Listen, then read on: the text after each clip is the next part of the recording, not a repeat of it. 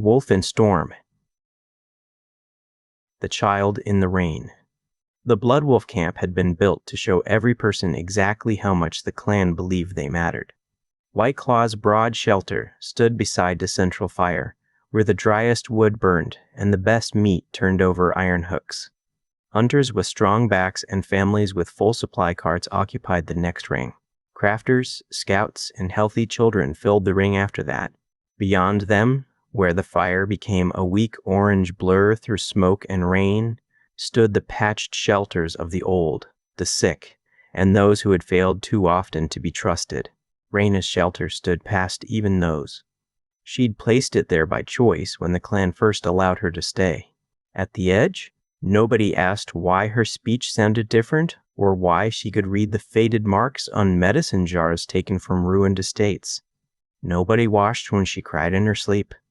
Nobody cared that she kept her few court clothes wrapped beneath her bedding, though the silk had rotted and the embroidery had turned green. Most nights, the distance gave her peace. That night, it nearly hid a murder. Rain struck the hide roof hard enough to shake dust from the cross poles. Wind shoved at the walls in long, brutal bursts, carrying the smell of flooded earth, wet animal hair, and smoke from fires drowning closer to the center. Water crept under the back edge of the shelter and soaked the rush mat beneath Rhaina's boots. She'd spent the evening treating a hunter whose leg had split against a rock. He'd cursed her while she cleaned the injury, then thanked White Claw when the fever eased. Rhaina hadn't corrected him. Gratitude didn't feed her, and resentment cost too much energy. She sat beside a clay brazier, grinding dried fever leaf with the butt of a spoon, when a thin sound slipped between the gusts. Rhaina stopped. The storm battered the camp again. A loose rope snapped somewhere outside. A goat screamed from the inner ring, then went quiet. The sound came again. It wasn't an animal. It was too faint for a grown person, and too broken for one of the clan's children, who knew how to shout until someone answered. Rhaina set down the spoon and reached for her cloak. Cold rain struck her face the instant she pulled aside the flap. The camp had almost vanished. Shelters appeared as dark humps through silver sheets of water. The central fire still burned, protected by a hide awning and the labor of 3 soaked workers, but its light couldn't reach her. She listened. A weak cry came from the mud beside her shelter.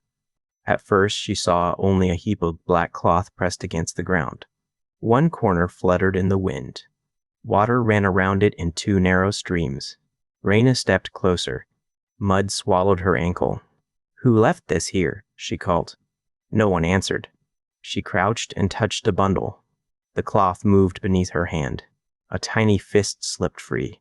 For half a heartbeat, Rhaina couldn't make sense of what she saw. The fingers were pale, no longer than the first joint of her thumb, and curled as though trying to hold the rain itself. Then training pushed past shock. She lifted the bundle. It weighed almost nothing. The infant inside had stopped crying. His skin looked gray beneath the water, his lips dark, his small body limp against the soaked rags. A cut crossed the skin above his left eyebrow. Fresh blood mixed with rain and ran down the side of his face. "Don't stop. Stay with me." Rhaina turned toward her shelter, then froze. A shape stood beyond the last line of trees. Lightning tore across the clouds. For an instant, she saw the outline of a tall person beneath a dark cloak. The figure didn't move closer. One hand rested against a tree trunk, as though standing upright required effort. "Did you bring him?" Rhaina shouted. Thunder swallowed her voice. The darkness returned. When the next flash came, the watcher was gone. Rhaina carried the infant inside and kicked the flap shut. Her hands had begun to shake. She laid him on her sleeping mat and stripped away the rags, working fast but forcing herself not to rush past what mattered. He was a boy, newly born, perhaps only days old. No cord remained at his stomach. Bruises darkened one shoulder and both legs. His ribs showed with every weak attempt to breathe. Beneath the outer rags, a strip of finer black cloth had been wrapped around his middle. Silver thread formed a jagged mark like lightning beneath the narrow crown. Mud had dulled it, but the stitching was too careful for a clan blanket and too costly for a farmer's child. Rhaina stared at it for 1 second. Then the boy stopped breathing. She pulled off her wet cloak and dress, kept only her shift and pressed him against the bare skin of her chest. He felt colder than river stones in winter. "Come back," she whispered. "You didn't cross all that rain to stop here." She wrapped both of them in her driest blanket and moved close to the brazier. The coals were low. She fed them 2 pieces of split wood she had saved for morning, then added a third. Heat alone wouldn't be enough. Raina rubbed goat fat between her palms until it softened. She worked it over the infant's feet, hands, and back, careful not to press too hard against the fragile ribs. She warmed linen near the brazier and placed it around his head. With one finger, she cleared mud from his mouth and nose. His chest gave a small jerk. She waited. Nothing followed. Raina tilted him face down along her forearm and tapped between his shoulders. Water and thin mucus spilled from his mouth.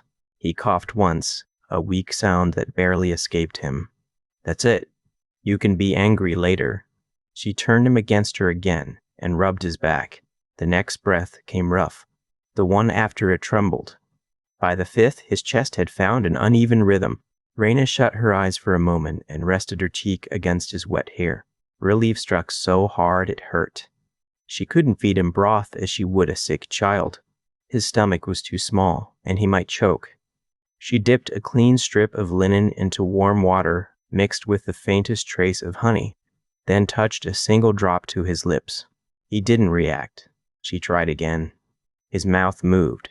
Raina gave him another drop, then waited until he swallowed before offering more. Patience mattered.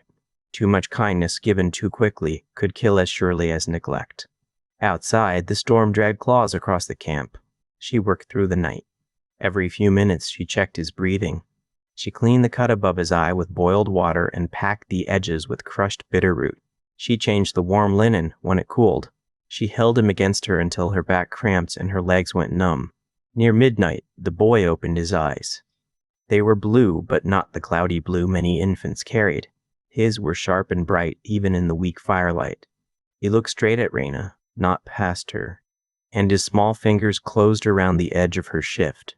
Something inside her changed. She'd once believed her future had been decided in a castle hall, marriage, a respected household, perhaps children born beneath carved beams instead of dripping hide. That life had ended with a dead man, a locked gate, and guards ordered not to hear her. Since then, she'd survived by refusing to need anyone. The child in her arms had no one at all. "I don't know who left you," she murmured. "I don't know why someone wanted you hidden. But I know what happens to people nobody claims." His eyes remained on her. Raina touched the scar above his brow with one careful finger. "You won't be unclaimed." The promise frightened her more than the watcher in the trees. White Claw measured every person by food eaten and labor returned. A helpless infant offered nothing. Raina's place was uncertain on good days. Protecting the boy might cost that place by sunrise. She held him closer anyway. Toward dawn, the rain weakened. Water still dripped from the roof, but the wind had lost its rage. The boy's skin had warmed from gray to pale cream. His breathing remained shallow, though each rise of his chest came without the long pauses that had terrified her earlier. Raina looked toward the strip of black cloth lying beside the mat. The silver mark caught the brazier light. It belonged to someone, perhaps to people with enough power to search, perhaps to enemies with enough fear to erase a newborn. She folded it small and pushed it beneath a loose board under her medicine chest. The boy stirred. "You need a name," she said.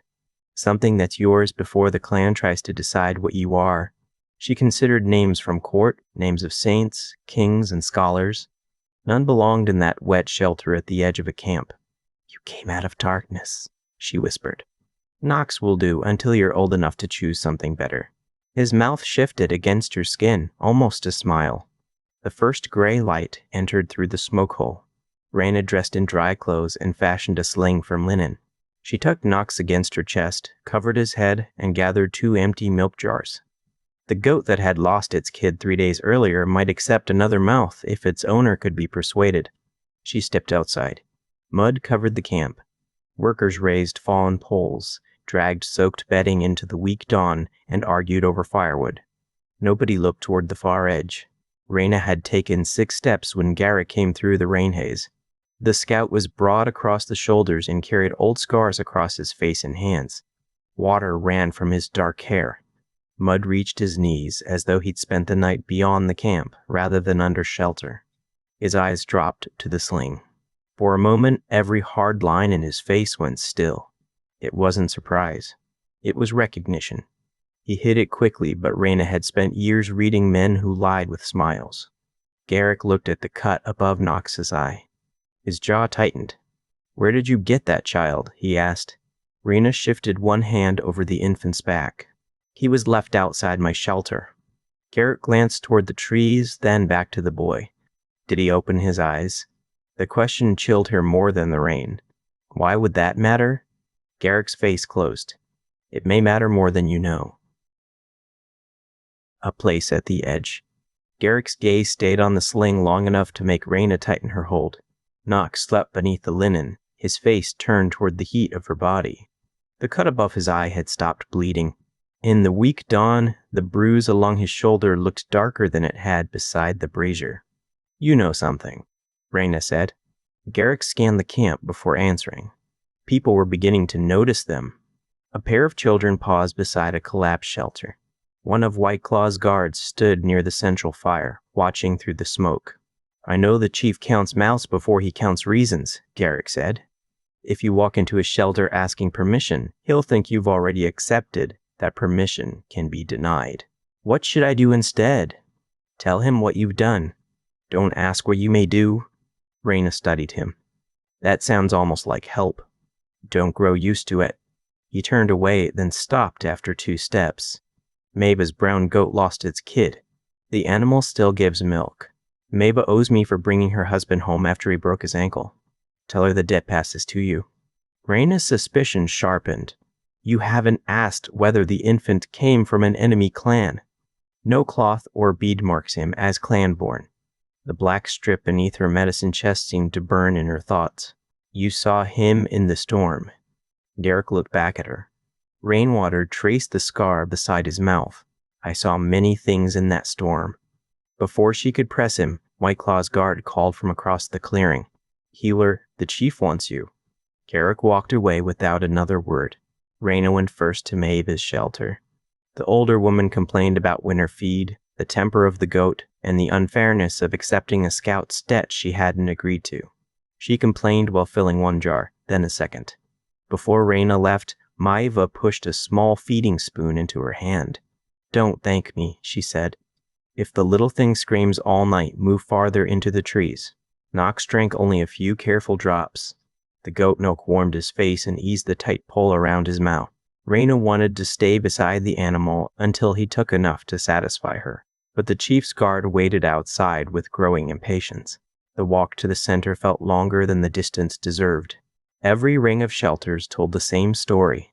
Near the outer edge, a widow tried to raise a roof pole alone, while her 2 children held a torn hide over their heads. Farther in, hunters ate hot grain beside a cupboard fire. White Claw's guards had already replaced the ropes on his pavilion. Raina had treated all of them.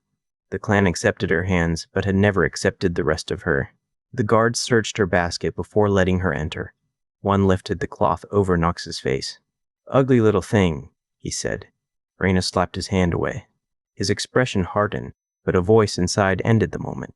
"Let her pass." White Claw stood beside a low table covered with maps, tally sticks, and 3 sealed jars of grain. He was older than Garrick by perhaps 15 years, though he carried age like another weapon. His gray streaked hair had been tied at the back of his neck. A wolf tooth hung from a cord against his chest. 2 elders sat near the fire. Neither greeted Raina. White Claw pointed at the sling. "Show me." Raina uncovered Knox's face. The chief looked at the child without softness. His eyes moved over the scar, the dark hair, the thin cheeks, and finally, the hands. "How old?" "Only days old. No more than a week." "Is he healthy?" "He survived the night." "That wasn't my question." "He was close to death." "He needs milk, warmth, and care." "I can't promise more than that." White Claw rubbed his thumb against the edge of the table. "Where was he found?" "Beside my shelter." "That's convenient." Raina felt heat rise beneath her skin. You think I hid a pregnancy for months, gave birth without help, then placed my own child in freezing mud so I could pretend to rescue him? One elder coughed into his fist. The other looked down to hide amusement. White Claw did neither. I think desperate people do strange things. I think enemy clans test camps before attacking. I think winter stores are low and you brought me another mouth. I brought you nothing. He is mine. The words came without planning. Nox shifted against her, making a faint sound.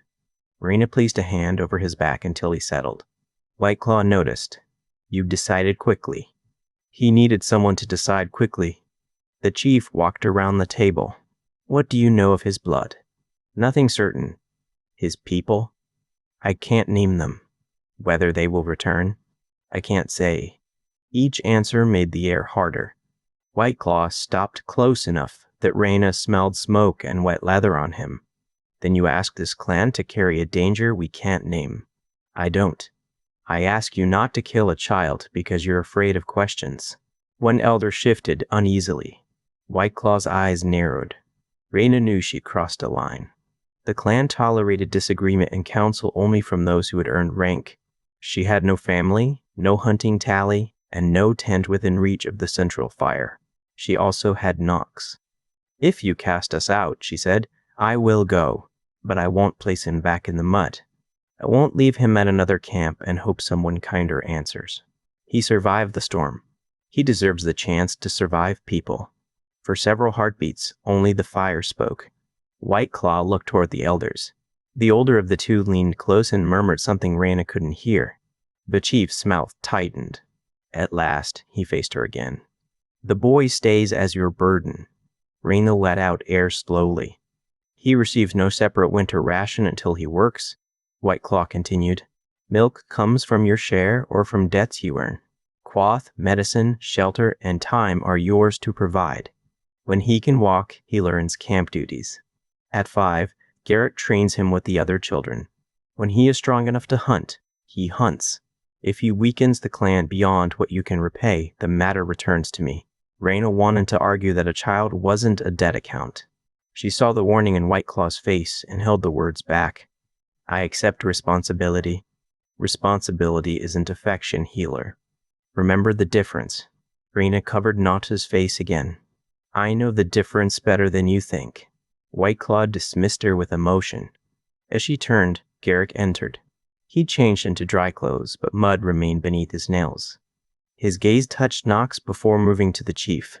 The North Creek broke its bank, he said. 2 supply carts are stuck. We need 6 people and rope. White Claw began giving orders. Raina stepped past Garrick. He spoke without looking at her. His eyes. They are blue. Garrick's hand tightened at his side. White Claw glanced between them. What about his eyes? Nothing certain, Garrick said. Bright eyes often fade.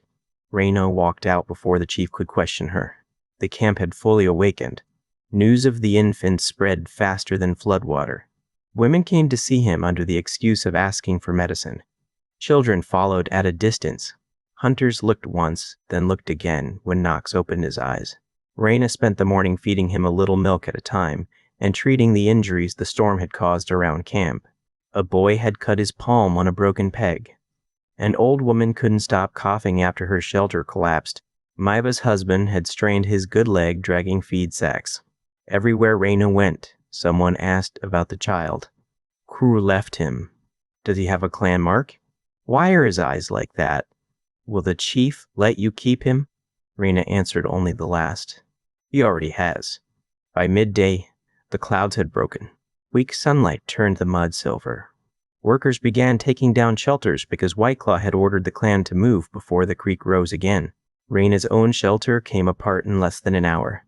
She owned little enough that everything fit in a handcart. Medicine chest, bedding, clay pots, dried herbs, 2 changes of clothing, and the brazier. Garrick appeared while she tied the final bundle. You'll need a cover for the cart, he said. I know. He handed her a folded hide. Raina took it, but didn't thank him. Tell me why you recognized him. I didn't. You asked about his eyes before you asked whether he could breathe. Garrick checked the nut on the cart rope. You noticed too much. I was trained to. Then noticed that some questions can put a knife at a child's throat. Raina stepped closer. That sounds like a threat. It is a warning. From whom? Garrick looked toward White Claw's pavilion, now half dismantled. From people who don't need to know he's here. Before Raina could stop him, he walked toward the scouts gathering at the trail. The clan moved by late afternoon. Horses and oxen pulled carts to soaked grass. Children carried cooking pots. Hunters spread along the ridges. White Claw rode near the front beneath the Bone Wolf standard, while the weak and slow struggled behind. Raina pushed her medicine cart with Nox strapped against her chest. Twice she stopped to help elders lift wheels from the mud. Each delay pushed her farther back. At sunset, the clan reached higher ground. Shelters rose in rings around another central fire. Raina chose the far edge again. While clearing stones from the place where she meant to sleep, she noticed tracks beside her cart. Boot prints. They crossed the wet ground from the trees to the spot where her old shelter had stood in the distance behind them, then returned toward the route used by the scouts. The heel carried 3 iron studs in a triangular pattern. Raina had seen the same march that morning in the mud near her door. She looked across the new camp. Garrick stood beside White Claw, reporting on the road ahead. His boots were coated with fresh clay, but one heel lifted as he shifted his weight. 3 iron studs. Raina waited until darkness covered the camp. Then she opened the medicine chest, removed the false board, and placed the black cloth beneath it. The silver lightning mark seemed brighter now that she knew someone feared it. Nox slept in a basket beside her. Raina rested one hand over him. Whatever they hid you from, she whispered, they'll have to come through me first. Stillness. Before the spear. 5 years passed through the work of hands. Raina ground roots while Nox learned their sense. She traced letters in ash, and he copied them with a stick until the marks stayed in his memory. At every new camp, he helped her sort jars before he asked where the other children played. When fever moved through the clan, he carried boiled water. When a birth went badly, he sat outside the shelter and listened for Raina's call. Garrick appeared at the edge of their fire through every season. Sometimes he brought meat. Sometimes he brought broken straps, split handles, or news of someone who needed treatment, but wouldn't admit it. He never stayed for supper. He never spoke of the storm. Nox grew tall for his age, though his arms remained thin and his knees seemed always bruised. His blue eyes didn't fade. The scar above his left eyebrow narrowed into a pale line. People still stared. By the 4th year, Nox could identify 20 herbs by smell even when Raina crushed them together. He learned which bark eased a fever and which root slowed bleeding. He learned to wash his hands with boiled water even when hunters mocked him for wasting fuel. Raina taught him letters from scraps of old contracts because paper was too precious to use for practice. He copied each mark into dirt, onto flat stones, and across the inside of his forearm with charcoal. The lessons made him strange among the clan children. They could run faster through brush and knew every insult spoken around the central fire. Nox could read the labels on old medicine jars and calculate how many days a grain sack should feed a family. When he discovered that Pell's ration had been measured with a smaller cup than the chief's guards used, he asked why. Raina told him quietly that rules often looked fair from a distance. Does White Claw know? Nox asked. He knows the cups are different. Then why doesn't he change them? Because the people with the larger cups keep him in power. Nox thought about that for days.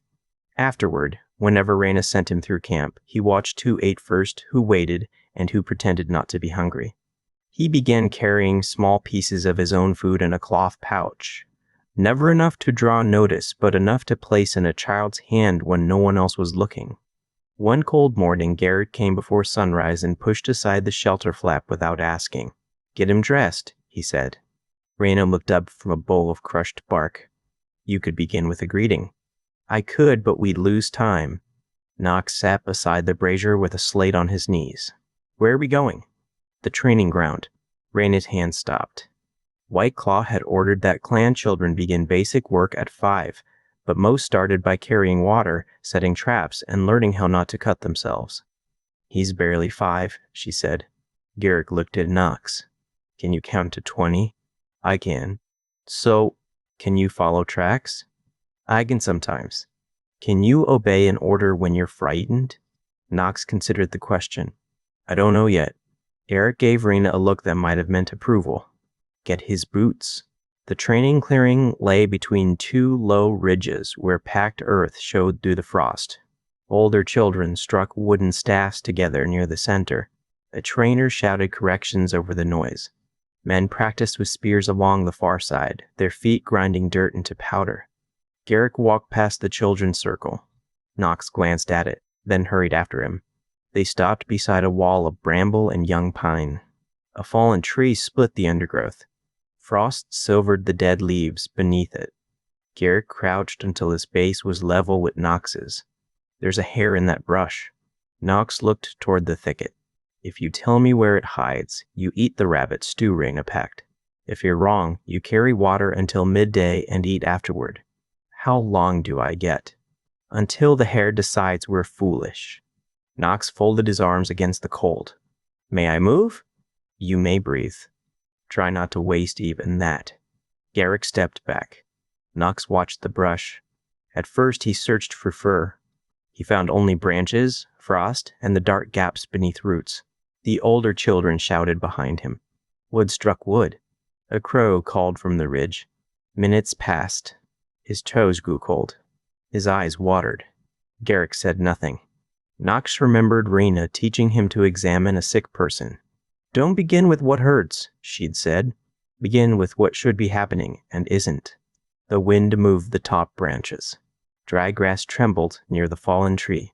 Small birds hopped between the brambles. One patch beneath a fern remained still. Knox lowered his gaze. A branch above the fern had snapped recently. The pale wood at the break hadn't darkened. Beneath it, 2 leaves held no frost. There it is, he said. Under the fern beside the fallen tree. The 3rd branch from the ground has a fresh break. Garrick picked up a stone and tossed it. A hare burst from beneath the fern and vanished between the pines. Knox smiled before he could stop himself.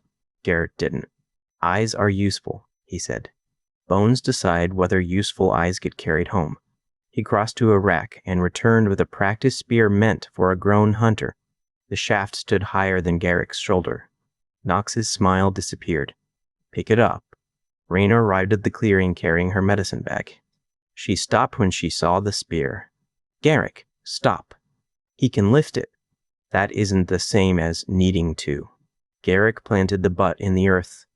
The world won't hand him a weapon sized for comfort. He's a child. He has those eyes.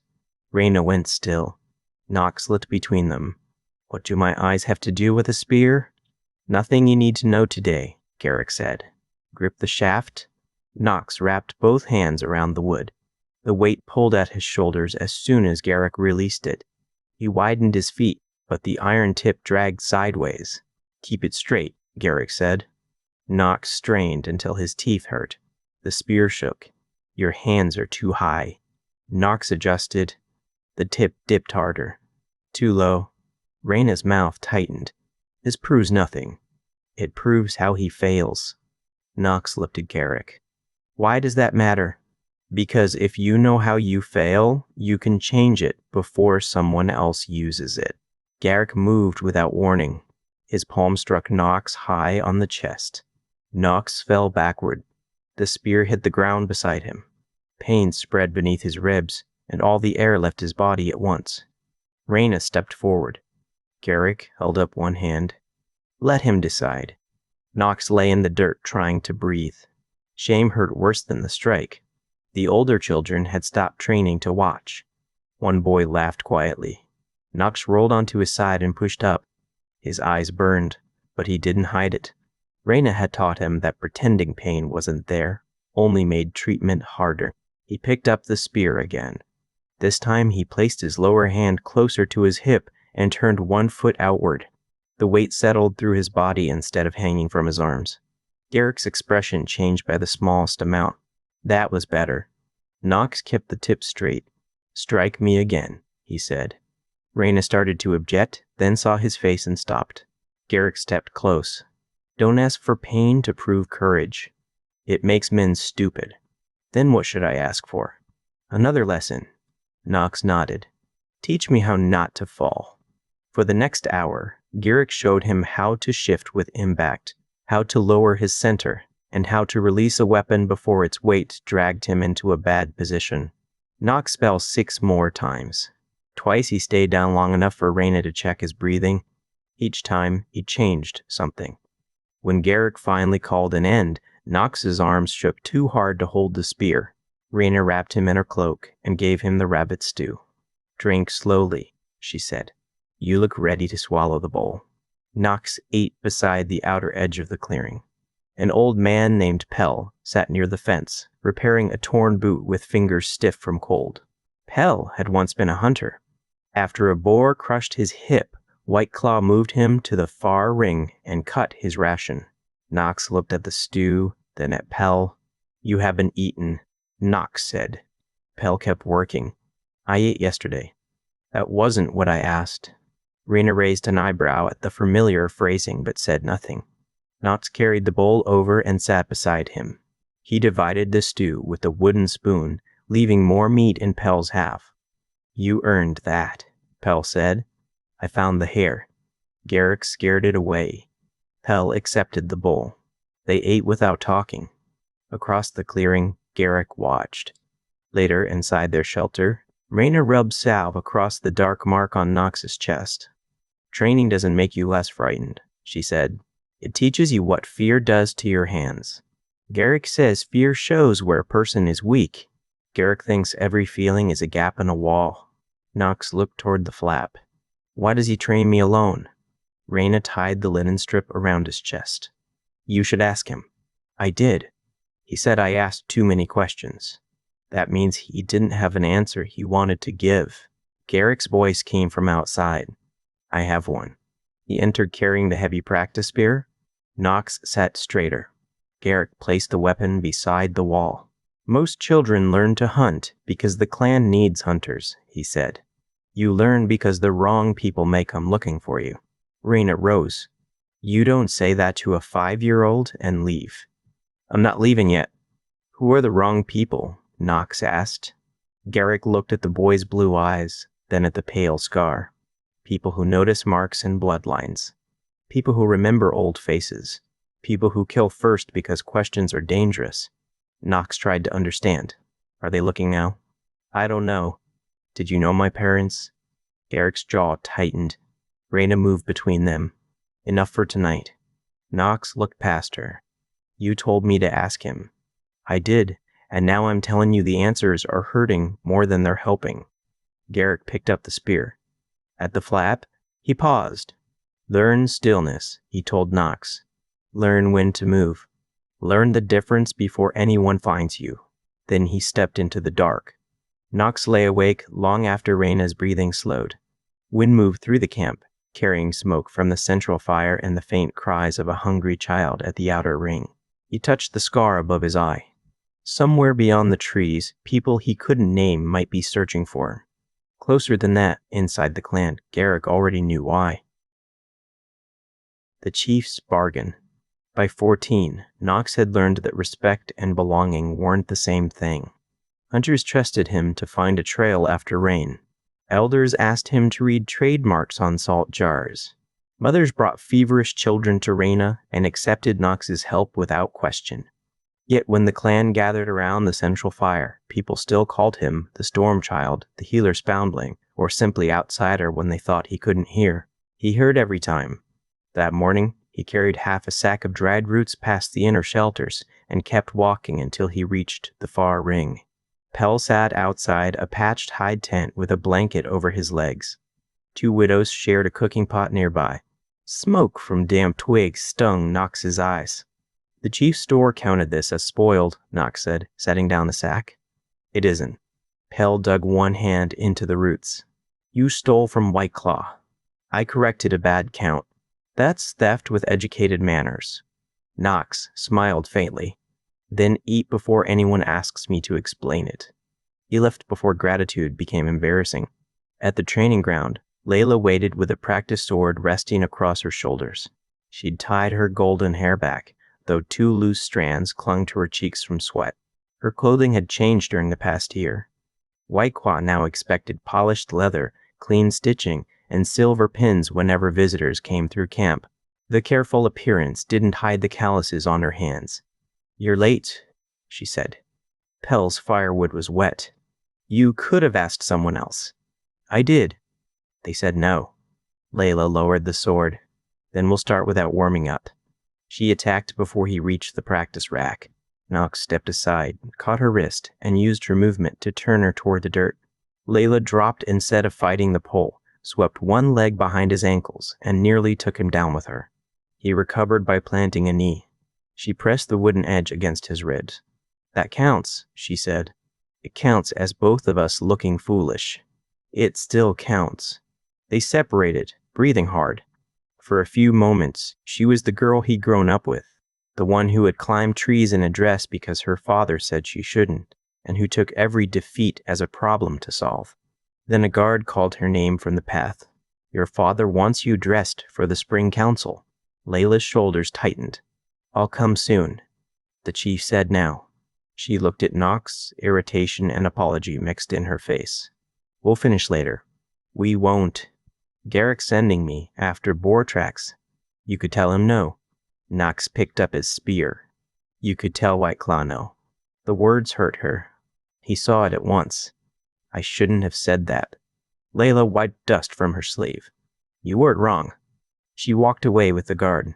Garrick waited near the tree line with 2 coils of rope and a skin of water. "You made the chief's daughter angry," he said. "I noticed. Try not to do it before a hunt. Angry people make poor rescuers." They followed the creek north. Overnight rain had softened the soil, leaving tracks clear beside the water.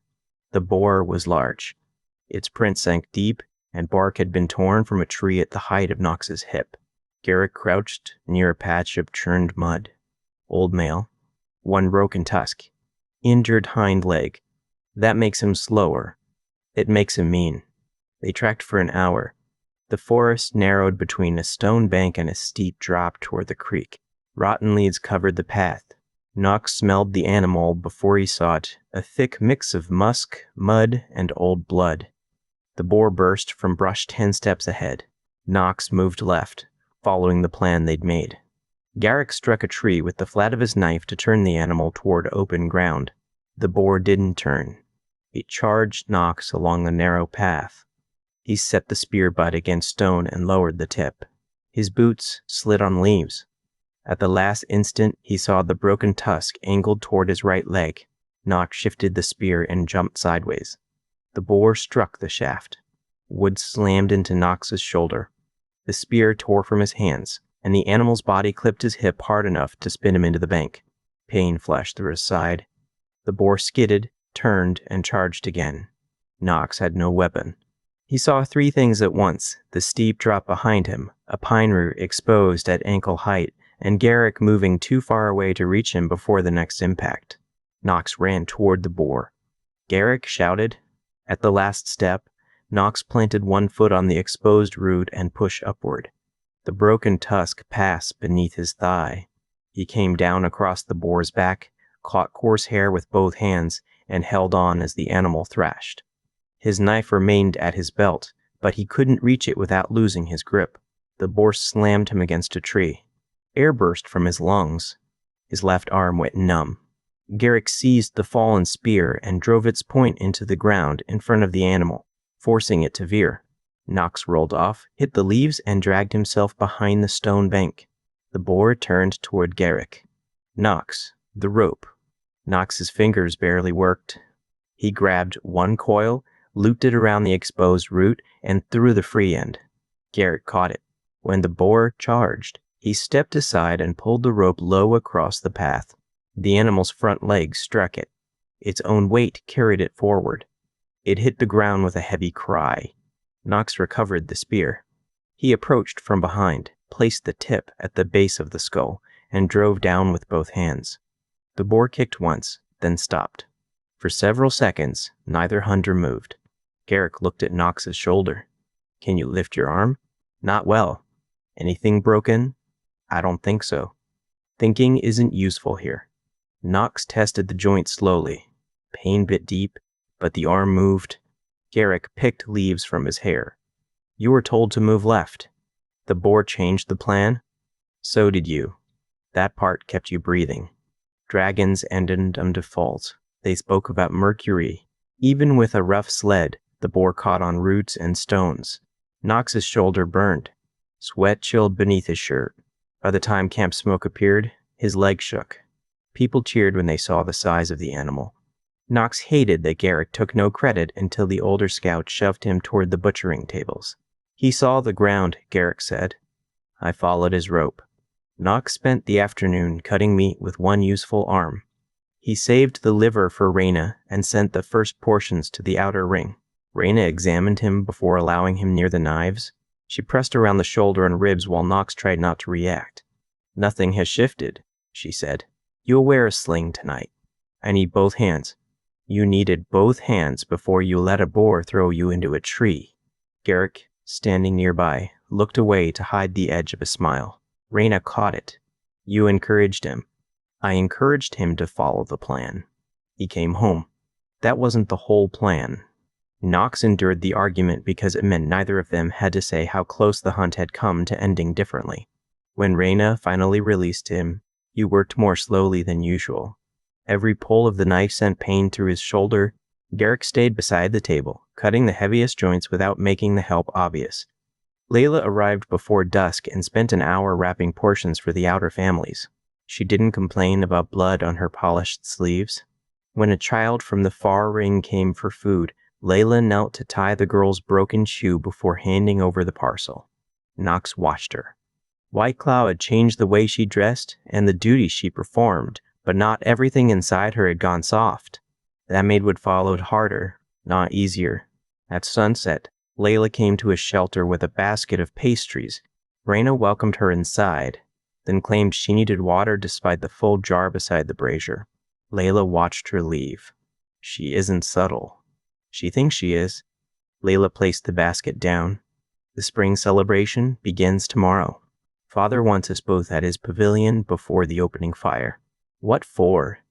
He wouldn't tell me. Her eyes shifted away. Knox noticed. You know. I know part of it.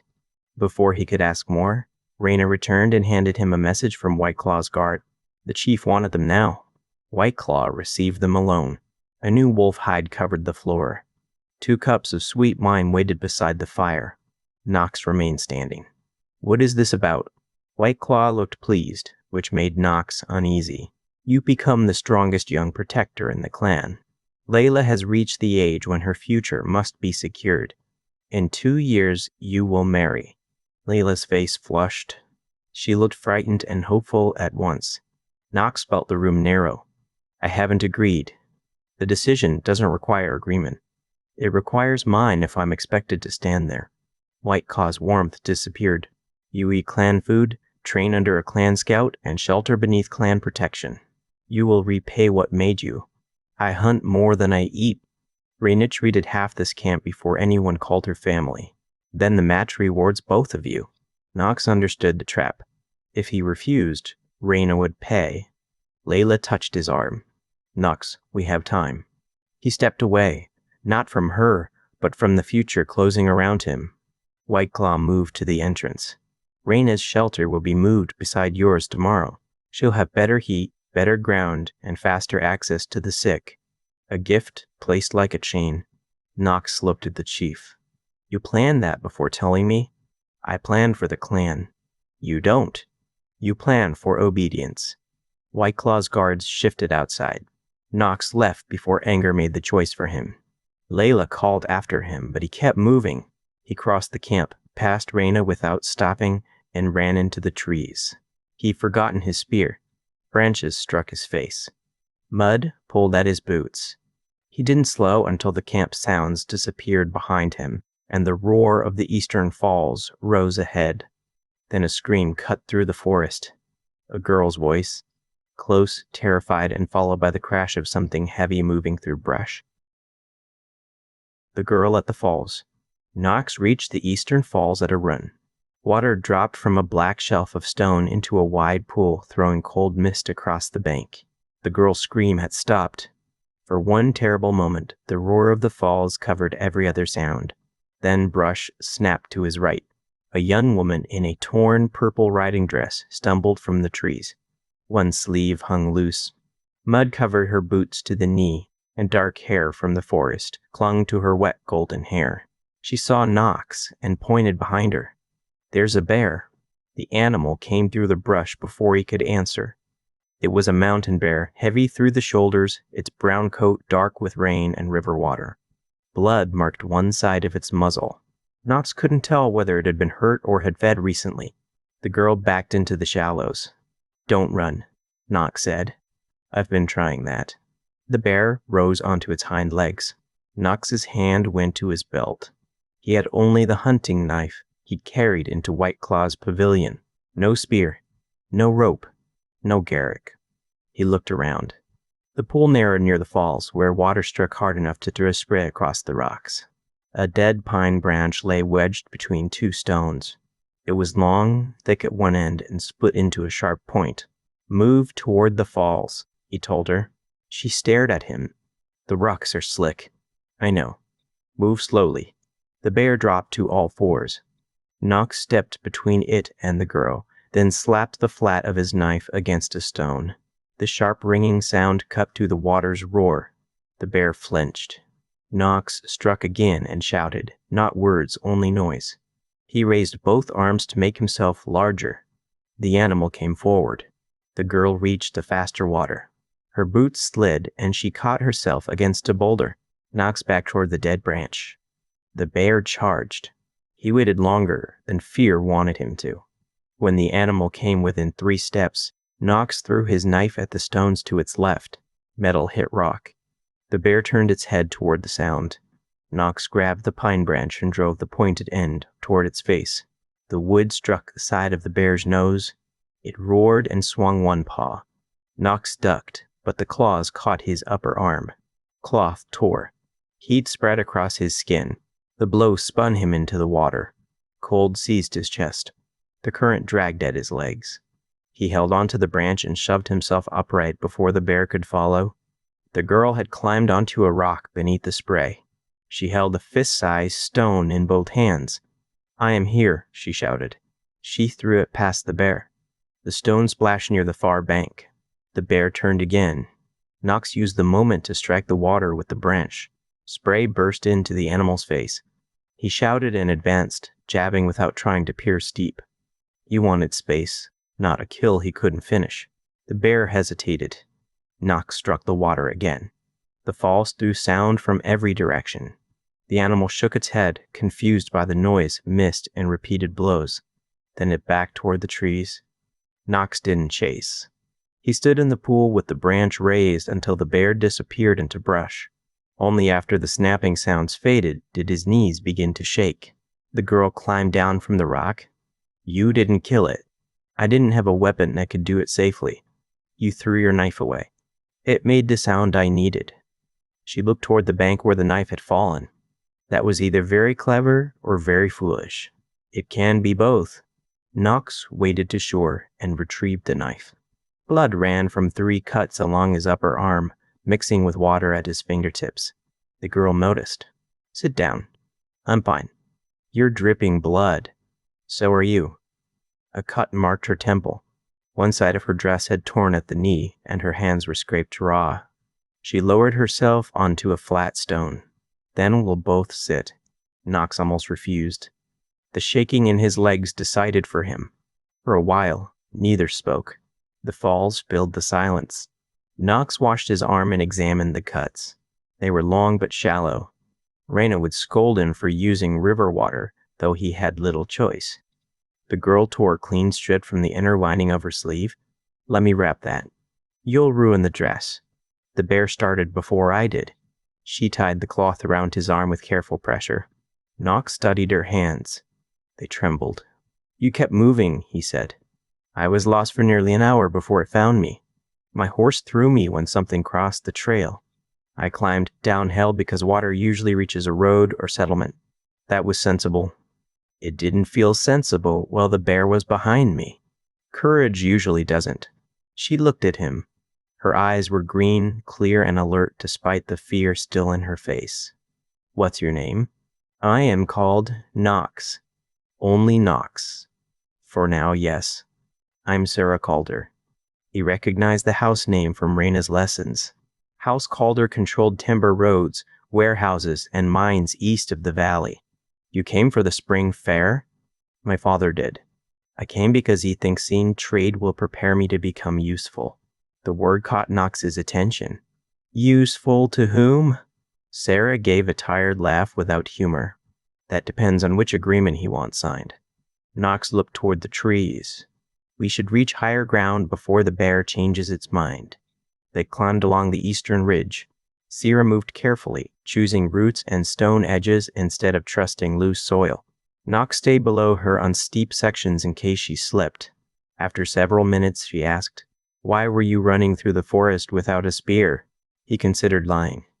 Raina had taught him that truth, given to strangers, could become a weapon. Yet Sarah had admitted fear without making herself smaller. My chief told me I'm marrying his daughter in 2 years. Sarah stopped. Did you agree? I never agreed. Did she? I don't know. She looked happy until she saw my face. Sarah resumed climbing. My father has discussed 3 possible husbands for me. He calls them alliances, as though changing the name makes it less personal. Would he force you? She took longer to answer. He'd say I was free to refuse. Then he'd explain what my refusal would cost our workers, contracts, and family. Choice can be arranged so only one answer survives. Knox thought of Raina's shelter being moved toward the central fire. White Claw offered my mother better ground after announcing the match. That wasn't generosity. It was a threat. They reached a shelf above the falls. From there, Knox could see part of the eastern road through the trees. No riders appeared. Sarah sat against the pine and pressed both palms over her face. Her shoulders shook once. Knox looked away to give her privacy. I thought I was going to die, she said. You didn't. That doesn't make the thought disappear. It never does. He understood more than he wanted to. Sarah lowered her hands. You don't speak like the clan people at the fair. My mother came from a court. Your real mother? The one who raised me. Sarah glanced at his scar, then his eyes. Something in her expression changed. What is it? Knox asked. Nothing certain. You remind me of an old portrait at our estate. Whose portrait? I don't remember. The West Gallery has faces from families father traded with before I was born. Knox touched the scar without thinking. Sarah removed a silver clasp from her torn sleeve and scratched a small arrow into the bark beside the shelf. For the guards? Knox asked. For anyone searching after dark. The arrow points toward the road, and the cut is high enough that rain won't wash it away. You've been trained. In maps, household accounts, writing, and how to sit through dinners where everyone lies politely. Nothing about bears. You chose water and marked your route. That's more training than most people use when fear starts. Sarah looked at him with a steadier expression. You make it sound ordinary. It should be. People survive more often when they notice what they did right instead of only what nearly killed them. Did your mother teach you that? She taught me not to let pain become the only fact in a room. Sarah touched the cut at her temple and gave a slow nod. I think I'd like her. Knox was surprised by how much the simple statement pleased him. A horn sounded from the road. Sarah stood so fast she swayed. That's ours. Knox caught her arm until she steadied. Riders appeared between the trees, 6 guards surrounding a dark-haired man on a gray horse. Sarah waved and shouted. The man dismounted before his horse stopped. He crossed the slope and pulled Sarah into his arms. Father, I can breathe. Lord Calder released her only enough to inspect her face and torn clothing. His fear turned to anger when he saw the blood. What happened? A bear. My horse threw me. Knox helped me reach the ridge. Lord Calder faced Knox. He was broad but not built like a clan warrior. His power sat in the quality of his coat, the guards who watched his hands, and the habit of expecting answers. You faced a mountain bear with a branch? Knox looked at the broken point still in his hand. The branch was available. Sarah stepped between them. He saved me. Lord Calder's expression softened toward her, then sharpened again toward Knox. What clan are you from? Blood Wolf. And your family? Reyna is my mother. Your father? I don't know. Lord Calder studied his blue eyes and the scar above the left brow. Your full name? Knox is all I have. The man went very still. One guard shifted closer, noticing. Lord Calder covered the reaction by looking toward the road. You'll come with us to the fair. Your arm needs proper care, and I owe you more than thanks. I should return to camp. Sarah met Knox's eyes. The camp will still be there this afternoon. He thought of White Claw's order, Reyna's fear, and the road visible beyond the trees. For once, he wanted to see what waited farther on. Until evening, he said. Lord Calder mounted, but his attention remained on Knox. Until evening, he agreed, as though the name he'd heard had changed more than the day's plans. An afternoon beyond the trees. The spring fair began a mile east of the forest, where 3 roads met beside a wide field. Knox had expected a larger version of the clan's trading circle.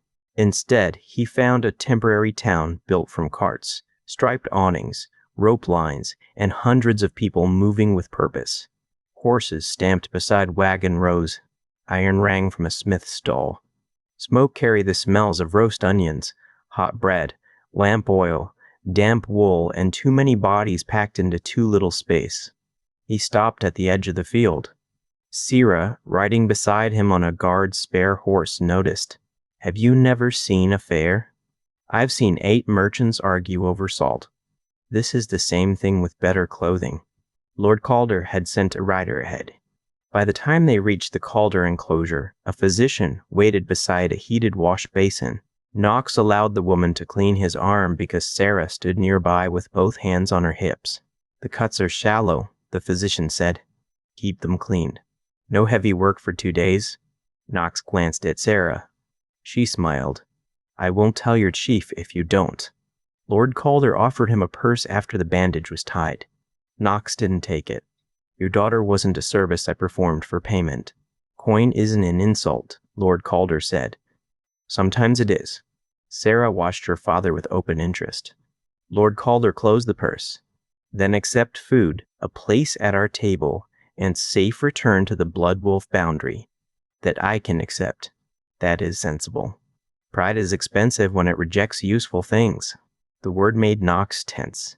Lord Calder noticed but didn't comment. Sarah drew Knox into the fair before her father could ask more questions. 2 guards followed at a respectful distance. She began with coin. At a money table, brass weights sat in neat rows. Traders placed clipped pieces of silver on one side of a scale and known weights on the other. Sarah explained how old coins could be shaved at the edge, how foreign marks changed value, and how a merchant might press a thumb against the scale when a buyer looked away.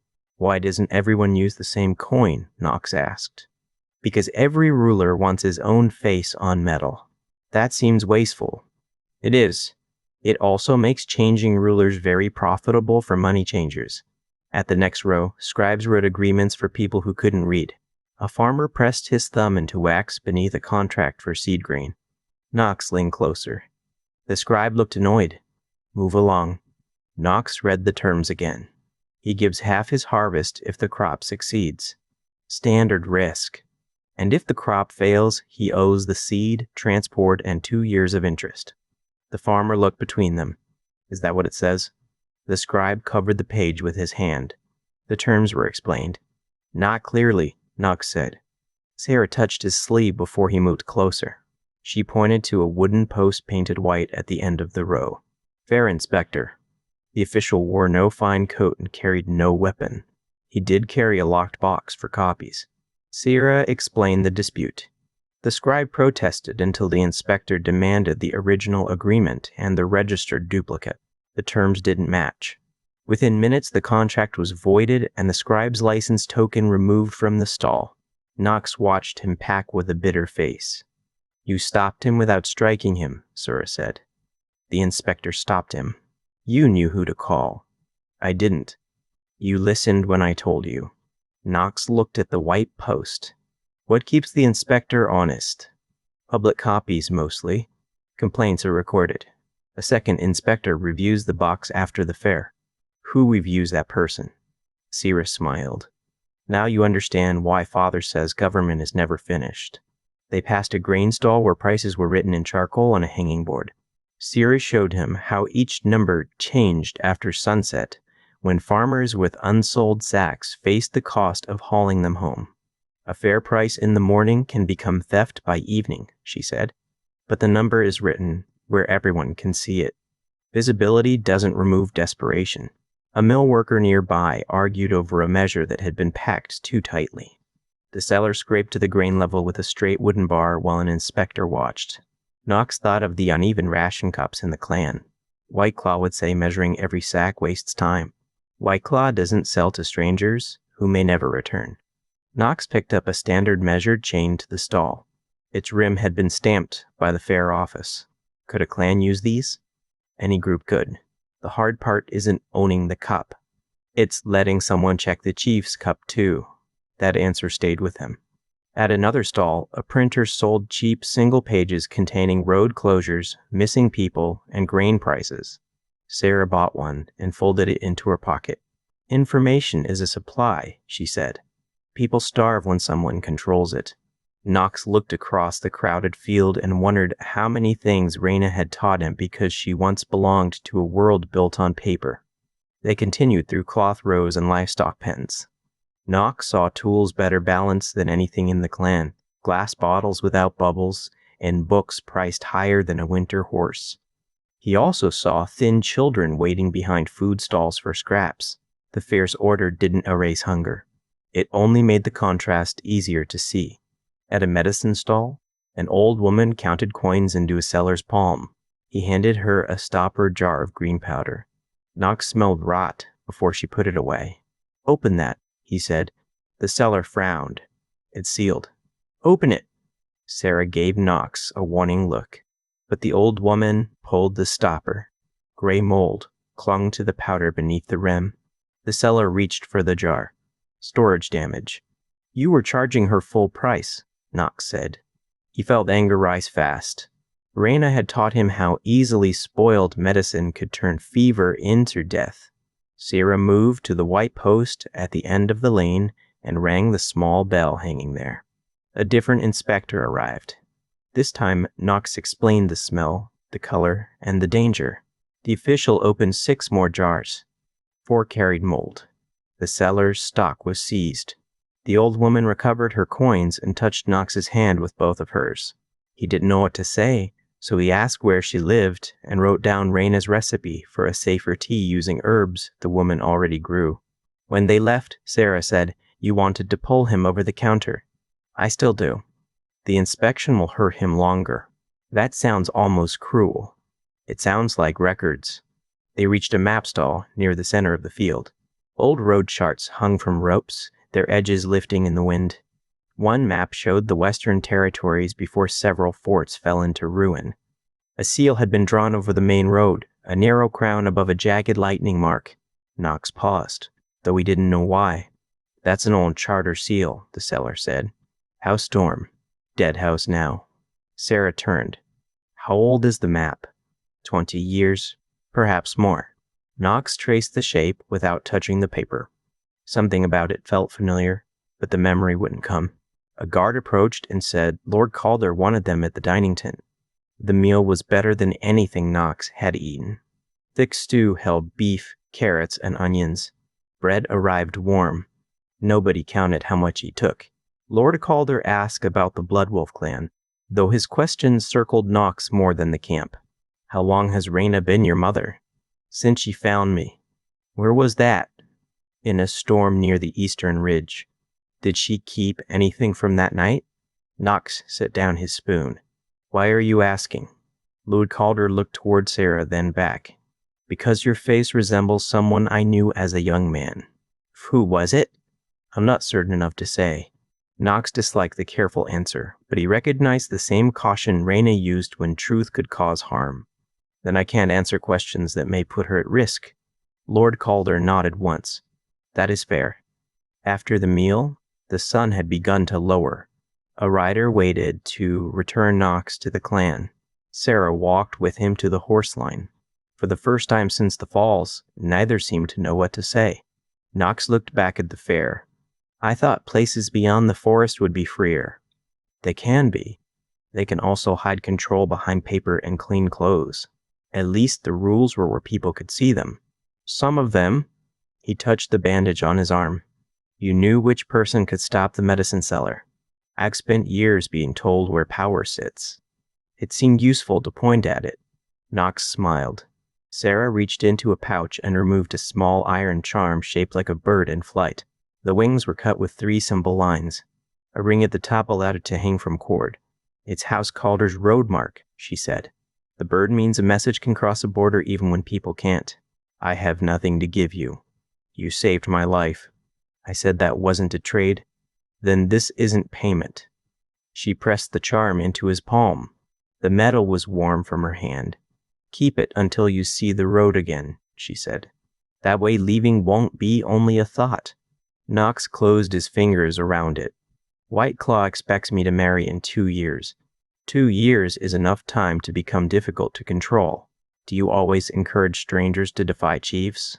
Only the ones who face bears with tree branches. The warmth between them faded when Lord Calder approached. Sarah, let him go. White Claw won't welcome a longer absence. Knox mounted. Lord Calder looked at him with the same troubled recognition he'd shown on the ridge. Tell Reyna that Calder hospitality is open to her. Have you met her? We haven't met, but I suspect we know some of the same history. Knox wanted to ask more. The guards turned their horses toward the forest before he could decide how. He rode back beneath deepening shadows, the iron bird tied safely inside his shirt. The fair's noise faded behind him. The clean white posts, copied contracts, and public scales remained in his thoughts. None of them were perfect. Still, they gave ordinary people places to stand when someone stronger tried to cheat them. The Blood Wolf clan had only White Claw's decision. As the first camp smoke appeared through the trees, Knox understood that the world wasn't simply larger than the valley. It contained other ways to arrange power. The price of returning? Reyna waited at the edge of camp. She stood with her shawl pulled tight and both hands closed around the handle of her medicine basket. 2 hunters lingered behind her. A third returned from the trees just as Knox dismounted from the Calder horse. The guards who escorted him gave polite farewells and turned back toward the road. Reyna watched them disappear before speaking. Where have you been? Her voice was controlled, which meant fear had cut deep.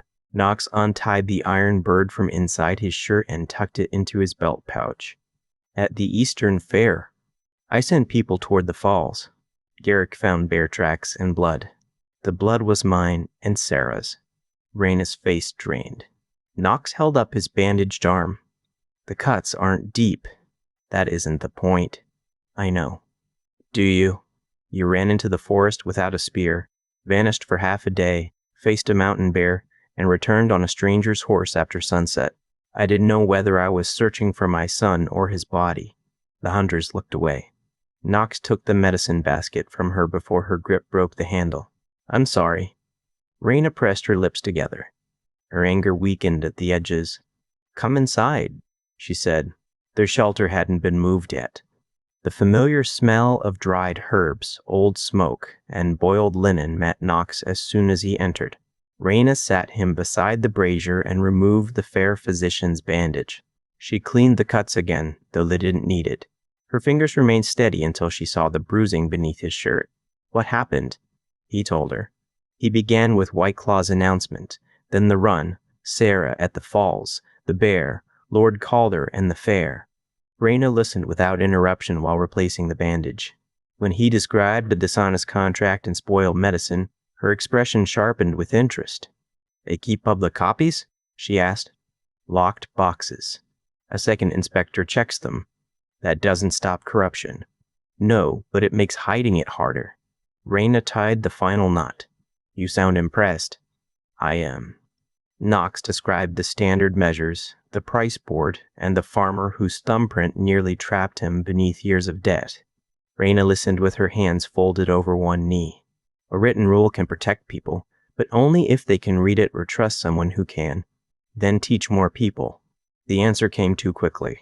Knox expected her to correct him. Instead, she looked toward the jars lining the wall. At court, servants carried messages they couldn't read. Soldiers enforced orders copied by clerks. Farmers signed away fields with marks because nobody taught them letters. Education makes rulers nervous for good reason. White Claw doesn't forbid reading.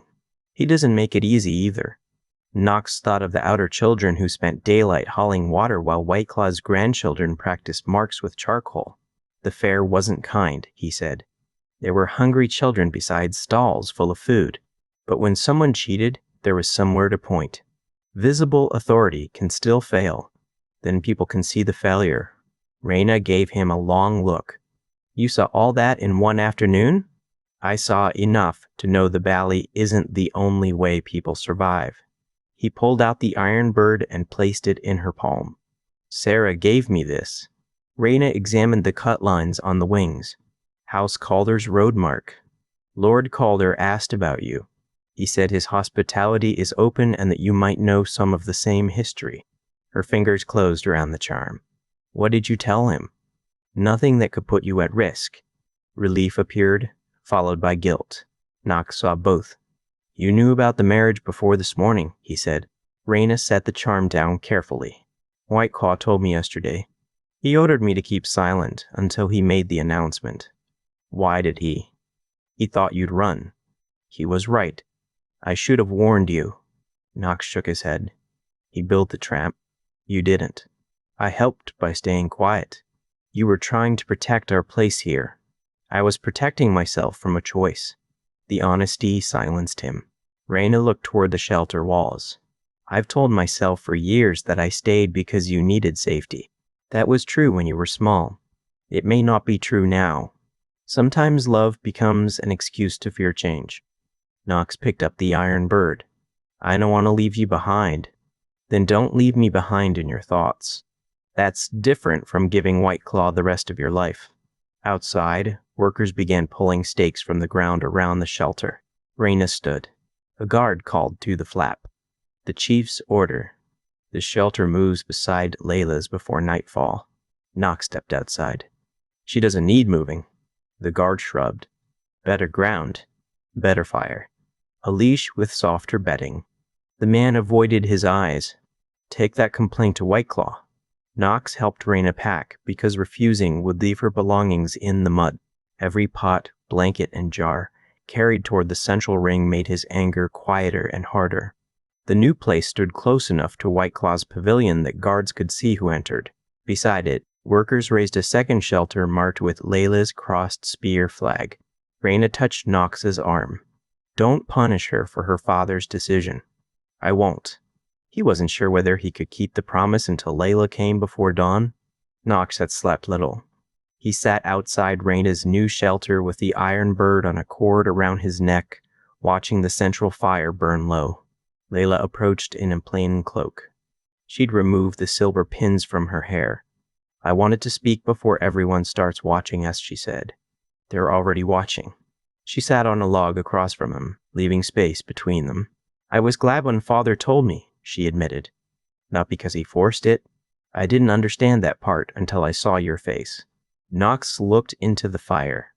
Layla continued. We've trained together since we were children. You brought food when I was sick. You listened when my mother died, and everyone else told me to be strong for Father. I thought marriage would keep you near me. Keeping someone isn't the same as being chosen. I know that now. Her voice cracked, but she didn't look away. I should have asked what you wanted before I hoped Father would decide it for us. Knox touched the charm at his chest. I don't hate you. I know. That almost makes it worse. He understood. Anger would have been simpler. Layla wiped one cheek with the heel of her hand. We have 2 years. Father plans to put us in the same shelter tonight. I won't ask you for affection. I won't pretend an order makes us husband and wife. We'll use separate bedrolls. That is right. If either of us wants the arrangement ended, we say it plainly. Even if Father refuses, especially then. Layla nodded. They sat as dawn lightened the camp. The central fire looks less powerful when surrounded by gray morning. White Claw appeared before breakfast with 2 guards. "The shared shelter is ready," he said. Raina came outside. "They're 14. The arrangement is ceremonial until marriage. Then separate shelters should cause no harm." White Claw looked at Nox. "The clan needs certainty." Nox stood. "The clan wants to see that you've closed your hand around me." White Claw ignored the words. "Move your belongings before the spring celebration." Layla stepped forward. "Father, we agreed on separate bedrolls." A flicker of irritation crossed his face. "Do what you wish inside. Outside, the clan will see unity." He walked away. Nox spent the day moving his few possessions into Layla's shelter. It contained 2 sleeping spaces divided by a hanging blanket.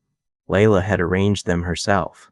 Rena gave him a small clay lamp and held him longer than usual before letting go. The first evening inside the shared shelter was painfully careful. Layla cooked stew because she said the chief's daughter should know how to feed herself. The roots were underdone, and too much salt sat at the bottom of the pot. Nox ate without complaint until she asked for the truth. "It could soften longer," he said. "That means it's terrible."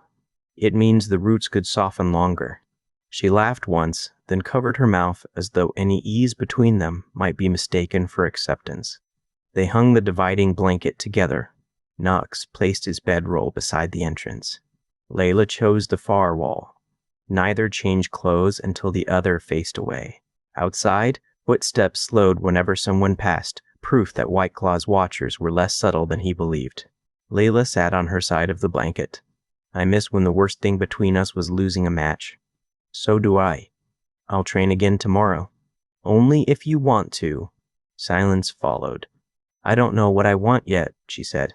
Nox lay back and stared at the hide roof. "Then that's where you start." The shelter grew quiet, but not peaceful. It held 2 young people learning how to protect each other from a future neither had chosen. That evening, a rider entered camp wearing house calder green.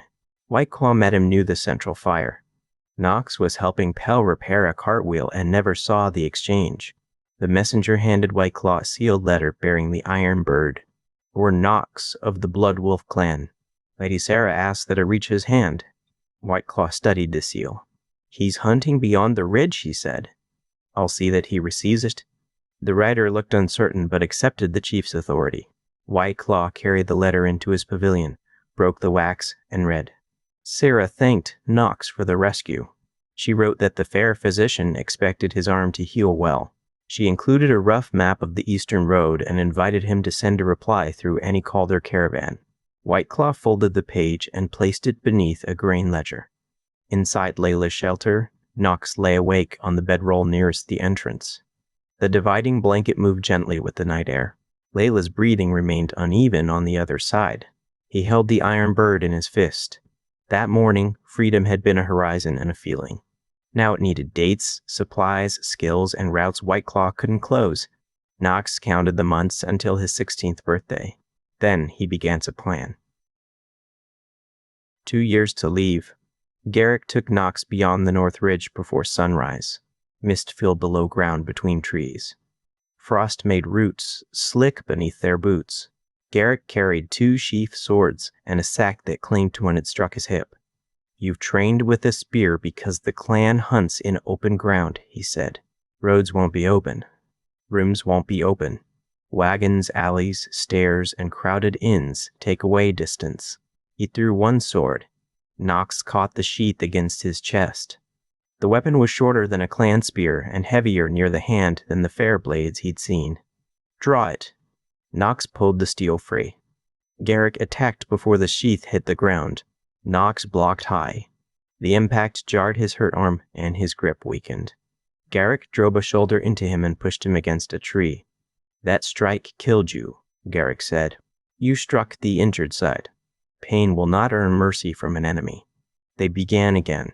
Garrick taught him to keep the blade close in narrow spaces, to use the guard and handle when a full swing wasn't possible, and to step around a person he meant to protect instead of letting courage place both of them in danger. He tied Nox's left hand to his belt and made him fight with one arm. He scattered loose stones across a slope and attacked from above. He ordered Knox to escape through brush while carrying a sack filled with rocks to stand in for an injured person. By midday, Knox's legs shook and his shirt clung cold against his back. "Strength is the last thing you spend," Garrick said. "Use ground, doors, noise, darkness, and other people first. You spent years telling me my body was the foundation. It is. Foundations hold buildings. They don't throw themselves at every storm." Knox drank from the water skin. "You know more about city fighting than any scout should." Garrick wiped his sword. "I've seen cities." "Reyna said you hadn't." "Reyna said many things before she decided you were old enough to hear better ones." "Are you going to tell me where?" "Not today." Knox had expected the answer. They returned by a different route. Garrick pointed out places where tracks vanished on stone, where pine needles could be brushed back after passage, and where a rider could watch the camp without being seen. At the final ridge, he stopped. "If you plan to leave at 16, don't tell me the date." Knox looked at him. "I haven't said I'm leaving. You touch that iron bird whenever White Claw speaks." Garrick continued downhill. Reyna began her lessons that evening. She placed 3 contracts on the low table. One promised fair wages, but allowed the employer to deduct food, shelter, tools, transport, and penalties. A worker could labor for a year and finish owing money. "Where's the trap?" she asked. Knox pointed to the deduction clause. "That's the largest one. Find the polite threat." He read again. The employer could report any worker who departed before the agreement ended as a thief. They turn leaving into a crime. Reyna nodded. "Cragene rarely announces itself. It offers safety, then writes the door out of reach." The next contract was honest but harsh. The third sounded generous while hiding the buyer's right to change prices. Knox worked until the lamp burned low. Over the following weeks, Reyna taught him trade measures, road geography, noble titles, and the histories of houses that had gained power by controlling grain. She made him practice entering a room in plain clothes and deciding whether to appear confident, harmless, tired, or ignorant. "Don't lie more than necessary," she said. "Every lie becomes something you must carry. You once said silence is a lie. It can be. It can also be privacy. Learn the difference." She showed him how to copy a document so handwriting remained clear, how to seal a folded page against rain, and how to send the same message by separate routes. Knox understood why. White Claw controlled the center fire, the scouts, and every visitor who entered camp. Layla changed too. She returned to training twice each week, but she spent more time beside Reyna. At first, she learned simple tasks, boiling tools, mixing wash water, sorting clean cloth from used. Then she began helping families at the outer ring. Her first visits went badly. A widow named Sen refused to let the chief's daughter enter her shelter. "You came to count how much work I can't do?" Sen asked. Layla set down the food basket outside. "I came because your youngest has a cough. The healer can come. Reyna is helping with a difficult birth." Sen closed the flap. Layla sat in the mud for nearly an hour. When the coughing inside worsened, Sen let her enter. Layla returned the next day, and the day after that. She repaired the smoke vent, cleaned the child's bedding, and asked White Claw's storekeeper for dry fuel. When he refused, she carried wood from her own supply. People stopped calling her visit a performance after the 6th week. Taran first appeared beside a broken medicine cart. He was Barreau's son, a quiet hunter with broad hands and a habit of listening to a problem before touching it. The cart's rear axle had split during a move. 2 men had tried to bind it with wire. Their repair lasted 50 steps. Taran crouched beside the brake. "The wood's rotten near the hub," he said. "Binding it tighter will crush what remains." Layla stood over him, sleeves rolled to her elbows. "Can you repair it before morning?" "I can replace the axle before morning. Repairing this one would be lying." He didn't soften the answer because she was White Claw's daughter. Layla stayed to hold the lamp while he worked. Knox noticed the way Taran spoke to her, patient but never obedient. He noticed how Layla asked questions instead of issuing orders. Whatever formed between them began in sawdust, cold fingers, and shared work rather than the chief's pavilion. Knox felt relief before he understood it. White Claw noticed too. He summoned Layla after seeing her return from the outer ring with mud on her polished cloak. "You've neglected council meals," he said. "I've attended every council where I'm permitted to speak. You sit beside people who complain about rationing. They complain because they're hungry. The stores must last." Then show the counts. White Claw's face hardened. "You sound like Knox."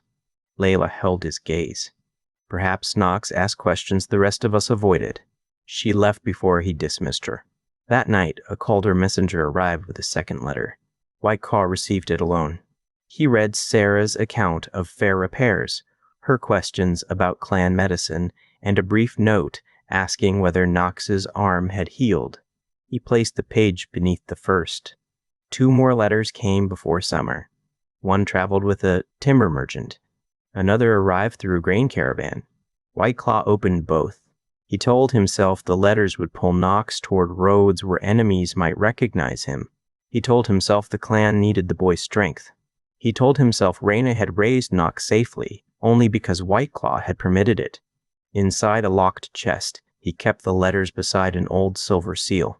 The seal bore a crown split by lightning. Garrick had shown it to him 14 years earlier and asked for protection, silence, and time. White Claw had agreed because a hunted infant could become an advantage if the old order ever returned. Now the advantage had grown into a young man who looked beyond the valley. White Claw closed the chest. Reyna also made him practice conversations he disliked. She played a merchant who praised him until he revealed too much, a guard who demanded papers, and a noble who offered help in exchange for a promise left deliberately vague. Knox failed often. In one lesson, he accepted a meal before reading the attached service agreement. "You'd owe 3 months of labor," Reyna said. "I thought the food was hospitality." That was the trap. In another, he threatened an imaginary official too soon. "You may be strong enough to frighten one man," she told him. "You won't frighten the law standing behind him." What happens when the law is wrong? You learn whether it can be appealed, exposed, delayed, or broken without crushing the people beside you. He copied those words into his contract book. At night, Knox and Layla sometimes spoke across the dividing blanket. They discussed medicine, camp stores, and the people White Claw never invited to council. The closeness didn't become romance. It became something steadier, 2 prisoners comparing the shape of the same law. When Layla mentioned Taryn, her voice changed. It softened without becoming foolish. Knox didn't tease her. "Does he know?" he asked. "I don't know what there is to know." "Then keep working beside him until you do." Layla was quiet for a moment. "You're making it easier for me to choose someone else." "I'm making it easier for both of us to choose." Months passed. Knox learned to ride at speed through trees, to fall without breaking an arm, to fight while exhausted, and to retreat without turning panic into chaos.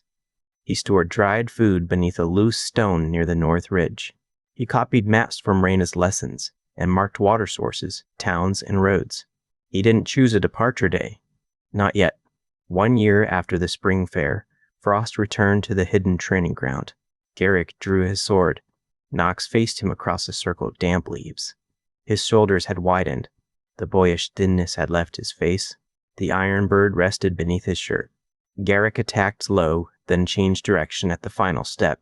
Knox didn't follow the blade. He watched the older man's hips, shifted outside the strike, and caught Garrick's wrist against his forearm. Garrick drove a knee toward his ribs.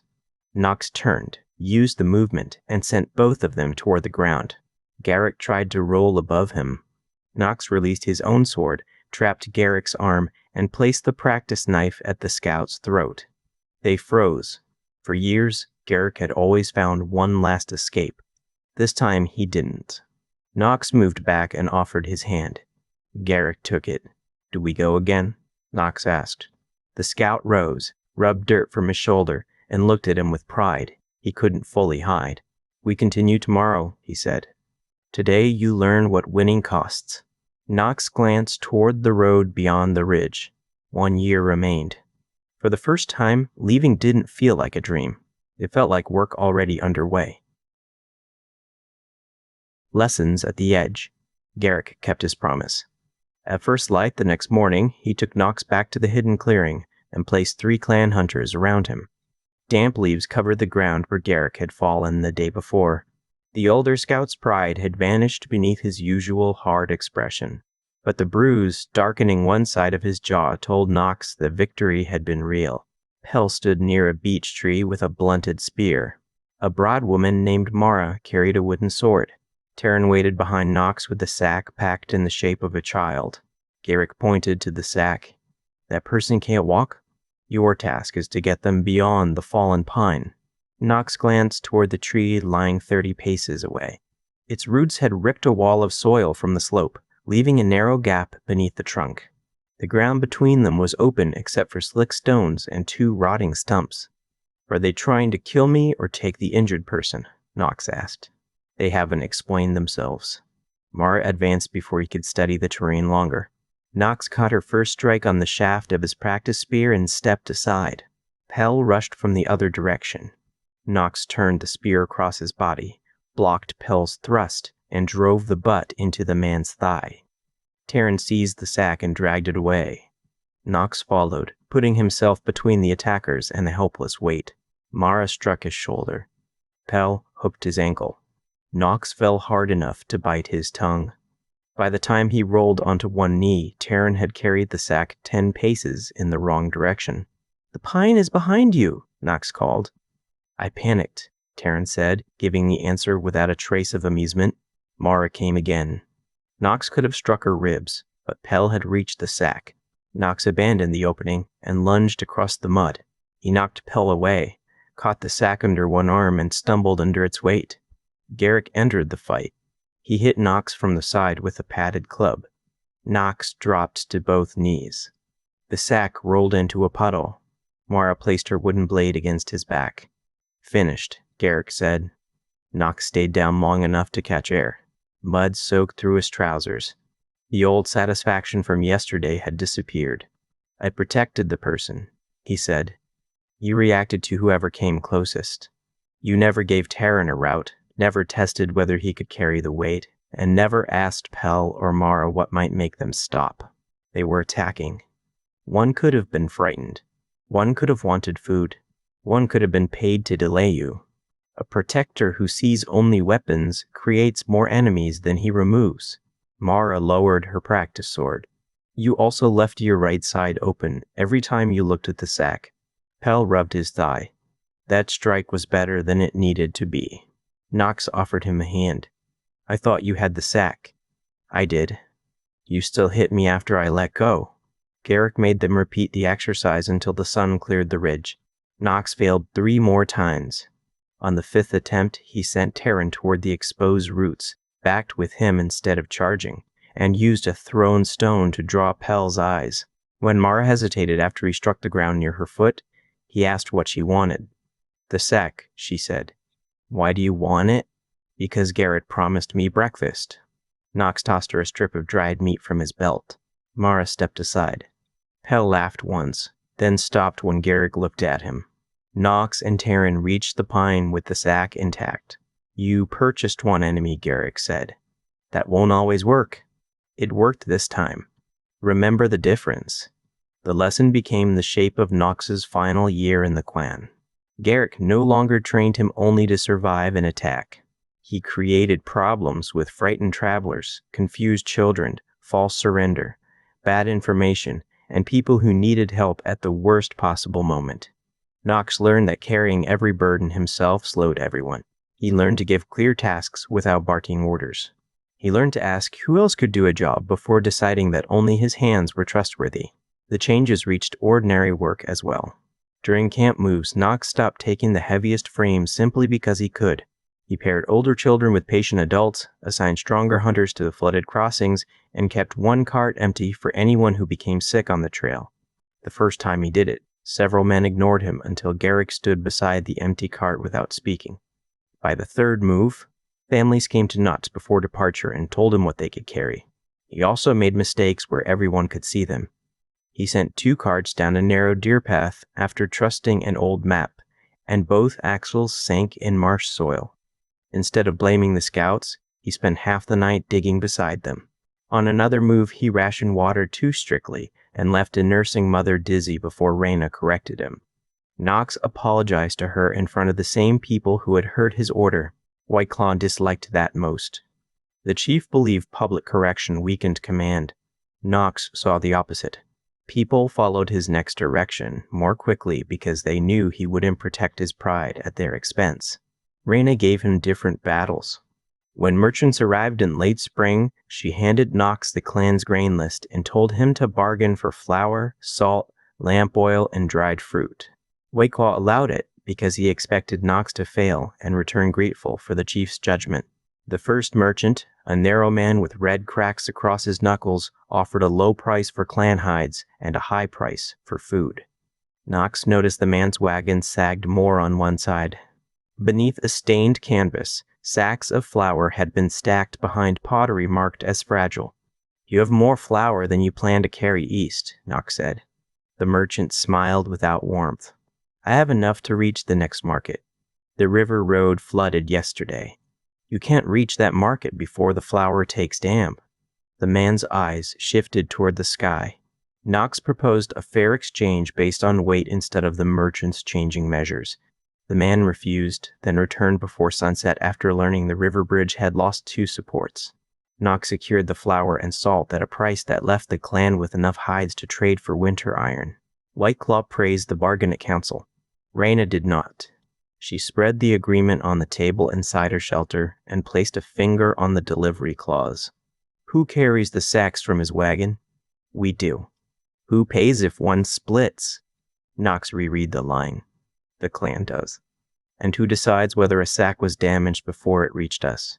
"He does." The bargain was still useful, but not as clean as Knox had believed. He went back to the merchant and added witnesses for every sack before unloading began.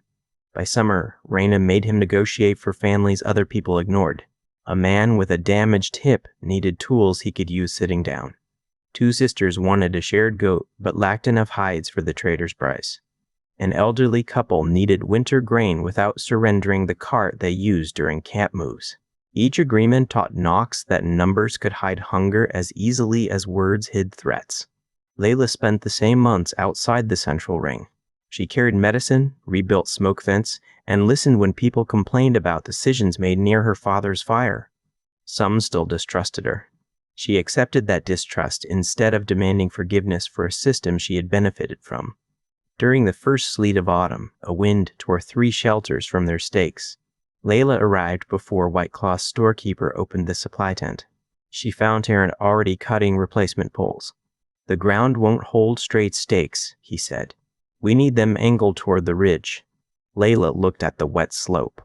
"The water will run beneath the hides. Then we'll dig a channel first."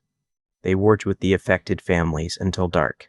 Knox carried poles and stretched sew ties across new frames. When his hands became too numb to knot cord, he warmed them against his neck and continued. White Claw sent no one from the inner ring until the work was nearly finished. Taryn knelt beside a corner stake, testing the tension. Layla crouched across from him, her wet hair stuck to her cheeks. "You're pulling too hard," he said. "It keeps slipping." "Because the cord is wet. Wrap it twice before you tighten it." He showed her once, then let her finish. He didn't take the cord away when her fingers fumbled. Knox saw the look Layla gave him.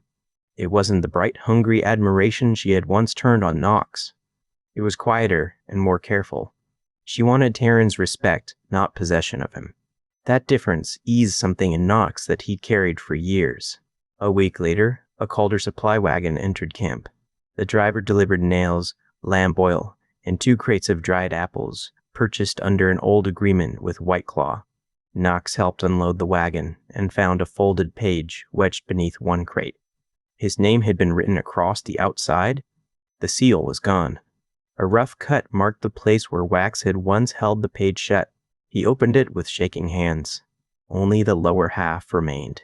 The top had been torn away. In Sarah's handwriting, he could make out a request that he answer through Finn or Clara if the clan messenger failed. She wrote that she hadn't forgotten the afternoon at the fair. The final sentence ended after 3 words. Knox carried the page to White Claw's pavilion. The chief read it without touching it. The driver said a rain barrel broke over the post sack. Several letters were damaged. Water didn't cut away the seal. Road thieves sometimes search mail for coin. They left my name. White Claw's gaze hardened. You've spent too much time studying traps. Not every damaged page is a plot against you. Knox folded the letter. How many came before this one? Ask the Cotters when you see them. I asked you. White Claw rose. He was older now, gray showing along his temples, but his authority still filled the shelter. You stand in my pavilion because I allowed you to remain in this clan. Don't mistake patience for an invitation to accuse me. Knox felt his anger press against his ribs. He could have demanded the chief's locked chest be opened. He could have called the council and forced White Claw to deny the letters before witnesses. Reyna had taught him that anger spent too early became evidence for the other side. He put the damaged page inside his shirt. I'll remember what you said. White Claw's mouth tightened. See that you do. Knox left before the chief could dismiss him. That night, he showed the page to Reyna and Layla. Layla read it twice, her face losing color. Father said no letters came, she whispered. He said the same to me, Reyna replied. Knox expected her to defend silence as protection. Instead, she sat beside him and pressed both hands around her cup. You're leaving before the spring gathering, she said. On my birthday. Then prepare for what freedom can do to a person who has only known control. Knox looked at her. Reyna's voice stayed calm, but grief sat behind it. Leaving well isn't only deciding where you'll go. Decide what you won't become when no one is close enough to stop you. Decide which hungers you'll refuse, which shortcuts you'll avoid, and what kind of power you won't accept even if it makes you safer. What did you refuse? Not enough at first. That's why I'm asking you sooner than anyone asked me. Knox unfolded Sarah's damaged letter on the table. He thought of White Claw measuring people by labor, of merchants hiding control beneath polite terms, and of his own instinct to carry every person until he decided for them. I won't make protection another name for ownership, he said. Reyna's eyes filled, but she didn't look away. Keep that promise hardest when you're certain you're right. Outside, sleet tapped against the hide roof. One season remained before the road opened beneath Knox's feet. A choice for Layla. Layla asked her father for a private council 3 days after the damaged letter appeared. White Claw refused. If this concerns stores or medicine, speak at the next gathering, he said. It concerns the marriage you arranged. The chief's expression changed. Then it concerns Knox as well. It concerned me before you ever spoke to him. Layla chose the main council fire for the conversation because privacy had protected her father too often. She waited until the evening meal when the elders, hunters, craftspeople, and families from the outer shelters had gathered. Taryn stood near the cart makers. Knox sat beside Reyna with the damaged letter hidden inside his coat. White Claw entered last and took his place on the raised stone near the fire. Layla stepped into the open ground. A murmur spread through the clan. Her father lifted one hand, and the sound faded. You asked for counsel, he said. Speak clearly. Layla's face was pale in the firelight. She had trained for fight since childhood, yet Knox had never seen her look so frightened. She began with the practical facts, because emotion was the language White Claw distrusted most. The match between Knox and me has failed before it began. We don't share a future. He intends to travel. I intend to remain with the clan and change how medicine and supplies reach every family. Keeping the agreement will drive him away in anger and leave me tied to a man who never chose me. White Claw's gaze moved to Knox. Did he put these words in your mouth? Layla's hands curled at her sides. That question is part of the harm. You still hear a man's will whenever I use my own voice. Several people shifted near the fire. Sen, the widow who had once shut Layla outside, moved closer with her coughing child wrapped against her chest. White Claw lowered his voice. You asked for Knox? I was 14. I wanted him to look at me the way I looked at him. I didn't understand the difference between being loved and being granted a husband. Her honesty struck Knox harder than any accusation would have. White Claw looked toward Taryn. And now you've chosen a cart maker with no place in council and no blood worth joining to mine. Taryn did not step forward. This was Layla's argument, and he trusted her to make it. His family builds the carts that carry our food and children, Layla said. He hunts, repairs shelters, and works without expecting the centerfire to remember his name. If that isn't worth, your council measures the wrong things. The chief's jaw tightened. A match is more than affection. It binds strength to the clan. That is why Nox hears a chain every time you call it family. The fire cracked between them. White Claw's eyes found Nox again. Stand. Nox rose. Do you release any claim to my daughter? The wording turned Layla into property one final time. Nox saw her flinch.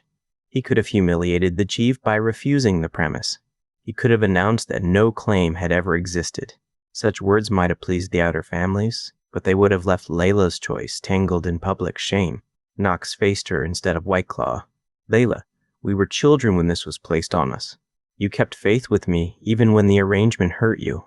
I won't stand between you and the future you've chosen. Before the clan and every witness here, I give up the marriage promised in my name. I hope Taryn gives you the patience and honesty neither of us received when this began.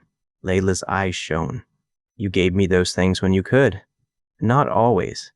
Often enough that we're still friends. White Claw's fingers closed around the carved arm of his seat. The agreement is ended. The word sounded dragged from him. Taryn stepped into the firelight only after Layla looked toward him. I won't ask your father for you tonight, he said. You just fought to belong to yourself. I won't turn around and speak as though you can be handed from one man to another. Layla wiped one cheek with the back of her hand. What will you ask? Whether you'll keep working beside me until we know what kind of home we can build. I will. No cheer rose from the clan. The moment was too raw for celebration. People watched White Claw, measuring whether his anger would become punishment. Layla remained in the firelight after her father left. She looked younger without the polished posture he required, but she didn't look weak. Nox joined her while Taryn waited several steps away. I used to think marrying you would prove I mattered, she said. That is difficult to admit with half the clan listening. You mattered before he offered me as proof. I didn't know how to believe that. Nox glanced toward the pavilion. Neither did I. I thought being useful was the closest thing I would ever have to belong in. Layla followed his gaze. Will you hate him when you leave? Some days, perhaps. Other days I'll remember that he kept us through winter and still wish he'd chosen differently. Both can be true. She nodded slowly. I need to learn that before I help govern anything. Taryn approached only when she held out her hand. The three of them stood together while the clan's low conversation moved around them. The old agreement had ended without creating a winner. It had simply returned a future to each person who should have owned one from the beginning. He stood. Council is finished. He left the fire without waiting for anyone to rise. The clan broke into low conversation. Sen crossed the open ground and touched Layla's shoulder before returning to her child. Taryn remained close but didn't reach for Layla until she offered her hand. Nox found Garrick at the edge of the firelight. The scout watched White Claw's pavilion. He'll feel this as a loss of authority. It was a loss of authority. Be careful. A man who thinks control kept everyone alive will treat choice like a blade at his throat. Across camp, White Claw stopped beside the entrance to his pavilion. Garrick. The scout followed him inside. Nox didn't hear their argument until later. Layla did because she stood outside the rear wall searching for a missing medicine pouch. You encouraged her, White Claw said. She didn't need encouragement. She needed space.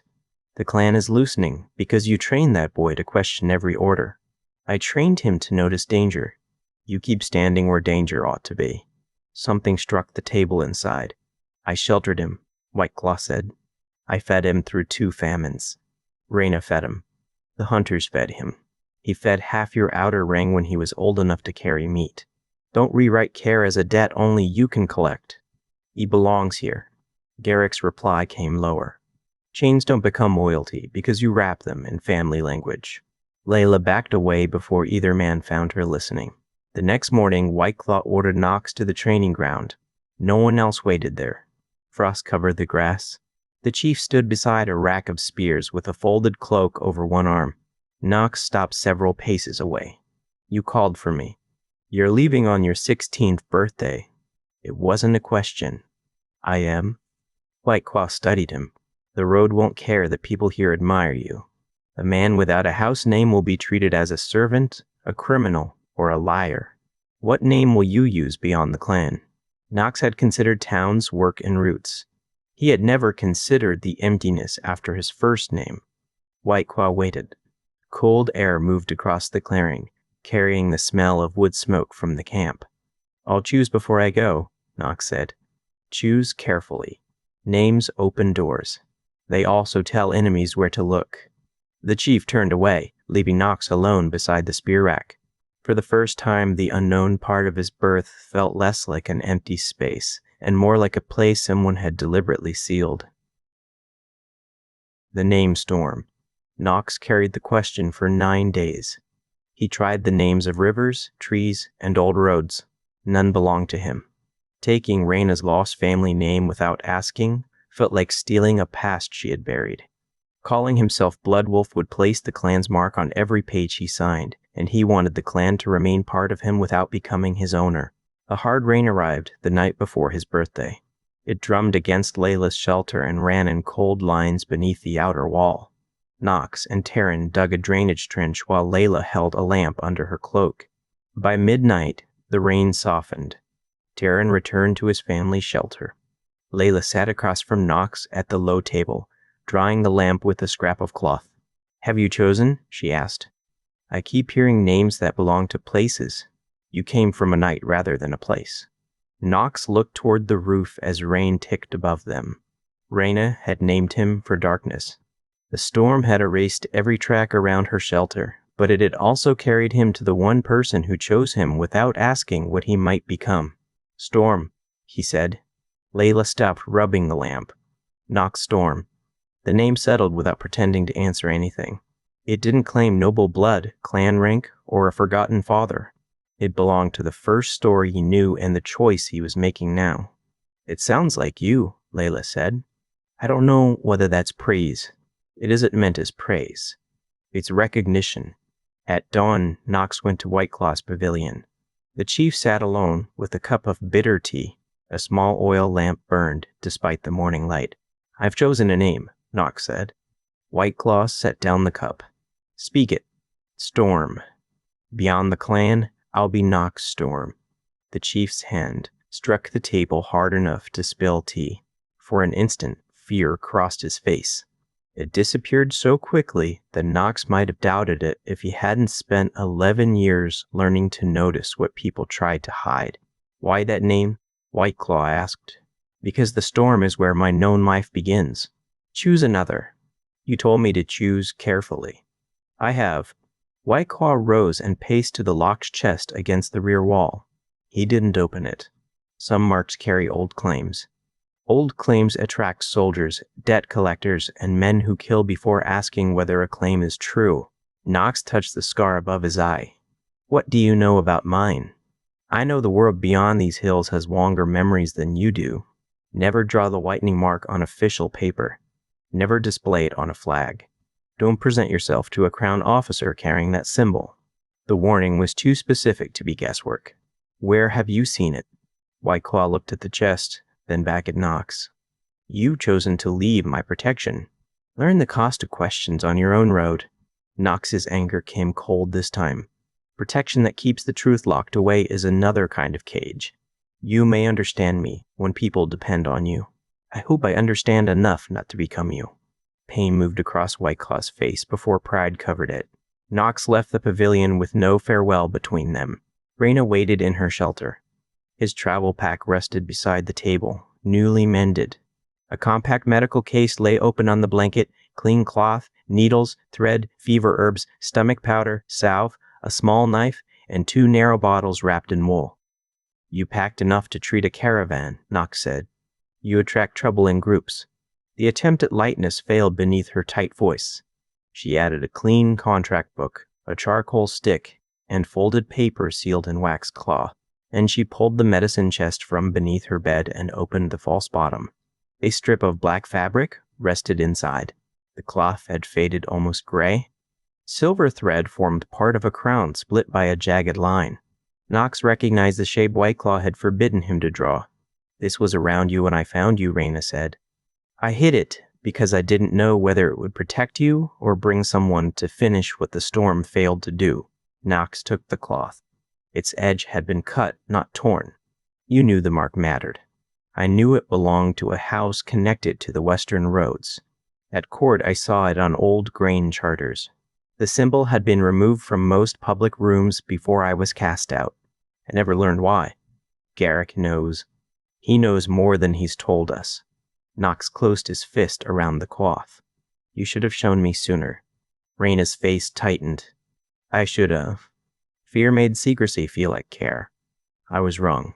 He wanted to tell her the apology erased the hurt. It didn't. Love remained, but anger stood beside it. I need time with this, he said. You have it? You don't owe me quick forgiveness because I'm your mother. The words loosened something in him. Garrick arrived before midday carrying a wrapped bundle. He placed it beside the medical case. Inside lay a dark road cloak, a narrow sword, and a silver coin worn smooth at the edges.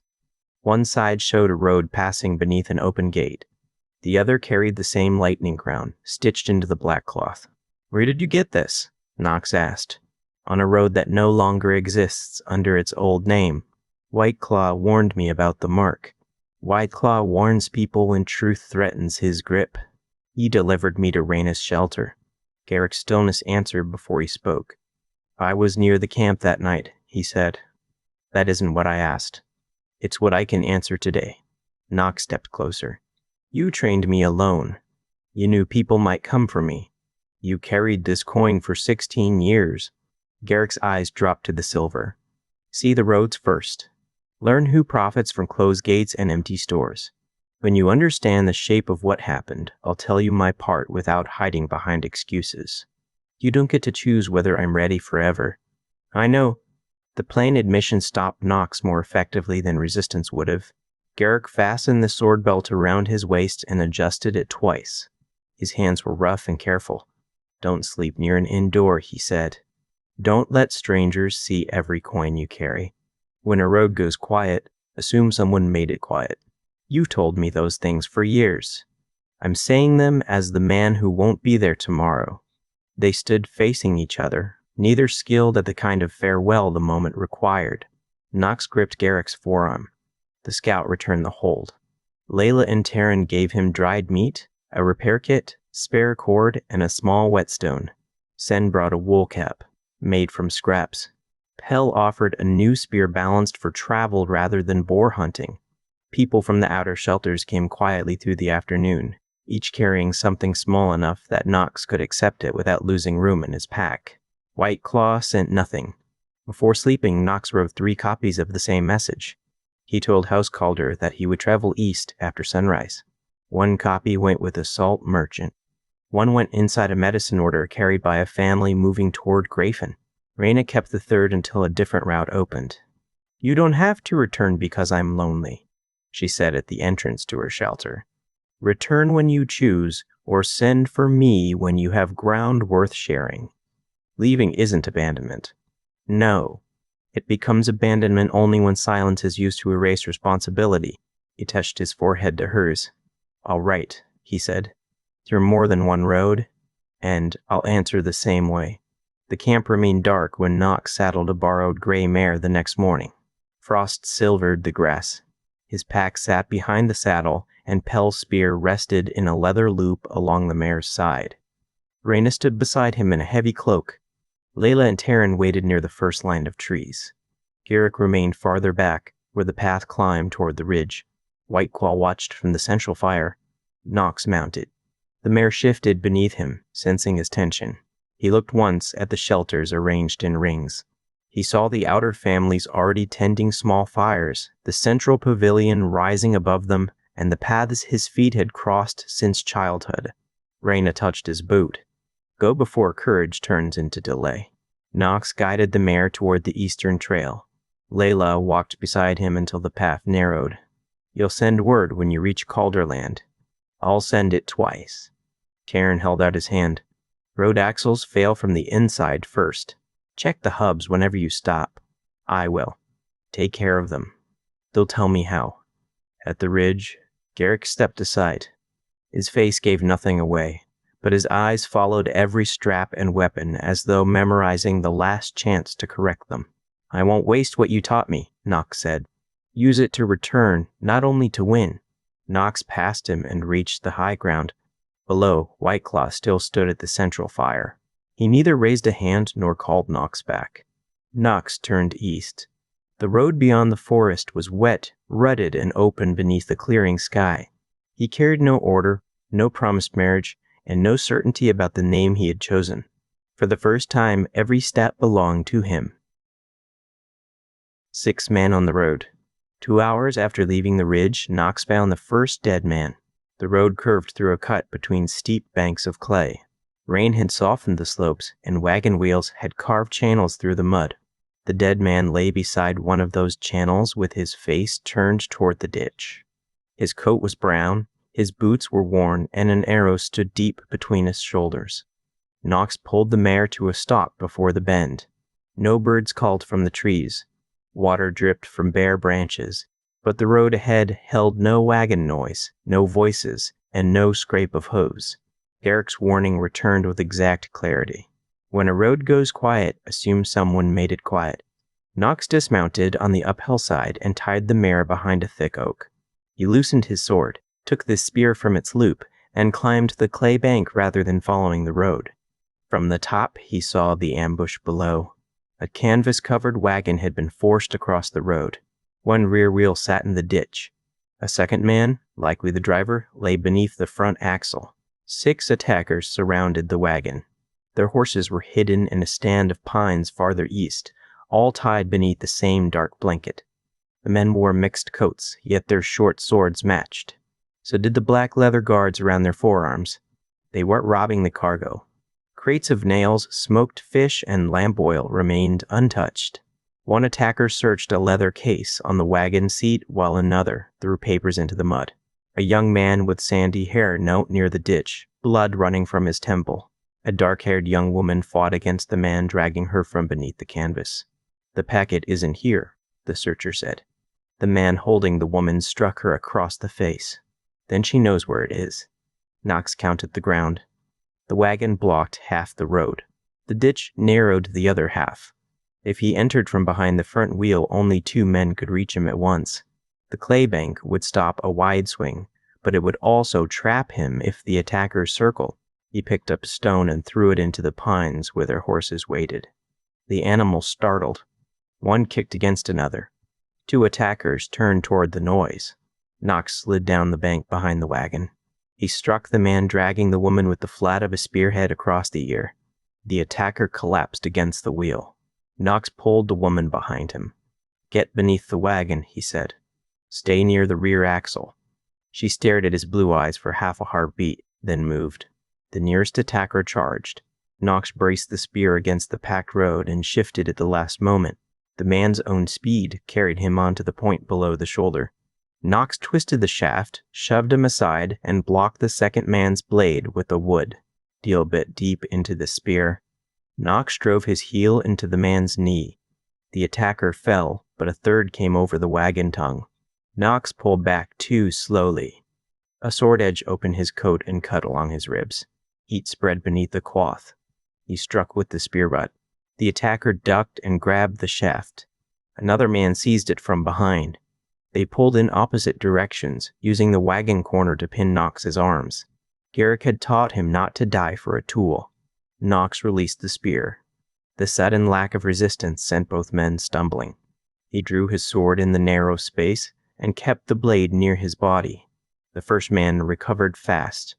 Their steel met beside the wheel, each strike shortened by wood, mud, and the people crowded around them. Knox saw the attacker's eyes shift toward his injured side. He let his left shoulder sag as though the cut had weakened him, waited for the man to commit, then stepped inside the swing. He struck the attacker's wrist with the sword guard and drove his shoulder into the man's chest. Both hit the wagon. Knox felt the damaged ribs tear farther under his coat. The second attacker raised a knife behind him. The sandy-haired prisoner surged from the ditch and swung a broken wagon brace.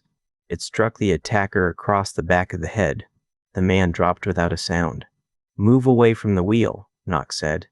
The young man obeyed, though his legs shook. 3 attackers remained standing. One guarded the papers. Another ran toward the pines, perhaps for the horses. The last lifted a short crossbow from beneath his coat. Knox shoved the sandy-haired man behind the wagon tongue as the bolt struck the wheel rim. "Can you fight?" Knox asked. "Badly," the man said, breathing hard. "Use the brace to keep anyone away from her. Don't chase them." The crossbowman reached for another bolt.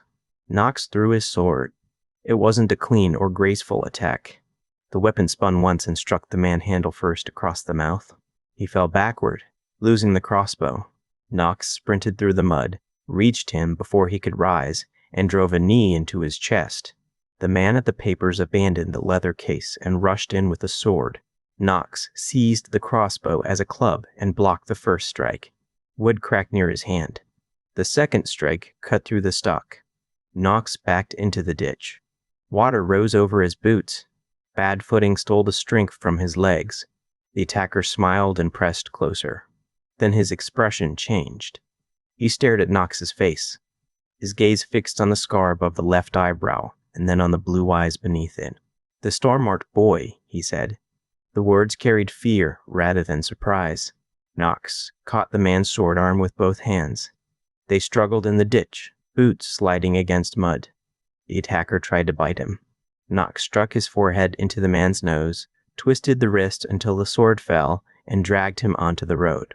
The 6th attacker returned from the pines on horseback. Knox had no spear and no sword. He pulled the knife from his belt, but the rider turned away.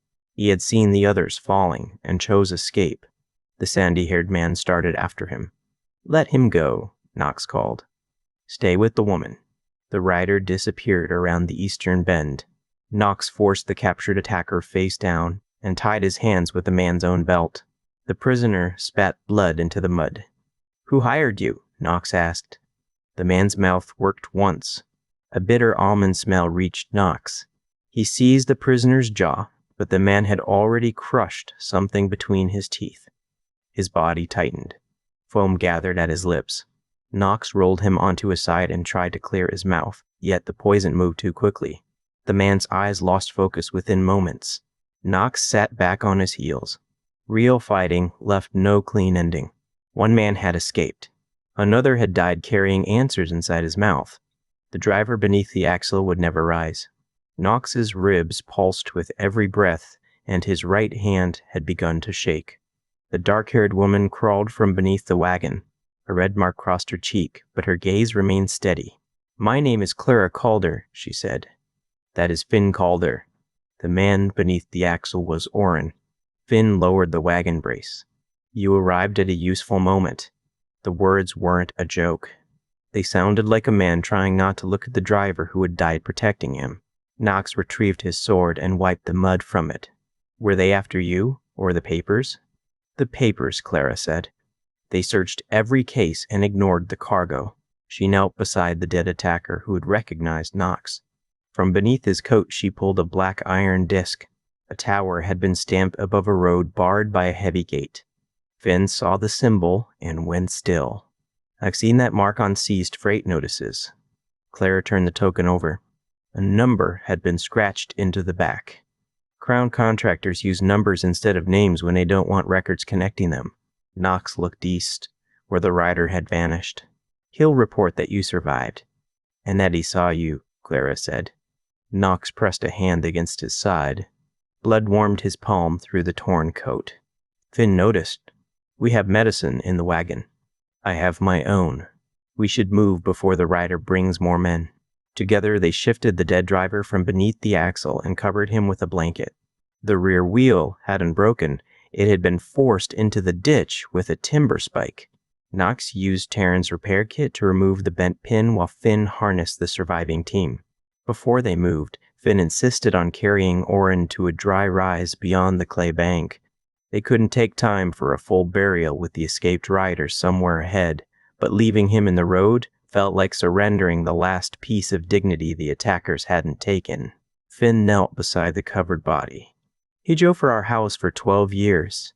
He taught me how to back a team between warehouse doors without breaking a wheel." Clara placed Orrin's cap beneath the blanket. Her hands trembled only after the task was finished. His wife is expecting him before nightfall. Knox had no words that could improve that truth. He gathered flat stones and built a low marker near the rise so Calder guards could find the place. Finn cut Oren's name into a strip of wagon board and pushed it into the soil. As they worked, Knox checked the surviving attackers for identifying marks. Their boots came from the same maker, and each carried measured travel rations wrapped in black paper. These men had been supplied for a planned operation, not a desperate theft. Clara watched him compare the gear. You notice details while you're bleeding. Garrick trained me to notice them before bleeding. I haven't mastered that part. Finn looked toward the eastern bend. We tell Oren's family exactly what happened. No clean story about a road accident. Knox respected him for saying it before grief could make secrecy feel kinder. Clara recovered a packet from inside a false panel beneath the wagon seat. They didn't find it, she said. What is it? Knox asked. Proof that someone has been charging House Calder for roads that haven't been repaired in years. Ben looked at Knox again, studying the cloak, sword, and spear scarred by the fight. You said your name was Knox? Knox Storm. Finn's expression shifted. Sarah wrote about a Knox from the Bloodwolf clan. Blue eyes, dark hair, and a habit of refusing payment after saving people. Knox felt the road tilt beneath him more than the blood loss could explain. Sira is your sister? My younger sister, Finn said. She will be angry that you ignored every letter. I received part of one. Yesterday. Clara and Finn exchanged a look. Knox added, Someone opened it before I did. Finn's face lost its brief warmth. Then you should come with us.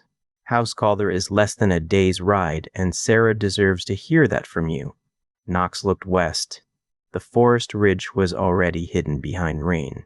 His first morning of freedom had brought death, a hunted packet, and a stranger who knew his face. He helped Finn lift Oren's covered body into the wagon. I'll travel with you, Knox said. But we keep moving until the road gives us ground we can defend. Finn climbed to the driver's seat. After what I just saw, I wasn't planning to argue. The house with many doors. House Calder stood where 3 roads met above a broad river. Knox had imagined towers, silk halls, and guards polished for display. Instead, the estate spread across the hillside like a working town. Warehouses lined the lower road. Smithies and wheel sheds filled the eastern yard. Stable hands moved teams between stone troughs. Clerks carried ledgers through covered passages, while laborers rolled barrels toward the river docks. The main house rose at the center, built of gray stone with long windows and more doors than Knox could count. By the time the wagon crossed the gate, his shirt had stuck to the cut along his ribs. Clara had wrapped it tightly, but each rut pulled at the damaged flesh. Finn's temple had swollen purple. Neither complained. A stable worker saw the blood and ran toward the house. Sarah came through the nearest door before the wagon stopped. She wore a dark green riding coat and had tied her blonde hair back with a strip of black cloth. For one instant, she looked exactly as Knox remembered her beside the eastern falls, frightened, determined, and unwilling to let fear decide her next step. Then she saw Oren's covered shape. Her pace faltered. Finn climbed down. Sira touched his face, checked Clara's bruised cheek, and looked toward the blanket. Is that Oren? Finn nodded. Sira closed her eyes. Her hand remained on her brother's shoulder until he steadied. When she opened them again, she saw Knox beside the wagon. Recognition moved across her face with such force that he forgot the pain at his side. You came, she said. I left the clan this morning. Her gaze dropped to the blood on his coat. Of course you found 6 armed men before midday. The dry words carried worry rather than humor. They found Finn and Clara first. Sarah stepped closer, then stopped before touching him. 2 years had changed them. She was taller, her face sharper, and the girl from the fair had become someone accustomed to being watched by workers, guards, and clerks. I wrote 4 letters, she said. I received half of the last one. The seal had been cut away. Hurt replaced relief. I thought you chose not to answer. I didn't know they existed. Sarah looked toward the western road as if she could see White Claw through the hills. He kept them from you. It seems he did. She breathed in slowly. We can be angry after Raina's medical training stopped you from bleeding across our yard. A healer took Knox to a room near the kitchens. The cut was long but shallow except near the lower ribs, where the blade had entered more deeply. It needed 6 stitches and a clean bandage. Knox stayed awake through the work, counting the healer's tools and asking whether Finn and Clara had been examined. They have, the healer said. Your concern won't make the needle kinder. I didn't expect it to. When the bandage was secure, a servant brought clean clothes. Knox refused the embroidered coat and chose a plain gray shirt from the stack. Lord Calder received them in an account room rather than a ceremonial hall. He was a heavy-set man with iron gray hair and tired eyes. Ledgers covered the central table. Maps hung from every wall. A small painted bird marked each Calder warehouse, mill, timber camp, and dock. Sarah stood at her father's right. Finn and Clara sat across from her. Knox remained on his feet until Lord Calder pointed to an empty chair. Sit before you fall and make my floor part of this investigation, the Lord said. Knox sat carefully. Clara placed the recovered packet on the table. She described the attack in exact order, including the matching weapons, hidden horses, and poison pellet. Finn added what he had seen from the ditch. Knox explained the terrain and the escaped rider. Lord Calder listened without interrupting. When they finished, he looked at Knox. Why did you enter a fight involving strangers? The driver was dead. Clara was being dragged from the wagon. You had no knowledge of who they were. I knew what was being done to them. Lord Calder's gaze settled on the sword at Knox's hip. That answer can make a man useful. It can also make him easy to manipulate. Garrick said something similar. Your clan scout? Knox noticed the question held more knowledge than he had offered. You know his name. Sarah glanced at her father. Lord Calder folded his hands. I know several names connected to the Bloodwolf clan. Dratids bring reports with their invoices. It was a careful answer, neither false nor complete. Clara opened the audit packet. The pages compared taxes charged at Calder mines, lumber camps, mills, and ships. Each location had paid a crown road fee. The Office of Roads had also billed the same repair through emergency levies. We paid twice, Finn said. In some places, 3 times, Clara replied. The roads remained broken. Who approved the charges? Knox asked. Clara pointed to a seal shaped like a black tower. Different clerks, same authorization mark. Lord Calder noticed the silver coin hanging from Knox's belt. Where did you get that? Garrick gave it to me. May I see it? Knox removed the coin but kept it in his palm. Lord Calder leaned forward. His expression remained controlled, though Sarah watched him as closely as Knox did. An old road piece, the Lord said. Not common now. Whiteclaw warned me never to show the mark on official paper. Whiteclaw often confuses knowledge with ownership. Knox closed his hand around the coin.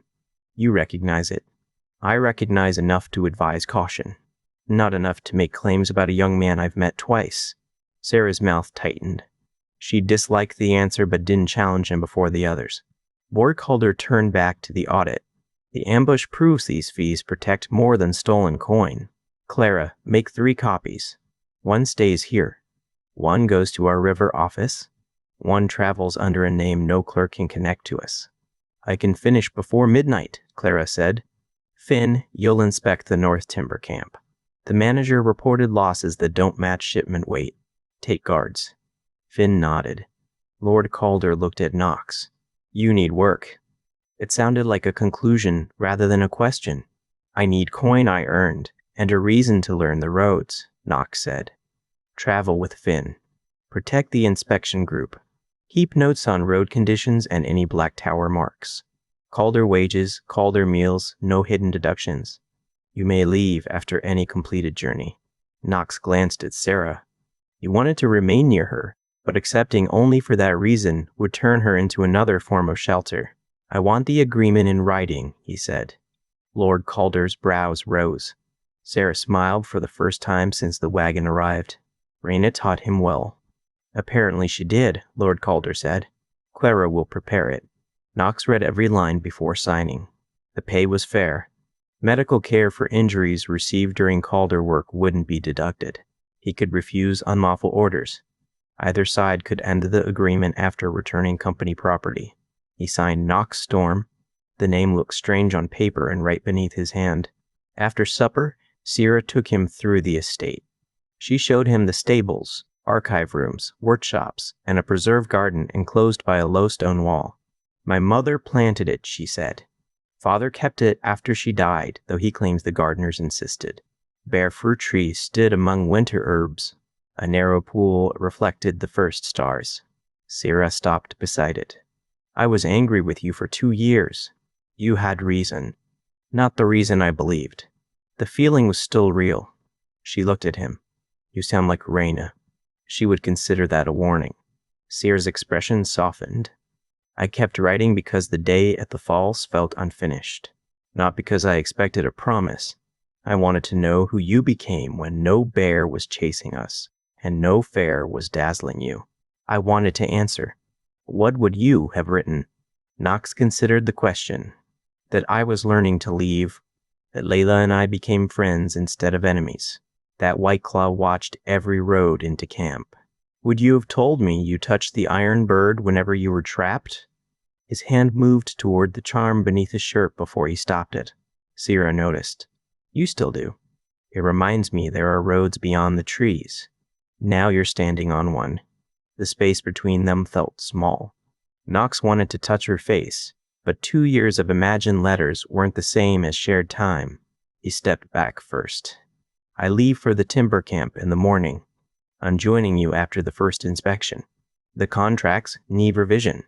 Then we have time." "Yes," she said. "We do." Knox slept in a guest room above the west kitchen. He placed a chair beneath the door handle, set his sword beside the bed, and kept the road coin inside his shirt. Pain woke him sometime after midnight. A faint scrape came from the window. Knox remained still. Moonlight crossed the floor. The shutter stood open by the width of 2 fingers. He rose without boots and moved beside the wall. The latch lifted. A dark figure slipped one hand through the opening. Knox seized the wrist and pulled. The intruder struck the outer wall, tore free, and dropped from the narrow roof below the window. Knox opened the shutters in time to see someone cross the herb yard and vanish beneath an arch. Nothing in the room seemed missing. His pack remained closed. The black cloth was still inside the medical case. The road coin rested against his chest. On the table, a square of charcoal paper lay beside the lamp. A faint impression of the lightning crown marked its surface. The intruder hadn't come to steal the coin. They had come to copy it. The price of timber. The North Timber Camp lay half a day's ride from House Calder, deep in hills stripped by years of cutting. Stumps covered the lower slopes. Spring runoff had turned the work road into trenches of brown water. Teams of horses strained beneath log carts while drivers walked beside them with cracked whips and hollow faces. Knox rode near Finn at the front of the inspection group. 4 Calder guards followed Clara's covered wagon. The cut along Knox's ribs pulled each time the mare climbed, but he refused the stronger pain mixture because it dulled his thoughts. "You should have stayed another day," Finn said. "The men who searched my room know where I am. Staying still won't make me safer. Rest isn't the same as hiding. Raina says the same thing. Then you have 2 people to ignore instead of 1. Finn's tone held warmth, but he didn't grin after speaking. Oren's death remained close between them. The timber manager met them beside the main yard. His name was Harl, a square man with expensive boots and sawdust brushed carefully from his coat. He welcomed Finn with both hands extended and looked at Knox as though trying to place him. "We weren't told an armed escort would inspect the accounts," Harl said. 6 men attacked our last wagon," Finn replied. "You should be pleased we learned caution." Harl's smile tightened. The roads had become difficult everywhere. Knox looked past him. A horse stood trembling beside a log cart. The harness had rubbed the skin raw beneath its collar. One trace chain was repaired with wire thin enough to snap under a heavy pull. Workers dragged timber by hand because 2 carts lacked wheels. "How many teams did you lose this winter?" Knox asked. Harl turned. 4. Cold, poor feed, and accidents. Timber work is hard on animals.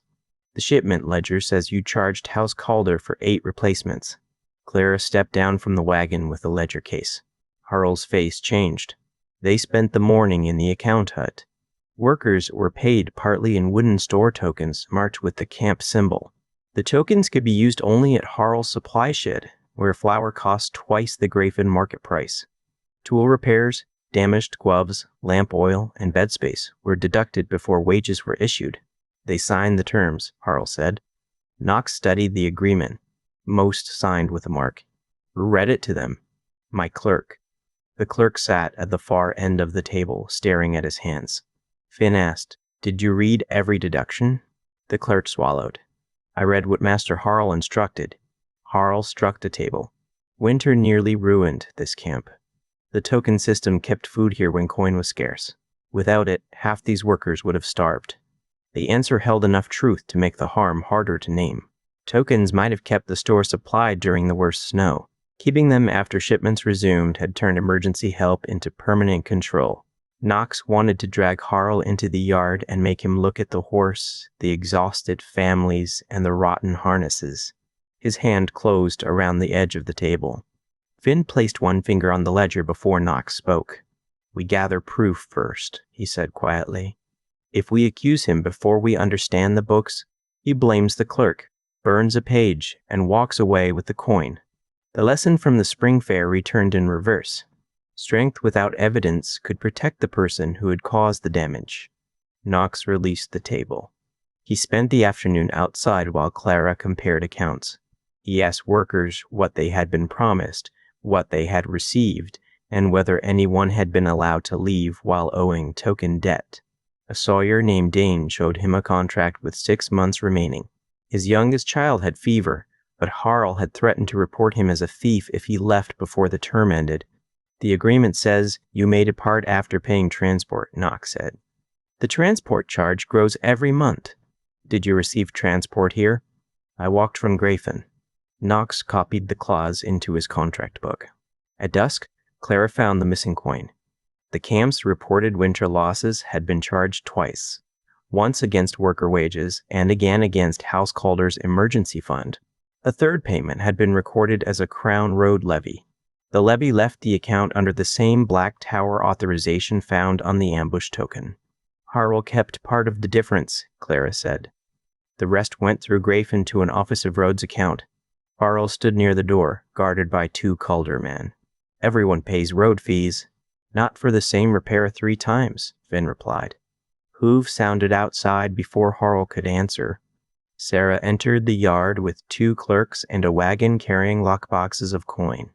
She dismounted beside the injured horse, saw the damaged harness, and called for the stable master before speaking to anyone else. Inside the account hut, she read Clara's findings. Harl attempted the same defense about winter survival. Sarah listened until he finished. "The token plan may have been necessary for 6 weeks, she said. You kept it for 14 months. You increased store prices after the roads reopened. You charged workers for transport they never received and reported the same dead horses twice.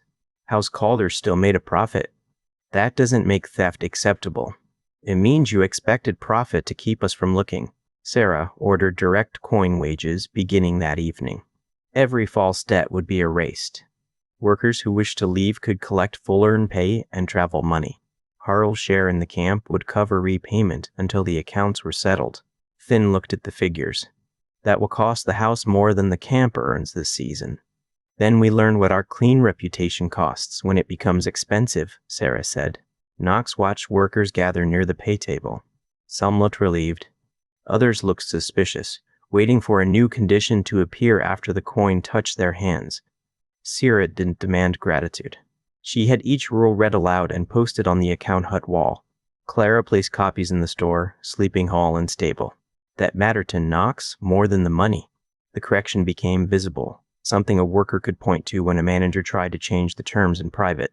After dark, Knox found Sarah beside the horse pens. She had removed her gloves and was cleaning blood from the injured animal's shoulder, while the stable master prepared a softer collar. "You reduced your family's profit," Knox said. "My family took profit from false debt, even if Father never approved the details. Returning it isn't generosity. White Claw would have called the workers ungrateful for questioning food that kept them alive. My father might have said something similar 5 years ago. What changed him? Losses he couldn't hide from himself. My mother's death. Finn refusing an office position. Me learning the accounts well enough to challenge him. Change rarely arrives through one clean lesson. Knox crouched beside her. The horse flinched when he reached for the cloth, so he waited until it smelled his hand. You knew what authority could do at the fair, he said. You used the inspector instead of making a scene. I also knew the inspector because father paid his office fee. Rules are easier to trust when they don't depend on knowing the right family.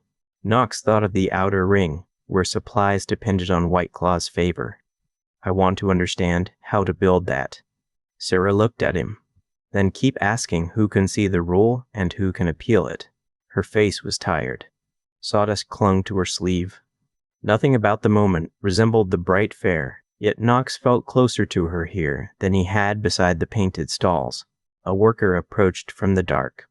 Dane twisted his cap in both hands. Master Finn said to report anything strange, he said. 3 men came through 4 nights ago. They asked whether a blue-eyed traveler had used this road. Knox stood slowly. What did you tell them? That no stranger had passed. It was true then. 1 man carried a black badge under his coat. I saw a tower when he reached for coin. Sarah's hand remained on the horse's neck. Which direction did they take? South, toward the river mill near Grafen. Knox felt the cut beneath his bandaged pulse. The men hunting the audit packet hadn't discovered him by chance. They had been asking before he ever left the clan. The mill fire. The river mill stood below Grafen, where the water narrowed between stone banks. By noon the next day, Knox could smell grain dust before he sawed the wheel. Fine powder coated the nearby roofs and drifted from open shutters. Wagons waited beside the loading yard, each carrying sacks marked for winter relief stores farther west. Finn rode ahead to speak with the millkeeper. Clara remained in the covered wagon with the copied accounts. Sarah traveled beside Knox, her eyes moving between the river, the yard, and the workers unloading grain. The water is too high for the wheel to be moving that slowly, Knox said. Sarah studied the channel. The upper gate controls the flow. The wheel groaned through another turn. Water spilled around the paddles rather than driving them. The child ran from the mill with a basket of flour scraps. Behind him, a worker opened an upper window and shouted toward the yard. Smoke pushed past his head. The first flame appeared in the drying room. It raced across grain dust with a speed that seemed impossible. A dull thump shook the lower floor. Windows burst outward. Workers scattered as burning chaff fell across the yard. Get the wagons away from the building, Sarah called. Move them toward the river road and keep the teams separated. Then took the nearest drivers and began cutting harness knots. Knox ran toward the main door. The millkeeper caught his arm. The drying room is above the stones. If the dust reaches the loft, the roof will go. How many people are inside? 8 were on the lower floor. My sister and her children used the rear rooms. Knox pulled his wet cloak from the saddle and wrapped it across his mouth and shoulders. Show me the rear entrance. Sarah seized his sleeve before he moved. Your ribs aren't closed. The family doesn't have time for them to close. Then don't go alone. She pointed to 2 mill workers already carrying axes. Knox gave them clear tasks as they ran. One would clear the lower workroom, the other would keep the rear door open and call every person toward his voice. The rear entrance was blocked by a fallen grain rack. Knox and the workers shoved together. Heat rolled beneath the door. The wood shifted enough for 1 man to crawl through, then jammed against a broken hinge. Knox used his sword as a pry bar. The steel bent slightly near the guard. He pushed until the torn muscles at his side burned and his vision narrowed. The gap opened. Inside, smoke hid the ceiling. The grinding stones had stopped, but belts snapped and flapped above them. Workers crawled toward the rear door. Knox counted 6, then 7. The keeper's sister has 2 children, he shouted. Where are their rooms? A coughing worker pointed toward a passage beyond the flour store. Back wall. The door swelled shut. Knox sent the others outside and moved deeper. The heat became a weight against his skin. Burning dust flashed along the beams in brief orange sheets. He kept low, one hand against the floor to find the passage. A woman screamed from behind the rear door. "Move away from it," Knox called. He struck the latch with the axe taken from a worker. The first hit split the frame. The second tore something in his side. His knees buckled, and he caught himself against the wall. A child cried behind the door. Knox changed the angle and struck near the hinges. Wood broke inward. The woman pulled one child through the gap, but a fallen roof brace had trapped the older boy beneath a table. Flames crossed the passage behind Knox. He crawled into the room. The brace had crushed the table edge against the boy's coat. Knox couldn't lift the timber alone without using his damaged side. "Take the younger child outside," he told the woman. "Send someone back with rope. I won't leave him. Then hold his shoulders and keep him from twisting." The boy's face was gray beneath flour dust. Knox cut the coat away from the trap section and used the axe handle beneath the brace. The mother pulled as Knox pushed. The timber rose by inches. A support beam cracked overhead. The boy came free. Knox put him across his good shoulder and drove the mother ahead of him. The passage had become a wall of flame. They couldn't reach the rear door. Knox saw light through a small delivery hatch above the river channel. It was barely wide enough for a sack. "Can you swim?" he asked the woman. "The current is too strong. The water gate is choking the channel. Stay against the wall when you drop." He kicked the hatch open. Cool air struck his face. Below, water churned against the stone foundation. The mother lowered the younger child first. A worker outside caught the child from a narrow ledge. Knox passed the older boy through next, then helped the woman climb. When he tried to follow, the bent sword caught beneath a floorboard. He pulled once, lost precious time, and released it. The support beam fell behind him. A blast of heat threw Knox through the hatch. He hit the stone ledge with his hip and slid toward the water. Hands seized his cloak. Finn and a mill worker dragged him onto the bank. Knox tore the wet cloth from his face and coughed until dark spots filled his sight. "How many came out?" he asked. Finn held him down when he tried to rise. "Everyone we counted. Sierra has the yard." Across the river, bucket lines ran from the shallows to the mill wall. Sierra had divided workers into groups. One protected the grain wagons, another soaked nearby roofs, and a third carried water to the account room. Clara stood beside that room with two guards, throwing ledgers through a window into waiting hands. A man slipped from the far side of the mill and ran toward the trees. Knox saw him, but he couldn't stand without Finn's help. Every instinct told him to pursue the person who might have set the fire. The older boy he had carried began coughing beside the wall. His mother shouted for the healer. Knox turned away from the fleeing man. "Bring the child here," he told her. "Keep him sitting upright." He opened his medical case with unsteady fingers. The boy's airway was irritated but clear. Knox checked his eyes, breathing in burns while the fire cracked behind him. Finn watched the fleeing man reach a narrow bridge. "I can catch him," he said. Knox nodded. "Take 2 guards. Don't enter the trees if he has friends." Finn ran. Knox treated 3 workers before the mill roof collapsed. The stone lower floor remained, but the drying rooms and grain loft vanished into smoke. Sarah's bucket lines kept the fire from reaching the wagons or worker homes. When the worst heat faded, she sat beside Knox on the river wall. Soot covered her face. A burn had reddened one wrist. "You left your sword inside," she said. "It bent in the door. Garrick may consider that a personal insult. He taught me to release a tool before it killed me." Sarah looked at the fresh blood soaking through his bandage. "Did he teach you to reopen every injury before breakfast?" "That lesson may have come from Raina." Her mouth moved as though she might smile, but the mill keeper began naming the people who had escaped. The moment remained too heavy for easy relief. Finn returned near sunset with the fleeing man bound across a horse. He had lamp oil on his sleeves and a black tower token in his boot. Finn said, "He also carried this." He handed Clara a small iron key. It opened a lockbox recovered from the account room. Inside were coded payment slips, instructions to jam the upper water gate, and a list of ledgers marked for destruction. The mill workers had been meant to take the blame for poor maintenance after the fire erased the records. Clara worked through the codes until the moon rose. Each payment passed through shell offices, yet the final authorization came from Blackkeep's Office of Roads. A name appeared beneath the seal. Chancellor Varenne, Lord Protector of the Empty Crown. Lord Calder had spoken the title before, but never as an enemy. Varenne governed in the absent monarch's name, approved emergency road law, and appointed the officers who collected tolls across the western provinces. Why would the ruler's office steal from mills and timber camps? Finn asked. Sarah studied the payment chain. Because broken roads make towns dependent on private carriers. Grain shortages raise contract prices. Every failure creates another emergency order, and every order moves power toward Blackkeep. The captured arsonist sat against a wagon wheel with 2 guards beside him. He had a narrow face and burn marks across both hands. When Knox approached, the man stared at his eyes and began to laugh. The sound held pain and disbelief. You walked into their house carrying the old face, he said. Knox crouched several paces away. Whose face? Afaki?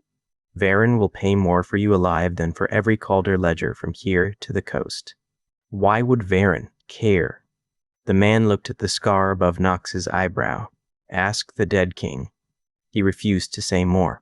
Later, beside the dark river, Sarah cleaned the soot from Knox's face with a damp cloth. He sat against a stone post because standing had become difficult. I saw the man leave the mill, Knox said. For a moment I thought letting him escape meant I had failed. You stayed with the child. Finn caught him because you trusted someone else to finish the pursuit. If Finn hadn't caught him, the records might still tell us enough. You're trying to convince yourself after the fact. Knox looked at the water. Perhaps I am. Sarah folded the cloth. Rescuing me at the falls doesn't give me a claim on you. Gratitude doesn't make a relationship. Neither does danger. He met her eyes. I know, he said. Do you? We lost 2 years to letters you never saw. It would be easy to treat every feeling now as proof that those years meant something fixed. They meant I remembered you. Nothing more was promised. I remember you too. I want whatever comes next to belong to us, not to a bear, White Claw, or the men hunting your face. Knox touched the iron bird beneath his shirt. Then we choose slowly. Sarah rested her hand over his for a moment. Slowly doesn't mean without courage. She stood and returned to the ledgers. Knox remained beside the river, listening to the damaged mill settle behind him. He had spent his childhood believing strength meant reaching danger first. That day, strength had also meant staying with the people he could save while someone else ran after the enemy. The Old Road Seal. Lord Calder arrived at the mill before dawn with 20 guards, 2 healers, and wagons of food for the displaced workers. He viewed the burned structure, spoke with the mill keeper, and inspected the coded payments. When Clara showed him Varenne's authorization, his face became older. We return to the estate, he said. All of us. These pages don't travel apart again? No one argued. The journey took most of the day because Knox couldn't ride. He sat in Clara's wagon with his ribs wrapped tightly and smoke still scratching his throat. Cyril worked beside him, sorting copied ledgers into separate cases. Finn rode close enough to see through the rear opening. The arsonist traveled in a guarded cart. He said nothing after his threat. At House Calder, Lord Calder ordered the inner gates closed and brought Knox, Sarah, Finn, and Clara to a restricted archive beneath the west wing. The room smelled of dry leather, dust, and cedar oil. Cells reached from floor to ceiling. Iron grates covered the high windows. Unlike the working account rooms, this place held records no ordinary clerk could request. Lord Calder unlocked a cabinet and removed a long wooden case. My family traded with the Western Royal House before I was born, he said. We kept copies because rulers change records when records become dangerous. He opened the case. Inside lay old road charters, relief orders, portraits, and maps bearing the Lightning Crown. Several charters were practical rather than grand. One ordered grain released after an early frost and listed the names of the villages that received it. Another required bridge crews to keep a dry shelter near every major crossing for travelers caught in winter rain. A third recorded complaints against the storm officer who had seized horses without payment. The officer had been removed and the owners repaid from royal stores. Knox turned the pages carefully. The house seal wasn't only a marked place beside titles. It had been used on repair orders, public accounts, and promises that ordinary families could challenge. Some records showed failure as plainly as success. A petition from Stone Fort had waited 11 months before anyone answered. A relief wagon intended for 3 villages had reached only 1 after a royal cousin diverted it to his estate. They kept the complaints, Knox said. Lord Calder nodded. The best years of House Storm required every road office to preserve accusations beside decisions. Later officials hated the practice. Varon ended it within a month of taking emergency power. Sarah ran one finger beneath a faded line of figures. Open records didn't prevent corruption, but they left tracks. Knox thought of White Claw's locked chest and Harl's private deductions. Closed records let power pretend no one was harmed. That is why these pages are dangerous, Clara said. They show the old system could be questioned, which makes endless emergency rule harder to defend. Knox placed Garrick's coin beside the seal on the first charter. The marks matched, down to a small break in the lower point. House Storm, Lord Calder said. Guardians of the Western Roads and the royal family before Baron's rise. Finn leaned against the table. I was taught the old house died in a palace fire. You were taught the approved account, his father replied. 16 years ago, King Orin Storm and Queen Elia were accused of planning to abandon the western provinces during famine. Varon, then the king's chancellor, claimed emergency authority. 3 days later, fire consumed the royal residence. The king, queen, their children, and most senior guards were declared dead. Clara opened a road charter. Why is Varon still Lord Protector instead of king? Because the crown laws require public proof that the royal line has ended. The birth books vanished. Several bodies couldn't be identified. Varon has ruled through emergency decrees while insisting he protects an empty throne until the law is satisfied. 16 years is a long emergency, Sarah said. Long emergencies become governments when enough people profit from them, Lord Calder replied. He removed a portrait wrapped in linen. A young man looked out from the painted surface. He had dark hair, bright blue eyes, and a narrow scar near his left eyebrow. He wore no crown, only a road cloak fastened with the lightning seal. Knox stared at his own face, changed by age and another person's life. Prince Eric Storm, Lord Calder said. The king's younger brother. He died during a bridge collapse 4 years before the palace fire. Sarah placed a second miniature beside it. A woman with the same blue eyes held an infant wrapped in black cloth. Queen Elia, she said softly. The black cloth in Knox's medical case matched the infant's wrapping. Knox's stomach tightened. He had expected answers to feel solid. Instead, each fact opened a larger uncertainty. A resemblance proves nothing, he said. Correct, Clara replied. Portraits can be flattering, copied badly, or altered. Lord Calder studied him. Your age fits. Your coin and cloth fit. The attacker's words fit. None of that proves parentage. What would? A birth record witnessed by people still alive. A royal seal assigned to a specific child. Testimony from someone present at the palace. Knox thought of Garrick refusing to speak until he understood the road. Garrick was there, he said. Lord Calder's eyes shifted. You know him as more than a clan scout, Knox continued. The Lord walked to another shelf and removed a guard roster. His finger stopped beside a name. Garrick Hale, Western Road Guard, House Storm. Knox read it twice. He disappeared the night of the palace fire, Lord Calder said. Several reports accused him of taking a royal infant. Varon classified him as a traitor and murderer. No body was found. Anger rose beneath Knox's exhaustion. Garrick had carried the truth through every training session, every meal, and every season. Rhaena had hidden the cloth. White Claw had hidden the letters and perhaps the silver seal. Each claimed protection while deciding which parts of his own life he could know. Sarah saw the change in him. You can love them and still be angry. Rhaena said something similar when she gave me the cloth. Then she knew the anger was earned. Lord Calder placed both palms on the table. There is another reason for caution. House Storm did maintain open roads and public grain reserves. That doesn't mean every member was good, or that blood grants wisdom. Varon will try to force you into one of 2 roles, a fraud who can be killed quietly or an heir whose claim justifies greater emergency power. Knox looked at the portrait. I haven't claimed anything. He may not care.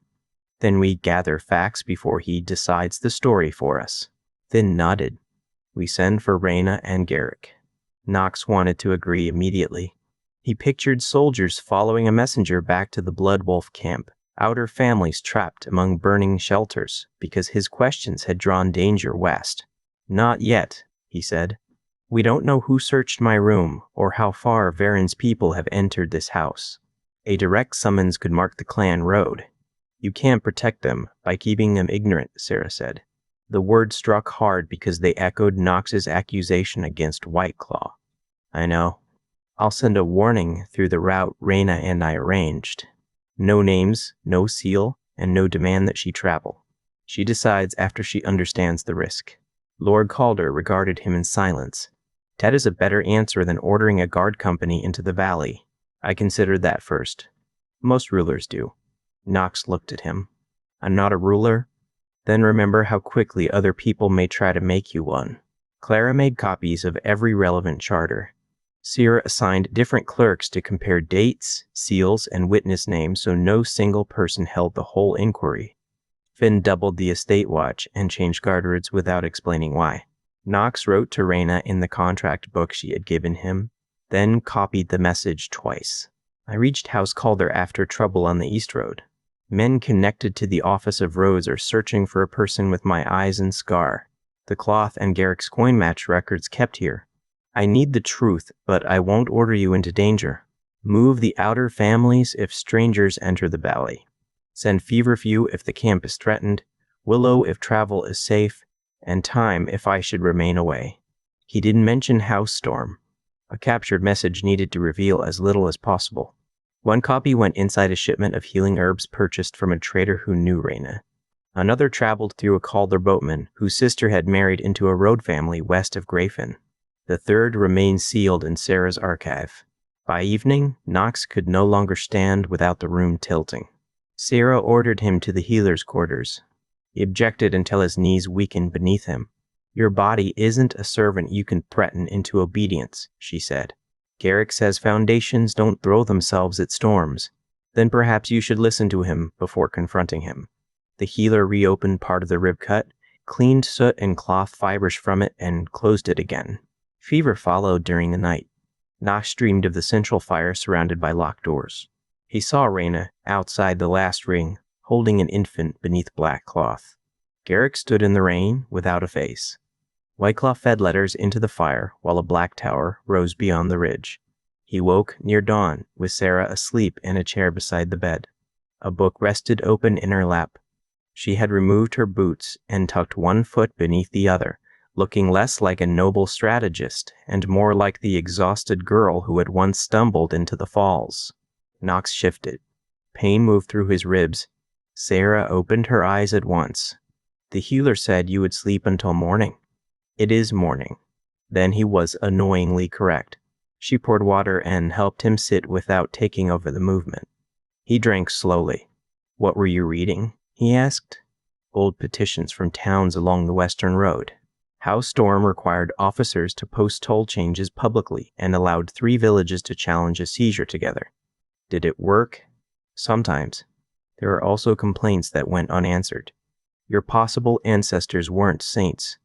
That is a relief. Saints would be difficult relatives. The faint humor passed naturally and disappeared. Sarah closed the book. What do you want this history to mean? I don't know yet. I know Reyna raised me. Garrick trained me. The clan shaped me, even where it harmed me. A dead family can't erase any of that. It doesn't have to. If the records are true, people may expect me to want a crown. Do you? Knox thought of Whiteclaw's raised seat, Harl's private store, and Varen's authority growing behind closed records. I want roads where a family can carry medicine without paying 3 thieves wearing legal seals. I want stores that don't make hunger into debt. I don't know whether a crown helps or ruins those things. That uncertainty may protect you better than certainty would. He looked at her hand resting near the book. I meant what I said by the river. I don't want danger deciding what we are. Neither do I. But I want to kiss you. Not because you saved records or because I saved you at the falls. Sarah watched him for a long moment. Why then? Because you tell me when protection becomes control. Because you spend family coin correcting harm even when no song will be made from it. Because I kept imagining the answers I would send to your letters. She moved from the chair to the edge of the bed. I want to kiss you because you can change your plan when a child needs you more than an enemy does. Because you asked for a written contract in my father's house. Because you see workers other people treat as part of the building. Knox touched her cheek. He moved slowly enough for her to stop him. She didn't. Their first kiss was gentle, brief, and deliberate. It carried none of the desperate claim he had feared. When they separated, Sarah kept her forehead near his. This isn't a betrothal, she said. It isn't a debt. It isn't proof of destiny. It is something we chose this morning. She smiled. That is enough. A bell rang in the outer yard. Not the alarm for fire. A single gate signal announced a messenger arriving under urgent protection. Sarah stood and reached for her boots.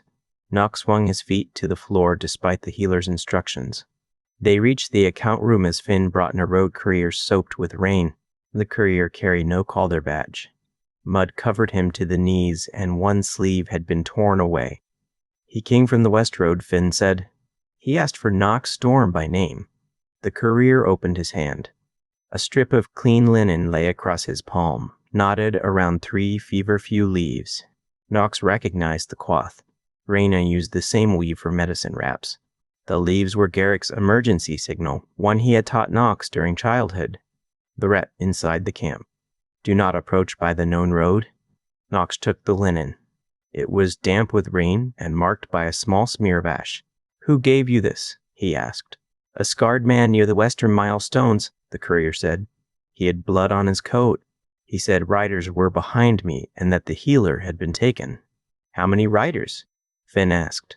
I saw 5 at the river crossing and heard more in the trees. They wore plain cloaks over matching armor. The scarred man sent me through an abandoned quarry path, then stayed behind to pull them toward the main road. He said anyone following the linen would know the safer entrance. Knox knew that entrance. Garrick had shown it to him only once and called it a route for the day. Every familiar trail became a trap. The room became silent. Knox closed his hand around Raina's linen. The road he had opened for himself now ran straight back toward the people he had left behind. The warning in linen. Knox closed his fist around Raina's linen until the knot pressed into his palm. The account room still smelled of lamp oil, rain, and the bitter tea Sarah had brought him before dawn. A moment earlier, the room had held ledgers, quiet promises, and the uncertain beginning of something chosen between them. Now every object seemed too still. The long table, Clara's stacked copies, Lord Calder's map case near the hearth, the wet courier breathing hard beside the door. Knox opened his hand again. 3 feverfew leaves meant danger inside familiar shelter. The knot was the one Garrick used for a warning that couldn't be trusted to speech. A shallow cut crossed the linen near the edge, made by the point of a narrow spear. Armed strangers, Knox said. His voice sounded distant to him, close enough that Garrick couldn't write. He marked the cloth instead. Finn leaned over the table without touching the signal. The bruise at his temple had faded to yellow, but a dark line remained near his hair. The courier said Raina was taken. Could Garrick have been mistaken? He wouldn't send us unless he saw it happen or heard it from someone he trusted with his life. Knox turned toward the door. Ping pulled across his ribs before he took the second step. The floor shifted beneath him. Sarah caught his forearm, not his whole weight, and waited until he found his balance. You can't ride out like this, she said. I can stay on a horse. For how many miles? As many as it takes. Her fingers tightened once, then released. That answer tells me you're frightened. It doesn't tell me you're ready. Knox looked at the ash on the linen. He pictured Raina's medicine chest overturned in mud, her gray streaked hair pulled loose, her hands tied because those hands had kept him alive. The thought struck with such force that his breath shortened. Lord Calder entered from the passage with 2 house guards behind him. He dressed quickly, his coat fastened wrong at the throat. The courier repeated his account, while Clara wrote every detail in a clean hand. 5 riders at the crossing, Lord Calder said when the man finished. More in the trees. Matching armor under plain cloth. Garrick draws them toward the main road while sending us toward a quarry route. That sounds like a trap surrounding another trap. It sounds like Garrick trying to keep me from riding into the first one, Knox said. Then honor the warning. We send fast scouts through separate paths before we commit a group. Each hour gives them more distance with Reyna. Each careless rider gives them another prisoner. Knox's hand moved toward his side. The bandage beneath his shirt felt hot. The healer had warned him that the fever might return if he opened the stitches again. He hated that Lord Calder was right. He hated the weakness more because it came when Reyna needed him. Sarah unfolded the western road map. The quarry path meets the old maintenance track near Grafen. A small party can travel faster than a guard company, but not before we know whether the bridges remain usable. Finn pointed toward 3 courier marks. I'll send riders north, west, and along the river road. None will carry the same message. If one is taken, the others still move. Clara lifted the audit packet. The copies should leave now as well. 1 to the Grafen magistrate, 1 to the ship office, and 1 to the public guild hall. Her voice shook on the last words, but her hand didn't. The attack had been meant to erase these pages. Orin had died beside the wagon, while Crown agents searched for them. Clara now treated duplication as a weapon no sword could cut from her grip. Lord Calder nodded. Use riders who don't normally carry house mail. Change the wrapping. No Calder wax. Knox forced himself to remain beside the table. I need 3 letters. 1 for Reyna, 1 for Layla, and 1 for Whiteclaw. Different questions in each. Syrah understood before the others did. You're testing who answers, and whether the answers sound like them. Clara placed paper before him. His hand trembled slightly from fever and anger. He held the pen harder until the tremor eased. To Reyna, he wrote about the goat fat salve she had made during his 5th winter, and asked which herb she'd mixed into it to hide the smell. No stranger could answer. To Layla, he mentioned the first spear she had broken during training and asked what Garrick made her use for the next 7 days. To Whiteclaw, he wrote only that a warning had reached Calderland and requested the chief's judgment on whether he should return. The letters left through 3 gates with 3 riders. The soaked courier remained near the hearth while Clara finished recording his route. He was a mason's son who carried messages between quarry crews. Garrick had found him changing a broken wheel near the western milestones and had offered his own horse for the final stretch. He could barely stand, the courier said. He kept looking behind us. When I asked whether the woman was family, he said she was the reason a boy survived long enough to become a man. Knox lowered his eyes to the linen. Garrick had never spoken about love without turning it into training, distance, or an order. Even his warning carried Reyna's importance through another person's mouth. Lord Calder sent the courier to the kitchens, ordered dry clothes, and promised payment for the lost wheel and horse. The courier tried to refuse until Clara explained that accepting fair payment wasn't the same as selling the message. Knox watched the exchange. House Calder had its own hierarchy, but work here could be named, recorded, and repaid in public. Whiteclaw might have called such detail softness. Knox saw how it kept gratitude from becoming another hidden chain. Knox wanted to follow the western one. Instead, Syrah walked him back to the healer's room, while Finn organized provisions and Clara sent the ledgers away. You aren't locking me in here, Knox said. I couldn't, and I wouldn't try. Then why are you standing in the doorway? Because you look ready to fall against it. He sat on the bed rather than prove her right. The movement pulled a sharp line to her side. Syrah knelt to inspect the outer bandage. A red stain no larger than a coin had appeared near the lowest stitch. You opened part of it in the account room. I walked 20 steps. You walked them as though you meant to fight the walls. She called the healer, who cleaned the skin, tightened the wrap, and ordered Knox to drink salted broth. Knox obeyed because argument would cost time and because Reyna would have given the same order with less patience. By midday, the northern scout returned. The river bridge still stood, but men in plain cloaks watched both ends. The rider from the west didn't return. Near sunset, a boy from the stable brought a sealed reply through the side entrance. He said a stranger had given it to a kitchen servant at the lower market and paid a new silver. The page carried the blood wolf mark pressed into dark wax. Knox didn't break the seal at once. White Claw rarely wasted good wax on family messages. He used knotted hide strips or marked wood. The seal itself looked correct, but the wolf's right ear had a clean point. White Claw's old stamp had cracked during a winter move, leaving that ear blunted. Sierra stood beside him as he opened it. Knox Storm. The clan is safe. Reyna attends the ill and has not been taken. Remain in the east until I send permission. Do not trust strangers who claim otherwise. The western roads are under my control. White Claw, chief of the Blood Wolf clan. Knox read it twice. What is wrong? Lord Calder asked. Everything after my name. He never signs his title and a private message. He wouldn't say the roads are under his control. He controls people when he can, but he knows the roads belong to Weather and whoever survives them. He turned the paper over. The hand was careful and square. White Claw's writing leaned hard to the left, because 2 fingers on his right hand had never straightened after an old break. This was written by someone who has seen his orders, Knox said. They have the seal or a copy of it. Clara held the page near the lamp without touching the wax. The paper came from a crown mill. See the faint blue fibers? House clerks use linen pulp.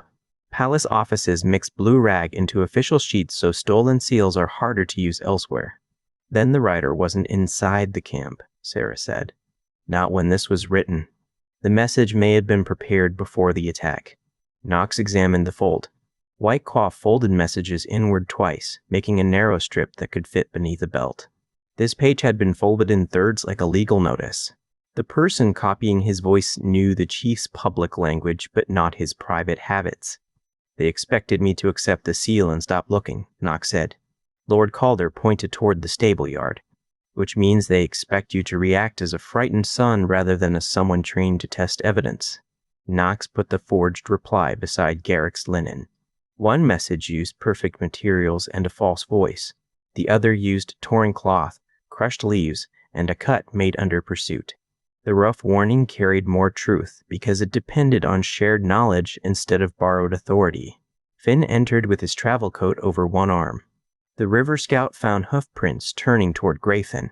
He also saw smoke beyond the western ridge, too far to tell whether it came from a village or camp. Knox rose more slowly this time. A horn sounded at the outer gate.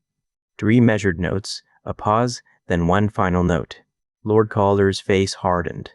Crown authority requesting formal entrance. A house guard appeared in the doorway. My lord, an envoy of the Lord Protector has arrived with 12 soldiers. He requests audience concerning stolen records and an unregistered claimant using the name Storm. Knox folded the false letter and put it inside Reyna's contract book. The enemy hadn't waited for him to ride west. It had walked openly to Calder's gate and asked to be welcomed inside. The Protector's envoy. The great hall had been built for trade disputes, winter agreements, and meals large enough to feed visiting crews. It held no throne. Lord Calder's chair stood at the same height as the benches facing it, and the long windows looked down over workshops instead of gardens. Varen's envoy entered as though the room belonged to him. His name was Magistrate Ors. He was a narrow man in a dark blue coat with silver stitching at the cuffs. Rain shone on his shaved scalp. 2 clerks followed with document cases, and 6 soldiers came behind them. The remaining soldiers stayed in the yard near their horses. Ors offered Lord Calder a shallow dip of the head.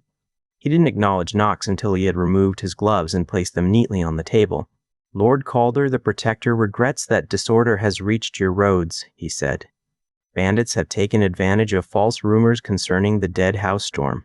We come to restore calm. Lord Calder remained standing. Your concern arrived after my driver was killed and my mill was set on fire, which demonstrates the need for central protection. Sarah sat at her father's right. Clara occupied the other side with the copied audit books. Finn stood near the wall because sitting made him restless. Knox remained beside the end of the table, one hand near Pal's travel spear. The healer had forbidden armor over his ribs, so he wore only his heavy coat. Ors's gaze touched the scar above Knox's eyebrow, then dropped to the blue of his eyes. The inspection was quick, but it wasn't subtle. You must be the young man calling himself Knox Storm. I chose that name before I knew it mattered to you. Names matter to law, even when chosen in ignorance. One clerk opened a document case. Ors drew out a sheet with old creases and a bright new seal. Under the continuity decree, any unregistered person presenting signs of inheritance from an extinct ruling house must enter protective custody until identity can be established. The decree prevents imposters from creating unrest. It also protects true claimants from private exploitation. Which person decides whether the claimant is true? Knox asked. The Office of Continuity. Who appoints that office? The Lord Protector. Who keeps the records used to decide? The Palace Archive, under the Lord Protector's seal. Who gains authority if the royal family remains extinct? A quiet shift moved through the guards. Ors's expression didn't change. You mistake questions for argument, he said. Reyna taught me that a question becomes dangerous only when the answer was meant to stay hidden. Ors placed the decree on the table. You are young. Youth can be forgiven when it cooperates. Knox read the first lines without touching the page. The dating mark sat beneath the title. He had learned enough from Reyna and Sarah to see the order of the seals. This decree was issued 15 years ago, he said. That is correct. The palace fire happened 16 years ago. Also correct. Then this decree didn't protect anyone during the crisis. It was written after House Storm was declared dead. Ors's eyes cooled. Later law can address earlier uncertainty, not when it calls that uncertainty a crime committed before the law existed. Sarah leaned forward. The decree also applies only to a person making a public inheritance claim. Knox has made none. The second clerk searched his case. Ors stopped him with a slight motion. Use of the family name and possession of restricted symbols create implied claim. Show the section, Clara said. Ors looked at her for the first time. This isn't an account hearing. Then you shouldn't have brought a document whose numbering changes between the first and second page. The room became very quiet. Clara pointed to the lower corner. Page 1 is marked 12 of 30. Page 2 is marked 14. Either you omitted a page, or this copy was assembled from separate orders. Ors placed his palm over the numbers. The missing page concerns archive handling. Then it should be easy to produce. Lord Calder's voice remained calm. Until a complete copy is available for review, no person under my protection leaves with you. The Crown's authority exceeds house protection. Knox Storm is a contracted Calder Road employee. His agreement is recorded, witnessed, and valid under trade law. Your own office collects fees to enforce. If you intend to seize him, state the charge and permit public review. Knox watched Lord Calder accept the cost of those words. The Lord's estate depended on permits, river access, and warehouses that Varen could close through 100 small orders. Defending Knox wasn't a brave sentence that ended when the room applauded. It placed every Calder worker beneath the shadow of retaliation. Ors understood that as well. House Calder has enjoyed unusual freedom, he said. It would be unfortunate if inspectors found that freedom poorly managed. Sierra's face stayed composed. Inspection records will be copied for the guilds before your inspectors arrive. That protects both sides from misunderstanding. Finn made a low sound that wasn't quite laughter. You'll find we like copies now. Ors ignored him. He gathered the decree and signaled his clerks to close their cases. I would speak privately with the young man. You may speak where his employer and witnesses can hear, Lord Calder said. The matter concerns his mother. Knox felt the room narrow. Say it here, he said. Ors regarded him for several breaths. Reyna of Valis served in the palace household before her exile. Her name appears in sealed testimony concerning theft, treason, and the disappearance of royal property. She was framed. That is possible. The dead often carry blame more quietly than the living. She isn't dead yet. Cooperation could keep it that way. Knox's fingers closed around the spear shaft. Pain flared beneath his ribs as his body tightened. He let the pain remind him that Ors wanted movement, anger, and an excuse for the soldiers. Garrick had spent years teaching him that the first attack often came disguised as an opening. You came here to make me afraid for her, Knox said. That part succeeded. You also wanted fear to make me walk into your custody. That part failed. Orse's mouth moved in something too cold to be a smile. Confidence is easier inside another man's walls. Threats are easier when written as law. Sarah looked toward Knox, and he knew the line had come too close to the clean exchange he disliked. He continued before it could settle into performance. Raina needs medicine when cold reaches her joints. She needs clean water. If your people hurt her, I won't forget who came to this house and spoke about it as a choice. You imagine memory is power. It becomes power when enough people keep the same record. Clara rested her hand on the copied books. Ors pulled the black iron token from his coat. A tower rose over a barred road on one face. He set it on the table near Knox's hand. Records can burn. Roads can close. Houses can discover how quickly loyalty changes when grain stops moving. He put on his gloves, gave Lord Calder another shallow acknowledgement, and left with his clerks and soldiers. No one spoke until the outer door shut.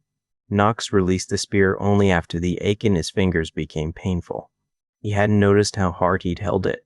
A crescent from the shaft had pressed into his palm beside the linen knot. I brought this to your house, he said to Lord Calder. Ors would have had no reason to threaten your permits if I hadn't come here. Lord Calder turned from the window. Varen's accounts were already stealing from my workers. His agents killed Orin before they knew whether you would survive the road. You didn't create the rot by making it visible. Visibility still has a price. It does. That is why the decision is mine to make, not yours to make on my behalf by disappearing.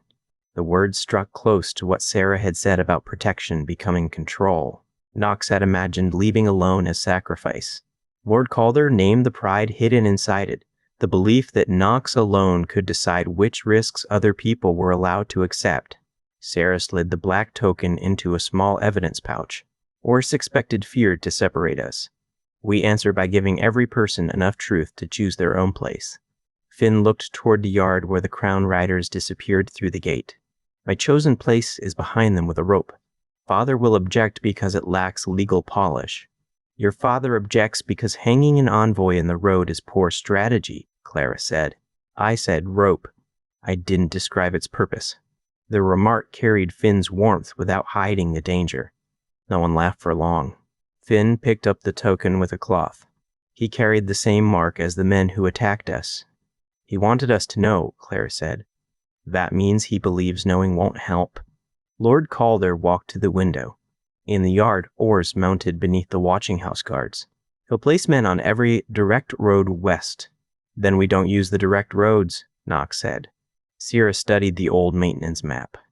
The Grafen mine connects to a buried signal route.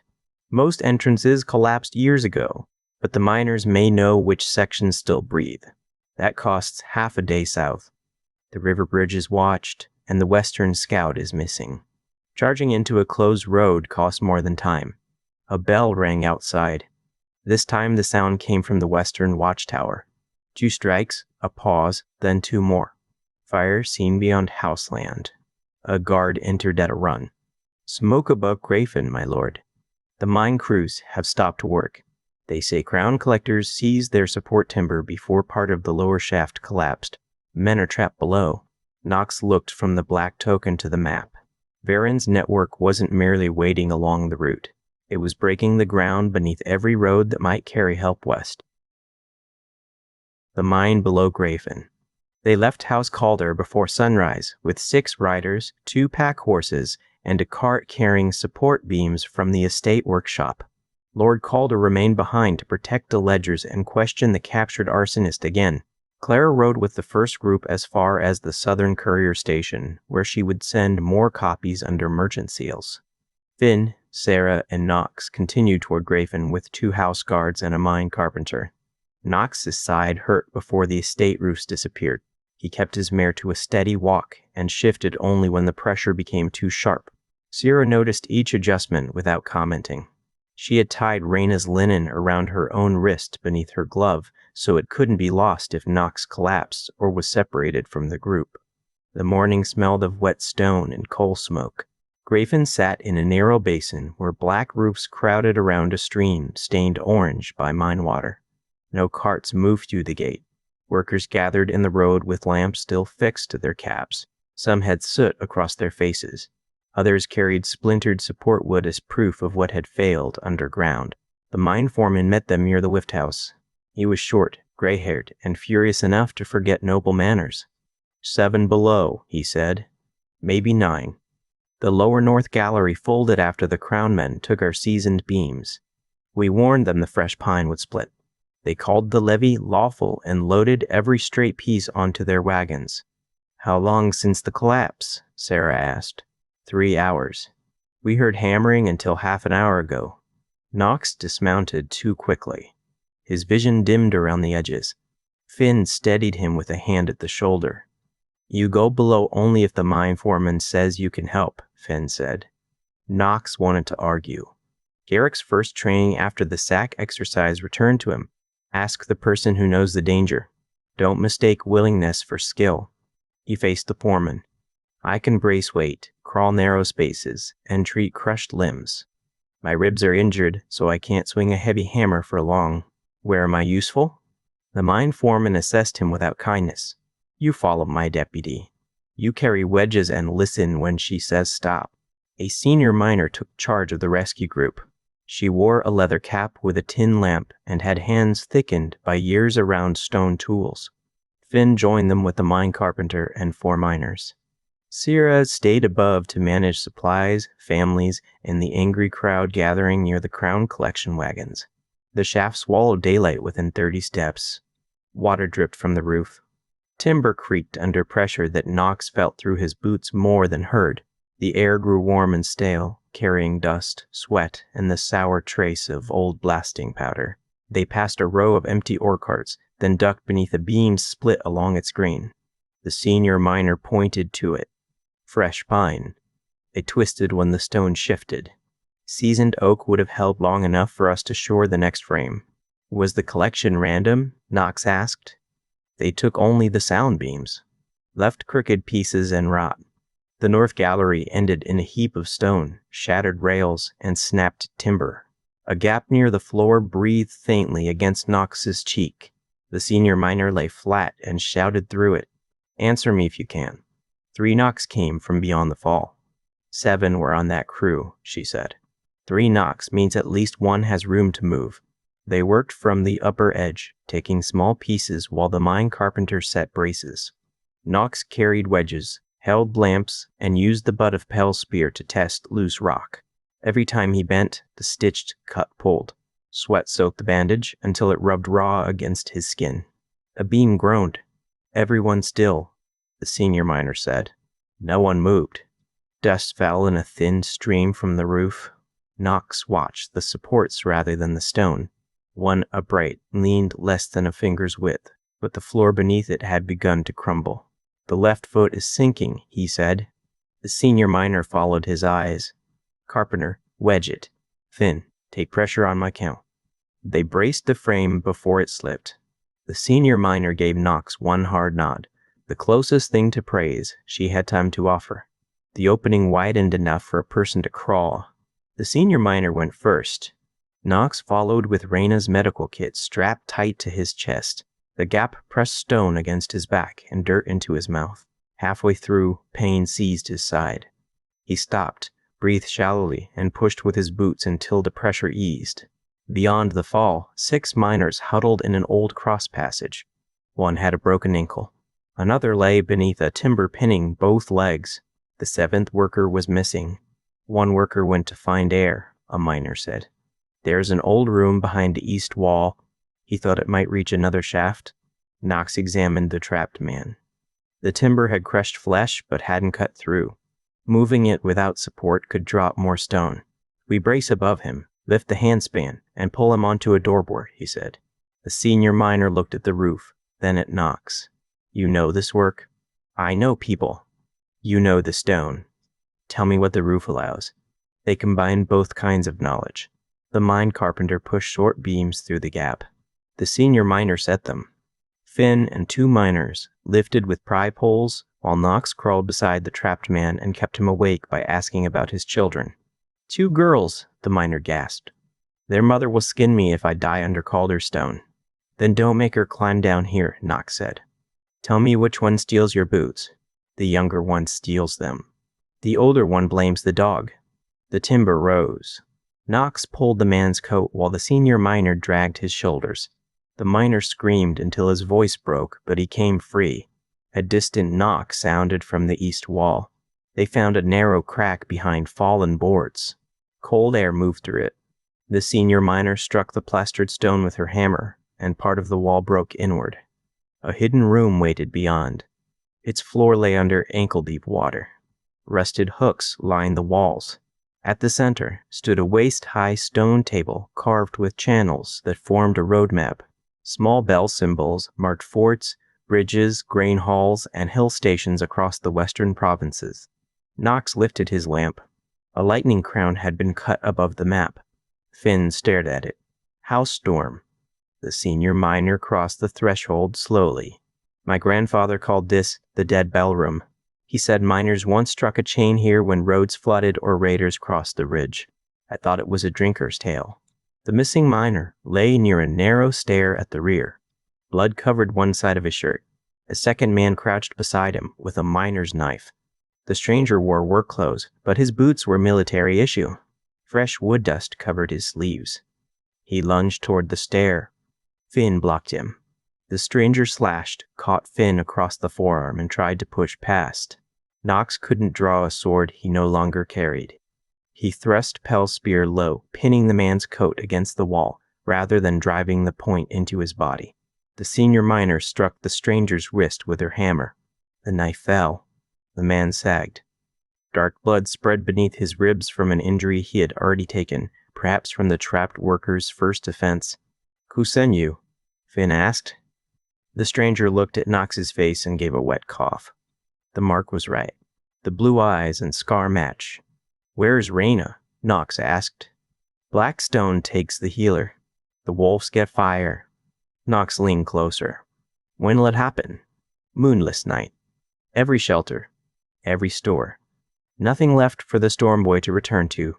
His eyes lost focus before the senior miner could ask another question. They carried the trapped miners out through the opened wall and old stair, which emerged behind a sealed storage shed near the lift house. Above ground, Sarah had turned chaos into ordered work. Families waited by number blankets. Food had been opened from Calder wagons without charge. A clerk recorded injuries, names, and missing tools in public view. 3 crown collectors stood under guard beside their wagons. The workers had found oil jars hidden beneath the seized timber. Sarah had reached the collection wagons before the crowd overturned them. The crown collector stood behind a written levy order and insisted that any hand touching the wagons would be charged with theft. Instead of ordering the workers to retreat, she asked the foreman to read the order aloud. The levy named 6 loads of bridge timber. The wagons carried 12. It required warped offcuts and surplus beams. Every piece taken from the mine was straight, seasoned support wood. Which bridge receives this? Sarah asked the senior collector. The Western Service Bridge. That bridge is stone. House Calder repaired it 8 years ago. It has no timber deck. The collector reached for the paper. The foreman held it out of reach and continued reading. The final sale belonged to an office dissolved 3 years earlier. Sarah ordered the wagons unloaded but didn't give the timber back privately. Each beam was marked on a public board and assigned first to rescue braces, then to replacement frames. The collectors were placed under house guard for questioning, with food and dry blankets recorded beside their names, so no one could later claim they had been starved or beaten. When Knox emerged from the hidden stair, he saw miners who had been ready to riot now checking marks against a chalk list. Sarah had turned their anger into evidence without asking them to become quiet or grateful. Sarah met Knox near the shaft entrance. Dust covered his face. Blood had seeped through his coat at the ribs. You found more than trapped miners, she said. He showed her the lightning map and told her about the dying saboteur. The sky above Grafin had darkened beneath thick cloud. No moon would show that night, even if one had been due. They're burning the camp tonight, Knox said. The ash on Garrick's cloth may have come from the first shelters, or from a signal fire. We still have a chance to reach survivors before the whole valley closes. Sarah looked west, where smoke stained the low clouds beyond the ridge. Then we use the bellroom map, she said. And we stop pretending the road they expect us to take is the only road that exists. Letters never delivered. The old signal room offered a route west, but it also offered proof too important to carry in one memory. While the senior miner organized the crews to support the hidden stair, Clara arrived from the courier station with 2 scribes and a locked document chest. She had turned back when the first smoke report reached her. The decision had cost her safe distance from the danger, yet she arrived without apology. The eastern copies are moving, she said.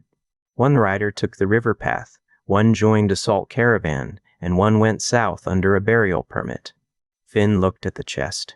What did you bring back? Something the estate steward found inside a packet marked refused trade notices. They used the mine office because it had a table, a door that closed, and windows facing the crowded yard. Sarah remained outside long enough to settle an argument over the seized support beams. When she entered, rain had darkened her hair near the temples. Clara unlocked the chest. 4 letters lay inside, each addressed to Knox in Sarah's hand.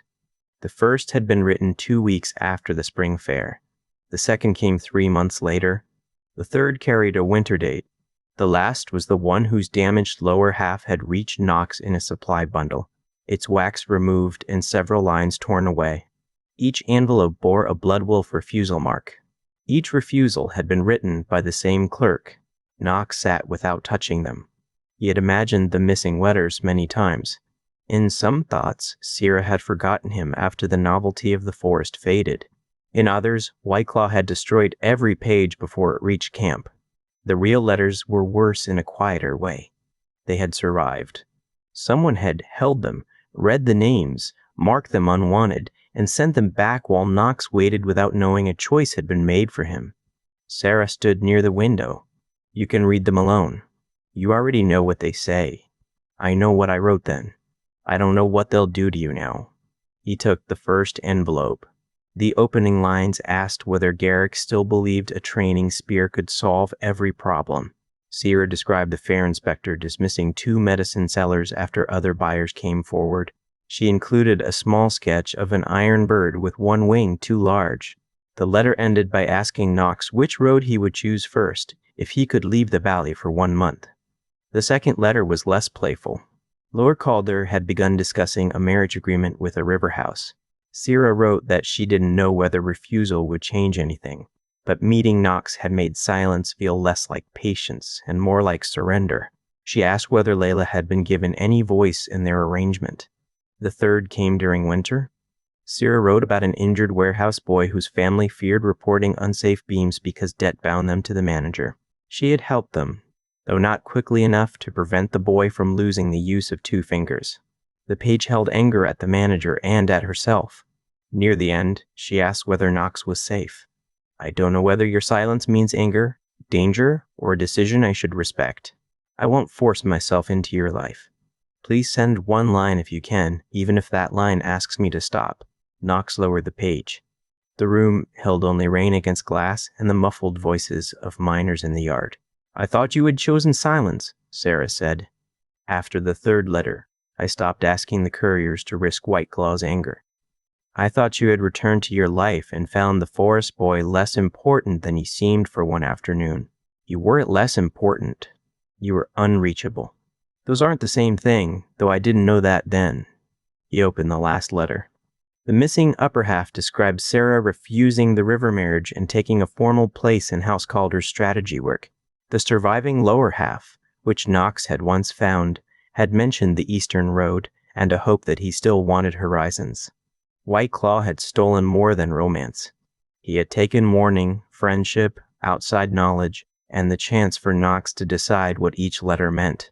He had also left Sarah to believe that her words weren't wanted. Knox pulled the clean page from Rayna's contract book. Whiteclaw, you taught me that the clan survives because every person knows what is expected. You hid what was offered to me and called that protection. You decided what I could know, whom I could answer, and what future I was allowed to imagine. A cage doesn't become kindness because the person holding the key believes the prisoner is safer inside. I am coming west because Reyna has been taken and clan families are in danger. I am not coming for your permission. When they are safe, you and I will speak about the letters, the seal, and every truth you kept behind your chair." Knox stopped. The words were true, but sending them now would warn whoever controlled the clan seal. He folded the page and placed it with the false reply. "I can't send this yet," he said. "You still needed to write it," Sarah replied. Knox gathered the 4 letters into order by date. "I don't know what to do with the years inside these pages." "You don't have to repair them before we ride. I answered you in my head." "That sounds foolish now." "It sounds lonely." He looked toward her. "In one answer, I told you I would take the North Road because Garrick hated marshes. In another, I said Layla deserved to choose even if her choice hurt me. I never wrote any of it because I had nothing to answer." Sarah sat across from him. "I became angry after the second letter. Then I felt ashamed for being angry when you might have been trapped. After the third, I decided respect meant stopping. I still checked every Eastern writer for your name." Knox placed his hand on the table between them. She covered it with hers. The contact held none of the urgency that had driven their first kiss. It was quieter, and for that reason, harder to dismiss. "When Reyna is safe," he said, "I want to answer every letter. Not with the person I was at 14. With who I am when I read it. Then I'll listen as who I am now." They stayed that way until Clara opened the audit packet. Clara cleared a place beside the letters and opened her audit packet. "There is more. I matched the road attackers' blade orders with purchases made through 3 supposed toll offices. All 3 offices report to the Protector's Field Command. The horses came from a Crown remount stable." Finn rested both hands on the table. "Then they weren't hired thieves. They were soldiers ordered to look like thieves. The payment list includes a recovery fee for a sealed Calder packet. Oren died because they knew exactly which wagon carried my records." Her voice thinned at his name. She waited, breathed once, and continued. "The order was signed with a black tower mark and the initial R beside the seal. Commander Rusk," Sura said. "Vuren's field commander." A knock struck the office door. One of the house guards entered with a scout supported between 2 miners. The scout's hair and eyebrows had been singed. His cloak was torn. Around one hand, he had wrapped a strip of hide painted with a white wolf.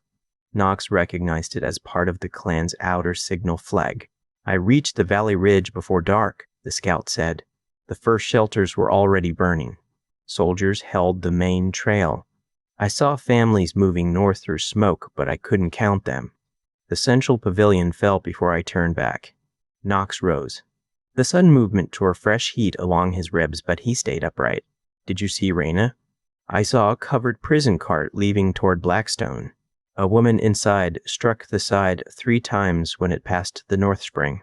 Soldiers rode around it. One had a black tower on his shield." "What about Whiteclaw, Layla, and Garrick?" "I couldn't see them. I found the flag near a dead horse and followed the old drainage ditch out.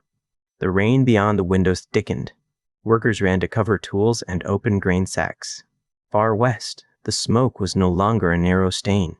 It spread beneath the clouds like a second dusk." Knox gathered Sarah's letters, Reyna's book, the black cloth, and Garrick's road coin. "We leave now," he said. Sarah took her coat from the peg. "The hidden route runs from the signal stair to the western maintenance track. The senior miner can show us the first mile." Finn reached for his sword belt. Clara stopped him. "Someone has to take the proof back east. If all of us ride into the same trap, Ors only needs 1 fire." Finn looked ready to refuse. Knox understood the fight in him because the same fight burned inside his own chest. "Take the ledgers to your father," Knox said. "Bring guards west after the copies are secure. The road towns need to know Crown soldiers are creating the raids. You want me to leave while you go after Reyna? I want you to make sure her capture can't erase why it happened." Finn looked at Sarah, then Clara. 2 days. If I don't hear from you, I come with everyone father can spare." "Bring food before soldiers," Sir said. "Survivors will need both, but hunger reaches them first." Finn gripped Knox's forearm, careful of his injured side. Don't carry the whole valley because Garrick taught you to be stubborn. You learn stubbornness without his help. The warmth in Finn's expression lasted only a moment. That much is true. They separated in the rain. Clara and Finn rode east with the records and one guard. Knox, Sarah, and 2 house guards followed the senior miner into the hidden stair beneath Grayfen. Behind him, the miner struck the old signal chain for the first time in a generation. The bell's deep note moved through stone toward a western road already covered in ash. West through ash, the hidden maintenance way emerged beyond Grayfen in a ravine thick with alder and wet fern. The senior miner traveled with them until the first split in the old road. She marked the northern branch with chalk and warned them that 2 culverts had collapsed after spring floods. Then she returned to the mine, where injured workers and angry families needed someone they trusted. Knox rode with Sarah, Cora, and another Calder guard. They carried no house banner. Their cloaks were plain, and the horses wore mud over any polished fittings. The pack animal carried dried food, bandages, lamp oil, 2 small axes, and copies of the signal room map sealed in wax cloth. Rain followed them west. At the first abandoned toll post, they found the roof burned and the barrier chain stretched across the road. A notice nailed to the wall declared that travelers must purchase protection from registered patrols. Beneath it, someone had carved the names of 3 people killed by those same patrols. Knox cut the chain with an axe. The work pulled at his ribs until sweat chilled beneath his shirt. "We could ride around," the other guard said. "A grain cart can't," Knox replied. "Neither can a healer's wagon." They lowered the chain into the ditch and moved on. Near midday, they reached a hamlet where every door stood shut. A woman watched from behind a broken shutter. 2 children crouched beneath the eaves of an empty store. Their faces were pinched with hunger. Sarah dismounted and placed a food sack in the center of the road. She didn't approach the children. "This belongs to the village. Divide it in front of witnesses. No debt and no house claim." An old man emerged with a woodworker's mallet in both hands. "Why should we trust Calder words? Calder wagons paid the tollmen last winter." Sarah took a small account seal from her pocket and set it beside the sack. "Because that payment was wrong. I can't repair it with 1 bag, but this seal gives your speaker authority to claim replacement grain at Grayfen." The miners now controlled the relief record in public view.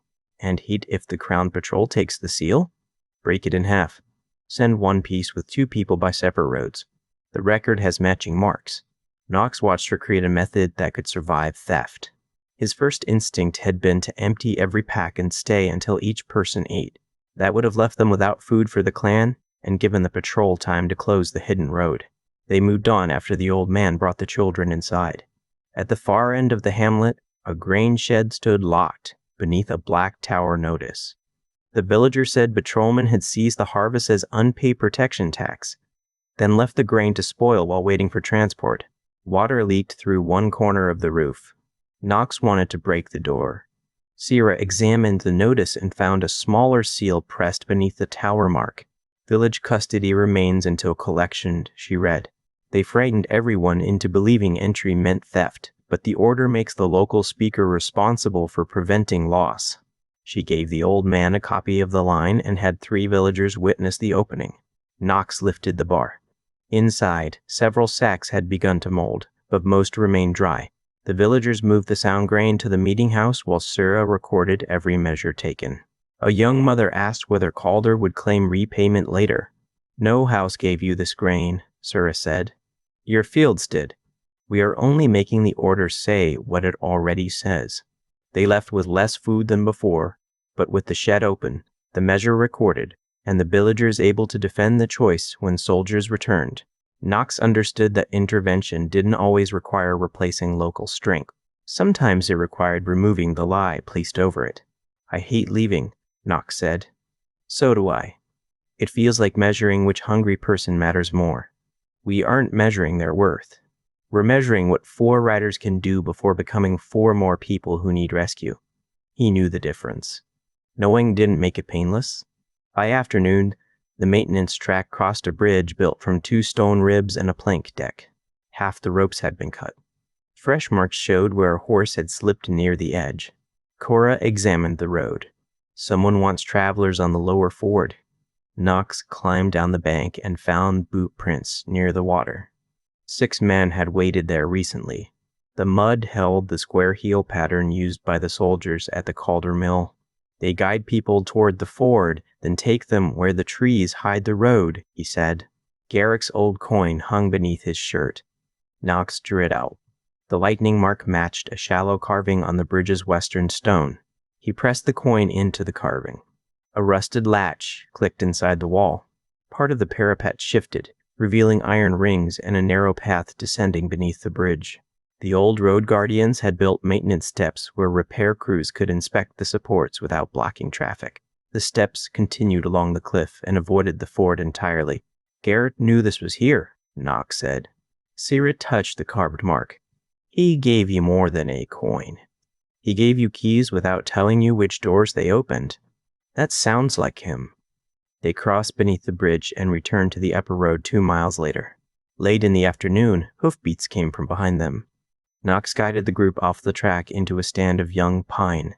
They covered the horses' noses and waited. 3 patrolmen rode past, wearing brown travel cloaks. Their boots and saddle straps matched the crown equipment used at the mill. A 4th horse followed without a rider, carrying a cage of confiscated chickens and 2 grain sacks. The last patrolman stopped near the trees. Someone cut the toll chain.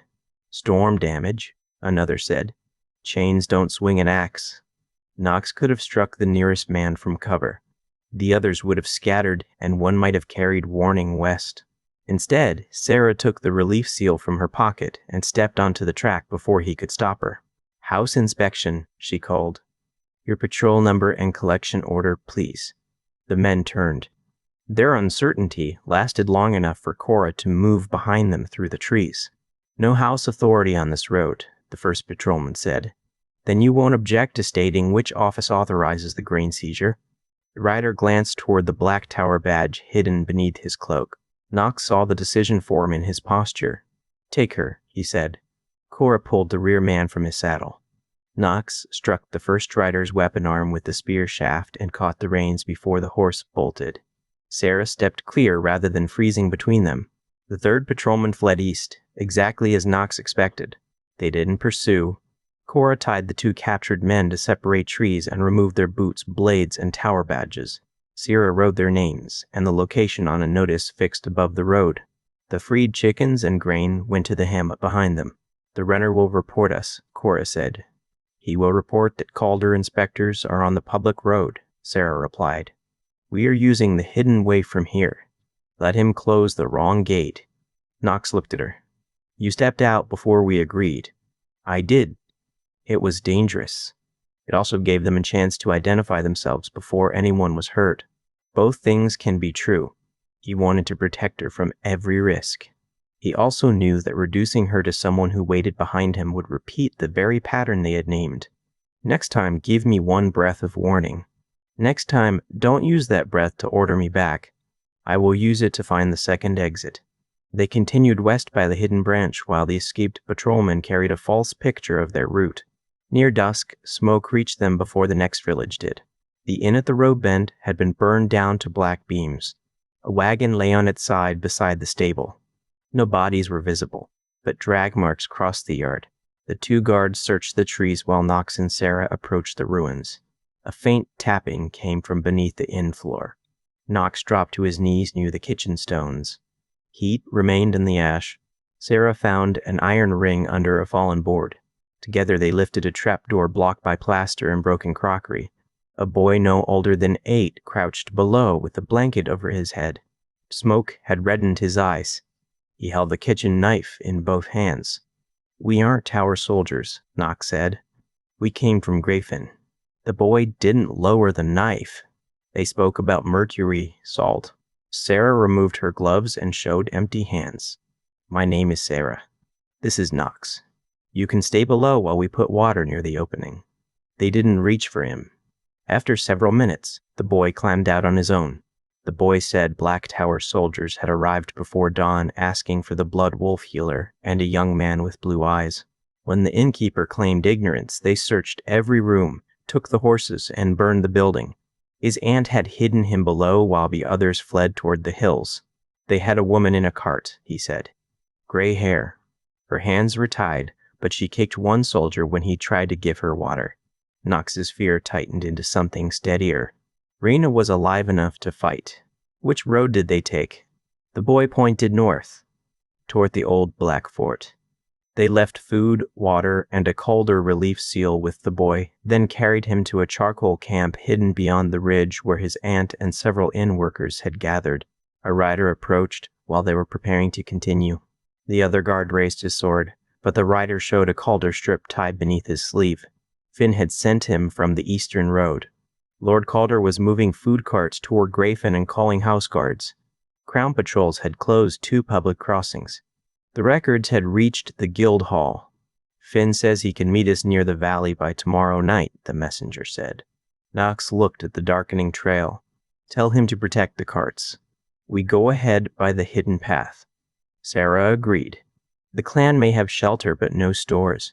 Soldiers expect armed rescue, not flour. The other guard rode back with the messenger to guide Finn toward the maintenance route. Knox, Sarah, and Cora continued north with the pack horse. The path narrowed until branches scraped their shoulders. Rain softened to mist. The forest smelled of wet bark, old smoke, and the mineral cold of mountain streams. Near midnight, the pack horse stopped. Its ears turned toward the slope. Knox slid down, drew Pell's spear, and listened. A rough breath came from beside a road marker half buried in moss. He found Garrick in the ditch. The scout's coat was black with rain and blood. One leg lay twisted beneath him. His left hand still held a broken staff from the clan's wolf flag. The white-painted head had been split across the muzzle. Garrick's eyes opened when Knox touched his shoulder. You took too long, he whispered.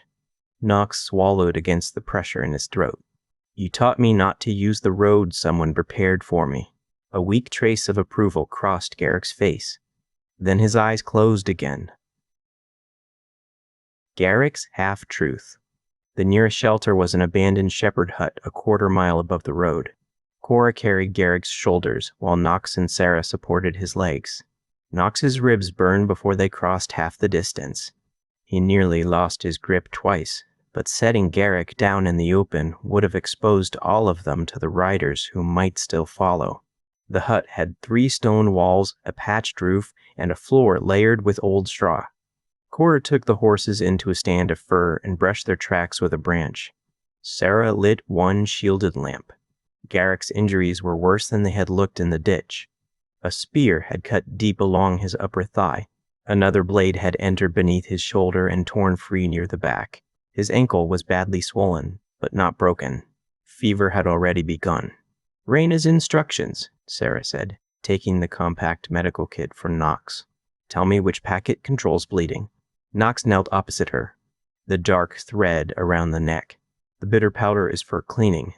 Don't use the red packet unless his breathing slows. His own hands wanted to shake.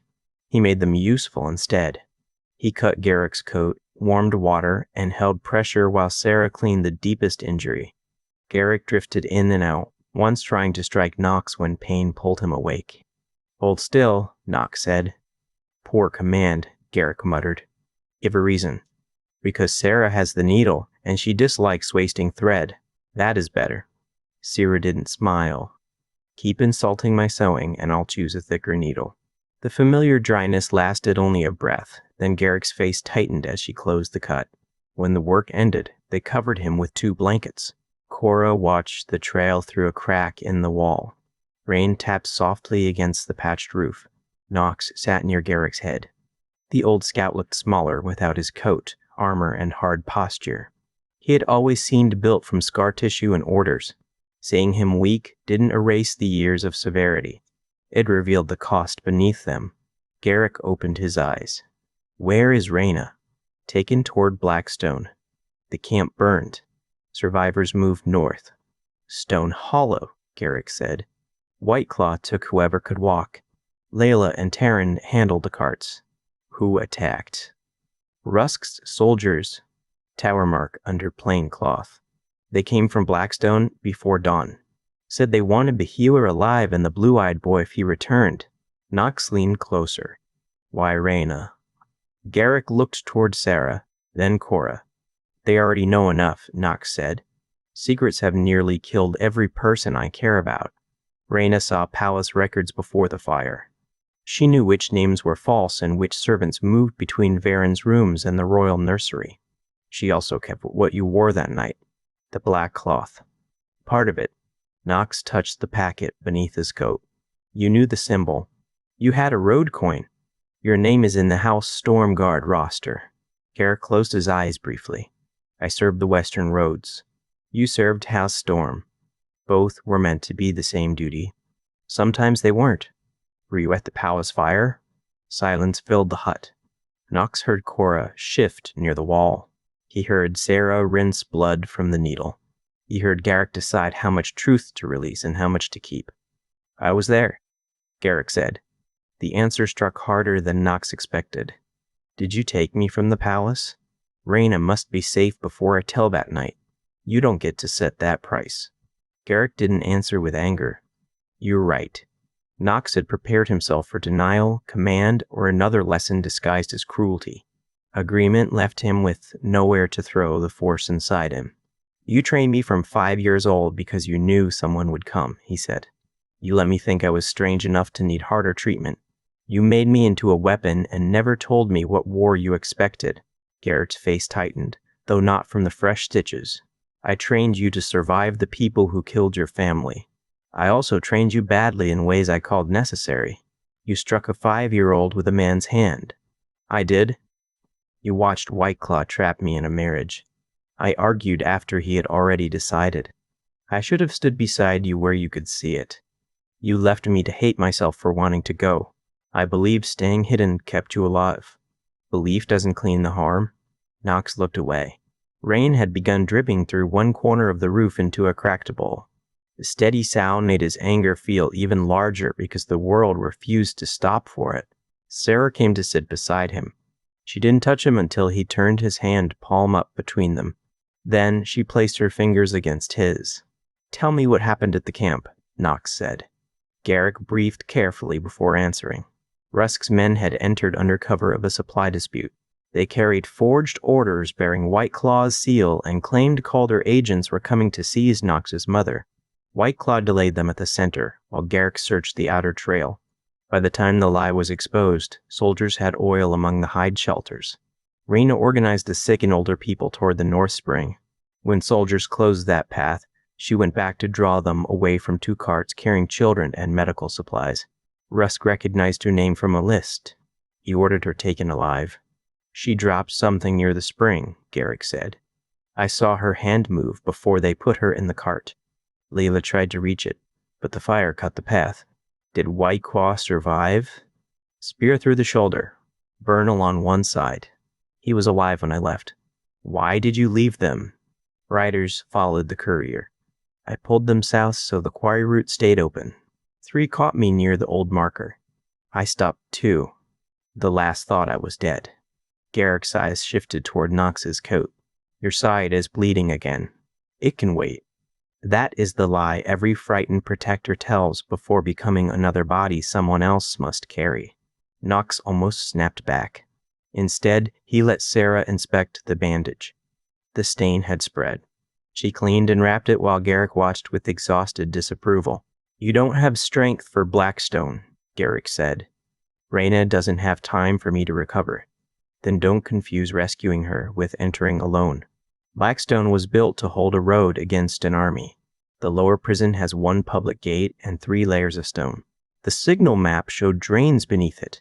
Garrick's gaze sharpened. You found the bell room at Grayfen. We did. Then the drains may still open through the spring cave. White Claw knows the northern ridge.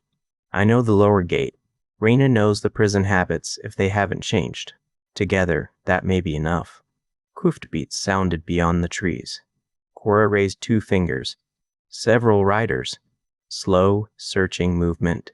Garrett tried to sit and failed. Knox put out the lamp. Darkness covered the hut. Through the wall crack, a line of black shapes appeared on the ridge. One rider carried a hooded lantern. Another held a hound close to the ground. They have dogs, Cora whispered. Sarah gathered the blood-soaked cloths into the lamp oil jar and sealed it. The horses will draw them. There is a goat path behind the hut, Garrick said. Steep drop, narrow shelf, stream at the bottom. Can you travel it? Knox asked. If someone gives me a reason. Knox eased Garrick's arm over his shoulders. Reyna is waiting, and I am not finished being angry with you.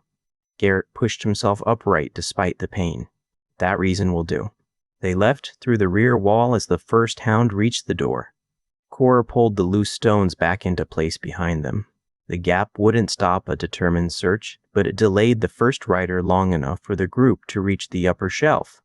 The hound found Garrick's blood despite Sarah sealing the cloths. Its barking shifted toward the rear wall. Knox supported Garrick down the first steep turn. Sarah moved ahead with the lamp covered by her palm. Branches caught their coats, and loose rocks slid under every hurried step. A rider broke through the wall above. There on the slope, Cora stopped beside a dead pine. She cut the rope holding its split trunk against the hill. The upper half rolled across the path with a crash that shook rain from the branches. Men shouted. The hound yelped but kept barking from the safe side of the fall. The delay gave him distance, not safety. Garrick's injured leg failed near the stream, and Knox went down with him. The impact struck Knox's ribs. For several breaths, he couldn't draw enough air to speak. Sarah crouched beside him. Tell me where the pain changed. Lower edge. It feels hot. Can you stand with Cora? Knox looked at Garrick. The scout had tried to crawl toward the water rather than ask for help. We all stand, Knox said. Or we make another method. They used the branch staff and one blanket as a sling between Knox and Cora. Sarah guided Garrick's feet and erased blood from the stones with stream water. By the time the riders reached the fallen pine, the group had entered the current and disappeared beneath the dark trees. The road to Stone Hollow. The goat path descended behind the shepherd hut in a series of wet stone shelves no wider than a boot. Cora went first to test each step. Sarah followed with the medical kit and map case. Knox carried most of Garrick's weight, though the older scout used a branch as a staff and forced his injured leg to work whenever the path widened. Above them, the hounds barked inside the hut. A rider shouted. Lantern light moved between the trees. They'll find the rear gap, Cora said. We need the stream before the dogs catch our scent. Knox's boots slipped on moss. Garrick's weight pulled him against the cliff.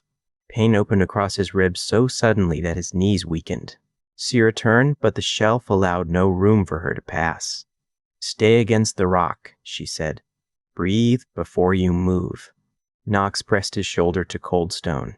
He felt Garrick trying to take more of his own weight. Do not force it, Knox whispered. You can't carry me in yourself. I can carry you to the stream. That isn't the same as carrying me wisely. Knox shifted Garrick's arm from his shoulders to the branch staff, then took hold of the scout's belt from behind. It gave Garrick more control and reduced the pressure across Knox's side. They moved again. The stream ran black beneath the trees. Cora crossed first and scattered crushed wild onion along the far bank. Sarah washed the soles of their boots in Garrick's blood from the staff. They traveled in the water for 100 paces before climbing toward the northern ridge. The hounds reached the stream but didn't immediately choose a direction. By dawn, the group had gained the mountain cut above the Bloodwolf Valley. Smoke lay between the trees. Fine ash settled on wet leaves and turned to gray paste beneath their boots. The main trail looked empty. Garrick stopped them before the first bend. He pointed to 3 stones stacked beside a root. The upper stone showed a stripe of white clay. Clan warning, Knox said. Danger ahead, eyes on the path. Sarah studied the slope. The stones are genuine, but the patrol spacing isn't clan work. Look at the gaps between those broken branches. Men are posted every 60 paces, enough to see one another through the trees. Cora crouched near the mud. Heavy boots. At least 10. They left the trail and climbed higher along the goat route. Garrick's strength failed near midday. His injured leg dragged, and fever made his words less clear. Knox saw the moment before he fell. He caught Garrick under the arms and lowered him against a tree. Leave me hidden, Garrick said.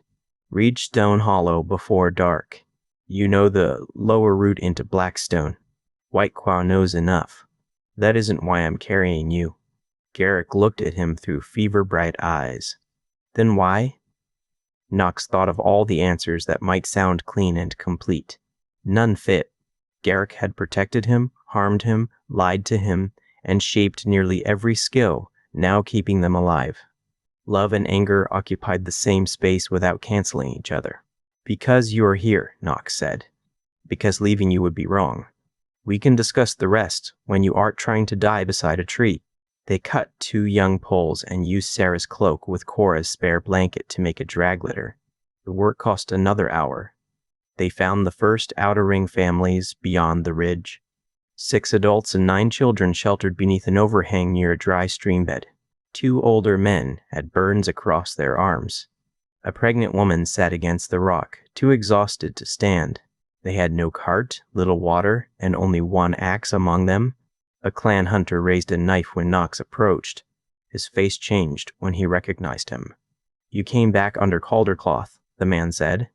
Knox looked at Sarah's plain coat and Cora's hidden badge. I came back with people who helped me reach you. Where is Stone Hollow? It lies north.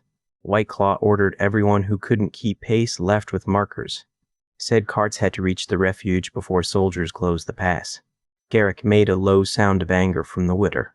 Knox studied the group. Carrying Garrick and the injured people would slow them enough for patrols to catch them. Leaving the families would repeat the same rule that had placed Reyna at the camp's edge years ago. Only useful people deserve the safest place. We move together, he said. The hunter stared at the pregnant woman. They can't cross the uppercut. Then we make the crossing fit them. He divided the work rather than taking every burden. Cora and the hunter scouted ahead. Sarah organized water and wrapped the burns with Reyna supplies. 2 adults strengthened the litter so Garrick could share it with an older man on the steepest ground. The children carried cloth, cups, and kindling according to size. No one carried another person's entire survival. Knox took the rear. The uppercut narrowed between a rock wall and a drop covered in thorn. Halfway through, Cora returned at a run. Patrol ahead. 4 soldiers at the fallen pine. More below. They haven't seen the families. Knox studied the cut. A broken cartwheel lay near the wall, likely abandoned during the retreat. Loose stone covered the slope above the trail. The group needed passage, not a victory. Cora, take the first families through when the path clears. Sarah, keep everyone low behind the ridge. Garrick, where does the lower patrol see? Garrick forced his eyes open. The bend hides this cut for 20 breaths. No more. Knox and the clan hunter moved toward the fallen pine. Knox carried Pell's spear. The hunter had the axe. 1 soldier saw them and raised a horn. Knox threw a stone before the horn reached the man's mouth. It struck his wrist. The horn fell over the edge. The other soldiers advanced in a line, swords out. Knox stepped back through the narrowest part of the cut. Only 1 could reach him at a time. He caught the first strike on the spear shaft, turned it into the rock, and drove the butt into the soldier's knee. The man fell across the path. The second tried to climb over him. The clan hunter hooked his ankle with the axe handle and pulled him down. A crossbow string snapped from below. The bolt struck the rock beside Knox's face. Stone chips cut his cheek. Move to families, Knox called. Cora guided them across behind the fight. The children kept low. Sarah supported the pregnant woman and spoke in a steady rhythm that gave each person the next simple action. The third soldier pushed past his fallen companions. Knox blocked twice, but the damaged muscles at his side weakened his turn. The soldier's blade cut his coat and grazed the bandage. Knox didn't chase the opening at the man's throat. He struck the soldier's sword hand, shoved him against the wall, and used the spear shaft to bar the path. Your patrol below can't see you, Knox said. Step back, and you keep your hand. The soldier looked toward the families disappearing around the bend. He also looked at the 2 men struggling on the ground. He stepped back. Knox retreated after the last child crossed. The clan hunter rolled the broken cartwheel into the narrow gap. Cora pulled a support branch from the loose stone above. Rocks slid across the cut in a heavy rush, blocking pursuit without burying the soldiers. They didn't stop until the patrol shouts faded. Near sunset, they reached a ridge overlooking the valley. The Blood Wolf camp was gone. Black circles marked where shelters had stood. The central pavilion had collapsed into smoking poles. The fire pit at the camp's heart was filled with rainwater and ash. Soldiers moved between the ruins, turning over storage pits and loading anything useful into 2 wagons. Knox could see the outer edge where Raina's first shelter had once stood. Nothing remained there but scorched earth. The sight emptied him more completely than the fear had. He had imagined returning to argue with Whiteclaw, sit with Raina, and show Layla the road coin. Even after leaving, some part of him had believed the camp would wait in its rough circles, stubborn and unchanged. He found himself searching for details that couldn't matter now. The post where Raina dried feverfew, the flat stone where he had sharpened his first hunting knife, the narrow space between 2 outer shelters where Layla once hid after losing a sparring match and refusing to cry in front of the other children. Smoke had erased the paths between those memories. One tower soldier kicked apart the remains of an outer cooking pit and found a blackened pot. He threw it into a wagon with the same care he might give stolen metal. Knox remembered the old woman who had owned it. She had saved grease along the rim for winter broth and scolded him whenever he brought her too much meat. He didn't know whether she had reached Stone Hollow. His hand tightened around the spear. Sarah touched the shaft below his grip. "Not from here," she said quietly. He saw the route he had been about to take, down the ridge, through the first sentry, toward the wagons, spending every life behind him for one moment of revenge. Knox loosened his hand. "I know. I needed help knowing it quickly. That is why we came together." Sarah stood close enough that their sleeves touched. She didn't tell him the clan could rebuild. She didn't try to turn destruction into a lesson. An arrow struck the ground near Knox's boot. Cora raised her sword. Knox saw the white thread tied beneath the feathers and stopped her. Layla's mark had been cut into the shaft, 2 short lines crossing a longer one. The sign they had used as children when hiding practice weapons from Garrick. A narrow strip of hide wrapped the arrow. North Ridge. 3rd stone split. Follow water under rock. Come quiet. Bring healer's son.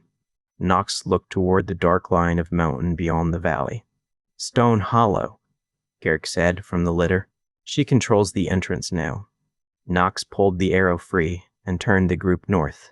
He returned home through ash, carrying the mentor who had lied to him, walking beside the woman who had chosen the danger with open eyes, and guiding families Whiteclaw's retreat had left behind. No one had named him their leader. They followed because he had refused to leave them where the old rules said they belonged. The Hollow of Survivors. The 3rd stone on the north ridge had split down the middle during an old frost. Behind it, water ran through a crack beneath the mountain. The opening looked too small for a person until Knox found handholds cut inside the shadow. He crawled through first, dragging Pell's spear behind him, and entered a narrow passage where spring water covered his boots. An arrow point touched the center of his chest. "Say who sent the road warning," Layla said from the dark. Knox kept his hands away from the spear. "You marked the arrow with the sign from the summer Garrick made us sleep outside for hiding his practice knives." The arrow didn't move. "Who else saw it?" "Sarah, Cora, Garrick, and the families we brought from the upper ridge." "Garrick is alive?" "He is barely alive. He needs Raina's supplies in a dry place." Layla lowered the arrow. She looked older than she had when Knox left, though only weeks had passed. Smoke streaked her face. Her hair had been cut unevenly near one ear where fire had singed it. She wore a leather guard over one arm and carried Raina's short medical knife at her belt. "Bring them through one at a time," she said. "Cora leaves her sword at the watermark until I speak with Whiteclaw. Sarah keeps her knife because Raina once trusted her." There was no softness in the order, and no performance of authority. Layla had people hidden behind the walls and treated every arrival as a possible path for soldiers. Knox followed her directions. Stone Hollow opened beyond 2 bends into an abandoned quarry chamber. Cart walls blocked the widest entrance. Cooking fires burned inside cut stone pits so smoke traveled through high cracks rather than the main opening. Families slept beneath patched hides along the walls. Children carried cups between water barrels. Hunters repaired arrows beside the central spring. There was no single fire at the center. Small cooking pits served each cluster, and supplies stood on long boards marked with chalk. The outer families Knox had brought stared at the arrangement as though they had entered another clan. They stopped near the passage, uncertain where they were permitted to settle. In the old camp, they would have waited for a ranked household to assign them the least protected ground. Layla pointed toward an empty section near the spring. Children closest to the dry wall, burn injuries beside the medicine space. Anyone who can lift a cup helps with water after eating, not before. The pregnant woman began to thank her. Layla interrupted gently. You crossed the upper cut carrying 2 children. Sit before you fall. Gratitude can wait. Taryn brought a chalkboard and added every new name. He asked what food they had received that day, not what labor they could offer. Knox watched the woman answer as though she expected a hidden test. None came. The refuge had been created by disaster, but within it Layla and Taryn were building rules that treated weakness as a condition people passed through, not a mark that lowered their worth. White Claw still commanded the defenses. He no longer controlled every mouth through one fire. Taryn came from behind a cart with a hammer in one hand. A strip of cloth covered a burn along his neck. He took Layla's report, then turned immediately toward Garrick's litter. The medicine space is ready, he said. 2 boards reinforced beneath the cot. We saved boiled water. Layla nodded. Put the older man beside him. Sarah, tell me what Garrick needs. Knox, White Claw has been asking whether you came with an army. I came with 1 guard and half a pack of food. He may still call it an invasion. Taryn looked at Knox with exhausted relief. It is good to see you. We can discuss everything else after people stop bleeding. Knox gripped his shoulder. Taryn returned the gesture, then lifted one side of Garrick's litter with Cora. Layla guided Knox and Sarah through the chamber. She pointed out the supply boards as they walked. Every family received the same grain measure. Children and sick people received first water without having to prove labor. The arrangement had been made during flight. It had already contradicted the camp White Claw had ruled for years. You changed the stores, Knox said. The first night, 3 families hid food because they expected rank to decide who ate. Taryn suggested public marks. I made the measures equal. Father objected until he lost enough blood to stop shouting. How badly is he hurt? A spear passed through the shoulder. Fire caught his left side. He can stand for a few minutes and command for several hours if nobody has the sense to remove the listeners. Before going to White Claw, Knox stopped at the medicine space. Garrick lay on the reinforced cot while Sarah and a clan healer checked his fever. Beside him, the older man from the ridge drank broth in careful mouthfuls. A child with a burned hand watched Knox from behind her mother's skirt.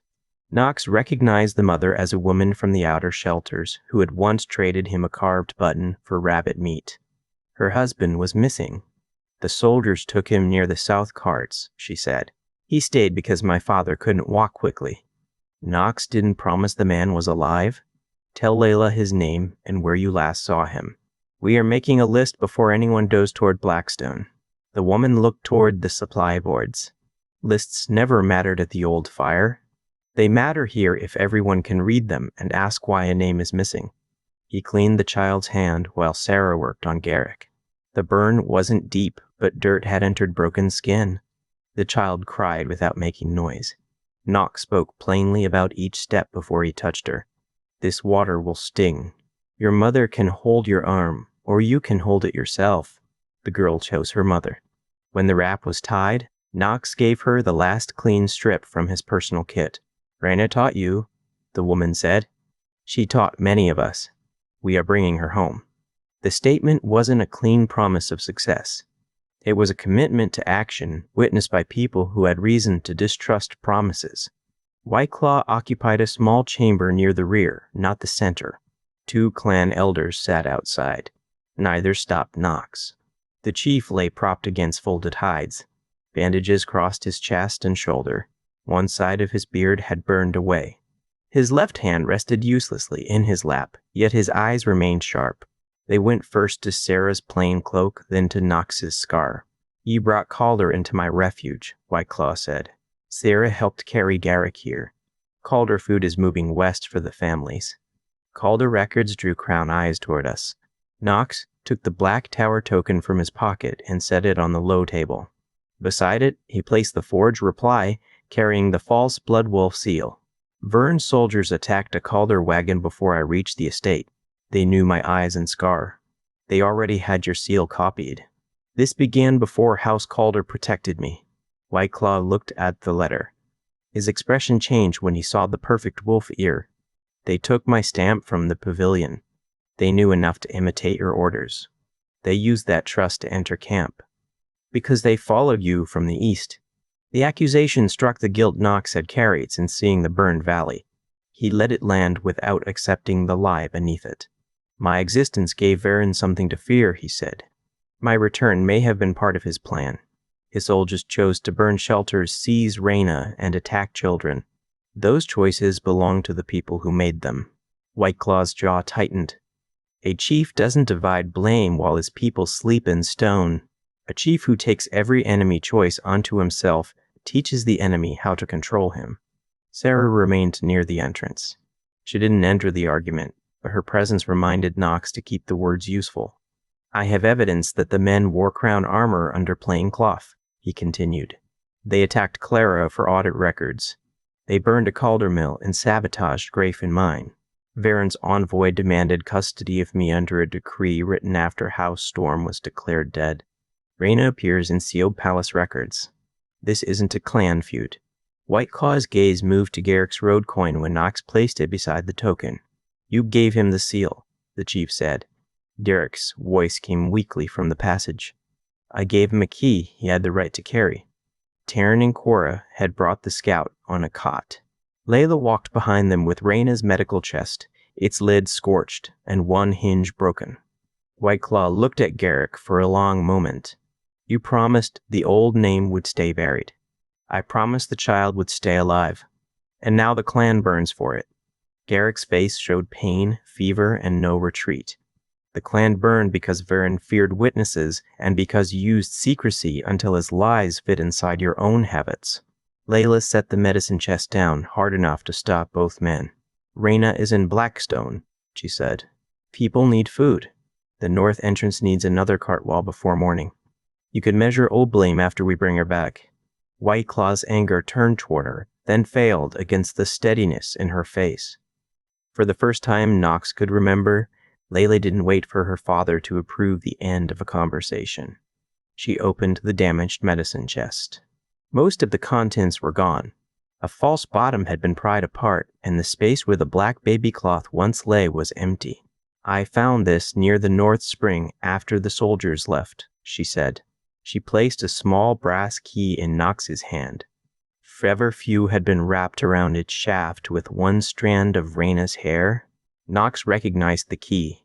It opened the narrow drawer beneath Reyna's herb table, the drawer she used for dangerous medicines and papers that couldn't be left among common supplies. She dropped it deliberately, he said. Layla nodded. 3 strikes against the prison cart, then the key at the spring. She wanted us to know she was conscious and that Blackstone matters. What was in the locked drawer? Whiteclaw looked toward the quarry wall. Knox saw the answer before the chief spoke. The Calder letters? Those and an old silver seal, Whiteclaw said. Garrick showed it to me the night the child arrived. I kept it because destroying it felt dangerous and showing it felt worse. Where is the drawer now? Rusk took the pavilion chest. If he found the key missing, he may force Reyna to explain what it opens. Knox closed his fingers around the brass. Sarah unfolded the signal room map on the table. Blackstone sits above a spring cave. The old road line showed drainage channels beneath the lower prison. Whiteclaw studied the map. The public road reaches only the upper gate. Stone walls on both sides. 100 soldiers could hold it against 5 times their number. Then we don't enter from the public road, Knox said. The chief looked at Garrick. The lower prison was sealed before you came to the clan. Garrick shifted on the cot, his face gray from pain. The road gate was sealed. The storm drains still exist. House Storm built them wide enough for workers to clear floodstone. One opens through the North Spring cave. How do you know? Layla asked. Garrick met Knox's eyes. Because 16 years ago, I carried an infant out of Blackstone through those drains while the palace burned behind us. No one moved. Knox felt the scar above his eyebrow as though the old cut had become new again. Anger, fear, and hope pressed together until none could be separated. Garrick had finally opened part of the night he had guarded for 16 years. Raina waited at the other end of the same dark passage. The Chief and the Runaway. Garrick's confession seemed to take the warmth from the council chamber. The spring still ran through the channel cut along the floor. Water touched stone with a quiet, steady sound that didn't belong beside the words he had spoken. 16 years ago, he had carried an infant from Blackstone while the palace burned. Raina waited in that same fort now, and the men who held her already knew the name Knox had chosen for himself. Knox kept his eyes on Garrick. The older scout lay on the cot with one leg tied straight, his shoulder packed beneath clean cloth and fever shining across his face. He looked too weak to sit, yet his stare held the same hard patience he had used in the training clearing. "You put me outside Raina's shelter," Knox said. Garrick's jaw tightened. "I put you where I believed someone would choose you before White Claw could count the cost. You watched from the rain, until you breathed without stopping." Knox's fingers pressed against the brass key. The teeth bit into his palm. "You spent 16 years teaching me to notice what people hid, and every day you stood in front of me carrying this. I carried more than that. Then stop measuring out crumbs." Garrick tried to lift himself. Pain folded him back onto the cot, and Sierra caught the edge before it tipped. He didn't thank her. He stared at Knox through the effort it took to remain awake. "Blackstone first," he said. "Your mother first. Hate me after she is outside those walls." The answer wasn't enough, but Raina had taught Knox that urgency could be used as a chain if a person allowed anger to replace judgment. He looked at the map again.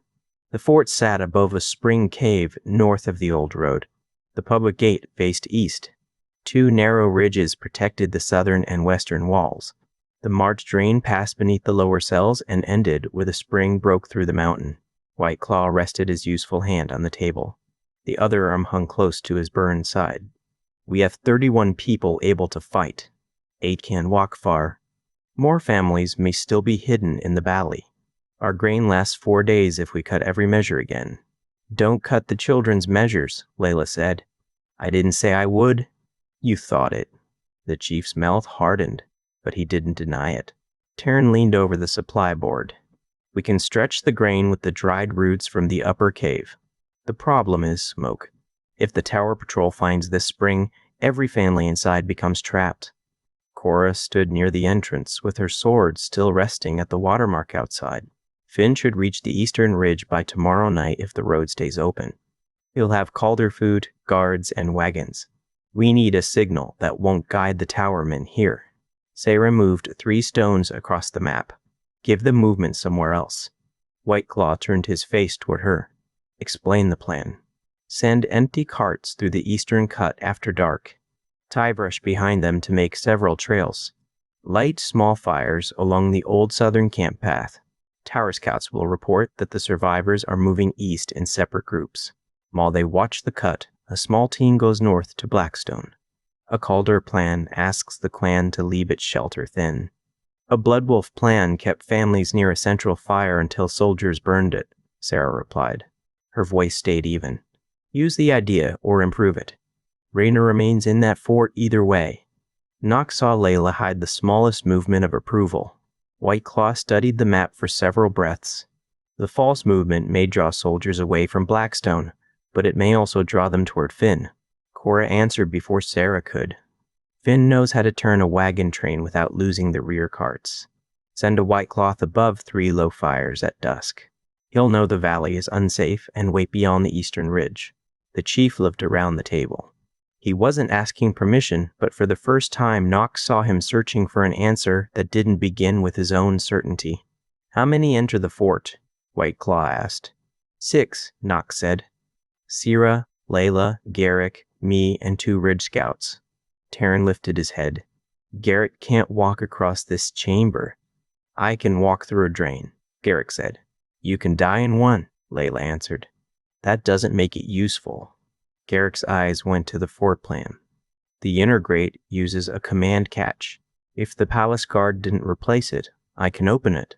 If they did replace it, I know where the wall is thinnest. Without me, you may reach the prison and never enter it. Knox hated the sense in that. He hated even more that Garrick knew it would prevail. You travel on a litter until the spring cave, Knox said.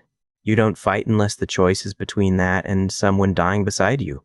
Those are often the same choice. Not this time. Garrick gave a faint movement that might once have been agreement. White Claw pointed at the eastern cut. Terran stays. He directs the false trail, then moves the families toward the sheep caves if the tower force turns north. Cora waits for Calder relief and brings it by the western shelf. No banners. No horns. Cora nodded. Layla, the chief continued, you remain here. I know Reyna's medicine marks, the spring plants, and the old healing signs she uses when she can't speak openly. I'm going. You are my daughter. That has never made me less able to crawl through water. His face tightened with the old demand rising behind it. Knox expected the order that would close the matter. Instead, White Claw looked at his burned arm, then at the supply board Layla had rebuilt while he lay half-conscious. You return, he said. Layla didn't offer a promise she couldn't control. I'll work toward that. Knox turned to White Claw. We still need to settle what happens here while we're gone. Families from the outer shelters get the same warning as everyone else. No one is left because a cart is slow or a person can't carry grain. If soldiers enter the hollow, speed decides who survives. Then we prepare enough hands to carry the people without speed. Hands carrying the weak aren't holding weapons. A weapon that protects only the person holding it isn't protecting a clan. White Claw stared at him. The years between them crowded the table. Knox standing at the edge of the fire. Reyna taking smaller portions. Layla offered as a bond, letters cut open and hidden.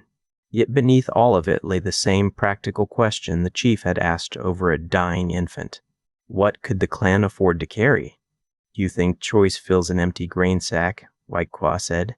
I don't. I think people can face an empty sack without being treated like the first thing thrown away. I kept this clan alive through 3 famines. You did. Then you kept using famine rules when children could eat. Several people shifted, but no one interrupted. White Claw's face changed by almost nothing. You left. You made staying mean surrender. You would have left regardless. I wanted roads. I didn't want to stop being your people. The words came out rougher than Knox intended. White Claw looked toward the spring channel. For a moment, his age showed beneath the scars and command.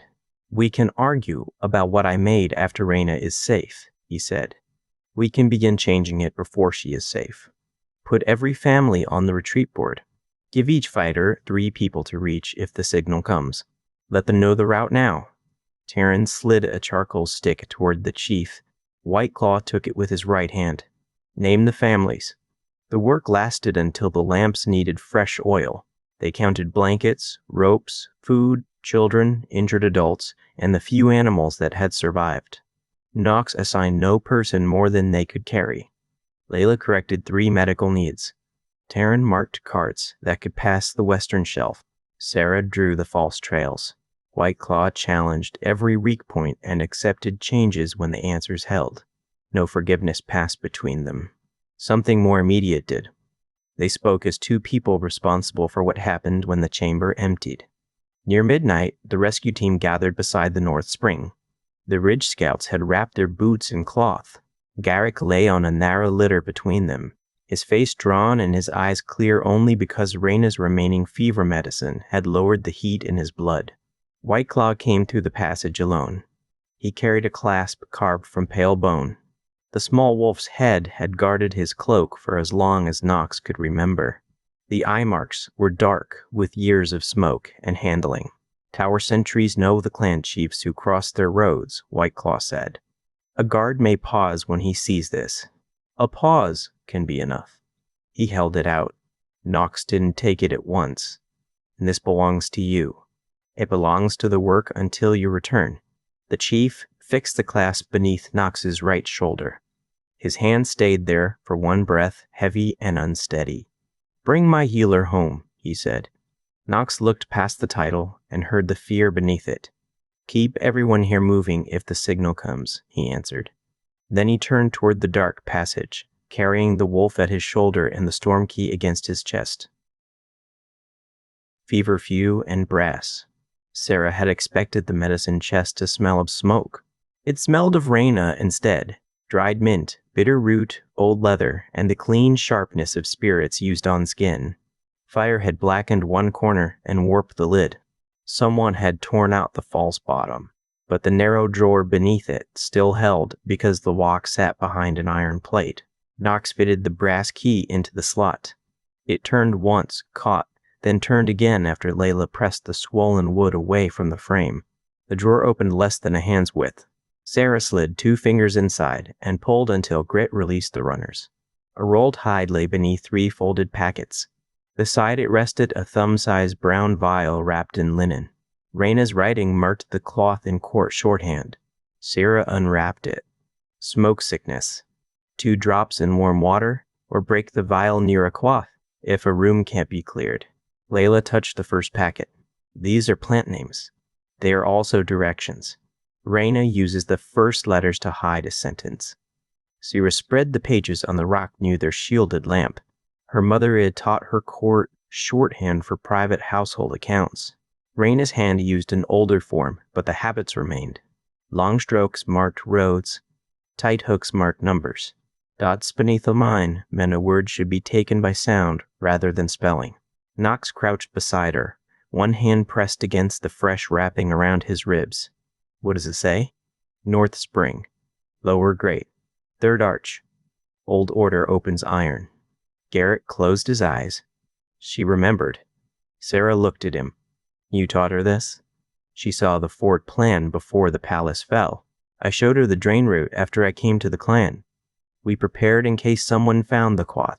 Knox's expression darkened. Both of you prepared for men to take her, yet neither told me. Garrett didn't defend himself. She should answer for her reasons. I answer for mine when we have her. The rolled hide contained a hand-drawn plan of Blackstone. Raina had marked cell corridors, a storage stair, an old infirmary, 2 cisterns, and the spring drain. The lines were faded where her fingers had traced them over the years. A small cross marked a hollow in the third arch below the prison. Layla lifted the feverfew bundle that had come with the key. The leaves were bruised nearly black. She could have used any herb from the cart. Why this one? It grows in shade beside cold water, Sarah said. She told me at the fair that feverfew from open ground turns weak in summer. The best plants grow on the north side of spring caves. Then the key wasn't only for the drawer, Layla said. It was telling us which entrance remained open. They left Stone Hollow before the moon cleared the ridge. The 2 scouts carried Garrick's litter over the worst ground. Knox and Layla traded the front position, studying the narrow path for fresh tracks. Sarah kept the map under her coat and the smoke vial in a padded pocket where it couldn't break against the rock. The false movement began behind them. Low orange light appeared near the eastern cut, then vanished as brush carts passed between the fires. From a distant ridge, it would look like scattered families moving fast and carelessly. The rescue team turned north. Cold deepened near Blackstone. The mountain blocked the wind, but moisture clung to every surface. Moss softened the stones. Water ran beneath old leaves with a smell of iron and rot. Near dawn, the rich scout at the front raised his fist. Blackstone stood across the ravine. The fort wasn't a palace. It had been built for road workers, signal crews, grain guards, and travelers trapped by winter. The main tower rose square against the gray sky, its upper windows narrow. Later rulers had thickened the wall and added spikes above the public gate. Smoke drifted from 3 chimneys. A line of horses stood beneath a roof on the east side. How many? Knox whispered. The scout studied movement along the wall. 12 visible. More inside. Garrick pushed himself upright on one elbow. The North Spring begins below that split boulder. The cave mouth sits behind thorn and hanging moss. They circled beneath the ridge, moving one at a time across open patches. Sierra's knees were wet through before they reached the boulder. The smell changed there. Cold stone and deep water replaced leaf mold. Layla found the feverfew first. It grew in a pale cluster beneath an overhang, leaves bright against the dark moss. Behind it, a curtain of roots covered a gap no wider than Sierra's shoulders. The scouts hid Garrick's litter and the horses in a low stand of pine. Garrick tried to stand. His injured leg shook as soon as his boot touched the ground. Knox caught his arm. "You use me as a support," Knox said. "You don't pretend the leg works. I know how legs behave. You know how to lie about yours." Garrick placed his weight across Knox's shoulders without another argument. The cave narrowed after the first turn. Spring water covered their boots and climbed to their calves. The ceiling pressed low enough that Knox had to bend. Garrick's breath scraped louder with each step. The scouts followed at the rear, one carrying the litter rolled beneath his arm. Sierra moved beside Layla through a section where mineral deposits made the walls slick and pale. "You dislike me less than you expected," Layla said quietly. Sierra nearly slipped. Was that a question? It was an observation. "I didn't arrive expecting to dislike you. I expected you to dislike me." Layla pushed wet hair from her face. "At 14, I might have. Not because of you. I thought being chosen proved I mattered. When Knox wanted a road more than a shelter with me, I treated his fear like an insult for several days. He told me you apologized. He didn't tell you I cried in the tanning shed first." Sarah glanced back at Knox. He was helping Garrick over a broken shelf, too focused to hear them. "He doesn't tell me things that belong to someone else. That may be why I trust you near him." The words held no warmth for politeness alone. Layla touched the knife at her belt, checking its position before the passage narrowed again. "His future isn't a prize you took from me," she said. "It isn't something I can hand you either. He'll choose badly sometimes. He'll try to carry everyone until he falls. When he does, don't let people call that love and praise him for it." Sarah looked at the dark water around their legs. "I already stopped him once. I expect I'll need to do it again. Then we understand each other." The cave dropped into a lower chamber where the spring emerged from a crack beneath the wall. Human bones rested in the shallows. No one spoke at first. A wrist still carried a rusted chain. Torn cloth clung to one rib cage. Farther back, two bodies had dried in a pocket above the water, skin pulled tight across the face. The smaller one wore a prison shirt cut short at the sleeves. Sarah swallowed against the sour taste in her mouth. They tried the drain. Garrick leaned against the wall, his eyes fixed on the chains. The old fort kept no prisoners below winter. Varen changed that. "Varen changes every public place into a private weapon," Sarah said. Knox crouched beside the smaller body. He closed the jaw with 2 fingers and pulled the remaining cloth over the face. "We take the names if we find them," he said. "We don't leave them unknown forever." The passage beyond the chamber had been closed by an iron grate. Rust covered the bars, but new grease shone inside the lock housing. Someone still used it. Garrick lowered himself beside the right wall.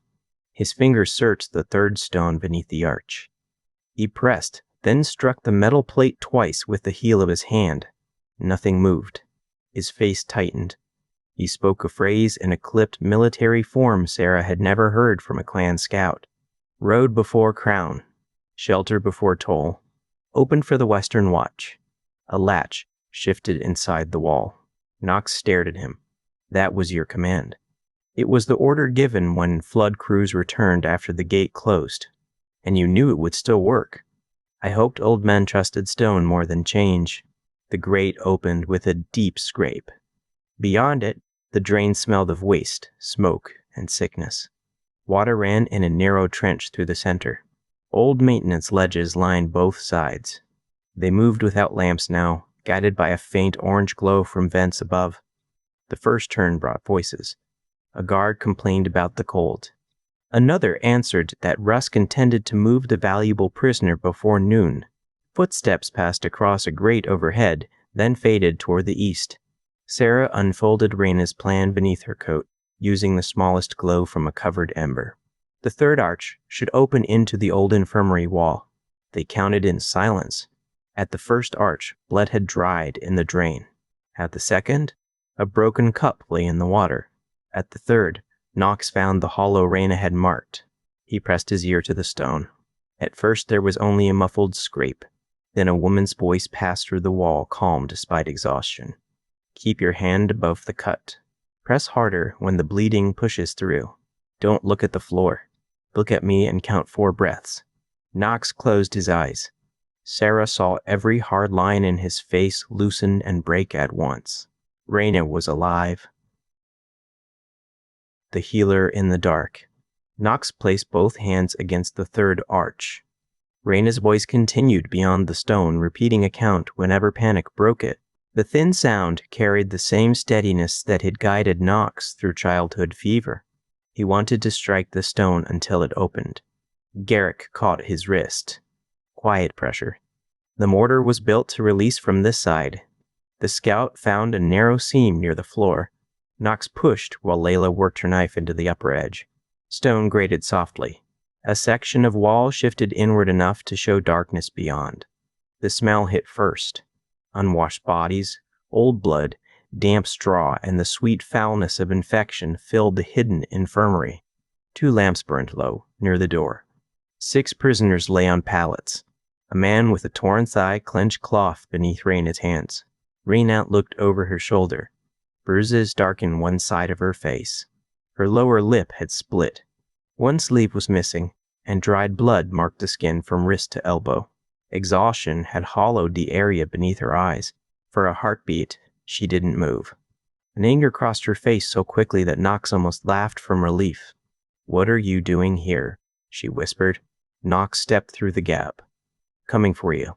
You came through a drain beneath a guarded prison while your ribs are tied together with linen. You noticed the ribs. I noticed the foolishness first."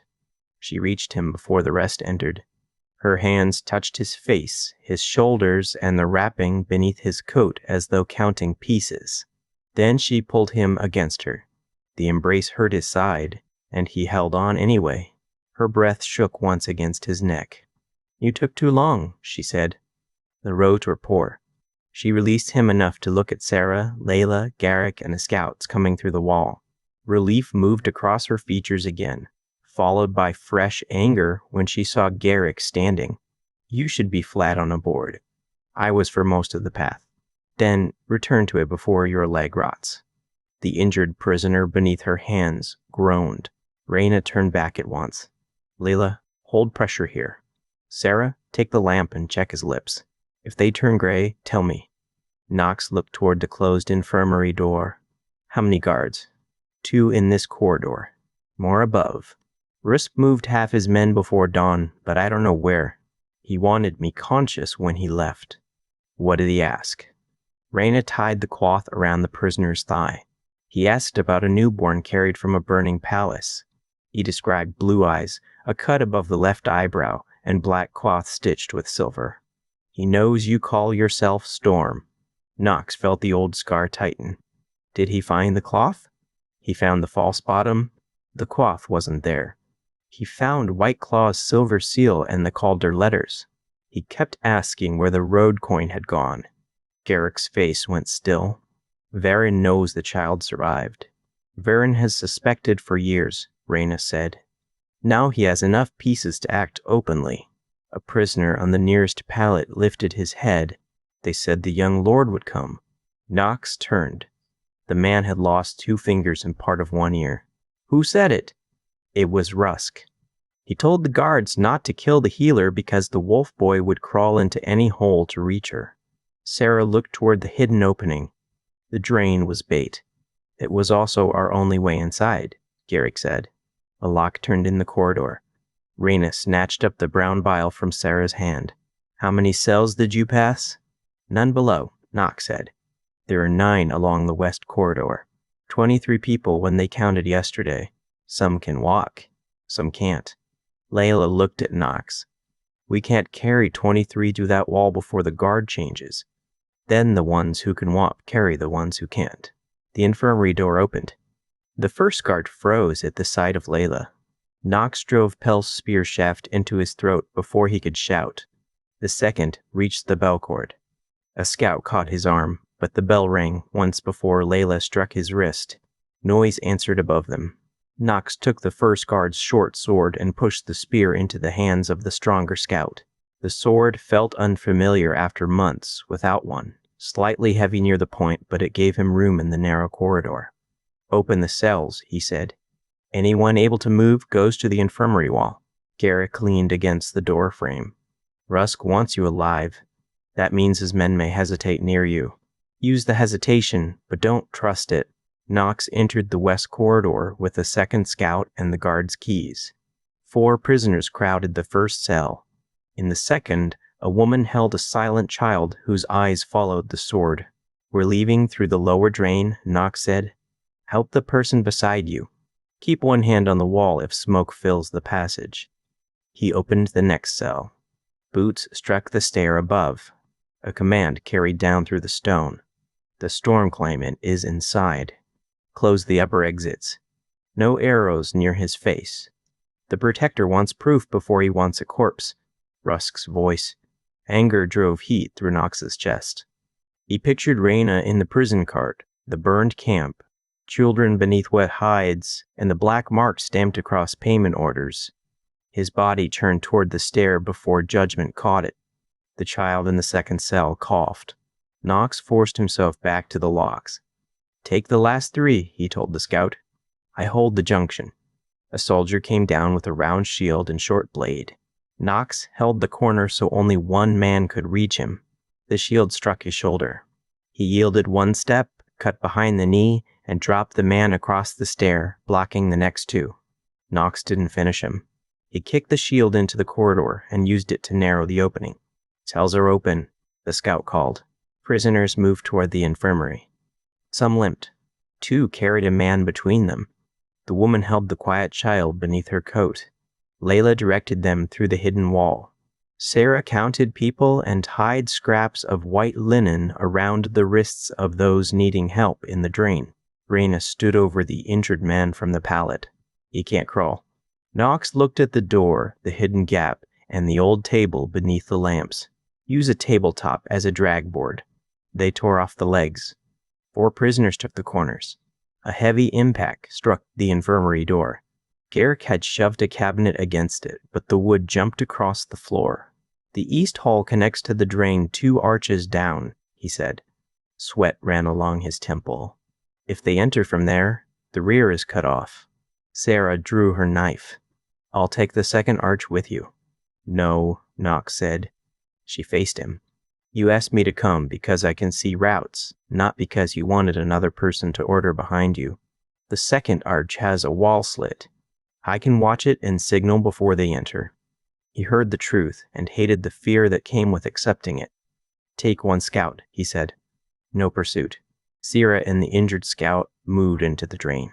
The cabinet broke apart. Knox met the first soldier with the shield rim. Layla shattered a grease jar beneath the second man's boot, and Garrick struck his weapon hand with a broken table leg. The last prisoners entered the hidden gap. Rusk appeared at the top of the stair. He wore a dark coat reinforced with small metal plates. A pale line crossed his chin. His eye settled on Knox with recognition that carried no surprise. "The portrait was too soft," Rusk said. "You have your father's stare." Knox's grip tightened. "You burned people who had never seen that portrait." "I burned a signal fire." "You answered it." Rusk raised 2 fingers. Soldiers entered the east hall. A sharp whistle came from the drain. Sarah's warning. Reyna broke the smoke vial against the lamp bracket. Brown liquid struck the flame. Thick gray smoke rolled across the infirmary with a bitter smell that caught in Knox's nose and made his eyes pour water. Reyna pressed cloth over his mouth. 3 breaths, then move, she said. Knox backed through the hidden wall while Garrick held the cabinet board across the gap. A soldier pushed into the smoke and slashed blindly. The blade cut Garrick's sleeve without reaching skin. Knox caught the soldier's wrist, dragged him into the opening, and struck him with the sword hilt. "Go," Garrick said. "You first. The stone release is on this side." Knox understood. Someone had to close the hidden wall. "You don't stay," he said. "I close it and follow. My leg is poor, not missing." Reyna took Garrick's arm. "We close it together. Knox, if the prisoner's moving." He wanted to refuse. The smoke thickened. Rusk shouted for water and lower gate guards. The child coughed again from the drain. Knox entered the passage. The prison column moved slowly through darkness. Water reached the smallest child's waist. Adults passed him from hand to hand above the current. Sarah held the second arch with the Ridge Scout. One soldier lay unconscious on the ledge, his weapon gone. 4 more behind the grate, she said. They don't know the command catch. Layla guided the drag board around the bend. The man is fading. Knox pushed to the front and lifted one side. His ribs felt as if the cut had opened beneath the wrapping. Warm blood spread under his shirt, but the board moved faster. Behind them, stones scraped shut. Raina and Derek appeared through the smoke. Garrick stumbled after 3 steps. Raina caught him beneath the useful shoulder, and one prisoner took the other side. They reached the iron grate. Garrick spoke the old order, but the latch didn't move. Again, Knox said. Garrick repeated it. Metal struck from the far side. The prison guards had jammed the catch. Knox set down the board. He inserted the old road coin into the maintenance slot beneath the hinge. The metal fit. He twisted until an inner pin released. Then Layla and 2 prisoners pulled the grate open enough for bodies to pass. The last scout came through with blood covering one sleeve. They found another stair, he said. We have minutes. They entered the spring cave. The dead prisoners remained in the shallows. The woman carrying the child stopped when she saw them. Keep moving, Raina said gently. We'll return for their names. The cave mouth showed pale morning light. Knox emerged last with the stolen sword in one hand and Garrick's arm across his shoulders. Cold air struck his wet clothes. The horses remained hidden. The scouts began placing prisoners onto saddles and the spare litter. Then Sarah pointed toward the southern ridge. 3 tower fires burned in a line. A 4th appeared farther west, closer to the trail that led toward Stone Hollow. The forces outside Blackstone weren't returning to the fort. They were moving toward the refuge. The families at the cut. The first tower rider left an obvious track. His horse had torn deep marks along the wet southern slope. Broken branches pointed east. A strip of black cloth hung from a thorn at shoulder height, clean enough to have been tied there after the rain. Rusk wanted Knox to see where he had gone. Knox stood beside the mark, while the rescue column gathered behind him. The freed prisoners shivered beneath spare cloaks. Garrick lay on the litter again. His fever returned and his injured leg leaking through the wrapping. Raina sat on the calmer horse with one hand pressed against her bruised ribs. She looked ready to fall, but her eyes remained clear. He expects you to follow, Sarah said. He expects me to want him more than I want anything else. Do you? Knox looked east. Rusk had answers about the palace, his father, and Varen. The commander had spoken as though Knox's face belonged to a dead man's portrait. Catching him might tear open every secret Garrick and Raina still held. A low whistle came from the western trees. The Ridge Scout answered twice. Terran emerged between the pines with soot across his face and a blood-dark cloth tied around one forearm. Layla ran to him. He caught her shoulders, checked her face, then released her before relief could become delay. The false carts worked for an hour, he said. Then a second tower force came from the north road. Whiteclaw sent families toward the sheep caves. 11 fighters stayed in Stone Hollow to hold the spring passage. The first group reached the cut, but the old people in patient carts are still exposed. How far behind you? Knox asked. Less than 2 miles. Soldiers are moving on both slopes. Rusk's trail remained visible beyond the thorn. Raina watched Knox look at it. A man who wants to be chased usually chooses the ground before he starts running. He knows what happened to Blackstone. They'll still know tomorrow. A child without shelter may not have tomorrow. Her voice held no command. That made the choice heavier, not lighter. Knox turned from the black cloth. The prisoners who can ride go with the scouts to the old Shepherd Basin. Cora knows that route. Terran, take us to the cut. The freed man with missing fingers stepped forward. We can help. You can help by reaching food and giving your names to the Calder record keepers. The injured don't owe us another fight because we opened a door. The man looked as though he wanted to object, then glanced at the child beside the woman. We carry our own people. Carry them east. They divided horses and supplies. One Ridge Scout guided the prisoners. The other remained with the rescue group despite the cut along his arm.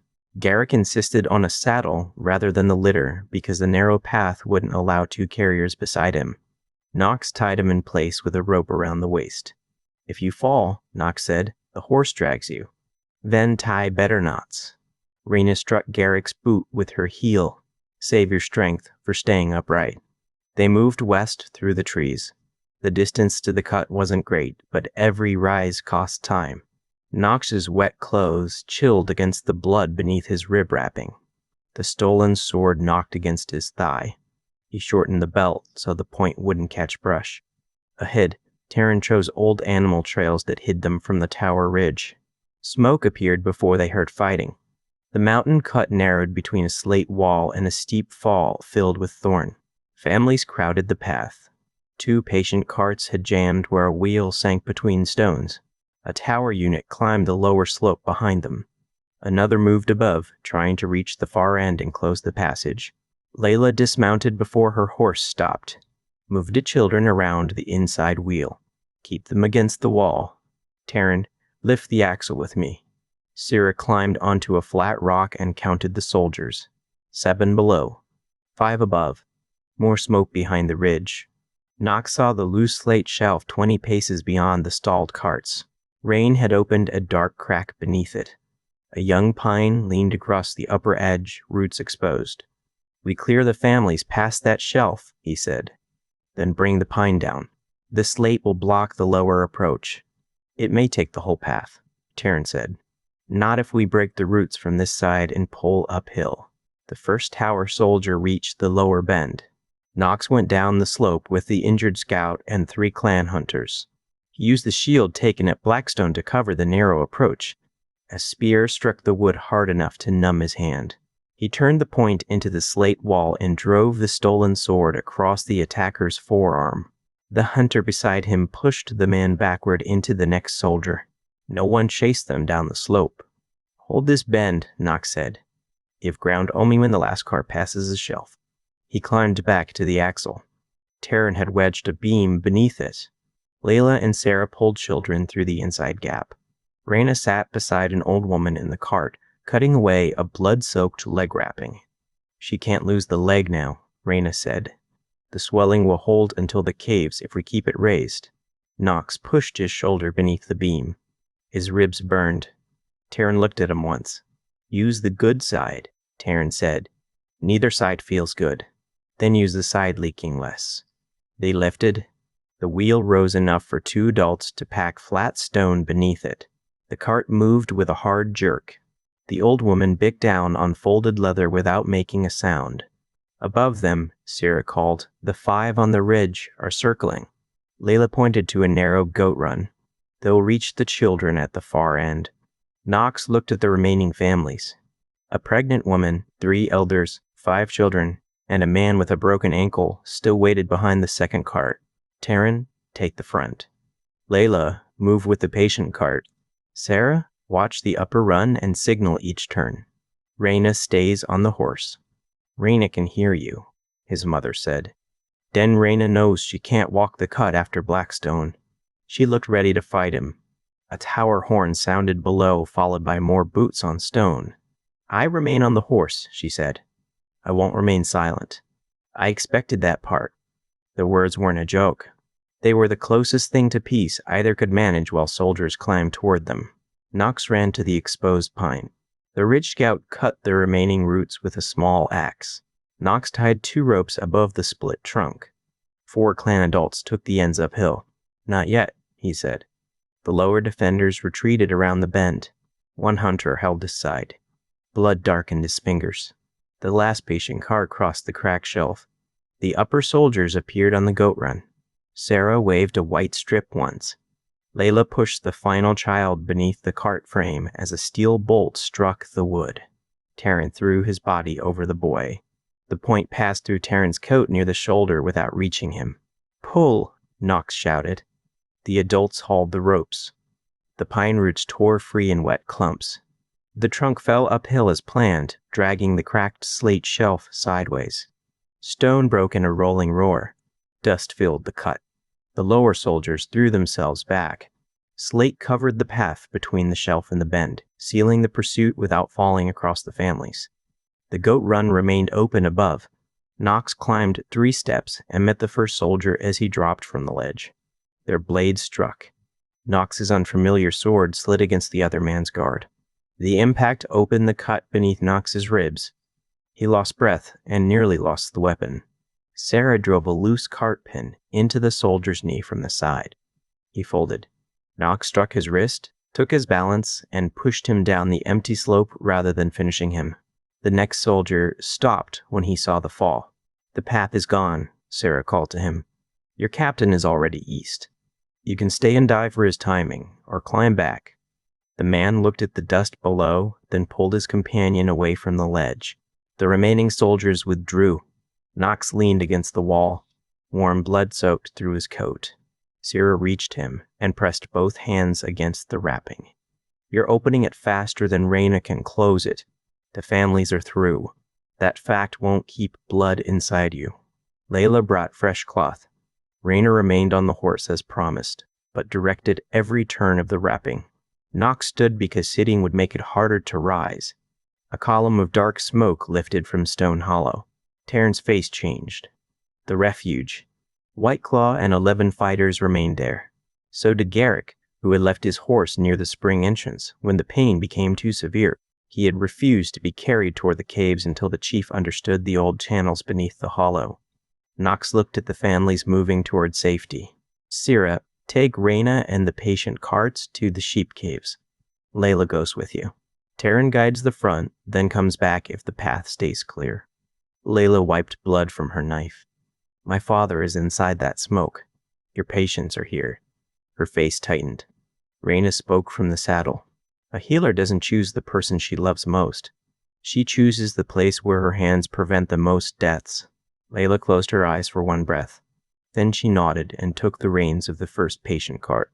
Sarah caught Knox's sleeve. "The choice is yours, but don't turn returning into a private punishment. Take the scout and 2 hunters. Use the rear cliff." "How do you know there's a rear path?" "Raina's fort map isn't the only drawing in her chest. Stone Hollow has an old goat chimney marked above the spring chamber." Knox looked at Raina.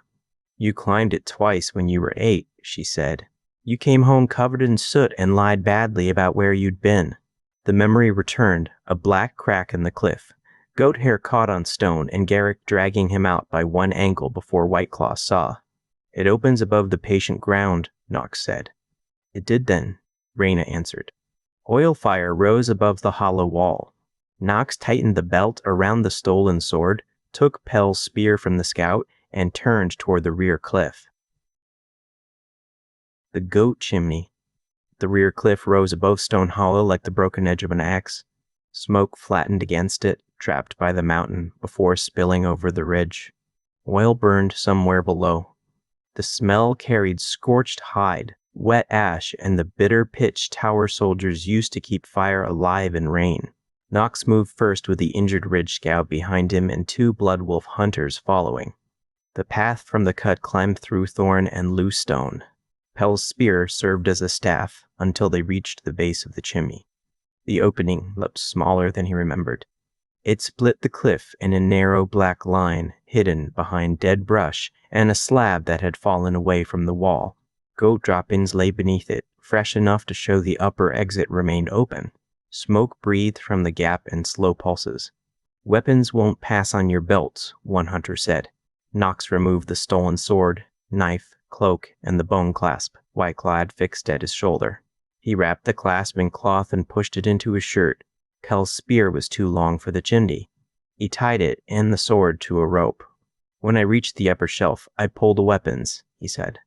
"The scout comes next. You 2 keep the rope clear and watch the slope." The older hunter looked at the blood staining Knox's side. "He may reach halfway and block us all. If I stop moving, pull me down by the boots. That may tear the cut open farther. Then don't let me stop." The chimney accepted him 1 shoulder at a time. Stone scraped his back and chest. He pressed his boots against one wall and his palms against the other, rising by inches. The air grew hotter. Smoke found every gap in the cloth over his mouth. It made his eyes water and turned each breath into work. At 8, He had climbed the same passage without understanding how stone could trap him. Garrick had dragged him out by one ankle and demanded whether dying in a crack belonged in Raina's lessons. Knox's promise never to return had lasted less than an hour. The first ledge came above his head. He hooked one elbow over it and pulled. Pain tore across his ribs. His boots slipped. For a moment, the chimney held him only at the chest, stone squeezing breath from him. "Knox," the scout called softly below. "Keep the rope loose." He shifted his right knee into a shallow pocket, pushed with the leg, and rolled onto the ledge. Blood had reached his waist. He pressed cloth against the cut until the dizziness eased. The second section angled inward. It smelled worse. Heat had driven mice and insects into the crack. Tiny bodies moved beneath his hands. A dead goat blocked part of the rise, its hide dry and split. Knox wedged one shoulder past it and felt bone scrape his cheek. The upper opening showed dim orange light. He reached it and found a flat stone pressed across the exit. Someone had covered the chimney from inside, perhaps to keep smoke from drawing through the patient ground. Knox placed both hands beneath the slab and pushed. It moved less than a finger. Voices sounded beyond it. One man coughed. Another ordered wet hides near the south barrier. Knox recognized White Claw's hoarse voice beneath the noise. "Chief," Knox called through the gap. Silence followed. Then Garrick answered. "The runaway has poor timing." Relief nearly weakened Knox more than the climb. Moved the stone. Hands scraped above him. The slab lifted enough for Knox to slide through. Garrick lay beside the opening, face gray and one hand pressed to his shoulder. White Claw stood behind him with the spear braced in his useful hand. Smoke filled the patient ground. Wet hides hung from poles and injured people breathed through damp cloth beside the spring. 9 of the 11 fighters remained standing. One body lay covered near the wall. Oil flames burned beyond the south barrier. White Claw looked at Knox's empty hands. "You entered a siege without a weapon? My weapons are attached to a rope. Help me bring in the people carrying them." The chief turned to 2 fighters. They pulled the scout and hunters through the chimney, then hauled up Pell's spear and the stolen sword. Knox fixed the bone clasp back beneath his shoulder. "Where are the families?" White Claw asked. "Most reached the sheep caves. The last carts cleared the cut.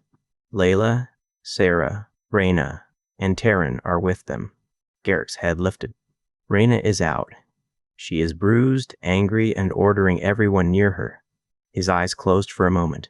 The tension in his face released enough to show how much he had expected another answer. A clay bottle shattered against the outer barrier. Fire ran across the packed earth. Knox moved to the spring channel. Water entered the hollow beneath the north wall, crossed the patient ground, and drained through a grated slot near the south cart barrier. Tower soldiers had blocked the lower slot with rags and clay. The channel had begun overflowing around the patients, but the burning oil stayed on the higher floor. "Why haven't you opened the drain?" he asked. White Claw pointed toward the barrier. "Anyone reaching it takes a bolt through the throat." 3 dark shafts stuck from the cart boards at head height. Knox studied the rope coils, wet hides, and liftable stones lining the spring channel. The attackers could see the main opening from the south ledge, but not the lower ground beside the wall. "We don't reach the drain from the front," he said. "We move the water." White Claw looked at the channel. Knox pointed. "Lift 3 lining stones near the spring. Dig a second run behind the patient ground. Send it along the west wall. We pulled the blocked grate inward with a rope from cover.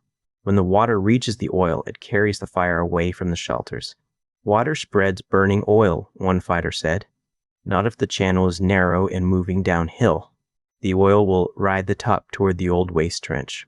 Wet hides keep it from spreading across the floor." Garrick opened his eyes. "The waste trench exits beneath the south shelf. It may burn the soldier's own footing." White Claw looked toward the outer barrier, then at the injured people beside the spring. "Do it." He didn't claim the plan. He didn't repeat it as if it had become his. He pointed fighters where Knox had indicated and told them to follow Knox's hand. The shift passed through the hollow quickly. Knox worked beside the spring with the scout. They lifted lining stones and cut a new channel through packed dirt. Each pole dragged across his ribs. He kept his movements short and let the scout handle the heavier stones. The hunters soaked hides and laid them between the channel and the patients. White Claw crawled behind the grain cart with the rope. His useless arm remained tied against his burned side. He looped the line through the lower frame and used the spear shaft to push it toward the blocked drain. A bolt struck the cart inches above him. "They see the rope," Garrick said. Knox tied a second line to an empty shield. "Give them something else to see." He pushed the shield above the barrier on the end of Pell's spear. 3 bolts hit it. While the tower men reset their weapons, a hunter crawled through the smoke and hooked the drain grate. "Pull," Knox called. 6 people took the rope. The first pull did nothing. The second cracked the clay around the grate. On the third, the blockage tore inward. Black water rushed through the opening. Knox kicked away the last earth between the new channel and the spring. Cold water caught the burning oil and carried it toward the waste trench. Wet hides held the flame inside the channel, and smoke began drawing south through the open drain. Shouts rose outside. The fire had reached the shelf beneath the attackers. "Now the barrier," Knox said. The south carts were locked wheel to wheel with burning brush piled outside. Knox divided the fighters between 2 ropes, while hunters loosened the axle pins beneath wet hides. "We open a gap wide enough for 2 people," Knox said. "No charge into the yard. We strike the men nearest the opening, then pull back. The families need a path, not a pile of bodies." White Claw looked at the fighters. "You follow him." The words carried through smoke and fear with more force than any formal naming. They pulled. The first cart shifted inward. Burning brush slid into the water channel and hissed. A tower soldier thrust a spear through the gap. Knox caught the shaft beneath his arm and pulled the man against the cart frame. The scout struck his hand. White Claw drove his own spear through the opening and forced the next soldier back. The gap widened. Knox went through low shield above his head. The yard beyond the barrier sloped toward the south shelf. Fire had broken the attacker's line. 2 men tried to drag a burning rope clear. Knox struck one across the thigh with the flat side of his sword and drove the shield into the other. The Blood Wolf fighters came through behind him. They didn't scatter.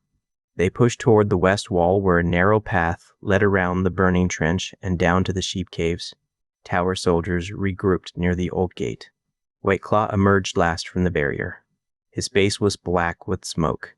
He saw a small girl crouched beneath the grain cart, frozen beside the covered body of her father. "The child," Knox shouted. White Claw turned. A steel bolt crossed the yard. The chief stepped between it and the girl. The point entered below his right collar and drove him against the cart. His spear fell. Knox reached him before the second shot. He raised the shield, covering White Claw and the child, while the scout dragged them behind the barrier. The chief's eyes remained open. Blood spread beneath his coat in a dark, steady line. "Move the girl," he said. Knox lifted her into the hunter's arms. "Take her to the caves." White Claw tried to rise. "Stay down," Knox said. "The path isn't open. It is because you followed the plan. Let us finish it." For once, the chief didn't fight the hands lowering him onto a wet hide. The fighters held the gap while the injured crossed the west path. Garrick passed on the litter. Knox stayed until the patient ground emptied, then helped carry White Claw away from the hollow. Behind them, water and fire fought through the broken carts. Neither one cared who had once ruled the center. What a chiefos! White Claw had known the bolt was meant for the child. He had seen the metal point leave the ridge, seen the girl's face turn toward it, and moved before thought made the choice expensive. Now every breath scraped beneath his collar. Reyna's hands pressed cloth around the shaft, while the sheet cave ceiling drifted in and out of focus above him. The cave held the smell of wet wool, blood, smoke, and too many people sharing too little air. Children whispered near the rear wall. Charon and Layla directed water by measured cups. Sear stood near the entrance watching for signals from the western shelf. Knox knelt beside him with soot on his face and blood down one side. White Claw had watched the boy enter the world as a burden no one had requested. He had watched him grow into the strongest young hunter in the clan, then mistaken that strength for property. Even now, with his own blood soaking the blankets, White Claw's first instinct was to count what the clan would lose if Knox walked away again. Raina cut the coat from his shoulder. The point is deep. It has broken something beneath the collar and opened the lung. I can remove the shaft, but you will bleed faster. If I leave it, you may have several hours. How many? Hours aren't grain measures. I won't give you a number. I can't defend. He almost smiled. Raina had spoken to him that way from the first winter, when every other person lowered their eyes. Leave it, he said. Layla crouched on his other side. Her hands were red from treating burns. Father, listen. The families, most are here. 2 hunters remain missing. Cora reached the western shelf with the first Calder carts.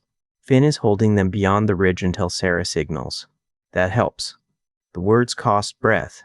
Whiteclaw closed his eyes until the cave settled. When he opened them, Knox was still there. You should be organizing the defense, Whiteclaw said. Taryn has the cave routes. Sarah has the ridge. Layla has the patience. Cora has the Calder wagons. I can sit here for 5 minutes without the clan becoming helpless. Whiteclaw heard the correction inside the answer. A leader didn't have to be the only support beneath a roof. Raina secured the bolt so it couldn't shift. Don't cough if you can avoid it. Useful advice. I have more painful advice available. She moved away to check the hunter with the cut foot. Layla remained until Taryn called for another bandage roll. She touched Whiteclaw's hand, then returned to work. Knox waited. The chief understood what the waiting required. I took the Calder letters, he said. Knox's face didn't change, but his shoulders became still. All 4? All 4. The first arrived 3 weeks after the fair. The clerk brought it to me because the seal belonged to House Calder. I opened it. Why did you open it? Because their lord had already asked too many questions about you. Because his daughter had shown you a road beyond my reach. Because every strong young person the clan loses becomes another winter carried by older backs. You could have asked me to stay. You would have said no. Then the answer was no. Whiteclaw turned his head and pain flooded his chest. He waited for it to ease. I told myself you were 14, he said. I told myself a chief decides what reaches a boy who doesn't understand how noble houses use affection. By the second letter, I knew it was no longer protection. I kept it because admitting the first theft would weaken every order after it. So you stole 2 years because returning the truth would make you look smaller. That is true. The answer remained between them without defense. Knox looked toward the cave mouth. Rain had begun outside, soft enough that the sound barely reached the rear wall. Did you know who I was? Not fully. Garrick showed me the silver seal the night he brought you. He said House Storm had fallen, and men would kill any child connected to it. He didn't give me a name. He didn't tell me whether you were a servant's son, a hostage, or blood of the house. You kept the seal. Destroying it might remove the only proof. Showing it might bring soldiers. I locked it away and waited for Danger to choose a direction. Danger chose Raina's tent. You let her raise it. She chose before I could stop her. Knox's mouth tightened. That's the part you never understood. Whiteclaw studied him. Explain it while I still have breath. You speak as though choosing someone is the weakness that complicates survival. Raina chose me, so you counted the milk. Layla cared for me, so you counted a marriage. Garrick protected me, so you counted what he could train. People became useful parts of a shelter you believed only you could see. Shelters fall when parts fail. People fail faster when they're told the right to food depends on never doing so. Whiteclaw remembered the outer shelters. He remembered old Hessa refusing to report her fever because the winter ration board marked sick adults as half labor. He remembered a boy whose injured hand never healed because his father hid him during work count. At the time, each decision had appeared practical. A small cruelty protected a larger number. Another small cruelty saved more grain. Soon the cruelties became the rules that proved a chief was serious.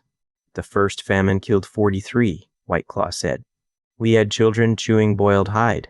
Men fought over bone scrap. I put every person on a work count because fair shares killed the workers carrying everyone else. The count saved us. During the famine. During the next winter, too. Then the next chief would need the same system, so I kept it clean. The famine ended. The fear didn't.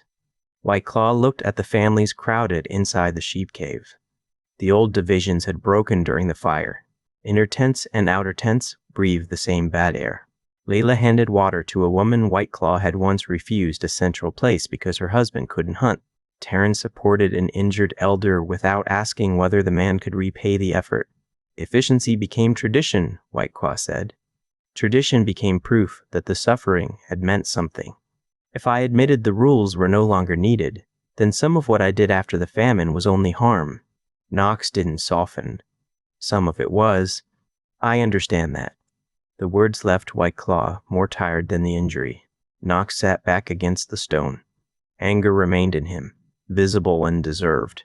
Yet he didn't use it to make the chief beg. I won't tell people you became kind at the end, Knox said. I won't tell Layla the marriage was love. I won't tell the outer families that hunger made every choice necessary. You shouldn't. I also won't spend your last hours pretending you never kept anyone alive. Both things are true. White Claw's sight blurred. That is a difficult way to remember a man. People are difficult. A scout entered the cave at a run. Mud covered her legs to the knee. She crossed to Sarah first, then both women came to White Claw and Knox. Rusk is returning from the east, Sarah said. He has at least 40 soldiers and more behind them.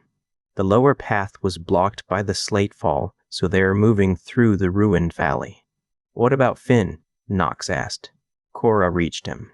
Calder riders can enter from the western shelf, but once their banners show, House Calder is openly at war with Varen's field command.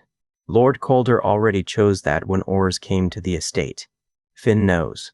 He still wants the order from someone here, not from his own anger. White Claw saw Knox turn toward him. The old command rose again. Hold the cave. Place fighters at the mouth. Keep the strongest around the chief. Let the slow families become distance between soldiers in the core. He swallowed blood. Don't defend one's center, White Claw said. Rusk will expect it. Knox watched him carefully. What do you suggest? I suggest you stop asking the dying man and make the plan you already see. It wasn't surrender. It was the first honest transfer White Claw had given him. Knox stood. Sarah, bring Finn through the western shelf without banners until the last turn. Layla and Taryn prepare 3 patient routes, not 1. Cora takes the freed prisoners who can walk and puts them with supply carts. Garrick stays off his leg and directs scouts from the upper crack. A rough voice came from behind them. Garrick rejects the last instruction. The scout stood at the rear wall with a staff beneath one arm. Reyna followed, furious enough to frighten healthier men. Knox looked at him. You can direct from a horse. A horse has more sense than to carry me into this. Then use the cart and save your pride for later. Garrick considered the answer, then nodded. Sarah touched Knox's blood-dark coat. Your side needs closing before you climb another ridge. Reyna can wrap it while I explain the routes. White Claw watched them move. No person waited for Knox to do everything. They took work from his words and added their own knowledge. The cave became motion without becoming panic. Outside, the rain strengthened. A second scout arrived before Reyna finished Knox's wrapping. Tower fires in the lower valley, he said. Rusk is forming for one final push. White Claw reached for the bone wolf at his shoulder and found only torn cloth. Then he remembered where he had placed it. For the first time, its absence didn't feel like loss. The hollow burns. Knox built the defense around exits. The sheep caves had 3 exits, the main path, a narrow upper crack, and an old animal run descending west. Instead of concentrating fighters at the main mouth, Knox placed only enough there to slow an attack. Every fighting person received a family group rather than a patch of ground.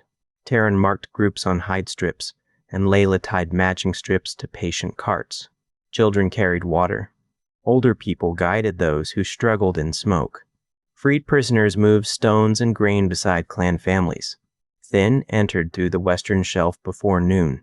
He brought 20 riders, 4 supply wagons, 2 surgeons, and Clara's latest copies. No banner showed until the final ridge. Finn embraced Sarah hard enough to make the nearest guards look away. Then he saw Nox's side.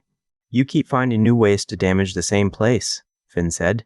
It saves Reyna from searching. The remark carried no attempt at humor. It was the plain exhaustion of two friends who had both feared the other dead. Finn gripped his shoulder. Tell me where the wagons go. Nox showed him the western route. 2 remained behind the thorn with food and surgeons. 2 go to the lower valley empty except for wet hides. Rusk must think we're moving the families through Stone Hollow. He'll attack the wagons after the last driver leaves them. Finn nodded. Clara stayed at Grafen. Copies reached the River Guild and 3 road courts. Varen can't bury all of them now. Keep 1 packet with Sarah. If we lose the valley, evidence leaves through the upper crack. Sarah climbed the ridge with Cora and 2 signalers. Whitecloth marked a clear route, black marked soldiers, and red marked fire. Lanterns would guide movement after dark. Layla and Taryn organized the medical ground in the western basin. Reyna worked among the worst injuries, though she had to sit between patients. Garrick occupied a low cart beneath the upper crack with 3 scouts around him. A map rested across his knees. I can still hold a knife, he told Nox. Use it to sharpen signal stakes. You have become unpleasant with authority. I learned from a patient teacher. Garrick's mouth moved without becoming a smile. Do not improve too much. Whiteclaw lay beneath a hide near the spring. His breathing had become wet and shallow. He refused sleeping medicine because he wanted to hear the signals.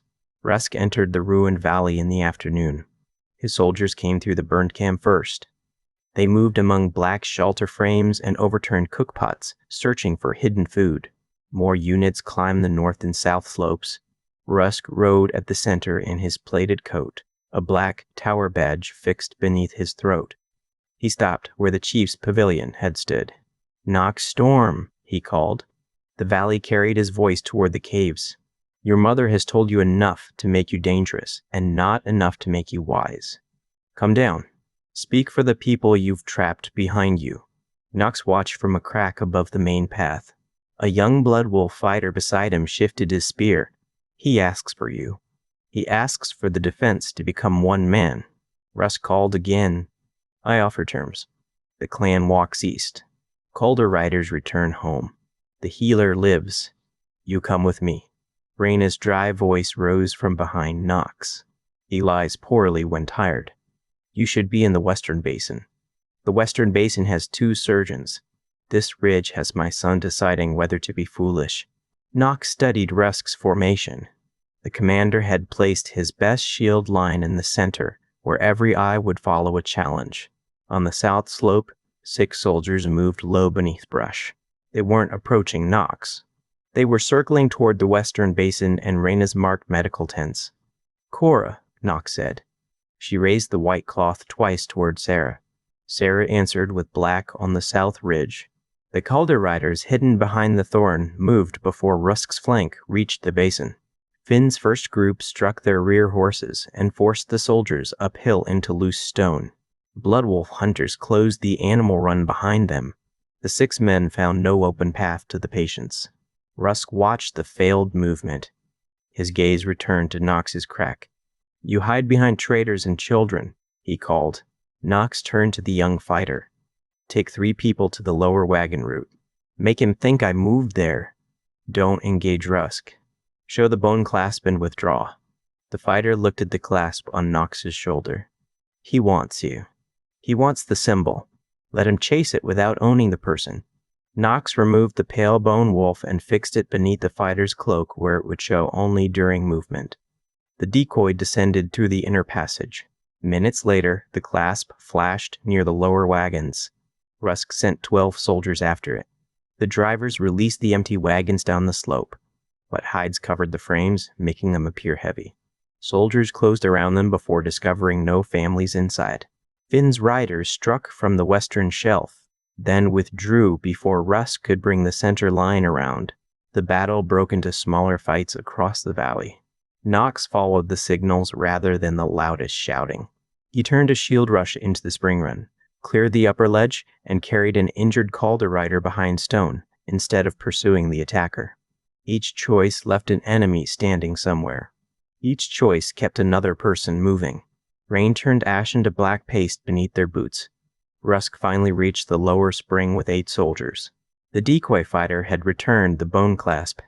Nox fixed it beside Sarah's iron bird and stepped into the open path, Pell's spear in one hand and the blackstone sword in the other.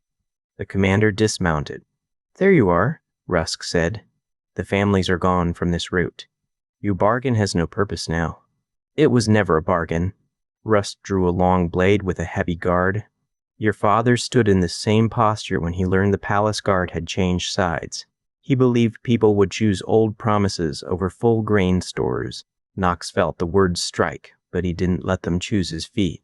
"You were there, close enough to see the fire, far enough to survive it."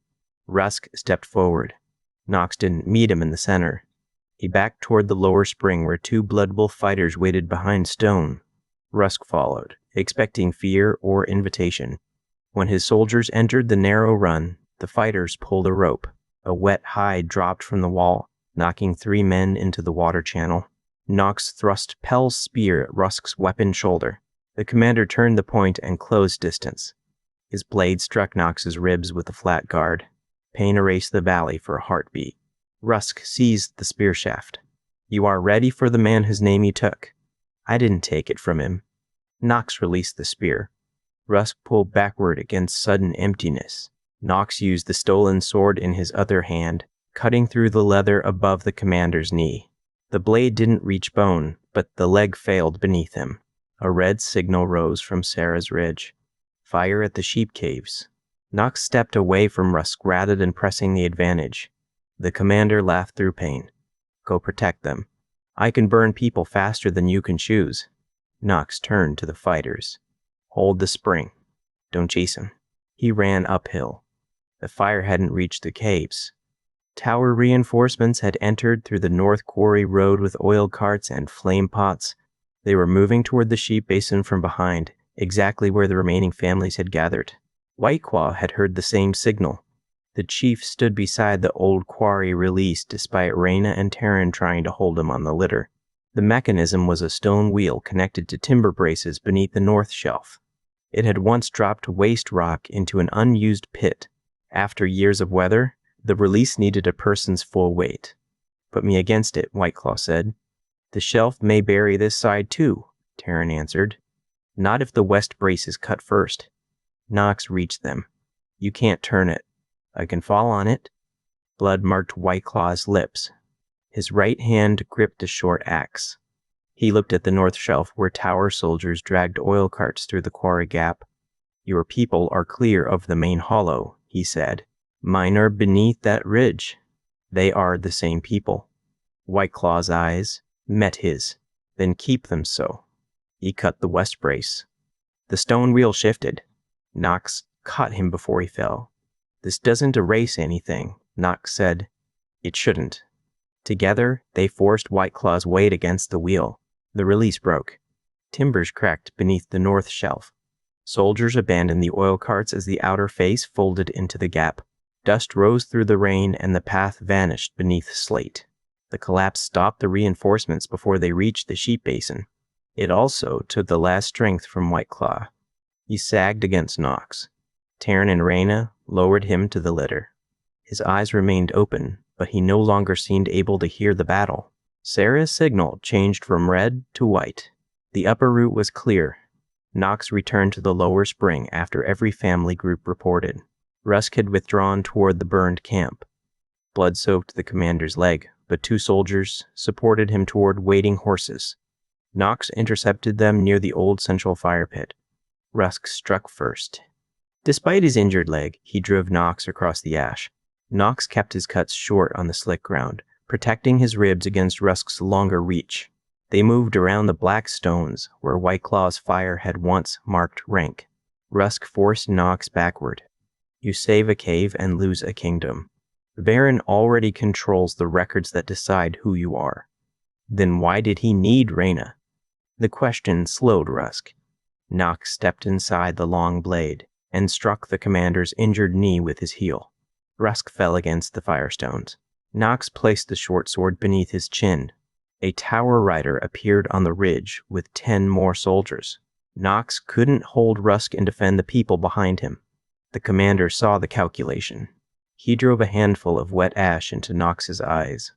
Knox turned away. Rusk rolled, seized the old spear lying near the pit, and thrust. The point cut Knox's upper arm. Cora arrived from the west and struck the spear aside. Finn's riders entered behind her. Rusk's remaining men dragged him onto a horse. He fled north toward Blackstone while the fresh unit covered the retreat.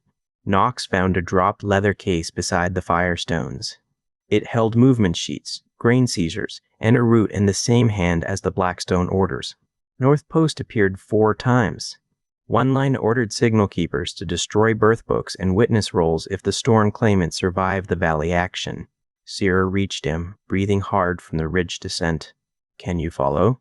Knox looked at the white signals above the caves, the injured people beneath them, and White Claw's litter near the quarry release.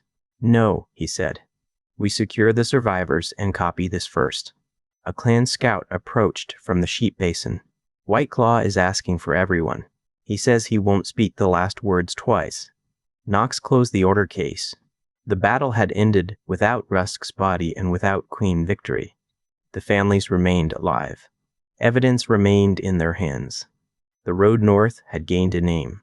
For now, that was enough to carry. The Bone Wolf. They brought White Claw to the spring because he asked to hear water. Soft rain carried ash from the ruined quarry. People gathered beside the spring without forming the old rings, and her family stood with those ones kept beyond the last light while Calder workers and freed prisoners shared blankets with clan hunters. No central fire remained. White Claw lay beneath a dry hide on a low cart. The bolt still rested beneath his collar.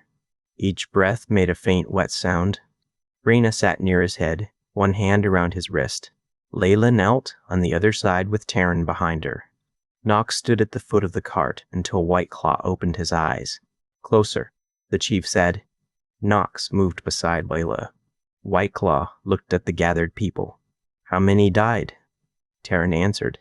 7 Bloodwolf fighters, 3 Calder guards, 2 freed prisoners who stayed at the lower wagons. We are still searching the north shelf. Say their names when you have them. We will. Nah. White Claw's gaze found the bone clasp at Knox's shoulder. "Give it here." Knox removed it and placed it in his hand. The chief's fingers closed around the carved wolf. "My father gave this to me after the first famine. He said a chief stands nearest the hunger so no one else has to look at it. I believe that meant everyone should look at me instead." His breath failed. Rena waited without urging him. When he continued, his voice was lower. "It should mean the chief sees what others are made to ignore." He held the clasp toward Knox. "I am not asking you to become me." Knox didn't reach for it. "The clan may not want me. Some still call me the runaway." A murmur passed through the people. White Claw ignored it. "Then let them choose after they are fed, sheltered, and free to refuse. Until that choice, take responsibility for the road out of this valley." Rusk returns. Baron sends more. The clan needs someone who knows both the wolf path and the world beyond it. "Temporary authority," Sora said from the crowd. "Named purpose, public supplies, and the right to challenge decisions." Several clan elders looked toward her. White Claw's mouth moved with tired irritation.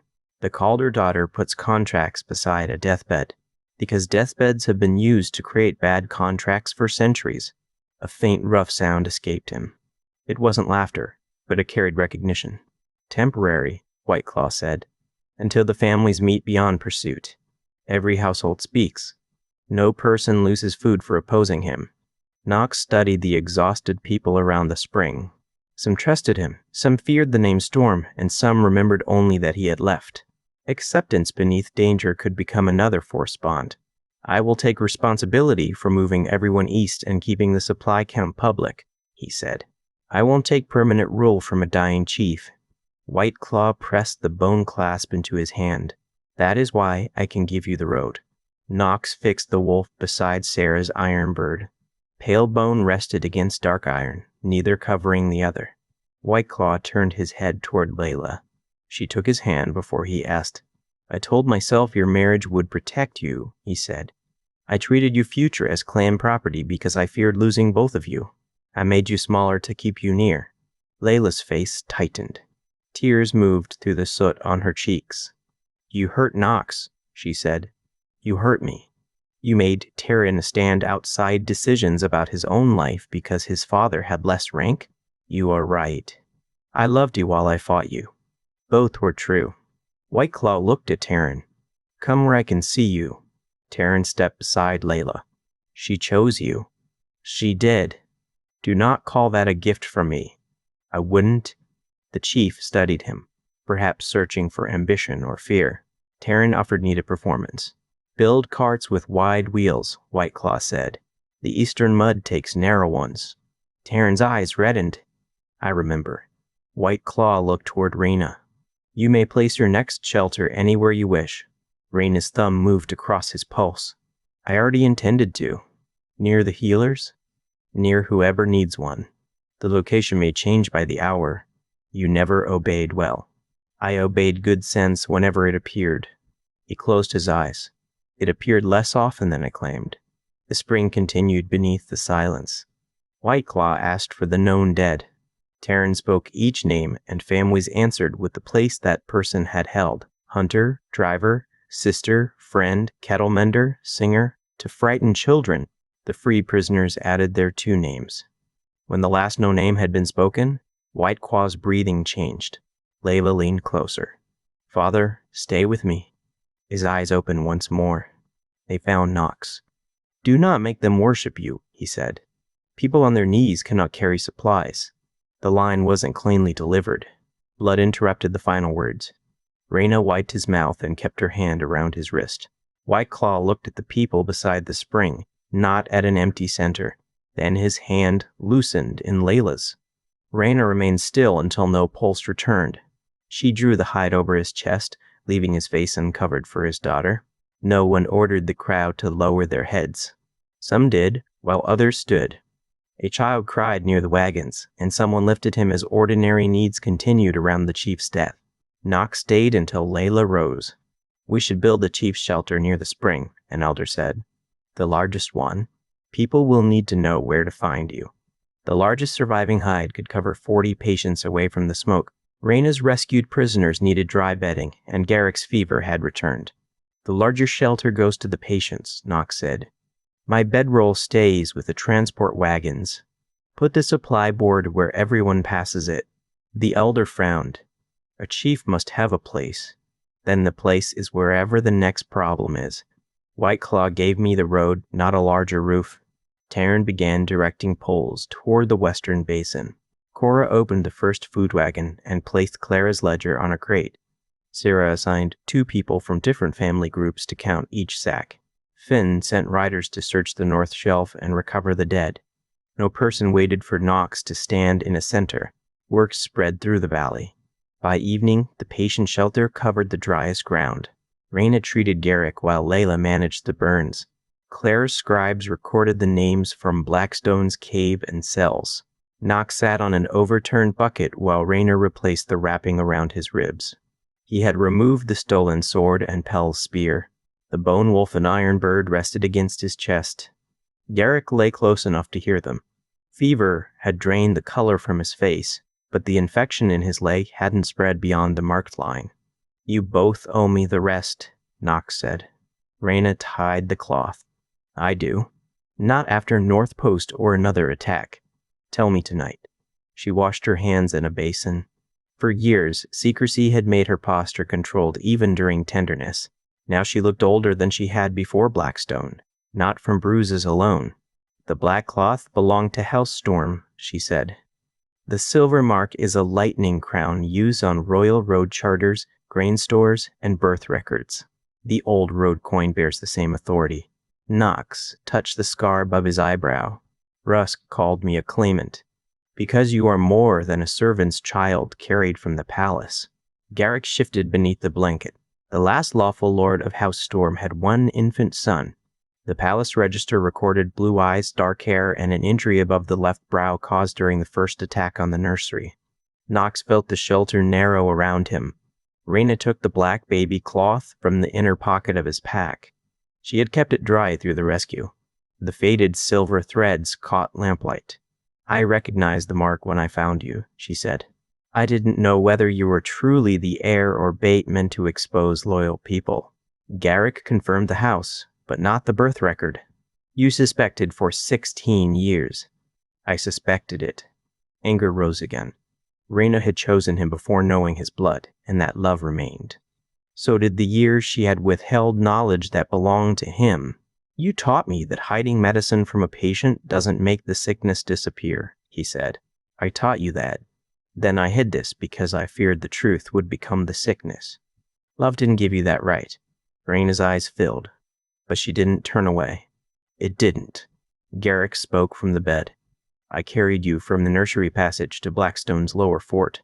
Your father ordered me west while he held the palace gate. Your mother wrapped you in that cloth before fire reached the upper rooms.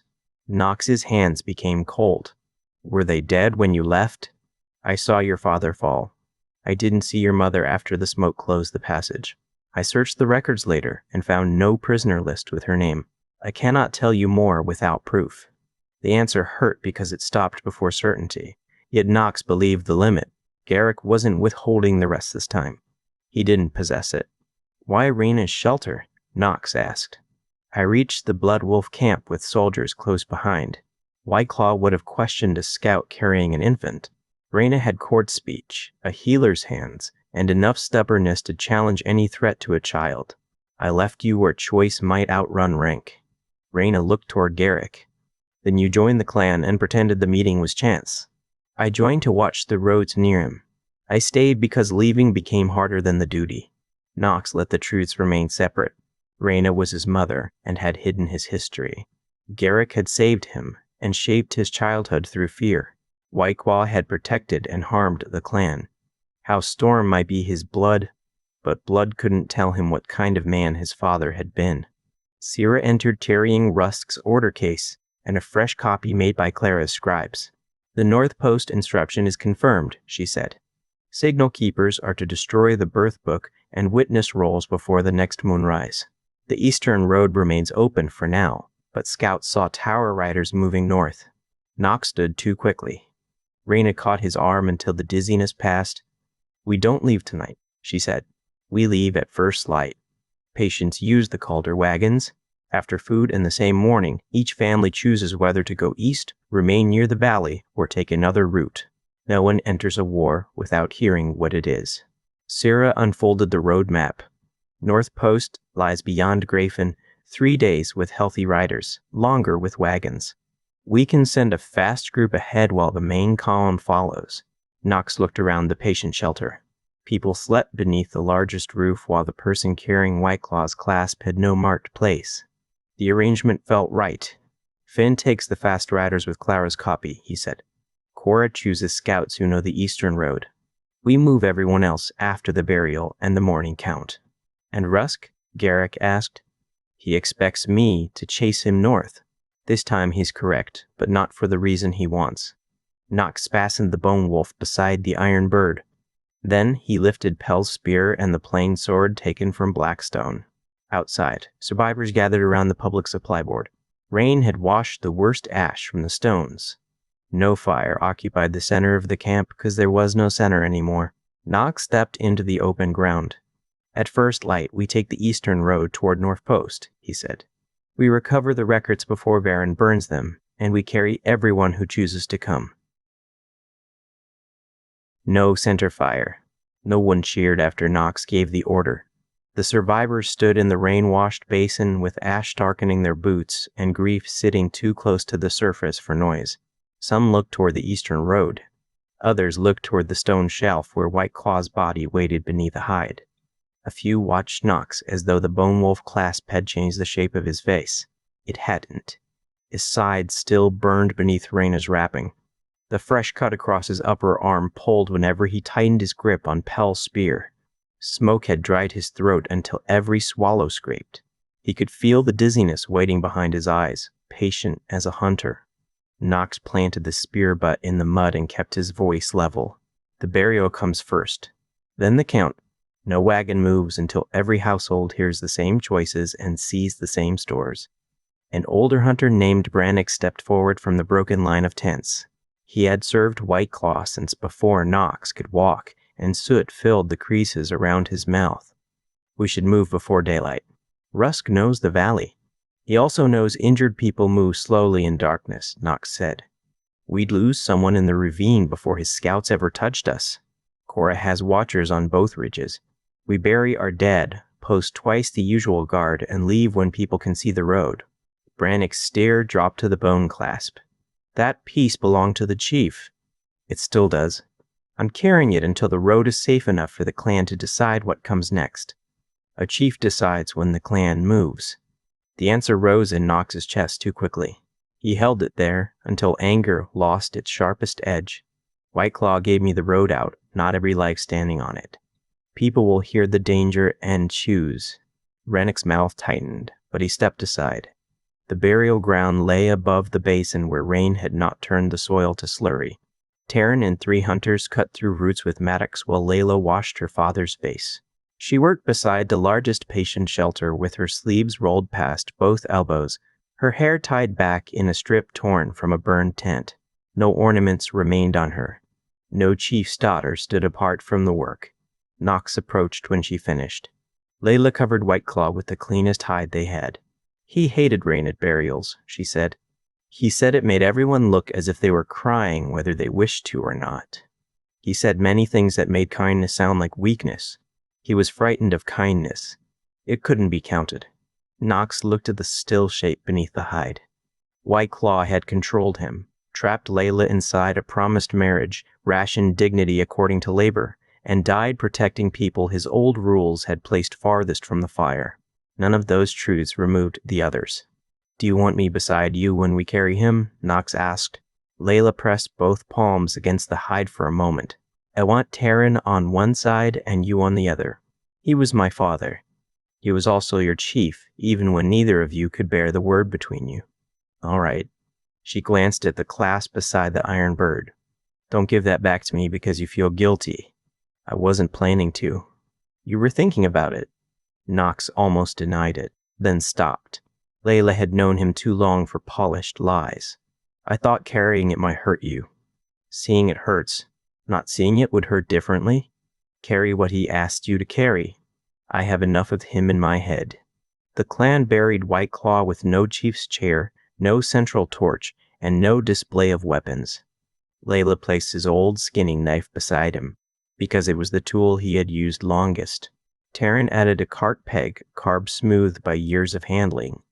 Brannick set down a strip of wolf hide from the first winter White Claw had guided the clan through starvation. Knox placed nothing in the grave. He kept the clasp because White Claw's last task wasn't finished. They buried the others in a long row overlooking the road. The 2 prisoners from Blackstone who had died at the lower wagons were named with the clan hunters and Calder guards. Rayner read each name from the list Clara's clerks had copied. When a family name wasn't known, she read the place where the person had been found and the act that had saved someone else. No one was reduced to an unmarked body. The work lasted until darkness gathered between the hills. Knox carried soil until Rayna seized his shovel. Your wrapping is dark again, she said. There are 6 graves left. There are 30 people with hands. You aren't the only one allowed to use yours. He looked toward the row. I ordered this. You ordered a burial. You didn't promise to dig every grave. Her split lip had opened while she spoke. Bruising spread from her jaw beneath the collar of her coat. She looked as tired as Knox felt, yet her grip on the shovel remained firm. He released it. That small surrender drew more attention than he expected. 2 young hunters moved in without being called. A woman from the outer families took the second shovel. Work continued while Knox stood useless for several breaths, his hands aching from the absence of weight. Sarah came beside him. You look offended. I know how to dig. That wasn't the question. You and Rayna have begun speaking in the same manner. We both spend too much time stopping you from tearing yourself apart. Her tone carried no humor. She touched 2 fingers to his wrist, measuring the speed there, then removed them before the gesture could become display.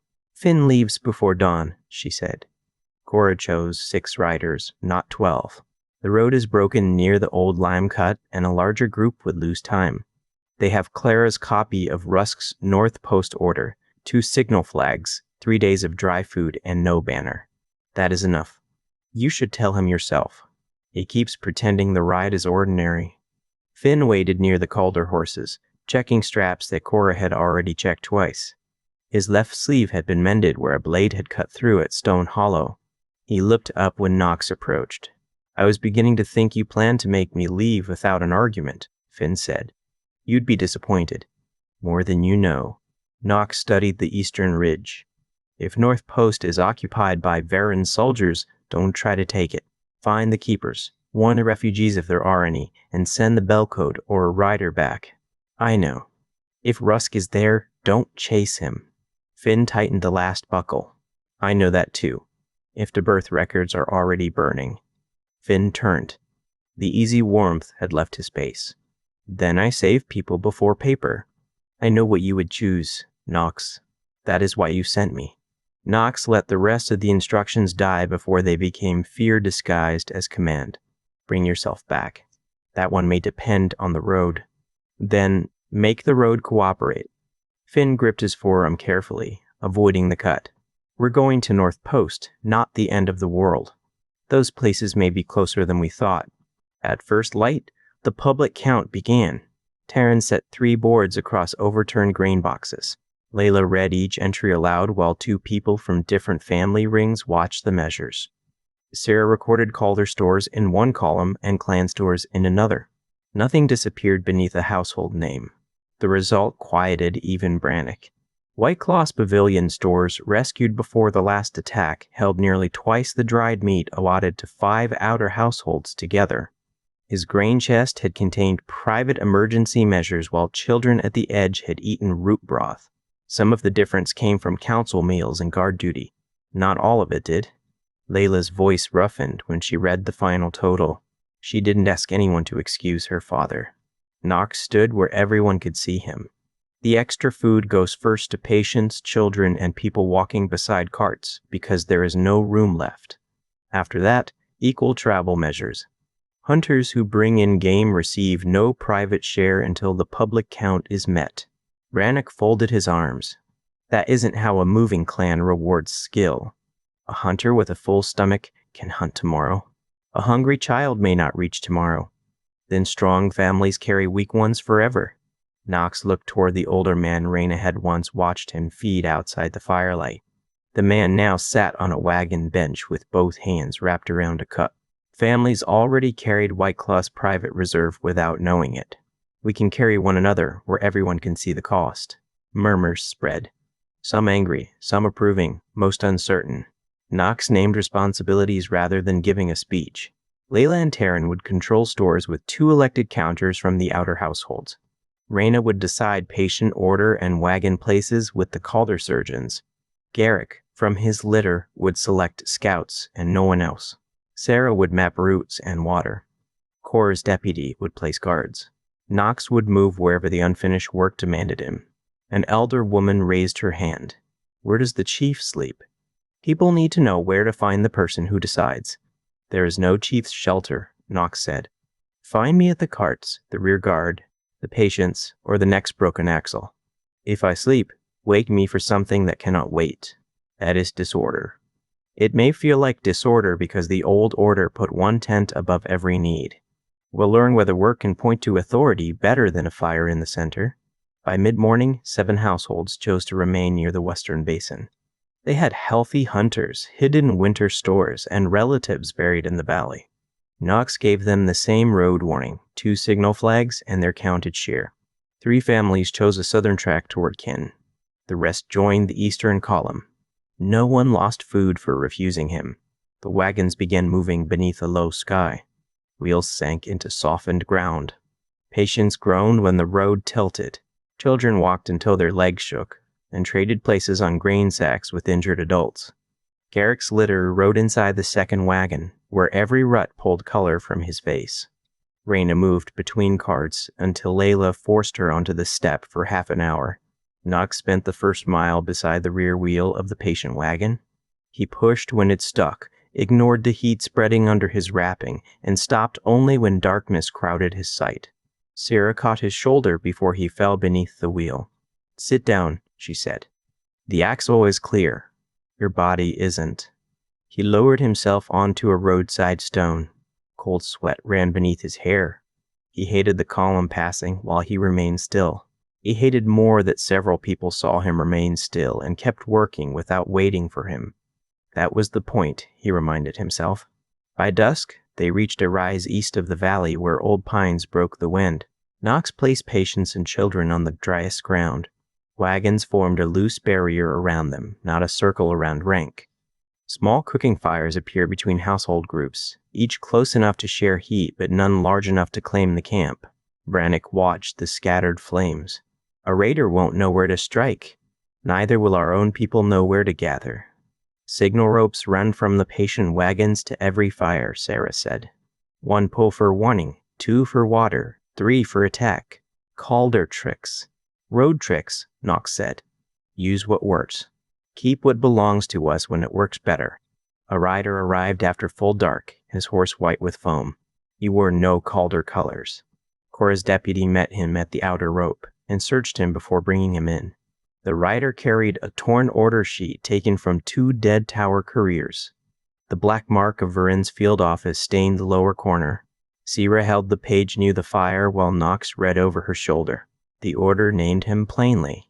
The surviving storm air was moving east with armed traders. Every North Post witness, keeper, refugee, prisoner, and clerk who could identify house storm records was to be removed before capture. The birth book and royal signet were to be destroyed. No body was required for accounting. Knox read the final line twice. No body was required. The people at North Post weren't obstacles. They were evidence Varin intended to erase. How far ahead are the couriers? Knox asked. 1 escaped north, the rider said. The other 2 died near the lime cut. Your fast riders passed before I found them. Knox looked toward the black road beyond the fires. Finn was riding into a place where every witness had already been sentenced. The man in the rain. The storm reached the road camp before midnight. Rain struck the wagon covers in hard bursts and turned the paths between fires into black channels. Families pulled blankets over children and shifted cookpots beneath hide awnings. The scattered camp did not dissolve. Signal ropes stayed tight. Guards changed in pairs. Every small fire had someone responsible for banking it against the wet. Knox stood beneath the rear awning of Garrick's wagon and watched the system hold. His body wanted sleep badly enough to ache. His side pulsed with every deep inhale. Raina had changed the wrapping after supper and threatened to tie him to a cart if he pushed another wheel before morning. He had believed half of the threat. Inside the wagon, Derek's beaver had climbed. The scout lay propped against folded blankets, his injured leg braced between boards. The cut beneath his shoulder had begun draining again. Raina had cleaned it twice, and still the skin around it remained red and tight. Rainwater shivered down the canvas inches from his head. Knox climbed in and lowered the flap. Garrick opened his eyes. You move like a man stealing from his own stores. Raina said you were awake. Raina said I was too stubborn to sleep. Her version is less generous. Knox sat on the opposite bench. The wagon smelled of vinegar, wet wool, old blood, and the bitter bark Raina used against fever. A lantern hung from a hook, its flame small enough to preserve oil. You told me you carried me through Blackstone, Knox said. You told me where my father fell. I need the rest of what you remember before we reach North Post. Garrick studied him through half-lowered lids. Need or want? I need both. Those are different burdens. I can carry different burdens. I am done carrying sealed ones. For a time, only Rain answered. Garrick shifted his hand across the blanket. His fingers shook. Howstorm kept road guards at every royal shelter. We weren't palace decoration. We inspected bridges, opened grain stores during floods, and escorted healers where local lords refused to spend coin. Your father served with us before he inherited the crown. He knew the road commands because he had slept in ditch water beside men who used them. Knox pictured a king without a high chair, boots wet from the same road as everyone else. He distrusted the picture because he wanted to believe it. What was his name? Arden Storm. Your mother was Alara. The names entered the wagon quietly. They didn't strike like prophecy. They sounded human, which hurt more. Garrick looked toward the lantern. Varen served as keeper of contracts and military accounts. He could turn hunger into columns of ink and make theft look lawful. Arden found private toll agreements tied to Varen's houses. Grain intended for public stores had been sold twice, once on paper and again at private gates. When Arden ordered the ledgers opened, Varen moved first. The palace fire. The fire came after the gates were taken. Varen's soldiers wore road cloaks and carried storm orders copied by his clerks. Half the guard opened doors to men they believed were ours. By the time the mistake became clear, the nursery passage was already blocked. Garrick's voice had flattened into the tone he used while describing dangerous ground. Knox heard the effort beneath it. I was assigned the western carriage, Garrick continued. Your mother refused the carriage when she saw smoke near the stable lane. She said wheels would trap us. We went through the servants' passage instead. You were 6 weeks old. You had been crying since the first bell, then stopped when the shouting came close. Knox rubbed the scar above his left eyebrow. Where did this happen? A soldier pushed through the nursery door before we sealed it. Your mother held you against her chest. His knife caught the cloth and touched your brow. I killed him. The cut was shallow, but there was blood across your face. Lara nearly stayed behind because she thought you had been struck deeper. Did she know you were taking me west? She ordered it. Garrick closed his eyes, gathering strength. Arden reached the lower gate with 12 guards. He knew the city routes were closed. Blackstone's old drain connected to the western post road. He held the gate while we crossed the ash yard. I saw him go down beneath 3 men. I didn't see him rise. Knox's hands tightened against his knees. And my mother? She came as far as the upper smoke door. The passage roof dropped between us. I heard her on the other side. She told me not to return. She said the child carried the road promise, not the throne. Then the upper stair collapsed. You said you didn't know whether she died. I don't.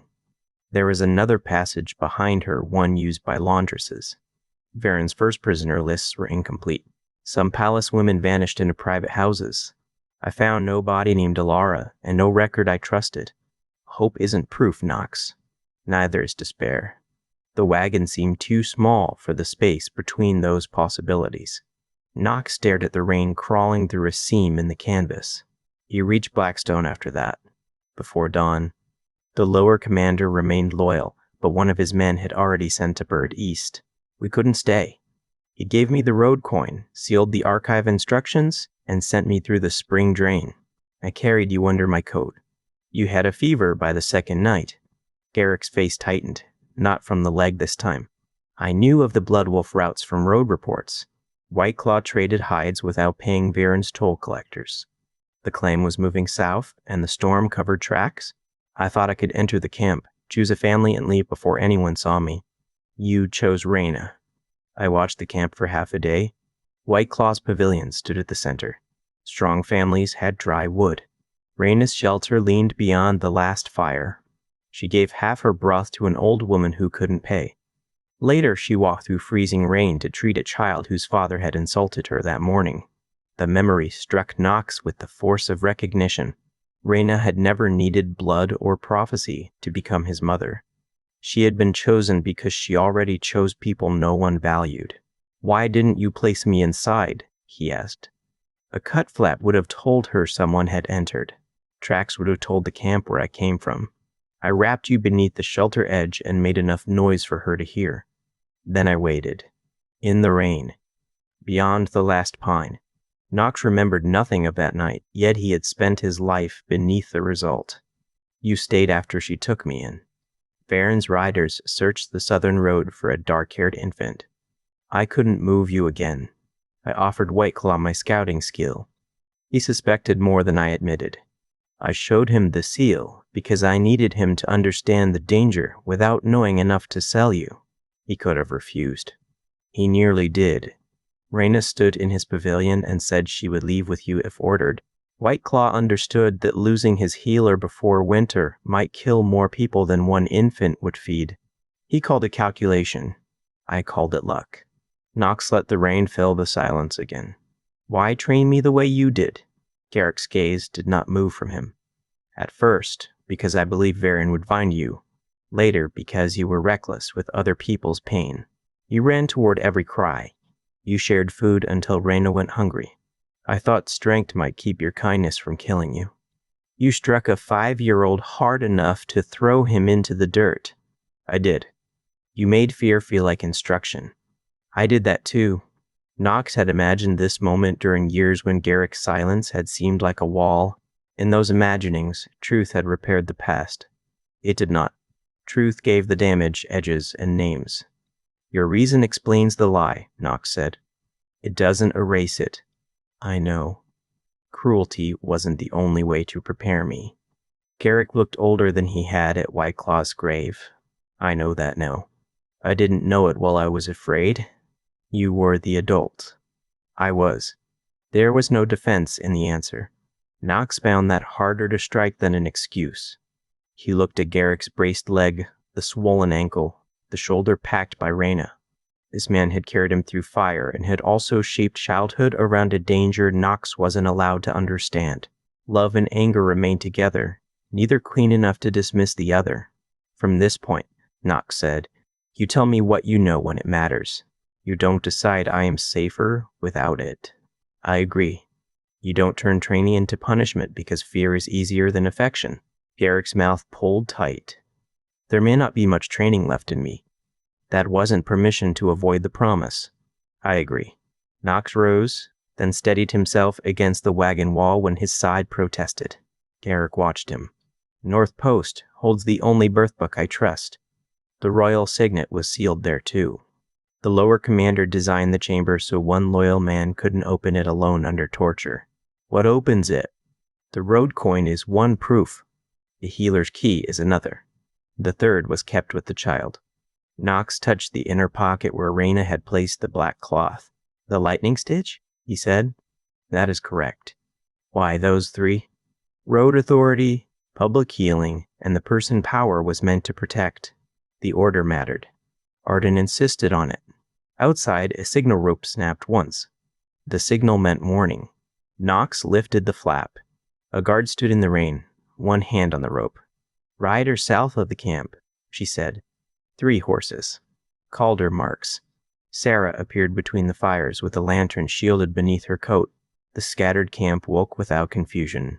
Guards moved to the road. Patients remained covered. No one searched for a central pavilion because none existed.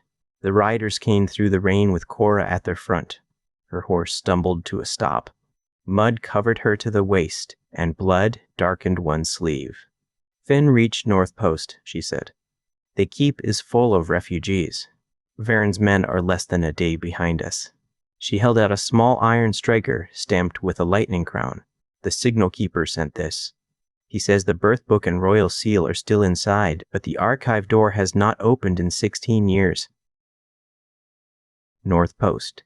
Cora refused the patient wagon, until Reyna cut away her sleeve and found the injury beneath it.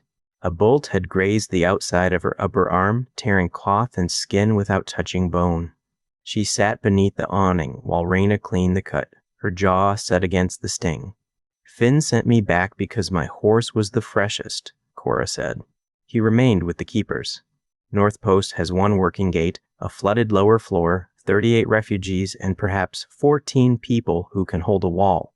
How many behind you? Knox asked. We saw 12 riders at the line cut. More tracks joined from the North Road. They are moving with oil jars and pack mules, so they expect time to burn the place. Sarah spread the map across a grain box. Rain spotted the parchment faster than she could wipe it away. The main road bends through open pasture for the last 3 miles. They will see our wagons. Then we do not arrive as a hidden army, Knox said. We arrive as a moving camp. Brannick frowned from beneath his hood. A moving camp is slow prey. It is also what we are. Hiding patients in the woods won't make them safer if Varen's riders search every track. Taryn pointed to a charcoal mark east of the line cut. There is an old charcoal road here. Narrow, but carts used it before the bridge shifted. Cora shook her head. Trees have grown into it. Then cutters go first, Taryn said. 2 wagons at a time. We keep the road behind us blocked with felled trunks. Knox looked around the box. No one waited for him to invent every answer. The relief should have felt lighter than it did. "Do it," he said. "Cora rests for 1 hour. Finn's riders need food when we reach them, so no one strips the fast packs. Raina decides which patients can walk the roughest section."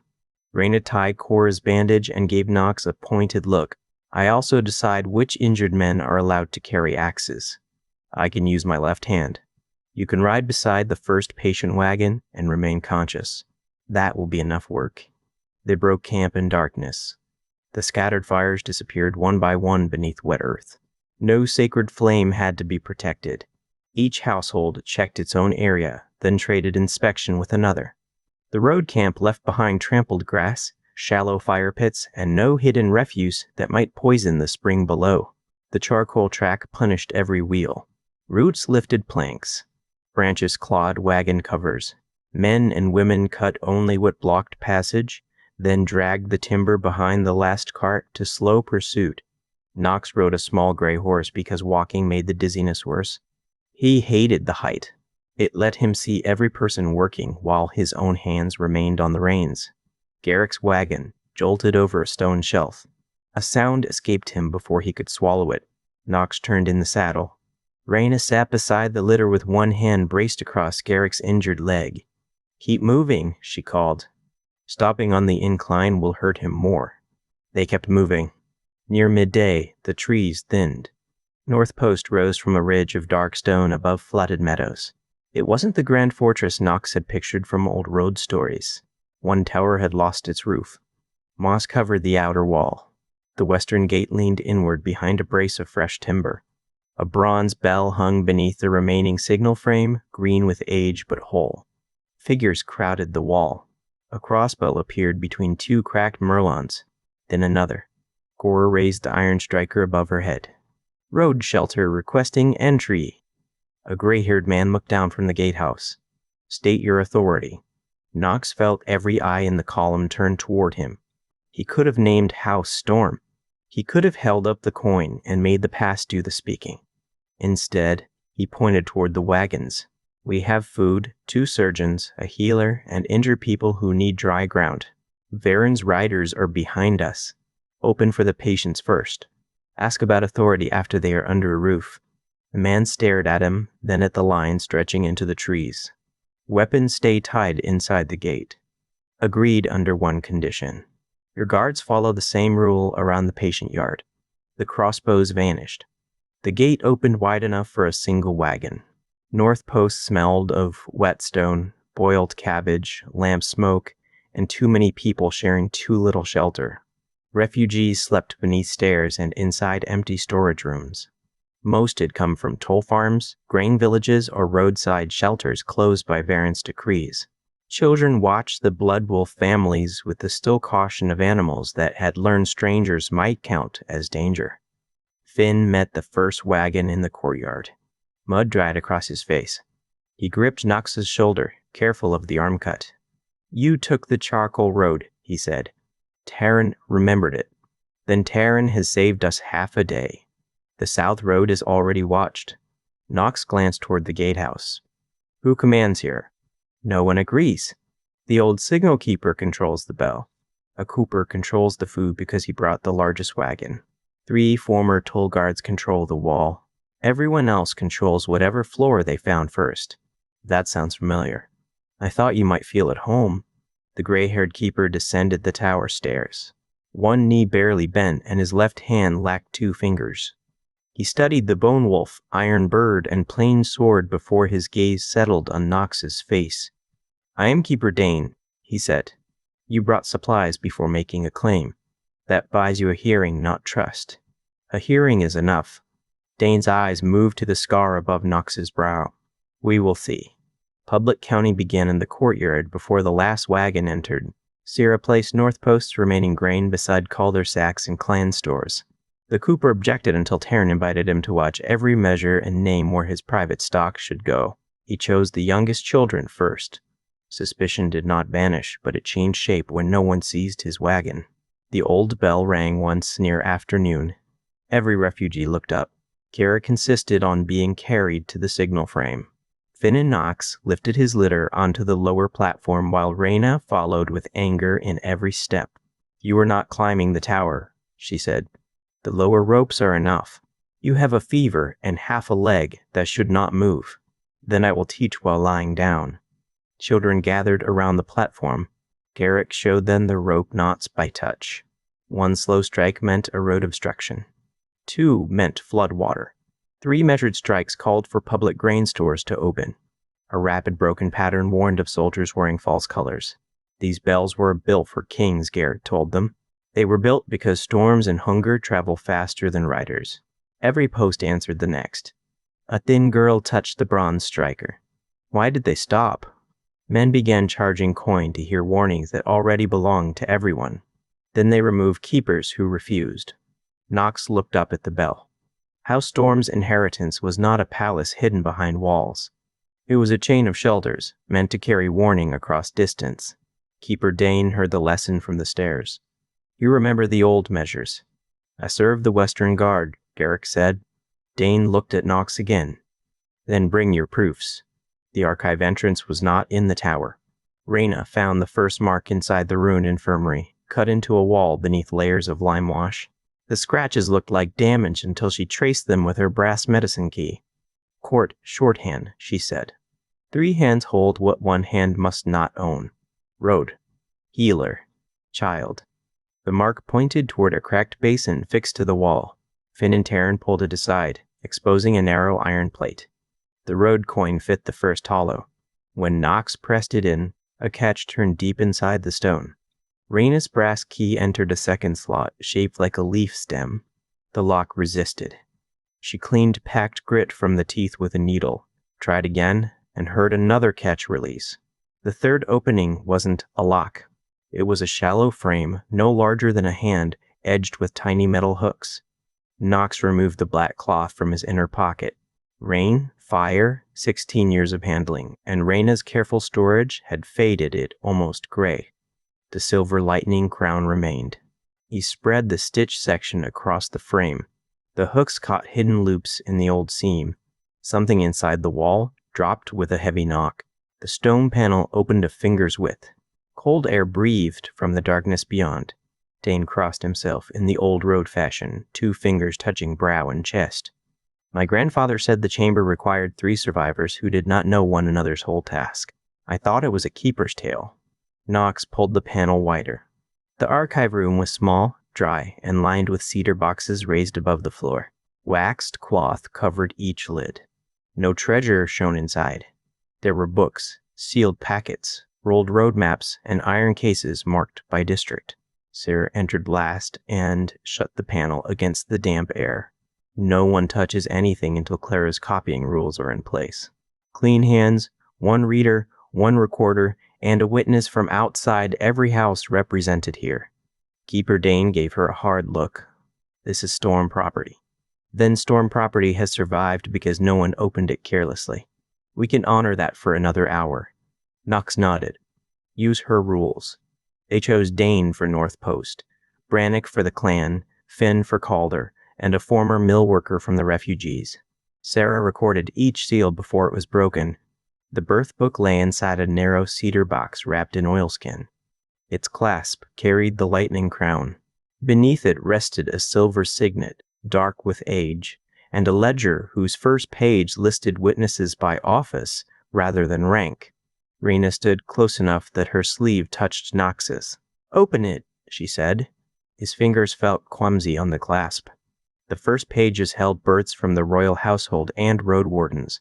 Each entry named the child, parents, attending healer, witnesses, time, distinguishing marks, and the public store assigned for the first winter. Knox churned pages until the final written sheet. The ink had browned but remained clear. Knox Storm, lawful son of Arden Storm and Alara Storm, born beneath the western bell in the 6th week of winter. Dark hair. Blue eyes. A later note had been added in a hurried hand. Shallow, cut above the left brow during the nursery attack. Removed under Western Guard protection. Child carries a stormcloth. Name retained for concealment by order of his mother. Knox read the line again. Name retained. Reyna covered her mouth. I named you after the night, she whispered. Garrick's voice came from the doorway behind him. Your mother named you before it. The choice Raina had made in a freezing shelter had met a choice made by a woman behind a burning door. Neither had known the other, yet both had placed the same name between him and death. Knox touched the page without letting his skin meet the ink. For the first time, the name Storm did not feel borrowed from weather or claimed in defiance. It had been waiting for him. The last here. The archive held no throne deed. It held bridge inspections, grain tallies, healer routes, flood maps, lists of widows receiving winter oil, and complaints against toll-keepers. How Storm had recorded power through obligations so ordinary that Knox almost missed their meaning. Every road district had a public store. Every store had 2 keys held by people from different offices. Signal bells were tested at the start of each season. A village could petition for bridge repair without a noble sponsor. During famine, royal hunting lands opened before private grain prices could rise. Farron ended all of this, Sarah said. She sat at a cedar table with the witness ledger open before her. Finn and Dane carried sealed packets to the copying room one at a time. Outside, hammers struck timber as North Post prepared for attack. Not at once, Raina said. You would have caused revolt. He called each closure temporary. 1 bellkeeper removed for corruption. 1 grain store transferred for efficiency. 1 toll added to fund soldiers. By the time people understood the pattern, the road itself had become a chain around them. Knox turned another page. My father discovered it. The witness ledger says Arden ordered a public accounting, Sarah said. Vernon delayed the hearing twice, then issued false reports of border attacks. He moved contracted soldiers into the capital under emergency authority. The ledger contained statements from clerks, road captains, storekeepers, and 2 members of Varen's own office. Their words built the coup without legend. Forged orders opened gates. Grain wagons carried weapons beneath sacks. Fire was set in 3 places to divide the city guard. Prisoners were removed before official arrests could be recorded. A sealed packet bore Alara Storm's hand. Knox knew it before anyone told him. The letters leaned slightly forward, impatient even in ink. His name appeared across the outer fold. For Knox, if the Western Post remains free. He sat at the table because his knees had begun to weaken. Raina remained beside him. You may read it alone. I don't want that. The refusal came too sharply. He tried again. Stay, please. Sierra stays too. Garrick should hear it if he can remain awake. Finn brought Garrick's litter to the archive entrance. Raina objected to the cold until Dane found another blanket. Garrick lay beneath it with his face gray from the effort of crossing the courtyard. Knox broke the wax. The letter began without title. My son, if this reaches you, another person placed your safety above their own. Remember that before anyone tells you survival proves greatness. Survival proves only that someone paid a price, often where history refuses to look. Your father and I named you Knox because you came during the darkest watch, while the western bell sounded through snow. We chose Storm because it was ours to give, but no family name can tell you what you must become. The crown has value only while it keeps roads open, stores honest, healers moving, and law visible to those most likely to suffer beneath it. If power asks people to disappear so it can remain clean, then power has already failed. Varen will call our duties waste. He believes hunger creates obedience and hidden records create peace. He may offer you safety if you accept his methods. That offer will be more dangerous than his soldiers. Do not reclaim a chair because your father sat in it. Do not refuse every duty because blood frightens you. Learn who paid for the choices before you. Ask whether authority can be limited, watched, and removed. Then choose with people who are free to disagree. I hope you grow where no one knows what you are. I hope someone loves you before they know what your name might buy. I hope that love is strong enough to let you become a man they did not design. If I cannot reach you, believe this much. I wanted you alive more than I wanted House Storm remembered. Your mother, Elara. No command waited at the end. No demand for revenge. His birth mother had left him a question and the right to answer it badly. Knox lowered the page. The room blurred. He closed his eyes until the dizziness passed, but grief remained where sight returned. She knew, he said. Garrett shifted under the blanket. She knew the post might survive. She didn't know whether I would. You carried this letter? The Blackstone commander sent it by another road. I never saw the words. Raina touched the edge of the table. I recognized the stitch when you were 7. Not fully before then. A trader brought old royal cloth for bandages, and I saw the same silver method along the edge. Later I found the lightning crown in a court history. Knox looked at her. You had more than suspicion. I had a pattern, not proof. You had enough to search. I did search. Quietly. Every road I tried at missing keepers or altered books. Garrick refused to tell me what he knew. Whiteclaw warned that questions would bring Varen's men. So you stopped. Pain moved across her face. I told myself I was protecting your childhood. I feared that once you knew, every lesson would become preparation for a dead family. I wanted you to choose kindness, because it was yours, not because a crown required it. You also wanted to keep me. Raina did not look away. I did. The thought that blood might take you from me frightened me more than it should have. Knox folded Alara's letter along its old lines. You were my mother before I could see your face. A book cannot change that. Raina's shoulders loosened by a fraction. It also cannot make the secrecy harmless, he continued. I needed the chance to be frightened by my own history, not protected from it, until strangers came with blades. I understand. Do you? Not completely. I may spend years understanding it. I won't ask you to make that easier for me. The answer left room for his anger. He had not known how badly he needed that room. Sarah placed a clean sheet beside the letter. We should copy this with the records, but the original remains yours unless you choose otherwise. Knox looked at Alara's final line. Copy it. Read it publicly, with the rest. Varen erased her once. I won't help him keep her hidden because the words hurt. Dane opened the iron signet case. The royal seal was smaller than Knox expected. Silver formed a road beneath a split cloud with the lightning crown above. The handle bore nicks from ordinary use. It was not made to impress a distant crowd. It was made to mark documents people carried through rain. The witness ledger named 6 people who had known the infant heir. 4 were confirmed dead. 1 had vanished in the capital prisons. The last was listed as Mara, assistant keeper at North Post. Dane read the name twice. Mara was my mother's sister. She died here 9 winters ago.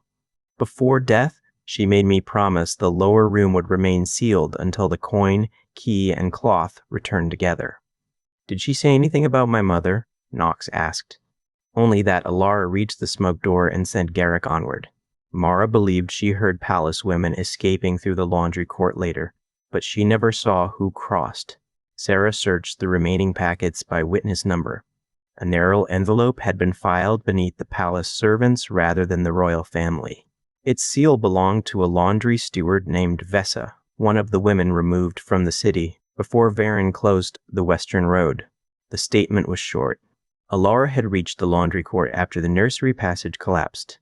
She opened the rear gate for 11 workers and 2 children, then stayed behind to bar it when soldiers entered the upper hall. Vessa saw her struck by a falling roof beam as fire crossed the court. 2 workers tried to return, but Alara ordered them through the gate. A later list identified her ring and burned coat among the dead. Varen's office removed her name before the list became public. Knox read the statement without moving. The uncertain space Garrick had carried for 16 years closed in a few lines of brown ink. His mother had not vanished into a secret prison. She had died giving strangers the same chance she had demanded for him. He wanted uncertainty back for one selfish moment. Then he folded that wish beside the truth and let grief remain honest. Make 3 copies of Vessa's statement, he said. Her name stays with it. Another limit had become an answer. It did not bring comfort, but it stopped Varen from owning the shape of her death. They spent the afternoon making copies while North Post changed around them. Refugees carried water to the walls. Bloodwolf hunters repaired arrow slits beside former toll guards. Calder clerks taught 2 children how to dry wet pages between clean cloth. The bell sounded once when scouts reported riders on the southern pasture. then twice when floodwater rose in the lower tunnel. Near sunset, Knox stepped into the courtyard. Conversation stopped. 5 clan members stood near the old bell with Brannock at their front. 3 North Post refugees had joined them. Each person lowered to one knee. Others followed, uncertain but unwilling to remain standing when a royal signet had been found. The motion crossed the yard faster than fire through dry grass. Knox saw White Claw in the patient shelter, blood at his mouth, forcing out his last warning. Do not make people worship you. People on their knees cannot carry supplies. Knox walked toward Brannock. Rain began to strike the stones. Stand up, he said. People who kneel. Stand up, Knox repeated. Brannock kept one knee against the wet stone. The book names you. The seal accepts you. White Claw placed the wolf in your hand. White Claw also told me not to put people on their knees. He spoke as a dying man. Dying did not make every word foolish. Knox reached down not to raise Brannock by force, but to offer his hand. The older hunter looked at it as though standing might betray generations of custom. If you want me to carry responsibility for the road, Knox said, say it while looking at me. If you want a king, decide what that word allows him to do before you offer it. Brannock took the hand and rose. The others followed slowly. A few looked relieved. Several looked offended. Dane watched from the tower steps with an expression too guarded to read. A Calder guard near the gate lowered his head. Your Grace. Use my name. The law requires a form of address for a lawful heir. Sarah stepped beside Knox. The current law was written under Varen's protectorate after the royal line was declared dead. It requires whatever title protects his authority this week. We need something better than habit before we begin obeying it. The guard flushed. House Calder recognizes blood claims. House Calder also recognized Varen's emergency tolls until the cost became impossible to ignore, Sarah said. Recognition is not the same as wisdom. Knox looked around the courtyard. Refugees stood beside clan families, each group carrying a different fear. The Bloodwolf people knew what happened when a chief's command became the shape of daily life. The refugees had fled officials who took grain with stamped paper. Calder guards wanted a lawful chain because uncertainty got people killed in battle. No single answer would calm all of them. The birth book proves who my parents were, Knox said. It does not prove I should command your household, choose your work, or take food without account. The signet proves House Storm existed. It does not make every decision I give a good one. A woman from the refugees held a sleeping child against her shoulder. Then why are we risking death here? Right now, we are not risking them for my name. We are trying to keep Varen from burning witnesses, closing grain roads, and killing anyone who can show what he did. That still brings his soldiers here. They were already coming. The order in our hand says every witness at North Post was to be removed whether I arrived or not. The woman looked toward Dane. He nodded once. The order names us. Knox raised the copied sheet so people at the edge could see the black field mark. I will not tell you staying is safe. It is not. Anyone who wants to leave before the roads close receives food, directions, and the same warning. Anyone who stays has a voice in what this post defends. Brannock grunted. A wall cannot hold if every person debates where to stand. Battle orders require speed. The purpose of the battle requires consent. We decide the purpose now. Sarah brought a slate from the supply table. One immediate purpose, she said quietly. No crown argument. No promises that stretch beyond what we can keep. Knox faced the courtyard. We keep the western roads open long enough to move grain and witnesses. We copy the records so no single fire can erase them. We protect the people Varen has marked. Those are the tasks I accept. Under what authority? Dane asked. Temporary authority given openly and removable by the people carrying the cost. The answer stirred fresh whispers. Dane descended the last step. Then form a council before the soldiers arrive. North Post has spent 16 years hiding proof because too few people held it. I won't repeat that mistake with command. They met beneath the signal frame where everyone could listen. The Bloodwolf households chose Layla rather than Brannock. Brannock's face hardened, but he accepted the count when 3 people watched it. North Post refugees chose the mill worker who had witnessed the archive opening. Dane represented the keepers and the bell. Sierra represented householders, stores, and records. Taryn represented transport workers, including drivers and cart repairers from all groups. Raina refused a council seat, but demanded the right to stop any plan that used patients as bait. That sounds like a seat, Finn said. It is a limit, Raina replied. Call it what helps you remember. Knox took the final place without sitting above anyone. Their first decision concerned the records. Dane wanted the signet and birth book moved to the tower vault. Brannick wanted them carried with Knox. Sierra argued that both choices created a single target. Copies leave tonight, she said. One set south toward Grayfen, one east to the River Guild, one west with families returning to the valley. The birth entry, witness names, coup accounts, and Alara's letter go together. Knox looked at the original letter in its oilskin sleeve. Part of him wanted to close it against every stranger's eye. He remembered Alara's words about hidden records creating peace. Copy everything, he said. The original letter remains with Raina until the post is secure.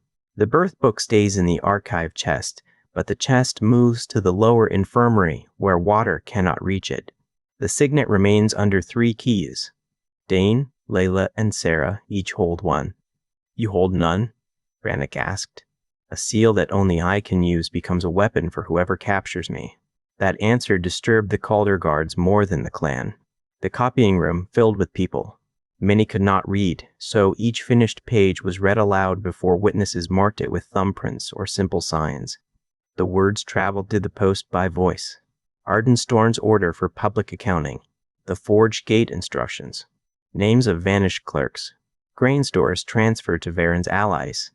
No one had to trust Knox's summary. A young toll guard listened to the statement of a village keeper executed for refusing a private levy. My captain told us that man stole winter grain. Dane looked at the page. Your captain repeated the lie that kept him paid. The guard removed Varen's black thread from his sleeve and laid it on the table. Near dusk, riders left by 3 routes with copies sealed in wax cloth. Knox watched them separate from the wall. The truth became harder to kill with each set of hoofbeats. Sarah joined him beneath the tower. You gave away control of your own proof, she said. You sound surprised. I am relieved. Surprise came earlier when you resisted throwing yourself at Rusk long enough to rescue everyone else. He rested both hands on the parapet. Pain pressed beneath his ribs. I still thought about surrendering at Stone Hollow. You think about trading yourself whenever another person is threatened. Sometimes the trade may be right. Sometimes. That is why other people must be allowed to judge the price with you. He turned toward her. Wind pulled loose strands of hair across her cheek. She looked exhausted, precise, and more necessary to him than any signet. Will you remain on the council? He asked. Until House Calder's position is settled. My father has not yet declared against Varen in public. Finn already fought his soldiers. Families often admit what their children have done only after the accounting arrives. Knox touched the iron bird at his chest. I am asking you, not your house. Sarah met his eyes. Then I remain because the work matters and because you do. Those reasons are connected, but they are not the same. Before he could answer, the bronze bell struck. 1 blow. A pause. Another. Then the rapid broken pattern Garrick had taught the children. Soldiers wearing false colors. A scout ran through the gatehouse passage. Riders on the south pasture.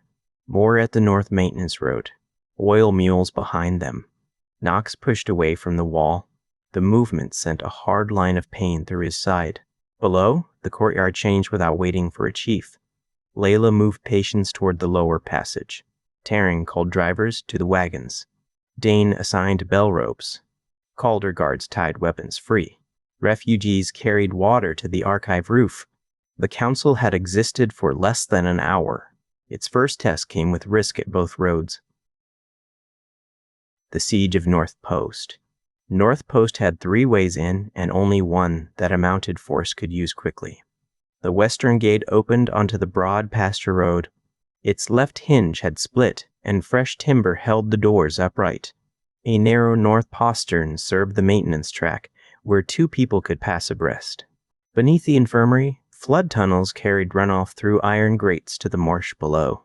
Knox stood over Sarah's map while the bells shook dust from the rafters. Ruse wants the gate, Finn said. He has at least 30 on the pasture and another 10 near the postern. He wants Knox, Layla said. The gate is how he asks. Raina tied a fresh strip around Knox's upper arm. You are not climbing a wall with your side open again. I can stand on the signal platform. Standing is not the same as being fit to fight. No one here is fit for this. That doesn't make your blood more plentiful. The council gathered in the old infirmary. Dane wanted the gate held long enough for copywriters to escape. Taryn reported that the lower tunnels could move children and patients to a reed island beyond the wall, but the water reached an adult's chest in 2 places. Sarah proposed making the post look full while emptying the most vulnerable people beneath it. A horn sounded outside. Rusk's voice carried from the pasture. People of North Post, you shelter a false claimant and armed thieves. Open your gate. Lay down weapons. Every person leaves unharmed except Knox Storm. Silence settled around the council table. Knox looked at the faces there. The answer seemed brutally simple. 1 person against more than 100. Keep the records moving, he said. I will go outside the western gate. When they pull back, everyone takes the tunnels and east path. Layla's palm struck the table. I refuse. Rusk came for me. He came to burn witnesses and grain records before you reached the valley, she said. You heard the order read. Don't make his lie convenient, because sacrifice feels cleaner than command. Dane leaned over the map. The council did not authorize surrender. You cannot forbid me from trading my own life. We can refuse to let you trade ours without asking, Sura said. If you walk out, Rusk enters.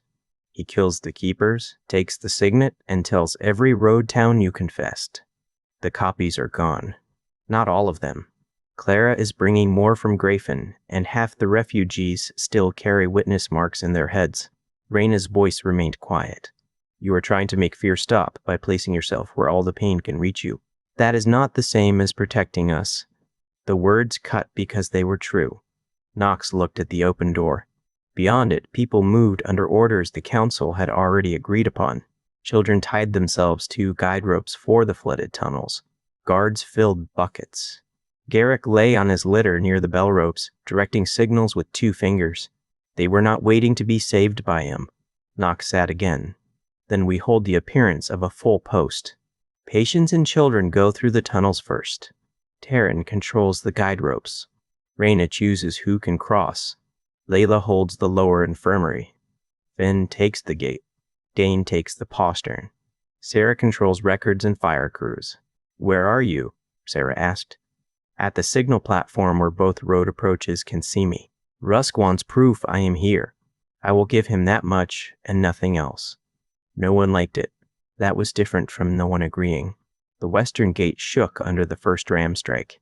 North Post answered with stones dropped through the murder slot and 2 crossbow shots from the gatehouse. The defenders did not waste arrows at distance. Finn kept them behind cover until Rusk's soldiers entered the broken ditch. At the north postern, former toll guards braced the door with a wagon axle. Dane placed refugees behind the inner turn where numbers meant less than footing. Knox climbed the signal platform 1 step at a time. Pain made the last rung feel twice as high. The platform stood below the bell tower, open on 3 sides, with a waist-high stone rail and access to the signal ropes. From there he could see the pasture, postern track, lower courtyard, and archive roof. Rusk sat on a dark horse beyond crossbow range. A leather brace wrapped his injured knee. His leg cut had changed the way he held the saddle, but he remained upright. He saw Knox and smiled. The heir shows himself, Rusk called. Knox did not answer. The second ram strike cracked the gate brace. Below, Taryn guided the first children into the infirmary tunnel. Each wore a rope around the waist, linked to an adult ahead and behind. Water swallowed them to the chest. Raina stood in the channel despite her bruised ribs, lifting smaller children across the deepest drop. Sierra's crews moved copy pages into waxed satchels. The birth book and witness ledger entered a copper-lined green chest with the 3-key signet box. Layla sent the chest into the tunnel between two strong swimmers.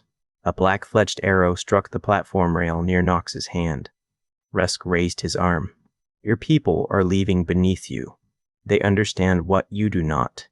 This post dies for a dead house. Nox watched a blanket hanging from the lower window. It shifted once, the agreed signal that half the patients had crossed. They are leaving because we planned it, he called back.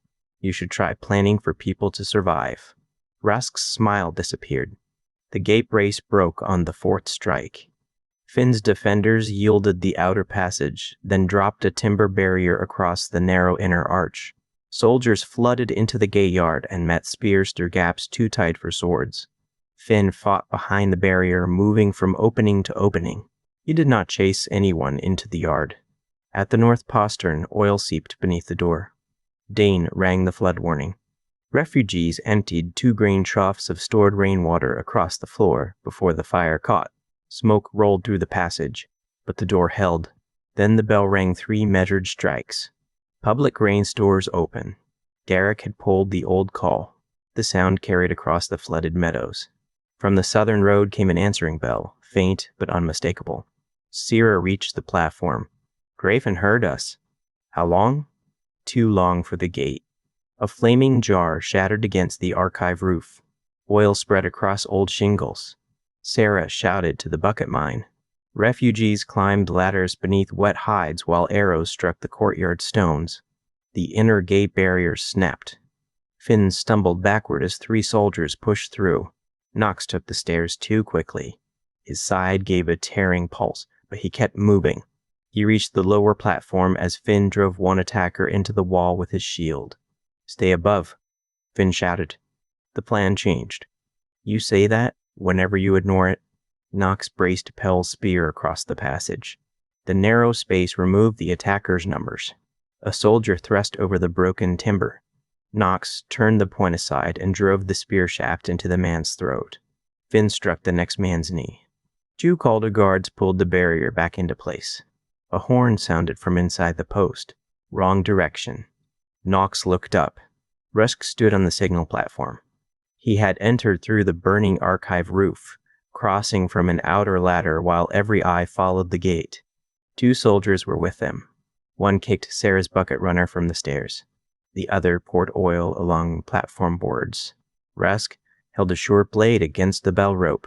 Come up here, or I cut the warning from the road and burn every page beneath it. Sarah seized Nox's sleeve. The originals are already in the tunnel. He does not know that. Then let him burn an empty room. Rusk dragged a North Post child from behind the bell frame. The girl had been helping Garrick with rope knots. His blade rested beneath her jaw. Nox felt the world narrow. Sarah's grip tightened. We moved together. They took opposite stairs. Finn followed until soldiers struck the inner barrier again. He turned back with a curse and held the passage. Nox climbed the south stair in full view. Sarah vanished into smoke on the archive side. Rain made the boards slick beneath his boots. Release her, Nox said. Rusk drew the child backward. Dropped the spear. Nox laid Pell's spear on the top step. He kept the plain sword sheathed because reaching for it would tighten Rusk's hand. You look tired, Rusk said. Your father looked the same at the palace gate.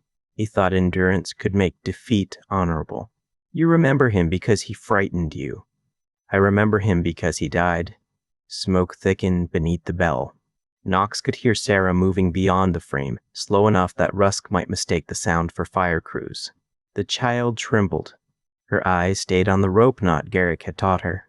Nox took one step. Rusk shifted his injured knee. The child dropped without warning. She pulled the bell rope as she fell. The bronze bell exploded above them. Rusk flinched. Sarah struck his knife arm with an iron bucket. Nox crossed the platform. He caught the child's coat and shoved her toward the stairs, then drew the short sword as Rusk recovered. Their blades met beside the bell frame. Rusk fought with less speed than at Stone Hollow, but no wasted motion. His injured knee kept him from turning left. Nox pressed that side, forcing him toward the oil-slick boards. One of Rusk's soldiers came through the smoke. Sierra threw the bucket into his face and drove him against the rail. Nox cut across Rusk's forearm. Rusk answered by stepping inside the sword. His short blade punched beneath Nox's old rib wrapping. Cold pressure came first. Then heat flooded his side. Nox struck Rusk's wrist with the sword guard.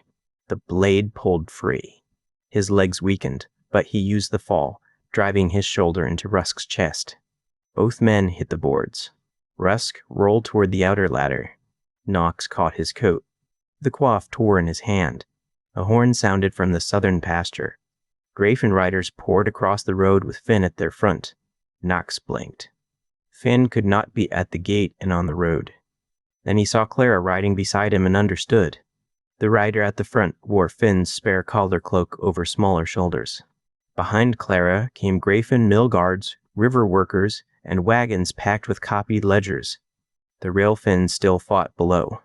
Rusk heard the horns. He kicked Nox's injured side, tore free, and went over the outer ladder. His 2 soldiers followed. One fell from the roof. Rusk reached a horse waiting beneath the wall and escaped toward the north marsh with 6 riders covering him. Nox tried to stand. Blood ran warm beneath his coat. The platform tilted. Sierra caught him before his head struck the bell frame. "Stay with me," she said. He wanted to tell her the originals were safe. The words would not form cleanly. Below, Clara entered the courtyard holding a waxed packet above her head. "Grafen copies," she shouted. "The River Guild has another set." The archive roof collapsed in a burst of sparks. No truth died with it. Love and anger. Nox woke to the sound of rain dripping into a metal basin. For several moments, he didn't know which shelter held him. White cloth hung above his face. Smoke scratched his throat. Something pulled deep in his left side whenever his chest rose. Then Reyna leaned over him, and North Post returned in pieces. The bell? The child. Rusk's blade. Sarah catching him. "The records," he said. "They are safe." "The refugees?" "Most crossed the tunnels. 3 defenders died at the western gate. 7 have serious injuries. No child was lost." He tried to lift his head. Reyna pressed him back with one hand. The blade entered below the old rib cut and passed outward. It missed the lung and the deep vessels. "You lost enough blood to frighten everyone who cares about you. You will remain flat until I decide otherwise." Rusk escaped. Rusk can escape several more times if the alternative is you tearing this open. Nox looked down. Clean wrapping crossed his ribs and abdomen. The old pain had become something heavier, an inward pressure that made every movement costly. How long? Before you can stand without help, perhaps 3 days. Before you can fight, much longer. Grafen's grain roads still exist while you rest for 1 hour. Her split lip had begun healing, but exhaustion carved hollows beneath her eyes. She had treated prisoners, crossed flooded tunnels, buried White Claw, organized a moving infirmary, and kept Nox from dying on a bell platform. He wanted to reach for her. His arm felt too heavy. "I read Alara's letter," he said. "I know. I love you." Reyna's face tightened. "I am still angry," he continued. "Both things are true." She sat beside the narrow bed. "They are allowed to be. I keep waiting for one to push the other out. It may never happen. Does that frighten you?" "It does." He watched her absorb the admission rather than cover it with wisdom. "I wanted your forgiveness before I had earned your trust again," she said. "That was another way of asking you to ease my fear. I will stop asking." Nox turned his hand palm up on the blanket. Reyna placed hers in it. "You are my mother," he said. "That isn't a pardon. I understand the difference. I need you beside me when we face Varen. I also need you to tell the truth when you believe it will hurt me. Then I will tell you now that you cannot carry this campaign by stepping in front of every blade. Your mother in the letter asked you to choose with people free to disagree. Listen to her before you turn her words into another burden." A weak laugh pressed against his side and became a grimace. "You have already begun using her against me. I suspect she would approve." The door opened, and Garrick's litter entered between Finn and Terran. Reyna stood. "He should not have left his bed." "Neither should you," Garrick said to Nox. "I was carried here." So was I. We are equally obedient. Finn lowered the litter near the wall. I argued against this. No one believes me, but I did. Garrick looked worse than he had in the wagon. Fever glazed his eyes, and the skin around his injured shoulder remained swollen. He waited until Finn and Terrence stepped outside. The child on the platform told Dane you saved her, Garrick said. She saved herself. She used the rope knot you taught her. That is how teaching should work. The words settled between them. Knox looked at Garrick's scarred hands. You trained me because you were afraid. Fear was part of it. Pride became another part. You learned quickly. I pushed harder because I wanted to see how far Sko could carry you. I told myself the danger justified every bruise. It did not. I know. You could have taught me without making affection feel dangerous. Garrick's gaze dropped. I did not trust affection. Men who cared openly were followed, questioned, and used. I thought distance would keep you hidden. Then distance became habit, and habit became cruelty I called discipline. Knox let the answer remain ugly. I cannot forget being 5, he said.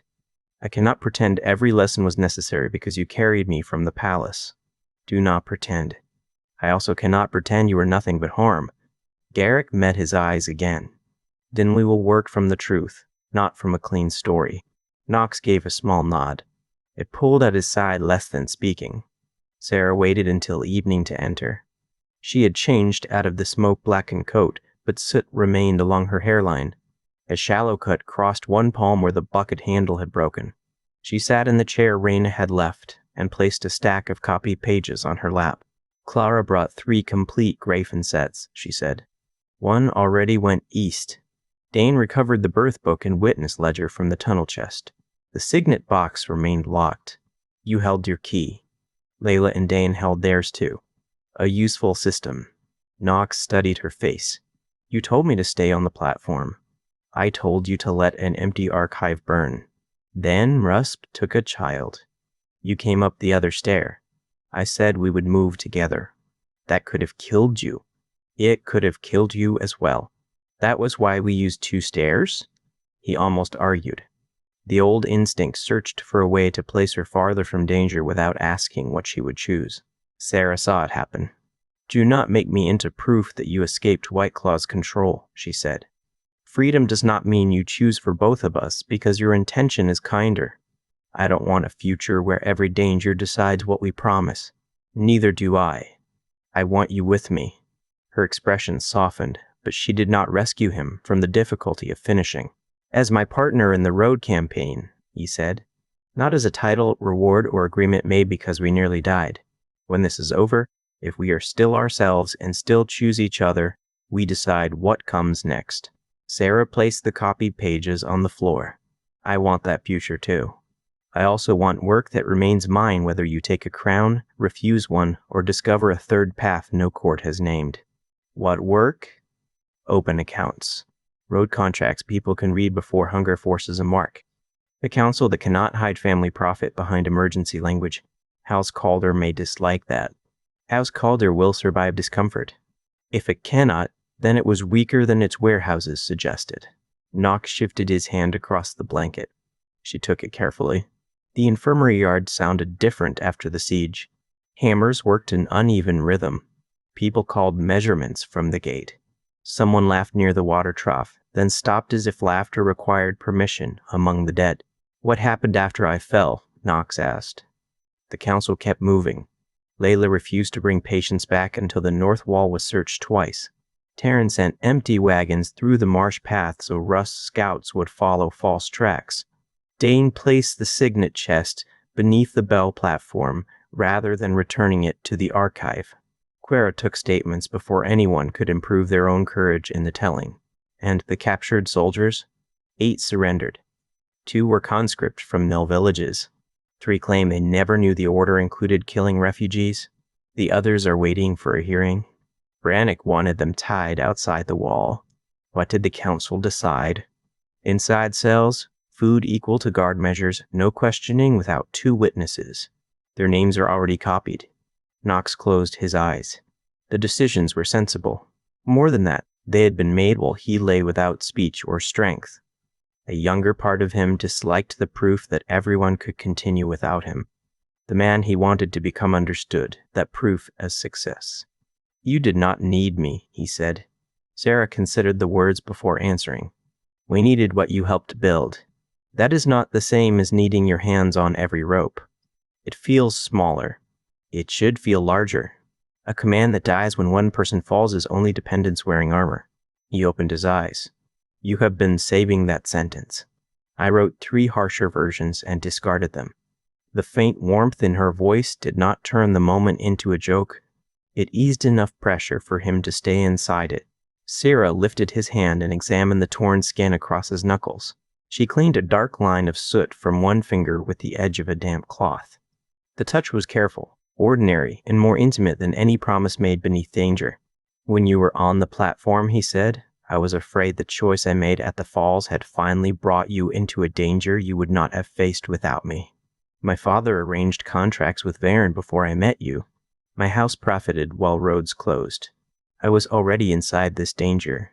Meeting you only made it harder to pretend distance was innocence. You could still leave. So could you. Neither of us is staying because there is no road away." Knox let that settle. Choice meant more when the exit remained visible. They remained without speaking until Finn burst through the door carrying a mud-streaked message case. "Grafen sent this by 2 horses," he said. "Varen's officers seized the granaries at sunrise. They closed the West Bridge and posted soldiers at every mill." Sarah opened the case. The emergency order blamed grain shortages on a false storm uprising and authorized seizure of private stores for military protection. Knox read the copied signature at the bottom. Varen had begun the famine before winter arrived. The storm declared. North Post's public yard still smelled of burned shingles when the records were read aloud. Workers had covered the archive ruin with wet hides. The western gate stood behind 2 new timber braces. Floodwater drained from the lower passage in brown streams. 3 fresh graves rested on the eastern slope beneath the bell. Knox entered the yard on Finn's arm. Reyna had forbidden him to walk farther than the infirmary steps. He had answered that the declaration concerned every person who had carried water, pages, children, or weapons during the siege. She allowed the distance only after Taryn built a low chair beside the public table, and Sarah promised to end the gathering if Knox lost color or sense. He hated the chair. He used it anyway. People filled the yard without separating by house. Bloodwolf families stood near North Post refugees. Calder guards shared the wall with former toll soldiers. Clara sat at the copying table with ink on both cuffs. Garrick listened from a litter beneath the tower. Reyna remained near Knox with a medicine bag open at her feet. Dane struck the bell once. Clara began with the birth entry. She read Knox Storm's name, the names Arden and Alara, the winter bell, the blue eyes, and the shallow cut above the left brow. Dane displayed the page while 2 witnesses confirmed the seal and page number. Then the coup records were read. The forged gate orders. The private toll agreements. Grain sold from public stores. Soldiers moved beneath false road colors. Names of clerks who vanished after asking for open accounts. Alara's letter came last. Clara's voice shook on the line about being loved before anyone knew what a name might buy. She stopped, drank water, and continued without apology. When the reading ended, Knox looked across the yard. "The record names me as the surviving heir of House Storm," he said. "I accept that it is true." The words seemed to move through the crowd as a physical shift. "I do not accept that blood gives me the right to take your food, silence your questions, choose your household's future, or place myself beyond removal. I will not ask you to kneel. I will not ask you to fight for a chair inside Black Keep." Brannock stood with both hands on a walking staff. Then why claim the name at all? Because Varen killed people to erase it. Because the road duties attached to it still belong to the public. Because refusing responsibility would not protect anyone from the hunger he has already started. Knox gestured toward the emergency grain order on the table. "Varen seized Grafen's granaries this morning. He plans to close the western roads before winter and blame every empty bowl on us. We have copies of his movement sheets, seizure records, false bandit payments, and the orders to kill North Post witnesses. We will answer with evidence and food movement, not a story about destiny." A refugee called from near the gate. How do we move grain through soldiers? First, we learn where the stores are, which guards are paid, and which towns still control their carts. Then we open one road at a time. Under your command? Under rules stated before we take the first sack. Sarah placed a written page beside him. Knox read the 3 immediate promises the council had agreed upon. We reopen grain roads. We protect witnesses and their families. We keep a public account of every supply taken, purchased, borrowed, or distributed in the store name. Any town that supports the campaign keeps copies of its own account. No officer may seize food without 2 local witnesses and a written measure. The former toll guard who had removed Varen's black thread raised his voice. What happens to people who serve the protectorate but surrender? Those accused of murder, torture, or deliberate burning face public hearing with evidence. Those who carried messages, guarded roads, or collected tolls may surrender weapons and give testimony. We do not turn every uniform into the same guilt. Brannick's jaw tightened. Rusk's men burned our children out of the valley. Layla stepped in front of the Blood Wolf group.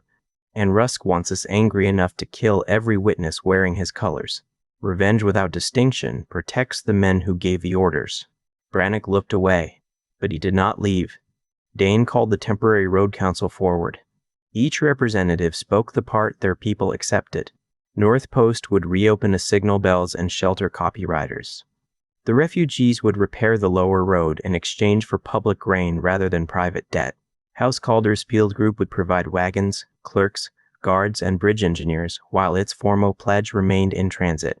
The Blood Wolf households would scout, hunt, and protect moving camps. But permanent clan leadership would remain undecided. Layla faced Knox. The households accept you as road leader for the campaign against Varen. That authority ends when the roads are open, the witnesses are safe, and the clan has ground stable enough to refuse whoever asks for more. I accept those limits. Supplies remain public. They remain public. Households keep their right to challenge routes and leave with their counted share when departure does not expose another group without warning. I accept that. No clasp changed hands. No sacred flame was lit.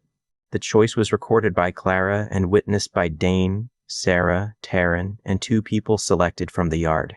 A rider entered through the repaired gate before the marks had dried. He wore House Calder brown and carried a sealed letter inside an oilskin tube. Sierra recognized her father's signet before the rider reached the table. She broke the wax and read silently. Emotion moved across her face, controlled but unmistakable. Lord Calder declares Varen's emergency seizures unlawful, she said. He opens the east warehouses to the road council, sends 12 grain wagons under public inventory, and accepts the loss of every protectorate charter held by our house. Finn released a long inhale. He finally chose a side. Sarah read the final line again. He says House Calder profited from roads it did not keep honest. Support is not payment for that debt, but it is where repayment begins. Clara opened the inventory attached to the pledge. The 12 wagons carried barley, oats, dried beans, lamp oil, bridge spikes, spare harness, and paper. Every load had a purchase value, source warehouse, and expected destination. 2 wagons were marked for Grafen families whose grain had already been taken. None were listed as gifts to Knox. Who controls the wagons after they enter our road? The refugee representative asked. Sierra answered before her brother could. The road council, with the source inventory remaining public. House Calder drivers may refuse a route they judge impossible, but they cannot redirect grain to a private buyer. And if your father changes his mind, then he must issue that change in writing, and the existing copies will show what he withdrew. Knox watched the questions move through the crowd. No one treated Lord Calder's pledge as purity. They examined it as a tool that might fail. That was healthier than gratitude made obedient. The council named the first workgroups before the gathering could become ceremony. Finn would ride south to learn whether Grafen's West Bridge could be opened from the millside. Cora would map patrol changes without crossing the northern marsh where Rusk had fled. Taryn would divide empty carts between patient movement and grain recovery. Layla would build traveling food stations at every second bell post. Raina would train 2 assistants from each road town so care did not remain tied to one healer. Clara would keep the master copies moving through separate routes. Garrick raised himself on one elbow despite Raina's stare. Varen will attack the spaces between those groups. He will forge orders, send false survivors, and make one town believe another stole its share.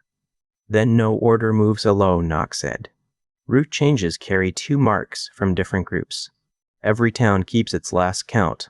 Riders repeat messages aloud before witnesses instead of dropping sealed paper and leaving. Dane tapped the bell striker against his palm. The old posts used call and answer codes for altered routes. We can restore them. Teach him tonight, Knox said. Brannick pointed toward Knox's bandaged side. A road leader with gold on his head needs guards. I have enough people doing useful work. That was not a refusal the council accepted, Layla said. After a brief argument conducted in full hearing, Knox accepted 2 rotating guards selected from different groups. Neither could be from House Calder at the same time. Their duty included stopping him from leaving an infirmary without Rena's approval. The last condition drew the nearest thing to amusement the Yard could manage, but no one turned it into mockery. The Yard answered Lord Calder's pledge with no cheer at first. People understood what it risked. Vern could seize Calder's ships, mines, contracts, and city property. Lord Calder had placed his house beside a 16-year-old heir who refused a crown and commanded fewer soldiers than 1 capital regiment. Then the old bell rang 3 measured strikes. Public stores open. Dane pulled the rope. A child beside him copied the rhythm. On the southern horizon, Grayfin answered. Farther east, another bell responded after a long delay. The road was speaking again. Knox rose from the chair despite Raina's hand at his elbow. My name is Knox Storm, he said. Vern murdered my father, tried to erase my mother, and hunted the people who kept me alive. That makes this personal. It does not make the campaign mine alone. He looked toward the copied records leaving in waxed packets, the mixed guards on the wall, and the families waiting beside counted grain. I accept responsibility for opposing him. I accept the work of opening the roads and protecting the people his rule has marked. I do not ask for obedience without account. I do not ask anyone to kneel. The bell's final note faded across the wet fields. A second rider appeared at the north postern before sunset. He carried no house colors. An arrow had torn through the back of his coat, and his horse staggered beneath him. Cora caught the bridle, while guards searched the rider for hidden steel. He held out a black-edged proclamation, taken from a protectorate board on the north road. Vern's seal covered the top. Knox Storm was declared a false heir, road thief, grain robber, and enemy of lawful peace. Any person sheltering him would lose property and charter protection. Gold would be paid for information that brought his capture. The final line offered twice the amount for his body, dead or alive. Knox handed the proclamation to Clara. Copy it with the rest, he said. People should see what Varen calls peace. Grayfin's empty granaries. Clara didn't take the proclamation at once. She read the last line while the injured rider sagged between Cora and one of the gate guards. Rain had softened the black border until ink bled across his fingers. The price beneath Knox's name remained clear. Twice, the gold for his body. The yard had been noisy a moment earlier. Harness buckles clicked. Ladles struck iron pots. Dane's bell crew argued over an old call pattern. Now the only sound near the council table was the rider trying not to cry while Raina cut his coat away from the arrow shaft. Clara finally took the page by its dry corner. I'll copy the wording exactly. Copy the payment terms too, Knox said. His side pulsed beneath the bandage, each beat deep and hot. Put the grain seizure orders beside it. Put the list of people killed at North Post beside those. Baron wants the price seen without the cost. Sarah leaned over the proclamation. He'll send false claimants next. Men dressed like our riders, taking food in your name. Then every coalition order carries 2 marks from different groups, Clara said. We agreed to that. Agreement isn't practice yet, Garrick said from the chair Raina had forced beneath him. Fever had hollowed the skin around his eyes. His injured leg rested on a folded blanket, and the ankle below it had swollen until the boot seams strained. A bounty changes practice. Every lonely road becomes a market. Brannick glanced toward the wall. We should move him before night. Knox knew Brannick meant safety. He also heard the old clan habit beneath it. Hide the useful person. Build the road around one body. People have already seen me here, Knox said. If I vanish after the proclamation arrives, Varen writes the reason for us. He'll say I fled with the grain. Reyna snapped the arrow shaft close to the rider's back. You aren't walking into the yard again tonight. I can sit at the table. You can remain in the infirmary and keep the blood inside you. The rider groaned as she eased the iron head through the torn flesh. Knox slipped away, only long enough to steady the nausea climbing from his stomach. Bring the table inside, Layla said. The rule says council work must be public. It doesn't say the public can't stand outside an infirmary door. Reyna gave her a tired look. I taught you too well. You taught me to notice when authority hides inside practical wording. Taryn and Finn carried the narrow council table beneath the infirmary awning. Knox allowed Sarah and Brannick to help him across the 6 paces from his cot. The movement left cold sweat under his shirt and a gray blur at the edges of his sight. He lowered himself into the chair before his knees could betray him. People gathered in the rain. Clara read Varen's proclamation aloud. She didn't raise her voice for drama. She gave each accusation the same plain weight, then read the North Post casualty list, Lord Calder's inventory pledge, and the order bearing Rusk's field mark. When she finished, a mill worker from Grayfen stepped out of the crowd. My town has seen that page already, he said. The Reeve posted it beside the market scales. Soldiers guard the granaries, but they sell sacks through brokers after dark. A child died yesterday outside the west door. How many soldiers? Cora asked. 20 in town? Maybe 12 more along the mill road. And the granaries? 3 public buildings and 2 hidden cellars beneath the old dye works. The hidden stores were filled after the Reeve claimed the harvest failed. Murmurs moved through the yard. Grain anger carried a special heat. People who could endure insults and cold became dangerous when someone locked food behind a clean door. Knox pressed his palm against the table until his dizziness eased. How many days before the town runs out? The poor quarters already have. A woman near the gate lifted an empty flour sack. Then why are we still standing here? Because 32 soldiers and 5 locked stores can turn relief into a street full of dead people, Knox said. We go with records, witnesses, mill workers, and enough guards to keep the stores from being burned. We don't go as an army taking a town. Brannick frowned. The Reeve won't open those doors because we ask with manners. He gets one public chance. After that, Grayfen opens its own stores with us standing beside them. Reyna folded blood-soaked cloth over the rider's back. You aren't riding. I know. The admission quieted more people than the proclamation had. Knox looked toward Finn. Can the flat supply wagon take a cot without losing the medicine chests? It can, if we move 2 bean barrels to Taryn's cart. Then I travel lying down until the last hill. You travel lying down until I say otherwise, Reyna said. No one argued with her. They left North Post after sunrise, not in secret and not as one long military line. Clara's clerks rode first with copies of the evidence. Grayfen mill workers followed with empty carts to show the purpose of the movement. Guards traveled among the wagons instead of surrounding Knox's cot. The 12 Calder grain wagons remained under mixed inventory teams, their seals visible and their loads counted at every stop. Knox spent most of the first day staring at the wagon roof while the road jarred pain through his ribs. Zero rode beside the open flap and read reports aloud. Bridge damage, water levels, known patrol routes, names of towns willing to keep duplicate records. She didn't soften bad news. 2 eastern storehouses had refused Lord Calder's pledge. A road speaker had disappeared near the marsh. 3 North Post refugees wanted to leave the coalition after seeing the bounty. Did they get their share? Knox asked. Clara counted it before they left. That matters. Sarah lowered the page. You don't have to say that every time someone chooses against you. I say it because people are listening. That answer worries me more. He turned his head toward her. She looked exhausted, rain-dark hair escaping the braid at her neck, mud drying along one cheek. The iron bird hung beside the wolf clasp at his chest, moving with every rough turn of the wheels. What would you rather hear? He asked. That it hurts when people leave. That you don't turn every feeling into a rule before anyone can see it. The wagon struck a rut. Pain cut off his reply. Sarah gripped the cot frame until the shaking passed. It hurts, he said when he could breathe evenly again.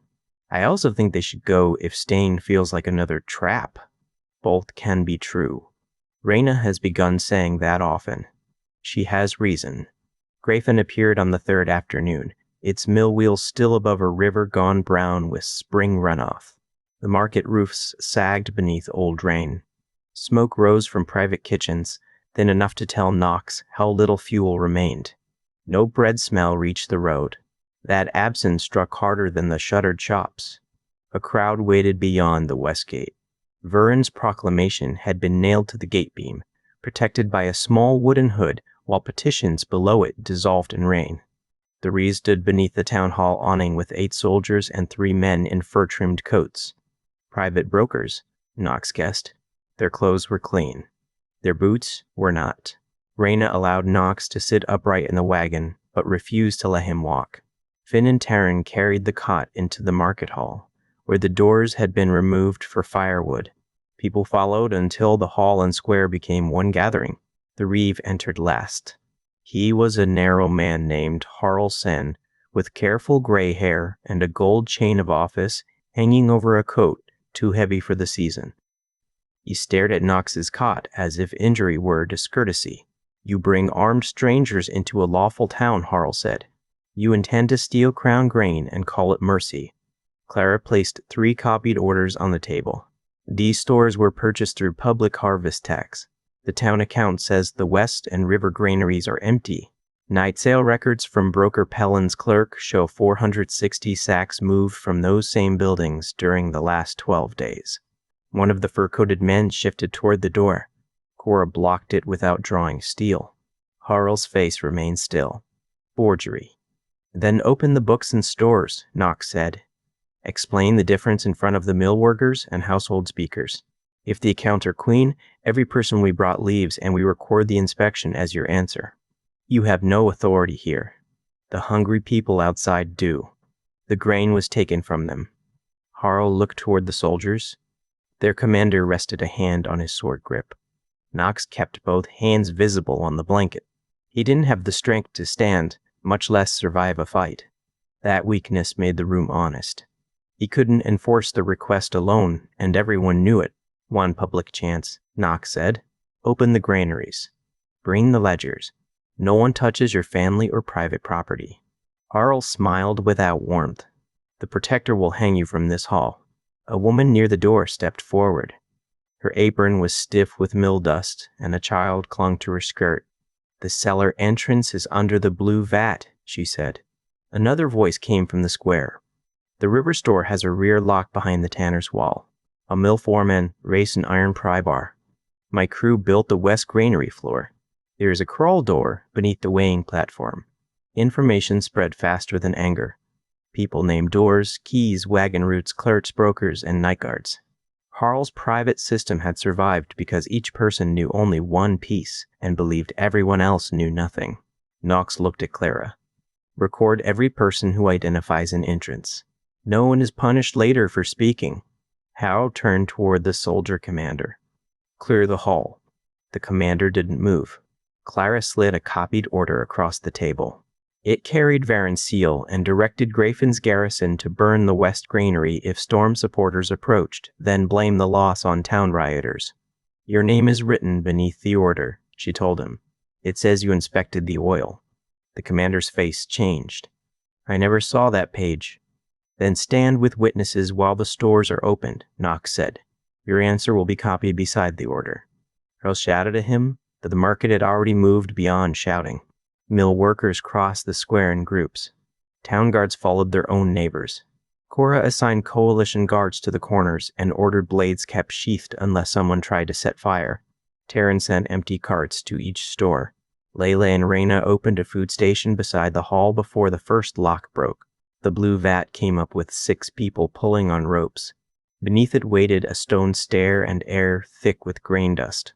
The hidden cellar held sacks stacked higher than a man could reach. No one cheered. A mother sank onto the wet stones and covered her mouth. Clara started counting. She counted each broken lock, each damaged hinge, every sack carried into daylight, and the small amount spilled when one stack collapsed. Town speakers marked household sizes. The first ration went to the infirmary and the streets where children had stopped attending the mill school. Coalition fighters received the same 2 cups of barley as everyone else. Harl remained under guard at the hall.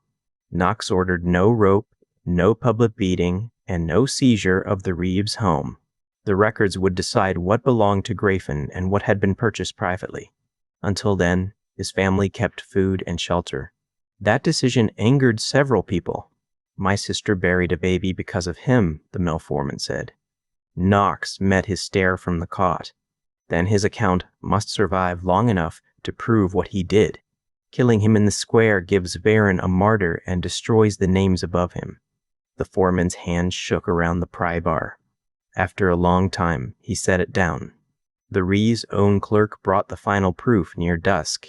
He was a boy not much older than Knox, with ink stains across both cuffs and a bruise beneath one eye. From inside his shirt, he produced a small account book wrapped in butcher paper. "Harl made me keep the broker amounts separate," he said. "He said the town books were for inspectors, and this one was for people who mattered."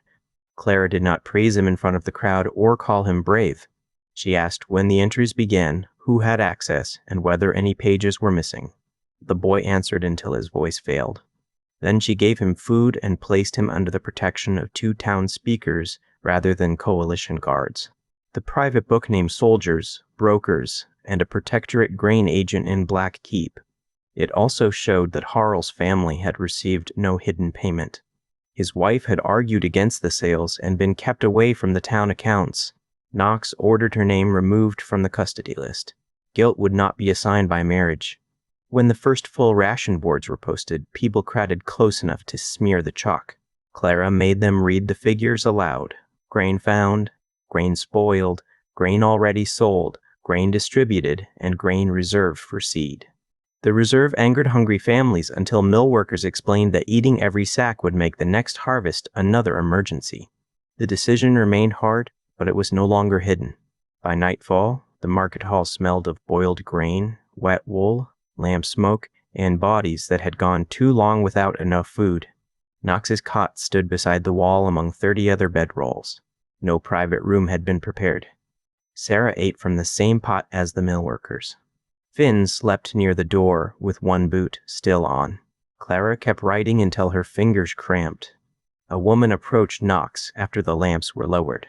She carried a folded petition in both hands and had river mud dried to her knees. "My name is Maravale," she said. "The East Bridge failed 6 days ago.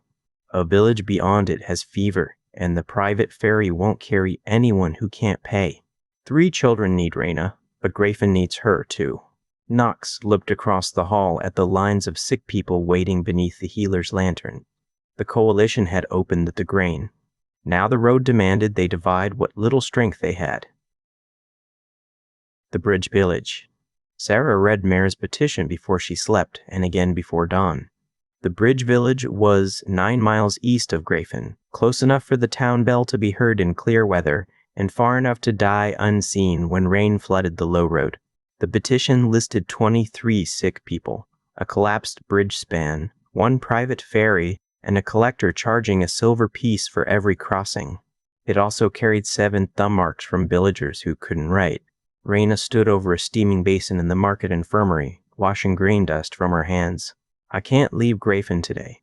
2 children have lung fever, and the rider from North Post is losing feeling below the arrow cut.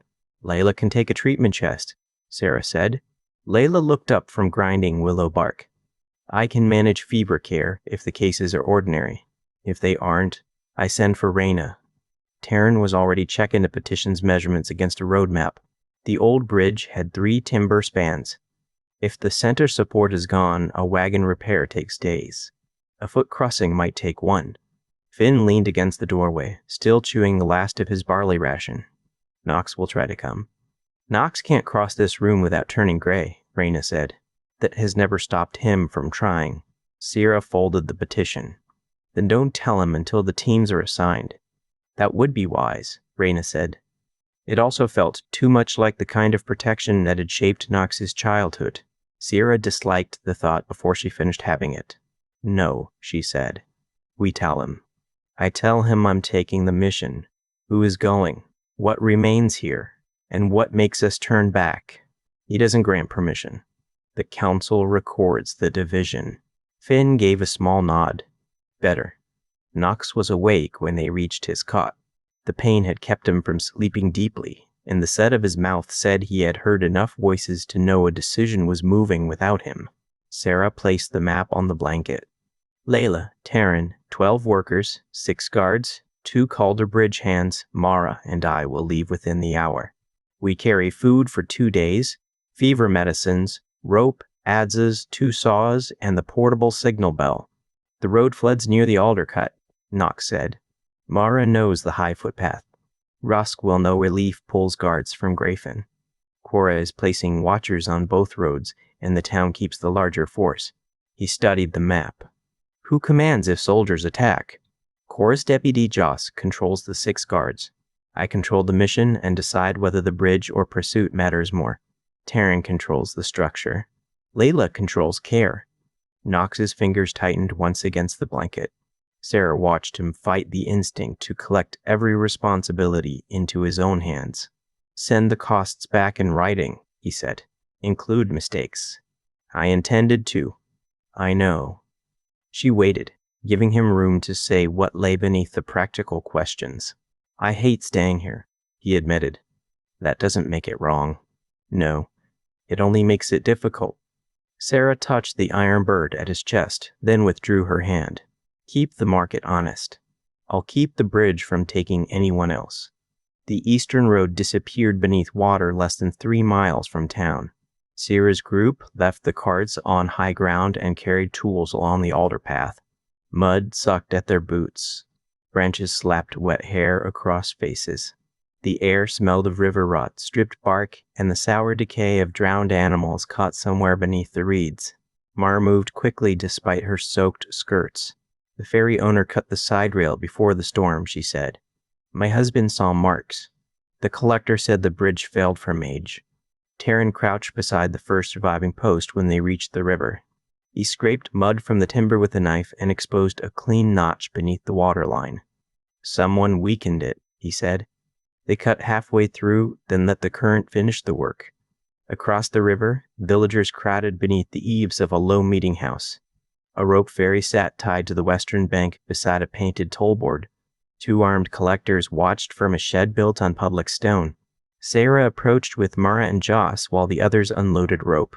We require the ferry for medicine and bridge workers, Sarah said. The older collector spat into the river. Silver per head. Tools cost extra. The road charter lists emergency passage without charge. That charter belongs to a dead house. Sarah showed him the copied page from North Post. The charter was never lawfully ended. He looked past her at the 6 guards. Then the false heir can pay his own toll. This isn't his mission. The answer unsettled him more than a threat might have.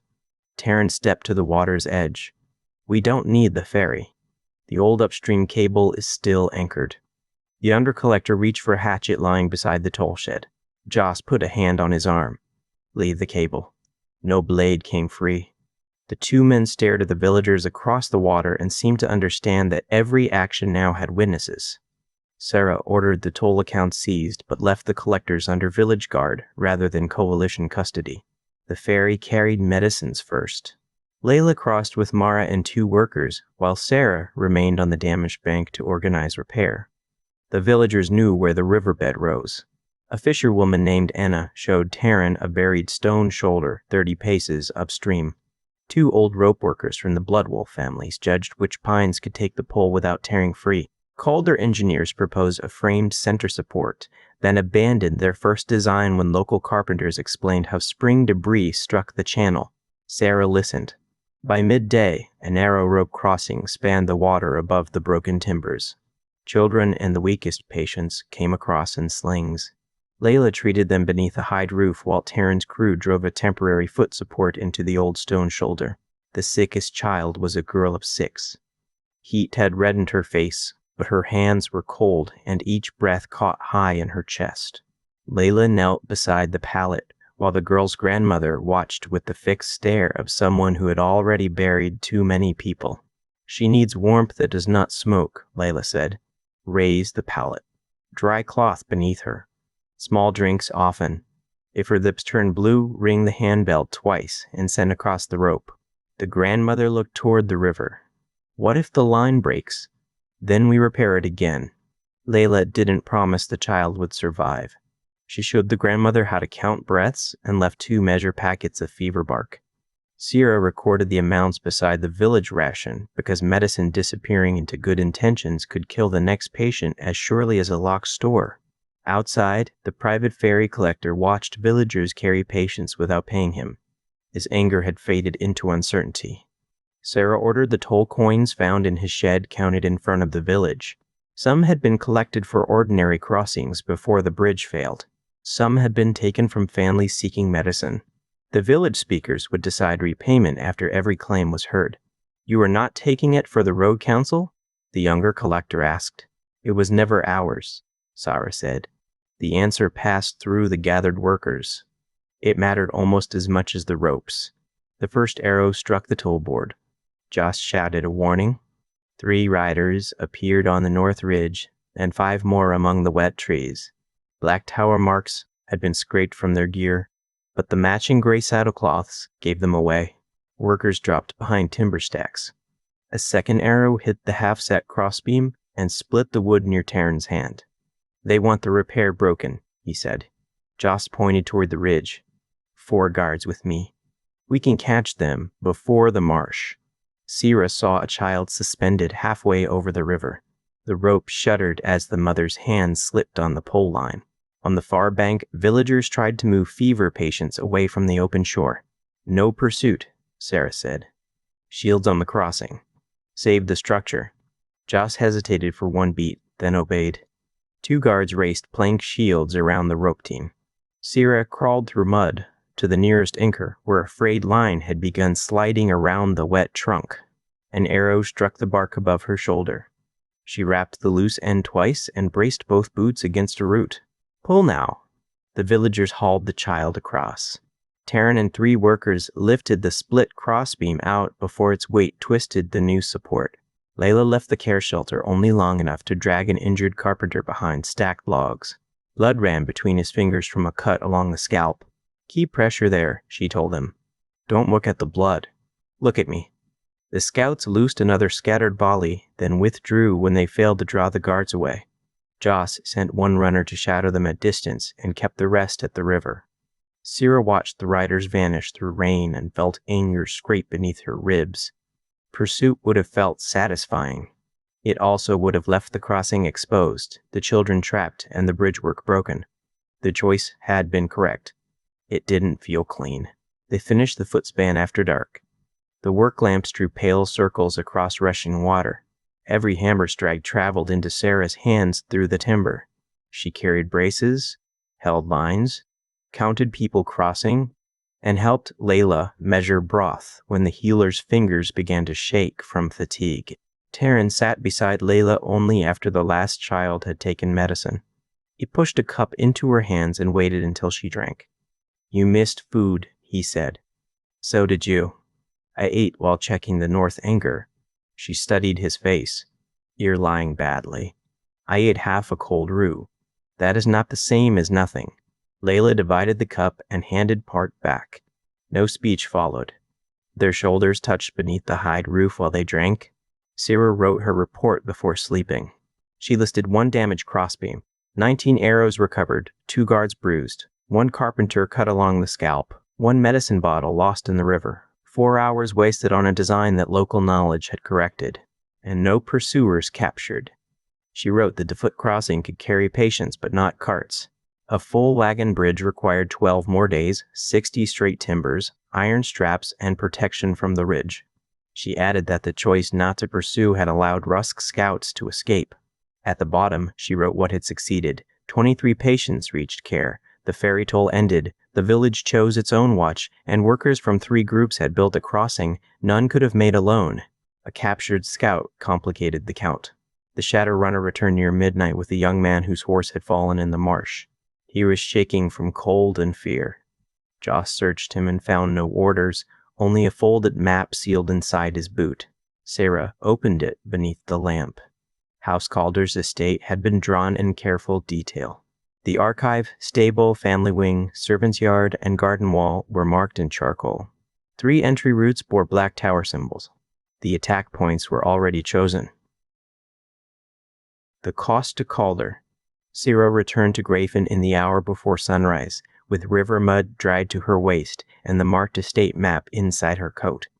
Knox was awake in the market hall.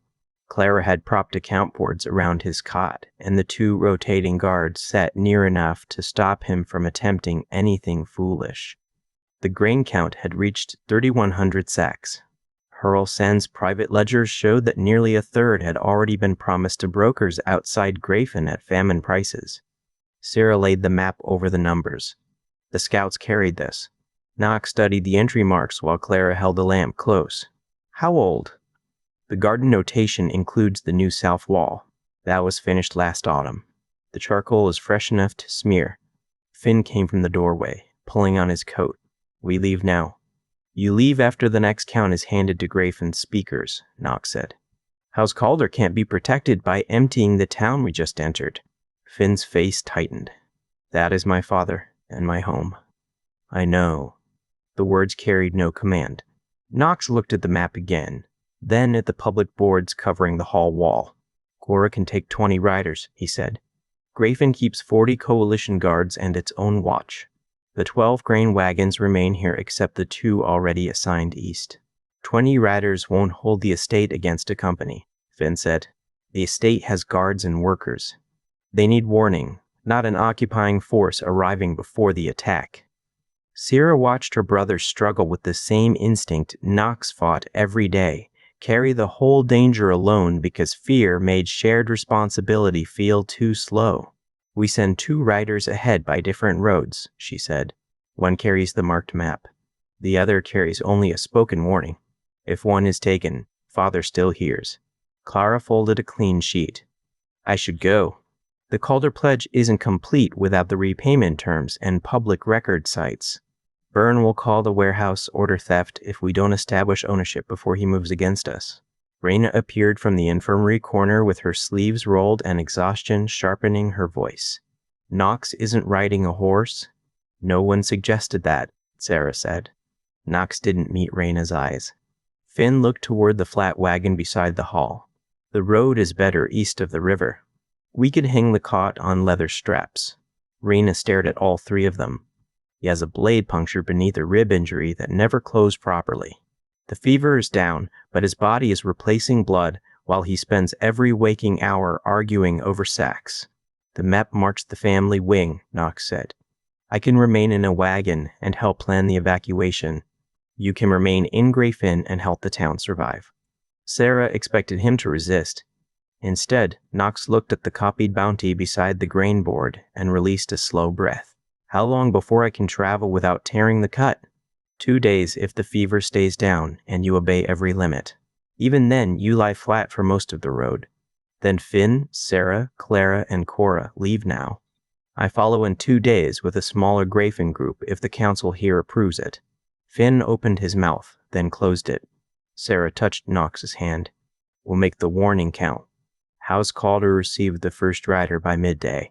Lord Calder called every department speaker into the long account room, stable masters, warehouse keepers, ship clerks, quarry agents, kitchen heads, guard captains, and the forewoman who managed the sawyard. The estate had always felt to Sarah like a small town built around one family's name.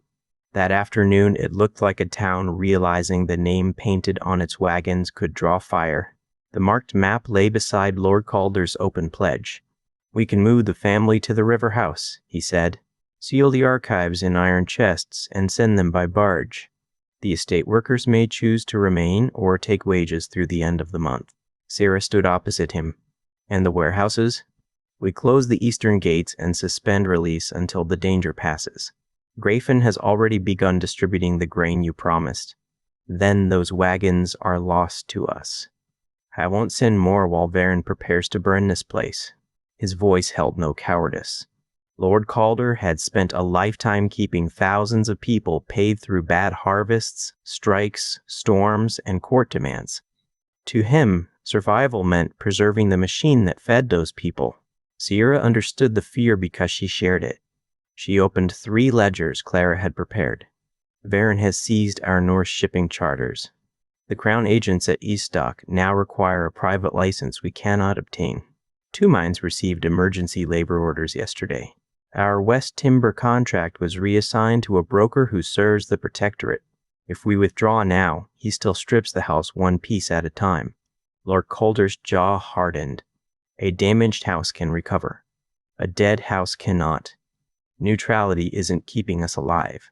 It only lets him choose the order of our losses. Finn leaned against the table, road dust still on his coat. Father, I can take the field crews and guards. Sierra should control the accounts and alliances. Lord Calder looked at him. You are my eldest son. I know what that means on paper. I also know I would rather repair a collapsed road in rain than spend 6 hours comparing Harbor Terrace. Sarah sees how the parts fit. I see whether a wagon axle will survive the route. We don't help the house by pretending those are the same skill. The room became very still. Sarah didn't feel triumph. Finn's statement changed a future that had been assumed since his birth, and assumptions left marks even when surrendered willingly. Lord Calder sat back. You have considered this before today. For years. I didn't say it because silence was easier than disappointing you. Clara placed her own ledger beside Sarah's. There is another cost. House Calder has used private account codes to protect profit, avoid unlawful seizure, and hide agreements that would embarrass us. Those codes also prevent towns from proving what we charge during shortages. Lord Calder's gaze sharpened. You propose making our business records public. Not every family letter or worker's private debt. Tax agreements, road tolls, grain purchases, charter transfers, emergency prices, and official payments. Copies in Grafin, North Post, the River Guild, and 2 schools. If Varen burns one archive, the others survive. Our competitors will use them. They will. The court will use them. It already does, while no one else can see what the court takes. Sarah watched her father look around the room. The workers gathered there weren't ornaments of his authority. They were people whose wages, homes, and children depended upon decisions made at this table. Opening the accounts might reveal Calder failures as well as Varen's theft. Repayment terms, Lord Calder said at last. The coalition doesn't seize the warehouses. The Road Council borrows grain at harvest value without famine increase and records repayment in labor, coin, or future grain. Towns too damaged to repay may petition publicly for release. Sarah nodded. And no debt can be collected through forced service or seizure of winter seed. I agree. Workers may refuse military transport without losing their positions. I agree. Clara added, every warehouse count gets witnessed by 1 Calder clerk and 2 people outside the house. Lord Calder looked at the black tower marks on the estate map. Write it, he said. Before the signatures, Sarah walked the warehouse row with her father. Doors stood open while clerks counted sacks against the public inventory. Workers watched from loading platforms, uncertain whether the new terms were protection or another promise written by people who owned more than they did. Lord Calder stopped beside a wagon branded with the house bird. I built much of this because I believed a strong house could shelter everyone beneath it. It sheltered many, Sarah said. It also decided who stood beneath it and what they were allowed to know. You speak as though every wall is a prison. No. A wall can keep rain out. It can also hide what happens inside. The difference is whether people may open the door. He ran a hand over the wagon rail. You will make enemies among our own agents.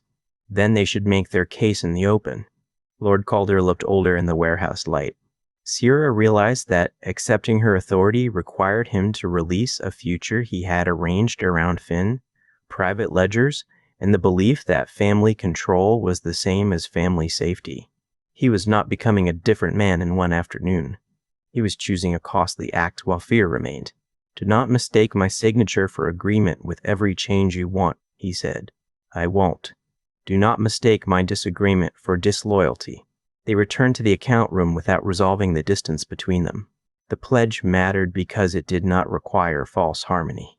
The pledge took 2 hours. No ceremonial language survived Clara's questions. By late afternoon, Lord Calder's signature stood beneath terms that risked his wealth, limited his control, and made withdrawal visible. The outer alarm bell rang before the wax cooled. 1 strike from the stable yard, 2 from the south warehouse, a 3rd from the servants' gate. Not an army at the wall. People already inside. The garden archive. The first fire started in the hayloft. Smoke rolled beneath the stable roof before the alarm finished sounding. Horses kicked stallboards, and workers ran into the yard carrying buckets. At the south warehouse, a man in a Calder labor coat pushed an oil jar beneath the archive door. Another attacker crossed the family courtyard with a bundle hidden under a folded blanket. They had entered as hired hands, grain drivers, and roof workers during the confused days after Lord Calder's public pledge. Rusk had placed them close to every target before the estate knew it had become a battlefield. Sia seized the long iron bell striker from the wall and hit the yard signal herself. "Family wing to the north garden gate," she called. "Children and kitchen staff first. Stable crews open the east paddock. Do not drive the horses through the account yard." Finn ran toward the barracks, shouting for the guard captain. Lord Calder started for the south warehouse. Sarah caught his sleeve. "You signed the pledge. You don't need to die beside it. The original accounts are there. Clara has copies moving already. Go to the north gate and keep people from trampling one another." For a moment, he looked ready to refuse, because he was her father, and the house bore his name. Then the account room window shattered inward. He obeyed. Clara had 3 clerks carrying sealed record boxes toward the garden when 2 false laborers stepped from the covered walk. One drew a short blade. The other grabbed the first box. Sarah struck his forearm with the bell iron. Bone gave beneath the blow. The box fell. Clara drove both hands into the second man's chest and shoved him against a stone post while a kitchen worker hooked his ankle with a broom handle. No one looked heroic. They slipped on wet paving, collided, screamed, and kept moving because smoke had already filled the lower hall. The south gate opened under a hard impact. Grafen riders came through in a close group, Knox's storm flag tied low beneath the town's plain brown cloth. Knox rode in the flat wagon behind them. His cot hung from straps as Raina had ordered. His face looked bloodless above a dark coat. He tried to sit as the wagon turned and failed on the first attempt. Finn reached him before the wheels stopped. "Calder guard controls the yard," Knox said. "Where do they need us?" "Archive roof and family evacuation. Attackers in the stable, maybe 12 more inside the warehouses. Then Cora takes the roof lane. Grafen riders guard the garden exits. I stay with the evacuation route." He didn't issue orders to the Calder guard. He asked their captain which lanes were unprotected, then placed the riders there. The difference mattered in the middle of panic. Workers answered their own officers instead of freezing beneath a stranger's command. Sierra reached the wagon carrying the recovered record box. "My mother's garden," she said. Clara remembered a letter she wrote before she died. She called the stone seat her safest account chest. Knox looked toward the garden wall, where smoke drifted through bare fruit trees. "Take guards. The marked map shows the family wing and archive, not the garden.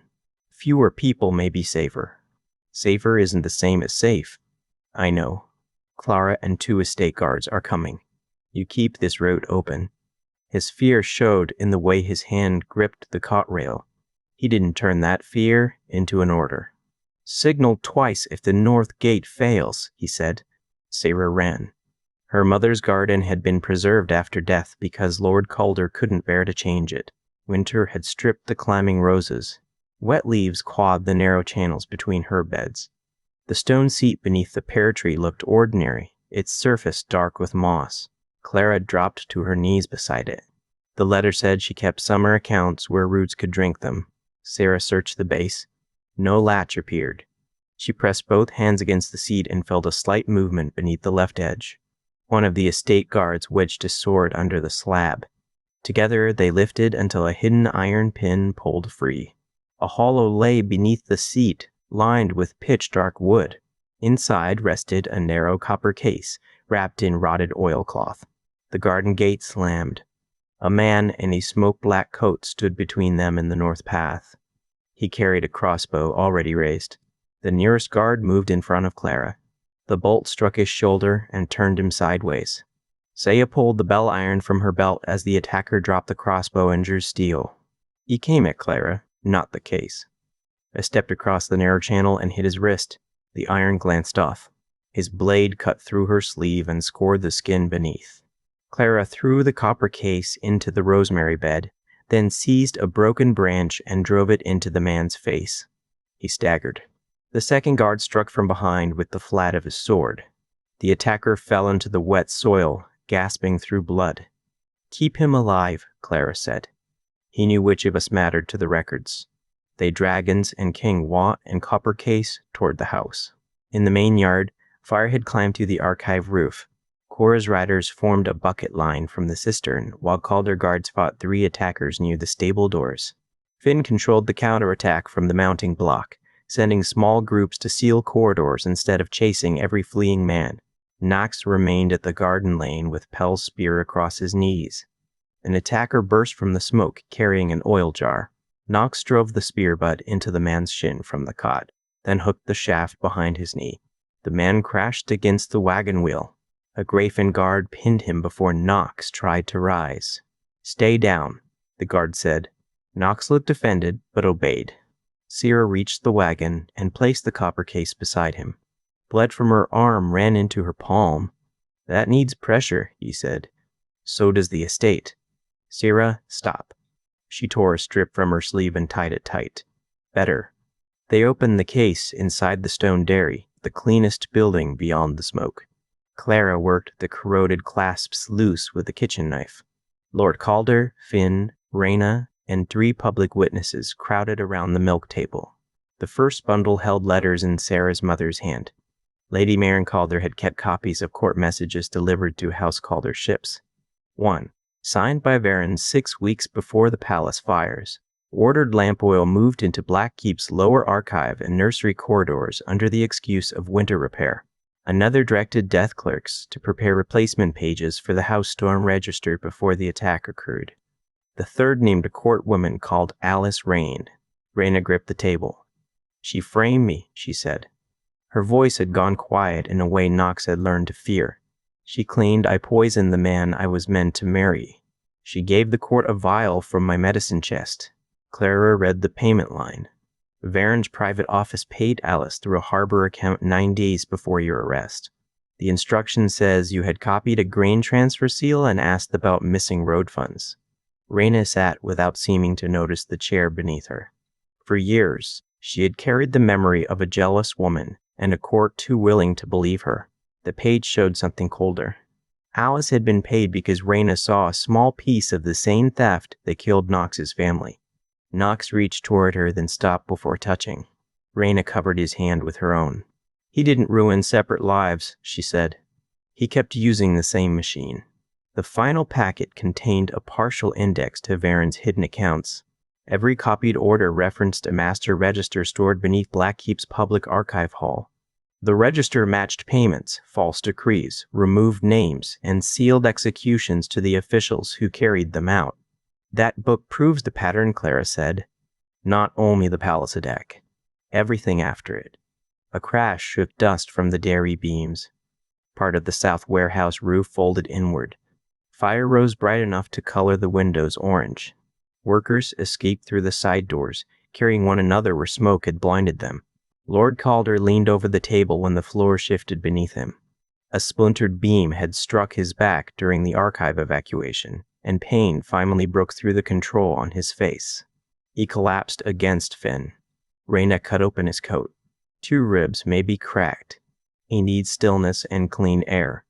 Outside, the stable fire was coming under control, but the south warehouse and half the archive were lost.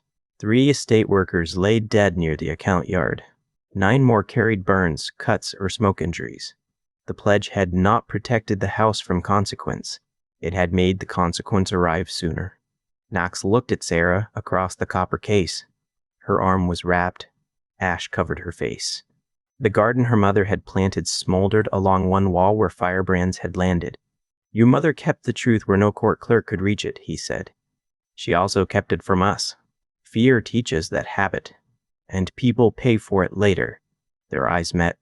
The same system had killed his parents, exiled Raina, used House Calder's trade routes, and now burned Sarah's home.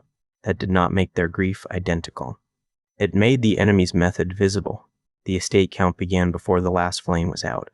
Sarah insisted on it while smoke still made everyone cough. The house had lost the south warehouse roof, 2 archive rooms, 31 horse stalls, and a season of dried fodder. 3 people were dead. 1 child remained missing until a kitchen maid found him asleep inside a copper bath in the laundry yard. Clara posted the losses beside the signed pledge. She also posted what survived: 7 warehouses, the river dock, most worker housing, 5 copied account sets, and every family evacuated from the marked wing. The list prevented fire from becoming either total ruin or an excuse to pretend the cost was small. Lord Calder read it from a pallet in the dairy. His breathing hurt, and Raina allowed him only a few words at a time. The warehouse debt remains, he said. Sarah leaned close. You are injured. No one expects you to settle policy tonight. That is when policy is easiest to steal, when everyone is tired and grateful. He signed a short addition confirming that attack losses would not be charged to Grafen or deducted from grain already pledged. House Calder would carry its own fire cost unless a later public account identified recoverable protectorate property. Outside, workers saw the new page and returned to the bucket lines. The signature did not restore the building.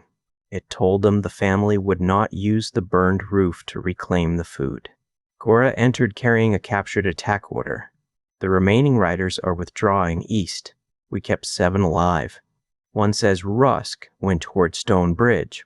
Clara held up the index page. Then we know what he is protecting. Beneath Blackkeep, the master register waited. If Varen reached it first, fire could erase more than a family name. The Road Council. Grafen's assembly hall had once been a wool market. Hooks remained in the rafters, dark with age. The floor sloped toward a drain cut for washing blood and lanolin from the stones. 3 days after the Calder attack, those same stones held benches made from grain planks, stacked copies of evidence, and representatives who distrusted one another for different reasons. Knox sat at the lowest table rather than the old speaker's platform. Raina had permitted the journey back from the estate because he stayed in the suspended cot and stopped twice for the wrapping to be checked. The cot beneath his ribs had sealed at the surface. Deeper pain remained when he twisted or breathed too sharply. He could walk across a room with a staff now, but every person on his rotating guard knew to take it away if he tried to reach for a sword. Garrick arrived in a cart and looked worse than Knox felt. The infection in his thigh had begun to ease, yet fever still came in waves. His shoulder remained stiff, and the swollen ankle rested on a box beneath the table. Raina seated him where she could see his face. Town speakers occupied the west benches. Bloodwolf households sat east, without rank by distance from a central place. Merchants, bridge workers, Calder clerks, signal keepers, and defecting soldiers filled the middle. House Calder's damaged pledge lay open beside the new public accounts. The argument began before Clara finished reading the attendance list. Name him king now, said a Grafen Potter chosen by the North Ward. A council cannot answer an army in time. Varen gives 1 order and 100 men move. We spend half a day deciding who may touch a wagon? Branagh crossed his arms. We spent years under 1 man because speed felt safer. The dead at Stone Hollow know where that ended. A river merchant struck the table with 2 fingers. Trade needs a court that can enforce weight, contract, and passage. I don't care whether the chair is called the throne. I care whether 3 towns can refuse the same agreement after my carts have already moved. Layla answered from the Bloodwolf bench. And families need protection from being punished because 1 fighter breaks a rule. Whitequaw took food from whole shelters when a hunter disobeyed. Call it law instead of clan custom and the child still goes hungry. Voices rose. Knox listened until the room had said the true fears beneath its preferred solutions. The town wanted speed. The clan feared ownership. Merchants feared uncertainty. Workers feared that every new authority would collect from the people least able to refuse. Sierra sat beside the public account boards, not beside Knox. Her father's injury had kept Lord Calder at the estate, but his signature authorized her to speak for the house's road resources. Finn had accepted field command in writing, leaving strategic succession to her if the family council approved it after the crisis. Knox pushed himself upright with the staff. Pain pulled low on his side, but his vision remained clear. "We require authority before we reach the capital," he said. "Not every question can wait for a full gathering. That authority must also end." The potter frowned. "A power that ends when danger remains is no power." Then we define the danger. Open grain roads, safe witness routes, defense against protectorate attacks, ridge repair needed for food and care. Nothing beyond those tasks. A merchant called from the middle bench. "Who decides whether an action fits?" 3 road officers from different groups for ordinary decisions. One may act alone during immediate attack, but the action and reason are read publicly within 2 days. Sierra added, "Every supply taken under emergency power receives a written value. Repayment cannot use winter seed, family shelter, forced labor, or a person's right to petition." "And no family loses food because a member fights for Varen," Layla said. "Individual acts receive individual judgment." A former protectorate sergeant rubbed the scar along his jaw.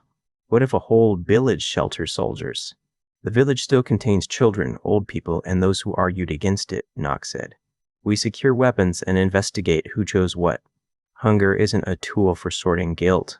Rannoch looked toward the town benches. "You are writing rules for an enemy who won't honor them. We are writing them for ourselves." Garrick shifted in his chair. "Paper doesn't stop a ruler. Someone must have the right and strength to remove him." The room quieted. He looked at Knox, not the benches. "If you refuse the count, hide records, take private grain, use patients as cover, punish petitions, or continue emergency power after the stated tasks are met, what happens?" Knox had considered the question at North Post. Hearing it in Garrick's voice made it less theoretical. "The council suspends my authority by 5 of 7 keeper marks," he said. 2 must come from towns, 2 from road workers or clan households, and 1 from neither House Calder nor House Storm. And if you refuse suspension..." Knox looked at the guards who had stood beside him through fire and hunger. "Then every oath to me ends. Stores close against my order. Signal posts mark me as a threat." The words scraped through the room. Sierra didn't rescue him from the discomfort. Removal also requires a public reason and copies sent through every route. A council shouldn't erase a person in secret any more than a ruler should. Clara wrote each condition on separate sheets. A Grafin schoolmaster named Evan checked the wording for plain meaning. Dane tested whether the signal system could carry suspension and emergency calls without confusion. Karen insisted transport workers could refuse a route judged impossible after inspecting it. Raina added that medical decisions remained with healers and patients, not commanders. The hardest dispute concerned prisoners and defecting soldiers. Grafin families wanted anyone who had guarded the granaries barred from road work. Former protectorate soldiers argued that refusal would leave them dependent on charity and easier for Varen to reclaim. The former sergeant stood before the benches without his old uniform. "I took tolls at North Fork. Some were lawful, some were not. I told myself I followed the paper in front of me. If I cannot work until every judgment is finished, my children eat from the same public sacks as the families I charged." A woman from North Fork answered him. "My father lost his cart because of your checkpoint." "I remember your father." The room waited for apology to repair more than it could. Knox asked, "Can the cart be found?" "It was sold south," the former sergeant said. Clara checked an inventory. "The seizure value is recorded. Repayment can come from the sergeant's future road pay, but not enough to starve his household. The command office that ordered the seizure carries the larger debt." The woman did not forgive him. She did accept the hearing date and the right to present witnesses. The former sergeant accepted supervised work away from toll collection. The arrangement satisfied no one completely, which made Knox trust it more than a sudden display of unity. Another argument centered on secrecy during attack. Cora insisted scouts could not publish routes before using them. Evan insisted hidden orders had enabled Varen's crimes. They settled on delayed disclosure. Route details could remain sealed during active movement, but the order, issuer, purpose, and final cost had to be published after the danger passed. 3 keepers would hold sealed copies from the beginning, preventing one commander from rewriting events later. They argued through the afternoon. No phrase remained because it sounded noble. Each survived only if people could imagine how it might fail. The final temporary compact granted Knox coordination over roads, public food movement, witness protection, and defense until 3 conditions were met. The western roads reopened without private military tolls, the known witnesses and records secured, and a free gathering held after Varen's forces no longer threatened immediate seizure. Accounts would be read every 30 days. Emergency orders expired after 10 days unless renewed in public. 7 copy keepers held equal authority to publish violations. Clara kept 1 copy. Evan took another. Dane held a third. The River Guild, Bloodwolf households, bridge workers, and House Calder each selected 1 keeper. Knox signed last. He used the plain name he had chosen before knowing it was inherited. Knox Storm. No title followed. A messenger entered while the ink dried. Mud covered her boots to the thigh, and 1 sleeve had been cut away around a bruised elbow. "Stone Bridge is taken," she said. Protectorate soldiers hold both towers. They chained village families beneath the west approach and closed the only wagon road toward Blackheap. Finn stood from the field bench. The compact's first test waited before anyone had folded it. Stone Bridge. Stone Bridge crossed the River Avon, where the banks narrowed between black rock shelves. 3 stone arches carried the wagon road. A square fort guarded the western approach, with a lower gate facing the mill channel and a signal tower rising above the eastern bank. Varen's soldiers had built timber walls across both ends and placed oil barrels beneath the center arch. The hostages were chained in the open. Knox saw them through Garrick's field glass from a wet ridge half a mile west. 14 people sat beneath the approach wall, mill families, bridge keepers, and 2 children tied to their parents. A written warning hung above them. Any attack would be answered by fire. The coalition had reached the ridge 4 days after the council. Knox could ride for short stretches now, though Reyna still made him use the wagon whenever the road turned rough. The knife cut had closed without fresh beaver. His ribs remained weak, and his left side cramped after more than a few minutes in armor. Garrick lay behind the ridge stones with his injured leg straight. He had insisted on coming because he knew the bridge drains from his road guard years. Reyna had answered by assigning 2 people to carry him and forbidding him from entering the fort. "The mill channel runs under the south wall," Garrick said. "Spring water may cover the grate. If the iron hasn't been replaced, 3 swimmers can enter the wheelroom." Finn studied the current. "I can take 5. "You can take 3, Knox said. "More bodies make more noise and more chances to drown." A Grafen captain pointed toward the oil barrels. "Burn the west gate before they can light the bridge. Fast attack, no time for orders." "The hostages sit beneath that gate," Knox said. "Then some die. The bridge feeds thousands." Knox lowered the glass. "We don't save a road by teaching every family beside it that we will spend them." Sarah unfolded the grain convoy plan. 6 empty wagons had been covered and waited to look full. Calder drivers would approach from the west under captured protectorate permits, claiming to carry seized barley for Blackheap. The garrison commander knew Varen's capital stores were short. Greed might bring soldiers beyond the walls. Clara had prepared another weapon. Copies of the hostage order were moving through the riverside cottages, each bearing the names of soldiers assigned to Stone Bridge and the promise that surrender would be recorded by name. Family members inside the fort would know that Varen planned to blame the garrison if the bridge burned. "We don't ask them to trust us," Clara said. "We show them what their own command intends." The false convoy began at midday. Rain eased to mist. Wagon wheels groaned under hidden stone. Sierra rode beside the first driver wearing a clerk's coat and carrying a sealed inventory. She stopped beyond arrow range and demanded inspection before the bridge toll could be entered. The west gate opened. 12 soldiers came out with the garrison commander, Captain Head, a broad man in polished scale armor. He ordered the wagons forward one at a time. Sarah argued over the seal. While voices carried across the approach, Finn and 3 swimmers entered the mill channel downstream. They wore no armor and carried narrow knives and waxed wraps. Garrick watched the water with the field glass, jaw clenched hard enough to show the pain in his face. Knox waited among the ridge trees with Pell's spear, a short sword, and a body that still felt borrowed. Cora's riders held the north route. Joss waited south with bridge workers ready to seize the oil barrels. Layla and Reyna had established care behind the ridge, out of sight but close enough for runners. A bell rang once inside the fort. Not an alarm. The old wheelroom signal. Finn had reached the grate. Sarah let the forged inventory fall open in the mud.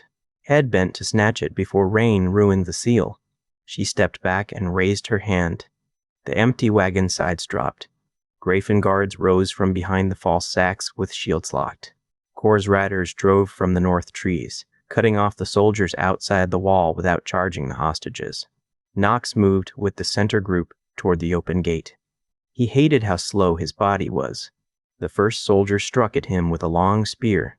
Knox turned the point aside with Pell's shaft and felt the impact tear through his healing side. He stepped close before the man could recover, drove a shoulder into the breastplate, and let Joss take the weapon. There was no strength to waste on finishing blows. Inside the gate, the garrison divided. Some ran toward the hostages. Others turned toward the bridge oil. A third group simply stopped when villagers outside shouted their names and held up copies of the burn order. Baron marks you as the men who destroyed the Avon crossing, Evan called through a speaking horn. Your families have the order. Surrender is recorded. Captain Head drew his sword and struck one of his own soldiers across the face for lowering a shield. Close the gate. The gate did not move. Finn's swimmers had jammed the wheelroom chain. Water poured from their clothes as they emerged behind the south wall and cut the first hostage anchor free. Garrick's route had worked, but one swimmer had sliced his foot on the submerged grate and could barely stand. Knox reached the inner yard as Head retreated toward the bridge arch. The captain held the fire pot in one hand and his sword in the other. Behind him, 2 soldiers dragged an oil barrel toward the center span. Come closer, Head called. Your road dies with these people. Knox looked at the hostages still chained near the wall, the fire pot, and the slick stones between them. His side cramped so hard he couldn't draw a full breath. Your command already named you responsible, Knox said. He intends to hang your body over the ruins.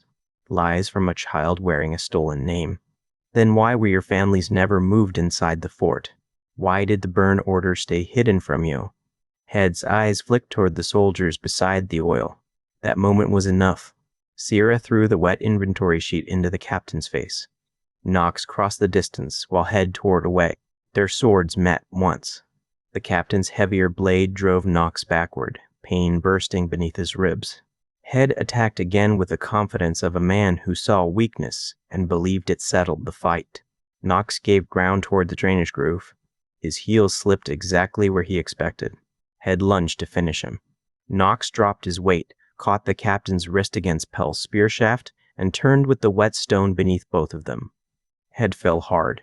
The fire pot broke in the drainage water and died with a hiss. Knox lost the spear and nearly followed him down.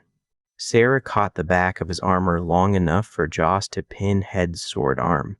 Stay there, she told Knox through clenched teeth. He remained on one knee because standing was no longer a choice. The 2 soldiers beside the oil barrel lowered their weapons. Surrender moved through the fort unevenly. 3 men fought until disarmed. 7 fled toward the east wall. Most put steel on the stones after hearing the copied order read aloud. Coalition guards recorded each name, weapon, injury, and place of capture. The hostages chose 2 village speakers to witness the count. A blood wolf hunter found the soldier who had struck his brother at Stone Hollow and raised an axe. Layla stepped between them. His name is recorded, she said. He answers in public. You don't turn the bridge yard into a revenge pit. The hunter's breath came hard. He lowered the axe only after Taryn stood beside her.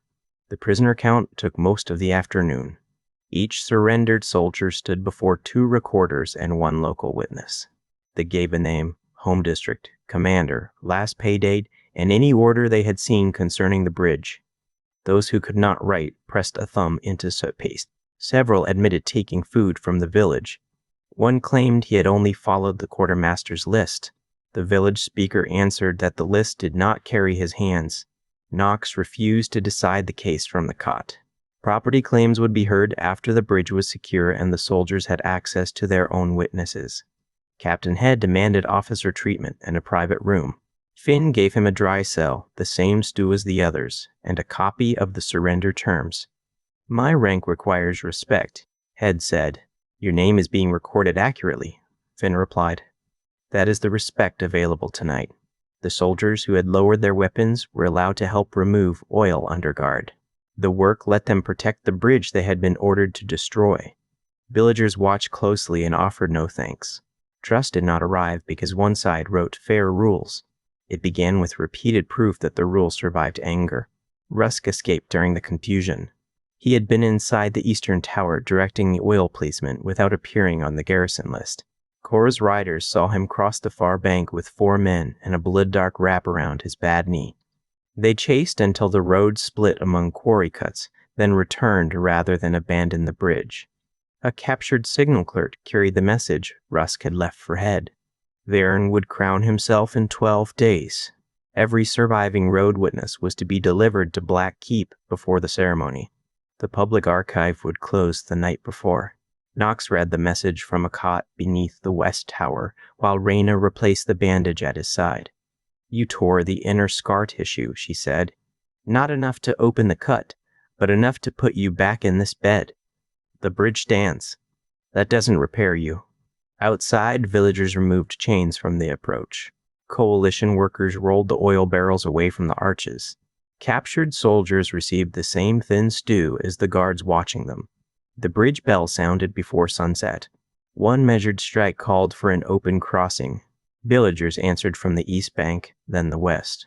The first wagon to pass carried medicine rather than soldiers. The second carried grain back toward the households that had been chained beneath the gate. Knox listened from the cot while Clara posted the surrender count beside Vren's burn order. Several captured soldiers asked to send copies to their families. 2 offered information about capital checkpoints in exchange for no special favor beyond having their statements recorded. The coalition had gained more than stone arches. It had shown frightened men that surrender did not require disappearing into a cell without a name. That truth might travel faster than any army. The road to Black Keep had opened. The time ahead of them had become frighteningly small. What we choose. The camp beyond Stonebridge smelled of wet leather, boiled beans, river mud, and the sharp soap Reyna used on blood-stained cloth. No celebration followed the victory. 7 coalition fighters had died. 2 hostages had been struck during the confusion, though both survived. The swimmer whose foot was cut on the grate might never move without pain. 3 surrendered soldiers had family members still inside Varen's territory. Names required letters. Knox sat beside a low fire with a blanket around his shoulders and a writing board across his knees. Reyna had allowed him out of the tower cot only after he promised not to stand without help. He wrote to the mother of a Grafen guard named Hollis, then stopped because every sentence sounded like an attempt to make death useful. Sarah sat across from him cleaning river grit from the iron fittings of her sword belt. A stack of casualty reports rested at her elbow. "You have crossed out the same line 4 times, she said. "He died, keeping soldiers from reaching the hostages." "That is true." "It sounds like I am asking his mother to accept the bargain." "Then don't tell her what the death should mean. Tell her what he did, who was with him, and that his pay and belongings are being returned." Knox looked at the page. Plain truth. It is often harder. He wrote again. Around them, practical work continued. Finn checked prisoner lists with Clara. Layla measured food for the families returning beneath the bridge. Taryn and bridge workers inspected the arches by lamplight. Eric slept near the care tent after fever took him again. No one had enough strength left for grand speeches. Sarah finished cleaning the buckle and opened the compact copy she carried inside her coat. "The river merchants want protection for private warehouses added before the capital march," she said. "The town speakers say that gives merchants a shield for hiding grain. Can both be narrowed?" property protected unless a public emergency count proves stored food was purchased through tax or seizure. Inspection requires 2 unrelated witnesses. Write it for debate. Don't add it as an order. She marked the margin. Knox watched her for a while. Firelight caught the tired lines beneath her eyes. She had crossed a flooded river, defended her home, stood beside him at Stone Bridge, and still returned to wording that could determine whether a hungry family ate next winter. People keep asking when I will take the crown, he said. They ask me too. What do you tell them? That a chair in Blackkeep does not repair a road. Then I ask which account they want opened first. He rubbed his thumb along the edge of the writing board. I fear becoming a symbol people use to stop choosing. They will point at me and say the air knows, the air decides, the air carries it. If I fail, they blame one man. If I succeed, they forget everyone who made it possible. Sierra laid the belt aside. I fear becoming the woman beside that symbol. A useful face in a clean dress. Someone credited with softness while men keep the authority. I would never ask that of you. You might not. Others will. They already introduced me as the heir's Calder lady. Knox felt anger rise, then recognized it would not solve what she named. What do you want them to say? Sarah Calder, road strategist, public account speaker. The person who can disagree with you without losing her work or place. That is what you are. Then any future we choose must protect it when feelings are less generous than they are tonight. The words future we rested between them without ceremony. Knox set the writing board aside. I have thought about marriage. Sierra's expression stayed calm, but her fingers stilled on the compact page. Not during this campaign, he continued. Not because people want houses joined or a story made simple. When the roads are open, when the council can refuse me, and when you hold a role no marriage can remove, I would like us to decide again. I would like that too. That was less frightening than I expected. You are still pale enough to faint, so perhaps fear has fewer places to work. The remark carried warmth, not performance. Knox almost smiled. He unfastened the iron bird from beside the bone wolf clasp. Sarah watched him place it in her palm. You gave this to me at the spring fair, he said. It reminded me that roads could mean choice. Carry it into the capital operation. Calder writers know the mark, and it may open doors I cannot reach. This isn't a farewell gift. No, I expect it back after. She closed her fingers around it, then tore a copied page from the compact packet. It contained the removal conditions and public account rule, written in Clara's precise hand. Carry this, she said. If people call you king before we reach the gate, read the part that explains how they remove you. Knox folded the page and placed it beneath his shirt, close to the wolf clasp. Sierra moved around the fire and sat beside him. She touched his cheek, waiting until he leaned into her hand. The kiss that followed was quiet and careful, shaped by fatigue, pain, and the knowledge that wanting someone did not grant ownership of their future. Before the fire burned low, Sarah read Hollis's finished letter and changed one word. Knox had written that Hollis had been fearless beneath the bridge wall. He told Finn he was terrified, she said. Calling him fearless erases the part that made his action brave. Knox crossed out the word and wrote that Hollis stayed while afraid. The sentence felt less polished and more human. They finished 5 letters together. For each dead fighter, they recorded the last known act, the people present, the belongings returned, and the payment owed. They did not promise that sacrifice would improve the world. They promised only that no person would disappear into a number while the coalition praised itself. When the final page was sealed, Knox's hand had begun to tremble. Sarah took the wax spoon from him without comment and finished the seals. Accepting that help did not feel like surrender. It felt like practice for the partnership they had just described. They rested shoulder to shoulder after, sharing the blanket while rain whispered against the bridge stones. A runner found them before midnight. One of Clara's route clerks had disappeared. So had the capital maps. The stolen route. The missing clerk was named Pate Oren. He was 32, thin, nearsighted, and responsible for copying the Eastern Quarry roads.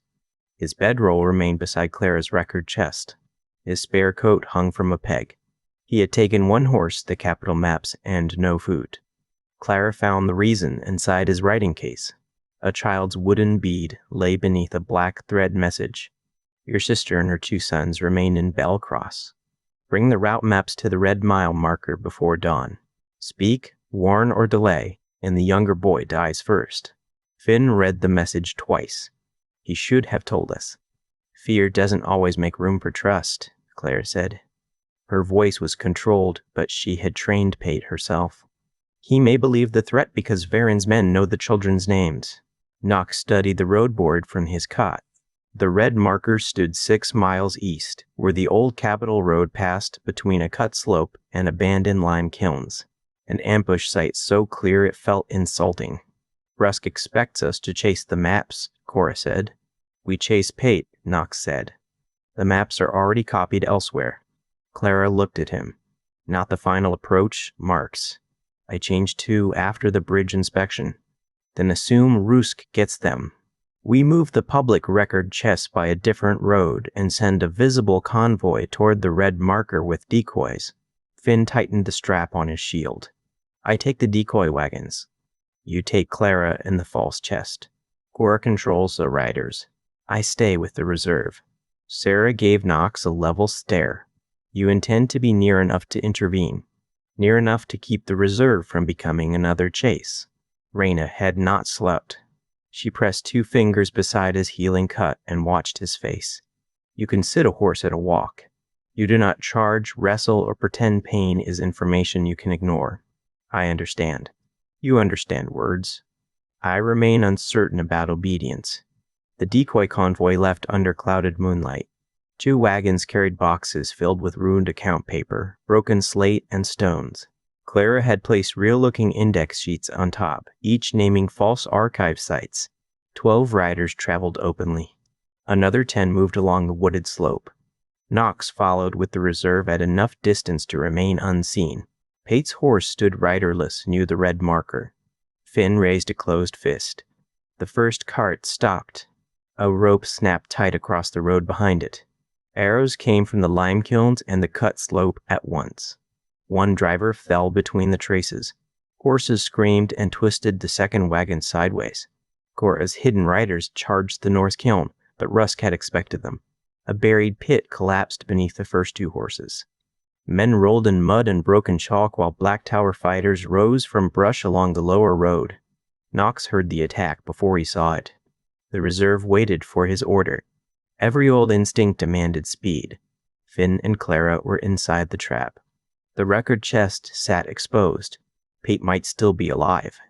Knox watched the slope instead. A second group moved through the trees behind the reserve, aiming for the actual medical and supply wagons. Rusk's first attack was noise. The Deber strike targeted the support line. Joss takes the rear group, Knox said. I go to the road with 6. The remaining riders protect the care wagons. No one leaves them. He rode at a controlled pace until the red marker came into view, then dismounted because the horse could not cross the fallen traces. Payne tightened his left side as soon as his boots hit the ground. Finn stood beside Clara's wagon, shield raised against arrows from the kiln. Blood covered his right sleeve. Pete knelt near the marker with his hands tied and a guard blade against his neck. Rusk waited behind him. His bad knee was braced in iron strips. A scar from the North Post platform cut across one cheek. He looked thinner, and something desperate had replaced the cold patience Knox remembered. The heir comes for a clerk, Rusk called. I told them you would. Release Pate. Bring the real roots. You know these are false. I know Clara Calder prefers 3 copies to 1. I also know one chest moves with her whenever danger rises. An arrow struck Finn's shield and drove him back. Clara pulled the decoy chest from the wagon. This one? She shouted. She kicked open the lid. Papers filled the box. Rusk's attention shifted. Clara dropped a lamp into it. Flame ran across oil-treated decoy sheets. The false archive names curled black before Rusk's scouts could read them. Smoke rolled between the wagons. No route for you, Clara said. Rusk cut Pate's shoulder and shoved him forward. Not a killing strike. A punishment designed to slow rescue. Knox moved before thought became argument. He crossed behind the burning chest while Finn dragged Pate toward the wagon. Rusk met him with a short spear. The first thrust scraped Nox's armor and struck the healing place beneath his ribs. Pain emptied his lungs. He turned the second strike with Pel's spear, but Rusk twisted inside the guard and drove an elbow into Nox's jaw. The road tilted. Nox fell against the red marker and heard Reyna's voice in his mind with brutal clarity. Do not pretend pain is information you can ignore. He couldn't overpower Rusk. He couldn't trade blows until one of them failed. His body would fail first. Nox backed toward the broken lime edge, keeping the spear between them. Rusk limped after him, stronger through the shoulders and slower at the knee. He attacked high whenever he wanted Nox to protect the injured side. The pattern repeated twice. On the third attack, Nox let the spear point drop. Rusk lunged for the opening. Nox stepped outside the line instead of blocking, caught the iron knee brace with the spear hook, and pulled while turning his whole weight through the shaft. Rusk's damaged leg folded. He struck the chalk road hard enough to lose his weapon. Nox pinned the spear across his throat but did not press. Around them, the ambush was breaking. Joss's rear group had been stopped beside the supply wagons. Cora's riders held the north kiln. Several Black Tower fighters fled into the quarry cuts. Finn remained upright only because Clara had tied a strip above the deep cut in his upper arm. Call them back, Nox told Rusk. Rusk laughed once, breathless and bitter. They are not mine anymore. Nox looked toward the fleeing men. Then surrender yourself. Varen ordered every soldier at Stone Bridge named as a traitor if the crossing fell. He ordered my field company blamed for the failed North Post fire. After the coronation, the surviving men are to be executed as bandits. He cleans the record with our bodies. Why tell me? Because you keep records when killing would be easier.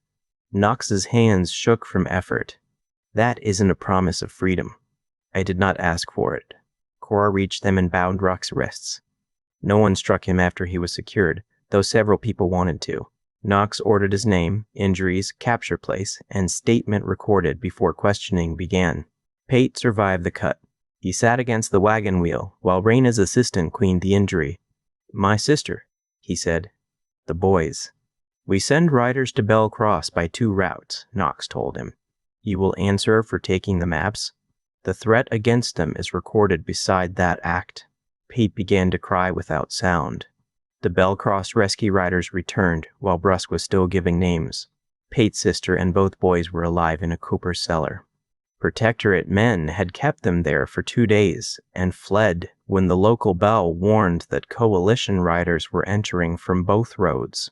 Pate closed both hands over his face when he heard. Relief did not erase what his choice had cost. He gave Clara every detail he remembered, the messenger's accent, the black thread, the meeting place, and the route marks he had copied. Clara recorded the statement, then moved his bedroll away from the route clerks until a hearing could be held. Do you hate me? He asked her. I am angry, Clara said. I also know what they threatened. I will not turn either truth into the other. She left him under guard with food and a clean bandage. No quick forgiveness appeared, and no one required it before his family could be safe. Finn's cut had reached muscle but missed the artery. Reyna's assistant packed and wrapped it while Clara sat beside him holding the uninjured hand.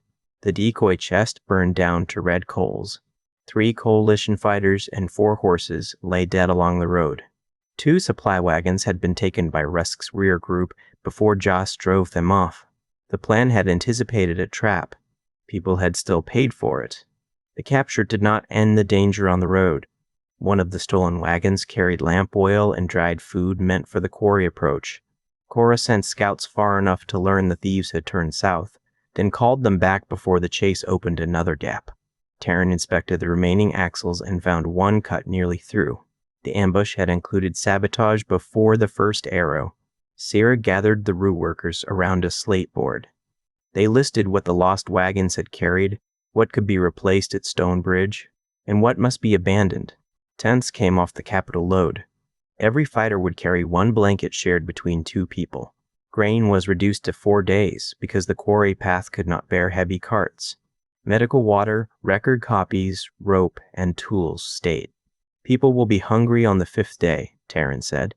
Then the force returns or finds verified stores before that, Sarah answered. We do not write hope into the ration count. Knox watched the list shrink. A grand army might have looked stronger on the road. A smaller force that understood its limits had a better chance of reaching the archive before it burned. Rusk gave his full statement after sunrise with Clara, Evan, Cora, and 2 captured soldiers witnessing. Varen would burn the public archive beneath Black Keep on the eve of his coronation. The surviving palace witnesses, road keepers, and captured clerks would be executed in the archive yard as traitors. Afterward, Varen would present a shortened register naming himself lawful protector and crowned ruler. The ceremony had been moved forward. 6 days remained. The known capital routes were watched. Stonebridge would carry wagons, but an army on the main road would never arrive before the fires were set. Rusk knew of abandoned quarry roads and drainage cuts Varen considered unusable, but rockfall had closed sections years earlier. Knox stood over the root board with one hand braced against the wagon. He had no victory speech for the dead beside the lime kilns. No clean phrase made the losses acceptable. Copy Rusk's statement, he said. Send 1 set back across Stonebridge and 1 to every archive site. Finn travels with the care wagons. Pate's family becomes the first rescue group. Sarah placed the Iron Bird on the map where the abandoned quarry line curved toward Black Keep. This road may not carry wagons, she said. Then we carry what we need. It may not carry all of us. Knox looked at the people around the board. Town workers, clan hunters, Calder guards, surrendered soldiers, clerks, healers, and bridge hands. The coalition had not chosen him so he could pretend limits were absent. We choose who goes by the work required, he said. Everyone else protects the records, roads, patience, and food behind us. The capital is not the whole country. Beyond the lime-cut dawn showed 6 pale bands through the clouds. 6 days to reach Black Keep by roads Varen believed dead. 6 days to Black Keep. 6 days remained, and 3 bodies still lay beside the lime kilns. Knox did not let the root board become an excuse to forget them. The capital force could wait another half hour. The dead could not wait forever beneath open clouds while people argued over rope and grain. Taryn found clean canvas among the damaged wagons. Layla washed blood from each face with water they could hardly spare. Clara wrote the names from the company rolls, then read them back to 2 witnesses. 1 man had joined at Grayfin after Varen's soldiers took his mill. 1 had guarded the North Post copies. The 3rd was a bridge worker who had never carried a sword before Stonebridge fell under protectorate control. Their horses were recorded too. Taryn insisted on it. They carried people out, he said. They belong in the cost. Knox stood through the reading with 1 hand pressed against his left side. The inner injury had tightened into a hard band beneath the ribs. Every deep pull of air scraped. Reyna's assistant had ordered him onto a cart, and he had obeyed for nearly 20 minutes before the burial cloths were ready. Finn remained on the care wagon with his right arm packed and fixed against his chest. His face looked gray beneath the road dust. Clara sat beside him, holding the page on her knee while she finished the death record. You were not scouting today, she said without looking up. Finn shifted against the rolled blanket. I can still see. You can also bleed through fresh stitching. I said I could see. I did not say I could swing anything. Clara looked at him then. You will ride with the forward messengers and report from the saddle. Cora makes the close inspections. That is the reduced role Reyna approved. Finn's mouth tightened. He did not like it. He also did not make her ask again. Rusk watched from beneath guard beside the broken red marker. His wrists were tied in front, so the injury at his shoulder could be cleaned. 2 of his former soldiers sat near him under separate guard. They had confirmed enough of his statement to make immediate execution impossible under the coalition's own rules. That was the first test of those rules. Men who had lost friends in the ambush stood close enough to throw stones. Joss kept himself between them and the prisoners, not because he trusted Rusk, but because the written agreement required protection until a hearing. Knox crossed the road when the graves were covered. We move him in the center group, Cora said. Hands tied, ankles free enough to walk. 2 guards from different companies. Add 1 surrendered soldier who knows his habits, Knox said. No private questioning. Every statement gets 2 witnesses and a copy sent backward. Rusk lifted his head. You intend to carry paper through a quarry road. I intend to carry more than your memory. The lower cuts flood after rain. Then tell Sierra where. Rusk gave a faint, tired shake of the head. You still think information becomes clean because Clara puts a line under it? No, Clara said from the wagon. I think dirt should have a name. Pate Oren's hearing began before departure. Layla and Taryn stretched a gray shelter cloth between 2 wagon poles. It was not a court, and nobody called it one. The purpose was narrower. Pate would state what he had done. The threat against his family would be recorded, and the capital maps would be removed from his care until a later council could decide punishment. His sister sat beside him with both boys asleep against her skirt. She had not asked the coalition to excuse him. She had asked that nobody use the children as proof of his innocence or guilt. Pate spoke for 12 minutes. He admitted taking the route sheets. He admitted hiding the black thread message. He described the meeting place and the fear that had narrowed his thinking, until every other person seemed dangerous. Layla asked who had been harmed by the choice. 3 people died, Pate said. His voice cracked, but he kept going. Finn Calder was cut. Supply wagons were taken. The road plan was exposed. Tarn asked what he could do now. I can copy Underwatch. I can identify every mark I gave them. I can face a full hearing after the capital action. The statement was sealed with 3 marks. Pate would travel with the rear copy group, separated from route decisions, but not cast away from food or shelter. His family would remain with the protected care wagons by their own choice. Some people muttered that the hearing tent was softness. Layla heard them. Rumor can kill faster than a spear in a crowded camp, she said. Bring evidence here. Bring witnesses. Bring anger too, but do not call anger proof. The muttering did not vanish. It changed shape. That was enough for the first morning. Sarah divided the capital movement into 4 columns. The smallest carried tools, record copies, medicine, and the people needed inside Blackkeep.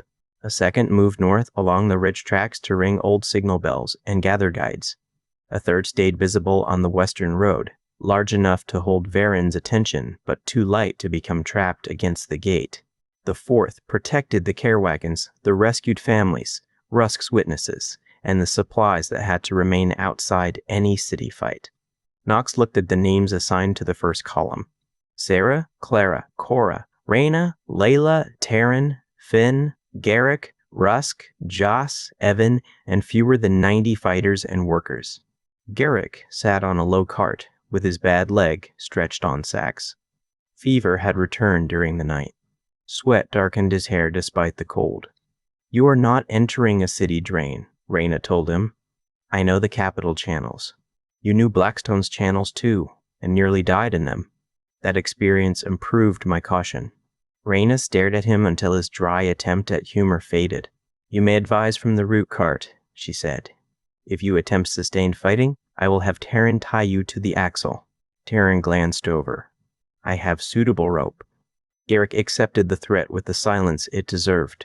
Before the columns moved, Knox read the supply rules aloud.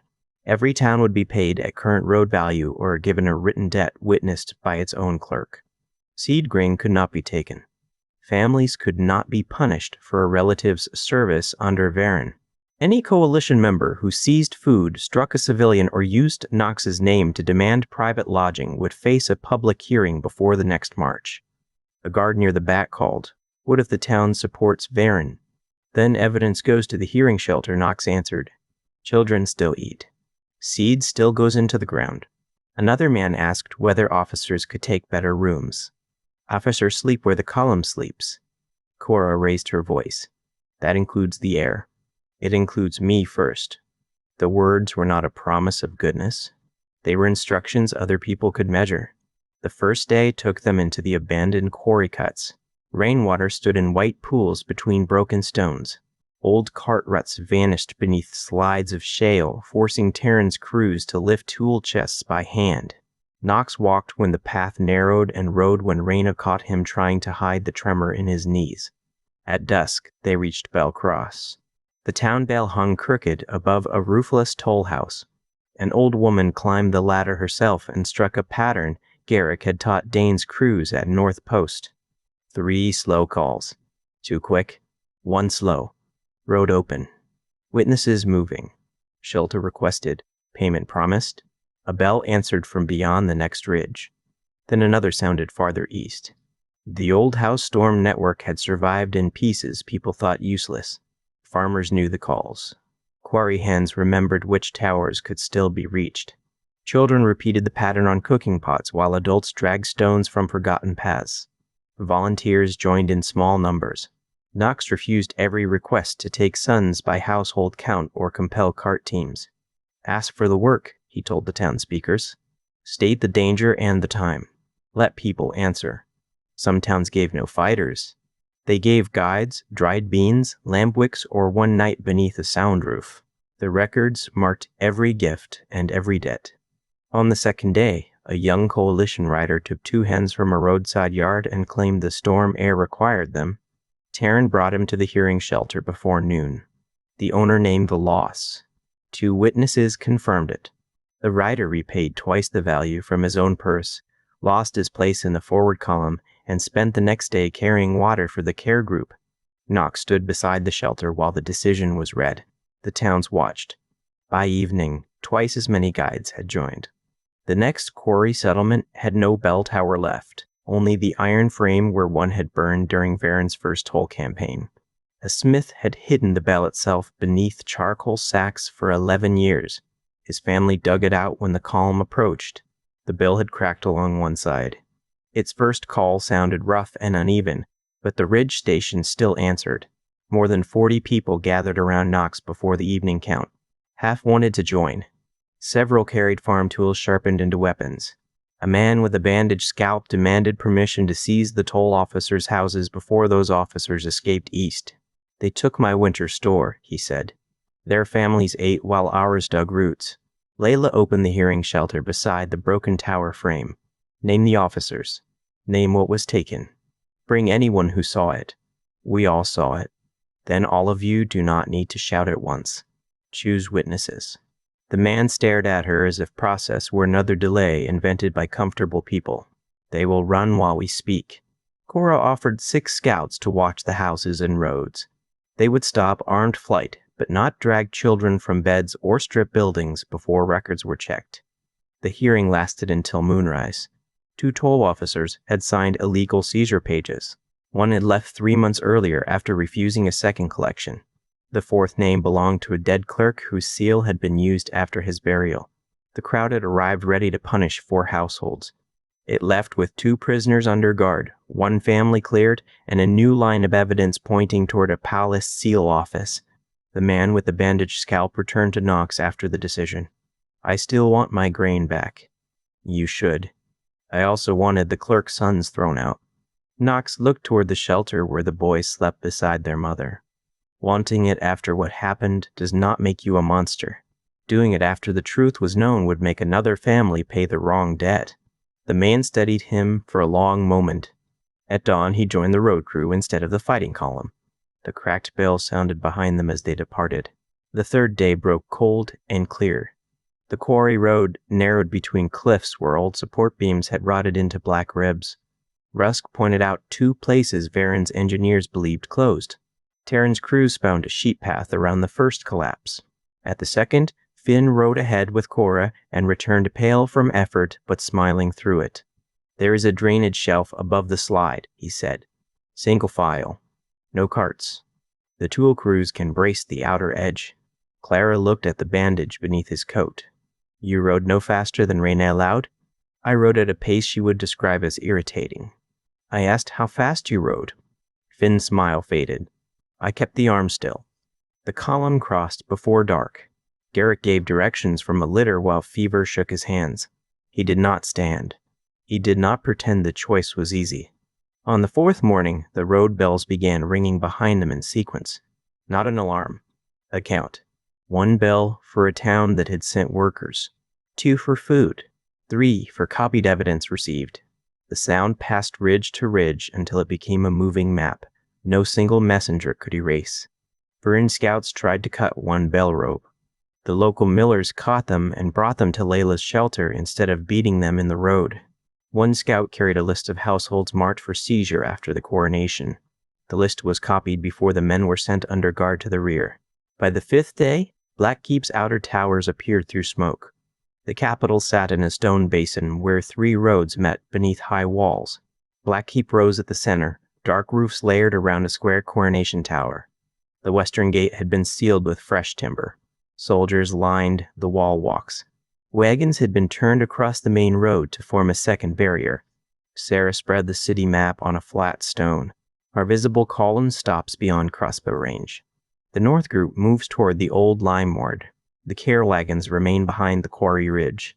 Knox studied the archive roof. Nothing moved there. Then a strip of cloth appeared between 2 chimneys. Black fabric snapped in the wind. Silver paint formed a rough lightning crown across it. The old bells behind the coalition answered one after another. Workers on the wall looked over their shoulders. Some soldiers did too. A runner came through a drainage ditch at sunset. She wore a merchant apron over archive gray. Mud covered her to the waist. She carried a narrow board stamped with House Calder's delivery mark. Sarah turned it over. A message had been written beneath the waxed wrapping. Trade gate opens at 2nd market bell. 4 wagons only. Lower archive halls filled with oil. Varon holds prisoners beneath the palace yard. Fire orders begin tomorrow night. A second line had been added in hurried script. Do not bring an army through the gate. Bring readers. Knox looked toward Blackkeep while the first lamps appeared behind its walls. 5 days had carried them to the city. 1 day remained to keep its memory from burning. The trade gate. Sarah chose the wagons before dawn. One carried flour sacks filled only on the top layer. Beneath them lay copy paper, small type blocks from Grafin school press, and sealed evidence packets. The second held medicine and clean linen. The third carried empty grain barrels with false bottoms. The fourth carried actual food, because a disguise that brought nothing useful would not survive the first hungry guard. House Calder's old delivery marks were burned into each sideboard. The symbols had once allowed lumber, iron fittings, lamp oil, and account chests through Blackkeep without a full search. Sarah disliked how much privilege remained inside a simple mark. This morning, she intended to use it against the system that had granted it. Clara checked the packets again. 3 routes after entry. Market School, River Temple, and Printer Lane. 4 routes, Sarah said. The Merchant Counting House. They will close their doors if fighting begins. They will close them sooner if they learn Varon means to seize their stores after the ceremony. Clara touched the iron bird at Sarah's throat. Knox had returned it before the columns separated. Not as a claim, but because the archive workers had recognized House Calder correspondence through that symbol. Your mother used this mark on private letters, Clara said. She used it when she wanted a promise remembered. Outside the covered wagon, the capital's 2nd market bell began. The trade gate opened wide enough for a single cart. Sarah rode on the first bench wearing a plain brown coat and a clerk's scarf. Clara sat beside her with an account board across her knees. Raina traveled in the medicine wagon with 2 healers. Finn, Garrick, and 6 fighters waited beneath the 4th cart until the ditch turn, where an old drainage mouth passed under the merchant wall. Garrick's fever had eased before dawn. That made him more dangerous to himself. You reach the chain room and stop, Raina told him through the wagon slats. Finn cuts the gate gear. You point. Garrick adjusted the wrap around his thigh. I understand the difference between pointing and fighting. You have understood it several times without practicing it. Finn rested his uninjured hand against the floorboard. I will make him sit if he forgets. You have 1 useful arm? I can still be unpleasant with it. Raina's expression did not change. Return breathing. Both of you. The first gate guard struck the House Calder mark with his knuckles. Calder warehouses are under seizure order, he said. Sarah handed him a folded notice bearing a Grafin road stamp. Emergency flour for the palace kitchens under the protector's own price decree. Refuse it and sign here. The guard did not want his name on a refusal. He looked toward the line of hungry people outside the merchant quarter, then toward the officer under the gate arch. The officer opened 1 sack, found flour, and waved the wagon through. The 2nd wagon received only a glance. The 3rd was struck with a spear butt. The hollow barrel sounded dull because Taryn had packed the false bottoms with cloth. At the ditch turn, the rear wheel of the fourth cart dropped into a rut. Dragons and king, guards cursed. While everyone watched the axle, Finn and Garrick slid beneath the sideboard and vanished into the runoff channel. Sarah did not look back. The merchant quarter smelled of old rain, horse urine, yeast, and too many people packed behind closed shutters. Coronation banners hung from upper windows. Baron's black tower stood above a gold ring, the symbol repeated until the streets seemed owned by it. Archive workers waited near the public scale house. One woman carried a basket of spoiled apples. She lifted the third apple, revealing an iron bird carved beneath its red skin. Sarah touched the charm at her throat. The woman looked at her face, then at the cart behind her. Your mother's letters said the bird meant a road chosen freely. She wrote to you? She wrote to my teacher. We kept the copies after she died. The woman pushed the basket into Sarah's hands. The lower halls are soaked. Oil jars stand behind every record shelf. The master register remains in the sealed witness room. The key is held at the palace.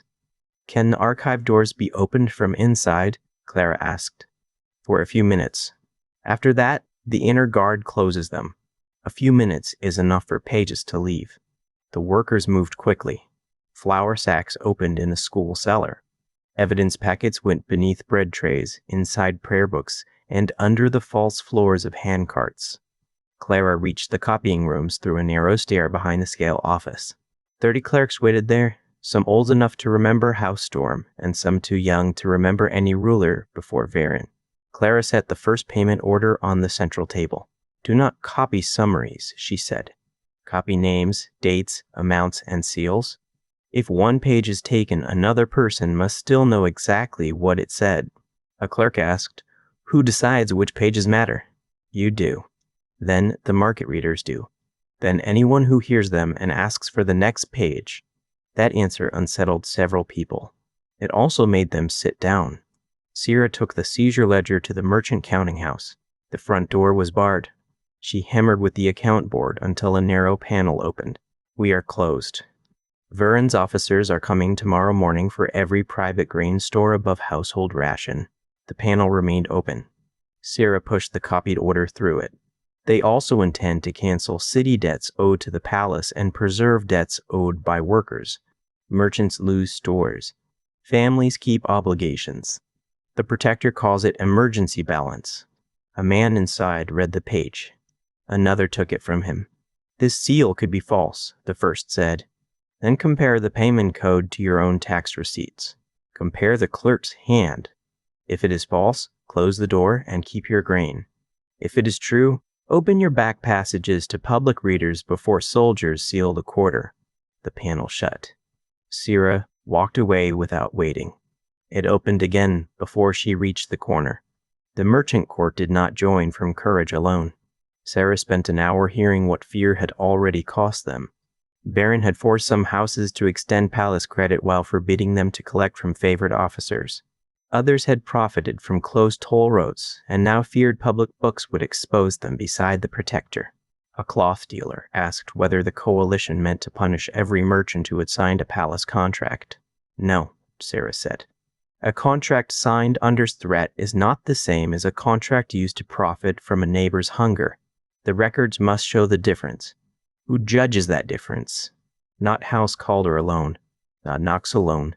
Merchant speakers, workers, public clerks, and the people charged by the contract. The dealer folded his arms. That will take months. It may take years. Burning the books would be faster. The man looked down at the seizure page in his hand.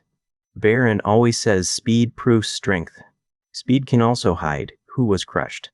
The merchants opened 3 cover passages after that exchange. One passed beneath a spice warehouse and emerged near the river temple. Another reached a schoolyard behind the archive. The third ended inside the counting rooms of a palace supplier who had quietly copied every military oil order for 6 years. Clara received those copies with both hands. The supplier sold the oil, she said. He also kept proof, Sarah answered. That does not erase the sale. That is true. It may explain how refusal was punished and how much profit remained. Both belong in the hearing. Clara marked the packets by source, then sent one set toward the archive and one toward the western gate. The city would not have to trust a single rescued register if private accounts matched it from another direction. By mid-morning, pages moved through the city faster than orders. Schoolchildren carried copied dates inside lesson slates. Temple readers spoke names from the steps. Market sellers pinned seizure instructions beside their prices. The merchant counting house opened its rear court and began matching Viren's codes against private textbooks. Officers entered the quarter at noon. They closed the public scale house first. The archive workers had already moved the packets. They searched the flour carts and found only flour, linen, and food. Sarah gave up the empty account board with visible reluctance while Clara watched from an upper window. A city crier climbed the market fountain. By order of Lord Protector Viren, the false storm claimant has been taken at the western wall. His rebel force has abandoned him. Coronation proceeds at first light tomorrow. The crowd did not cheer. The western square had been chosen because Viren believed crowds behaved like walls. Pack enough people between ropes, place armed men behind them, and movement would stop where authority intended. The people did not move forward. They did something more dangerous. They began asking one another what they had heard. A cooper near the back said the road bells had sounded through the night. A woman from the river ward said pages naming grain theft were being read at the school. Someone else said House Calder's daughter had entered through the trade gate. The questions passed beneath the captain's declaration until his voice had to rise against them. A boy slipped under the rope and tossed a folded scrap toward Knox. It landed near his chained knee before a guard dragged the child back. The scrap carried only 4 copied lines from the draft compact.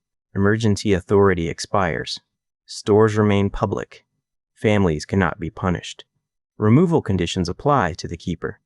The gate captain ground the paper beneath his boot. Knox had already read it. He looked up at the covered road bell. The silver line painted across its side was not random. It marked the old striking point where a removed clapper could be replaced with a hammer.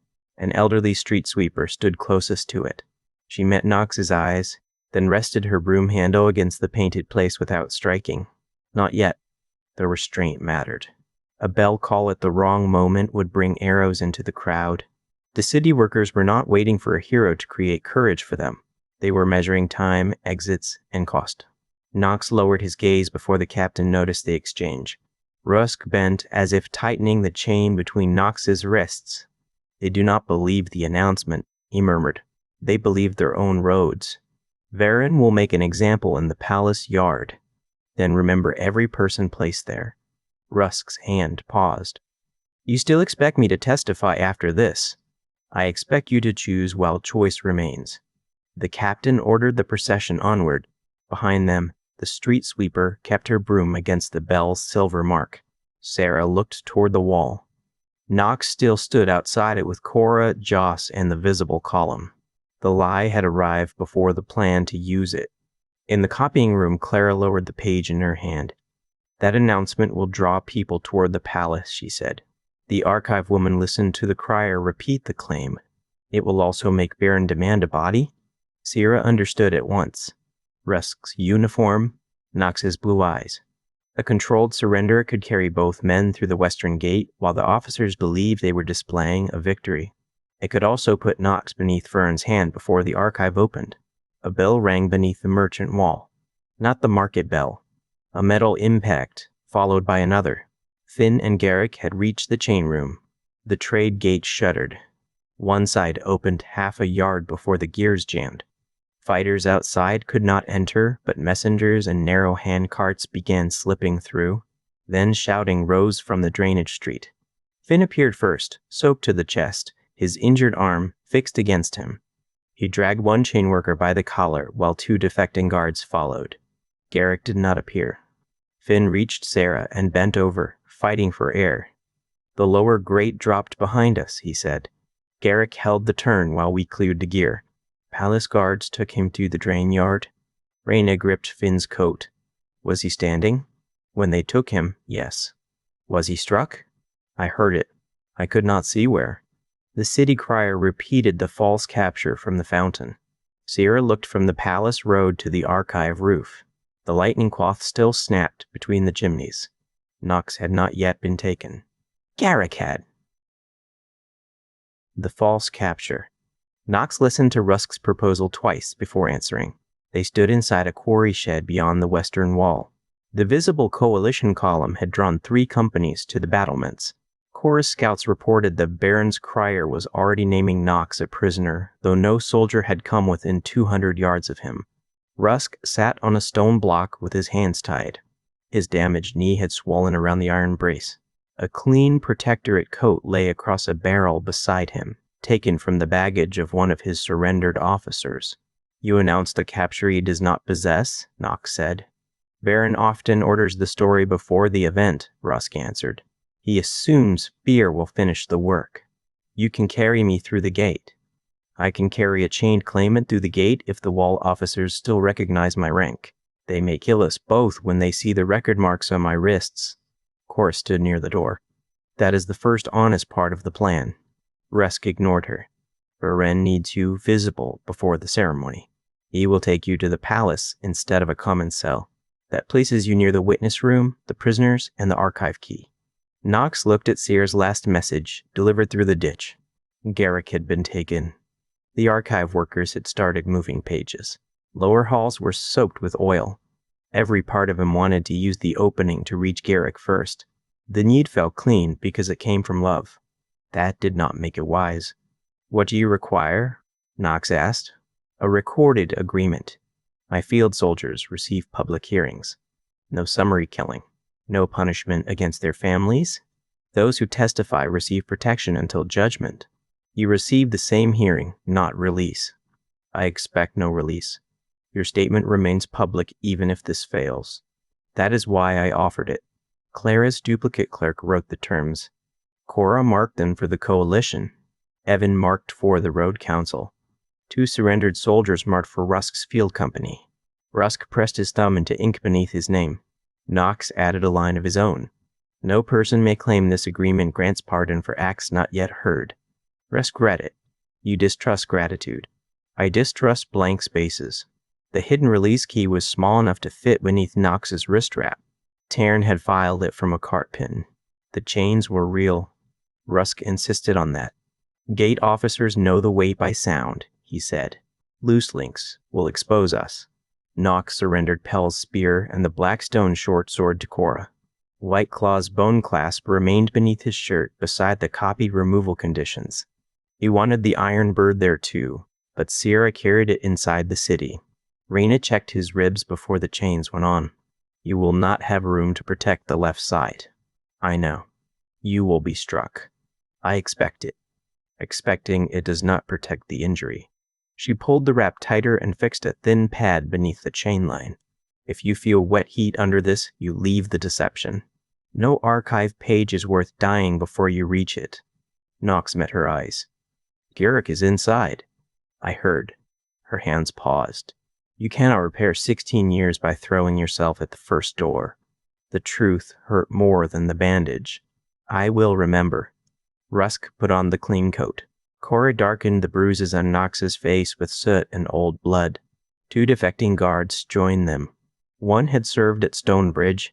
The other had watched Varen's men prepare execution lists for their own company. They approached the western gate under a white cloth. Archers tracked every step. Rusk called his name, rank, and field code.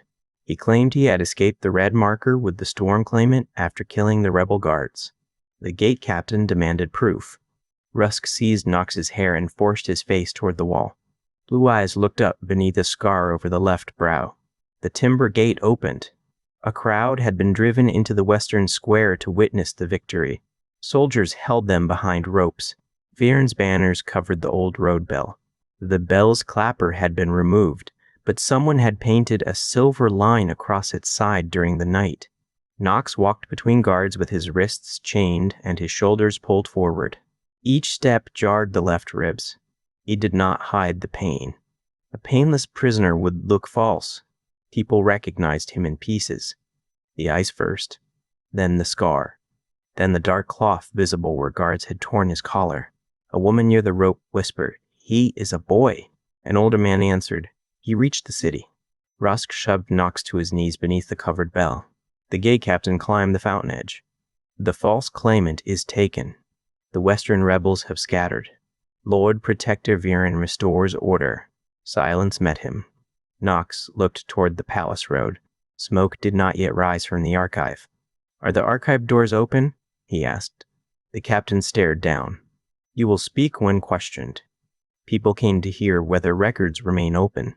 A guard struck Knox across the shoulder with a staff. The impact drove him sideways. Pain heightened beneath the ribs, but the inner wrap stayed dry. The crowd shifted. The captain ordered the prisoner moved before the question could spread. They passed through the merchant quarter where torn pages clung to wet stones. One listed grain seizures. Another carried names of roadkeepers killed after the first palace fire. Soldiers scraped them from walls, but children picked up the pieces and passed them behind adults. At the archive crossing, Knox saw Sierra on an upper balcony. She wore the clerk's scarf. Her face did not change.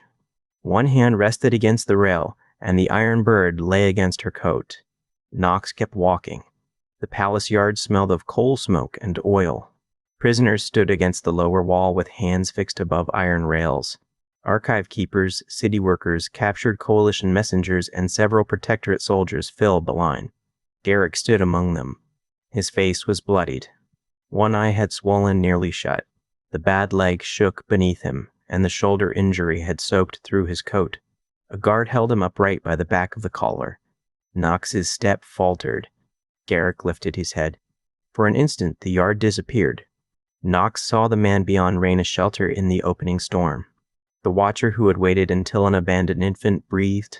The teacher who had used pain when truth might have served better.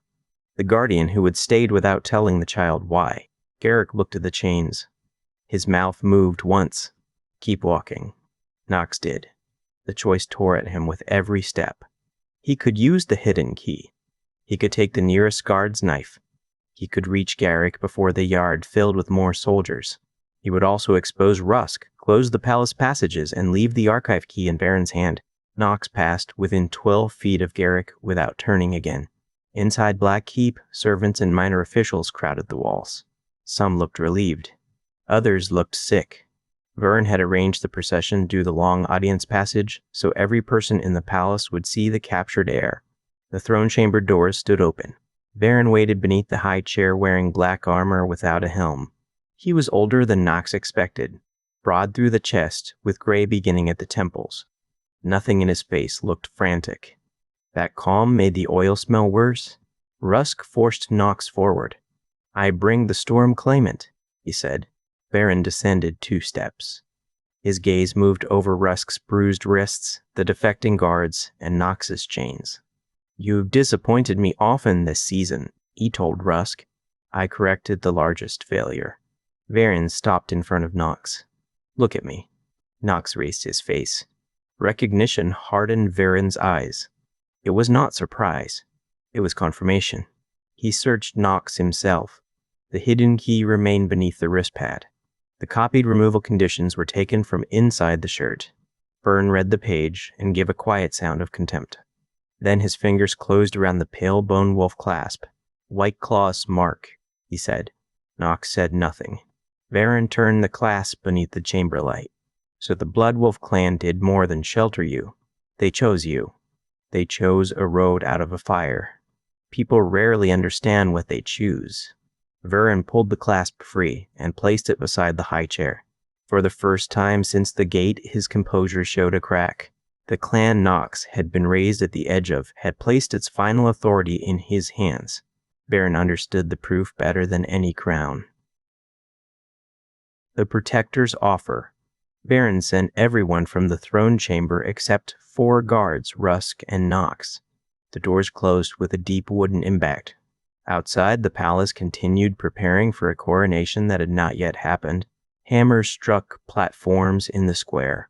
Servants carried benches through the lower hall. Somewhere beneath the floor, oil jars scraped over stone. Varen placed White Claw's clasp on the arm of the high chair. I wondered which prison would shape you, he said. A clan, a court, or hunger itself. Knox remained on his knees because the chains were fixed to a floor ring. The archive key is not here. Varen smiled faintly. You enter my hall in chains and ask about a key. Your crier said I was captured. People were promised proof of order. They saw a prisoner asking whether records remained open. You mistake curiosity for power, then open the doors. Varen walked down the chamber until he stood close enough for Knox to see old white marks across his knuckles. A soldier's hands, not a court official's. Your father asked questions like that? Varen said. He believed every decision should survive daylight. He kept grain for villages that could not repay it. He repaired roads used by smugglers and honest traders alike. He maintained signal towers after war ended because one lost traveler might need them. You say that as accusation. It was failure. House Storm spent its strength on people who returned no obedience. When the palace needed soldiers, the treasury held Bridgestone and winter grain. When nobles demanded certainty, your father offered counsels. Knox watched Varen's face. The man did not hate House Storm because it had been cruel. He hated it because service had limited control. Varen continued. I offered him a simpler order. Central stores. Private toll contracts. Emergency powers until the road stabilized. You refused every practical measure because some village speaker objected. So you burned the palace. I ended paralysis. You killed children in the nursery passage. I ordered the line erased. Sentiment creates claimants. The answer arrived without shame. Knox's hands tightened inside the chain loops. The hidden key pressed against the wrist. Rusk stood near the door. His face had gone still.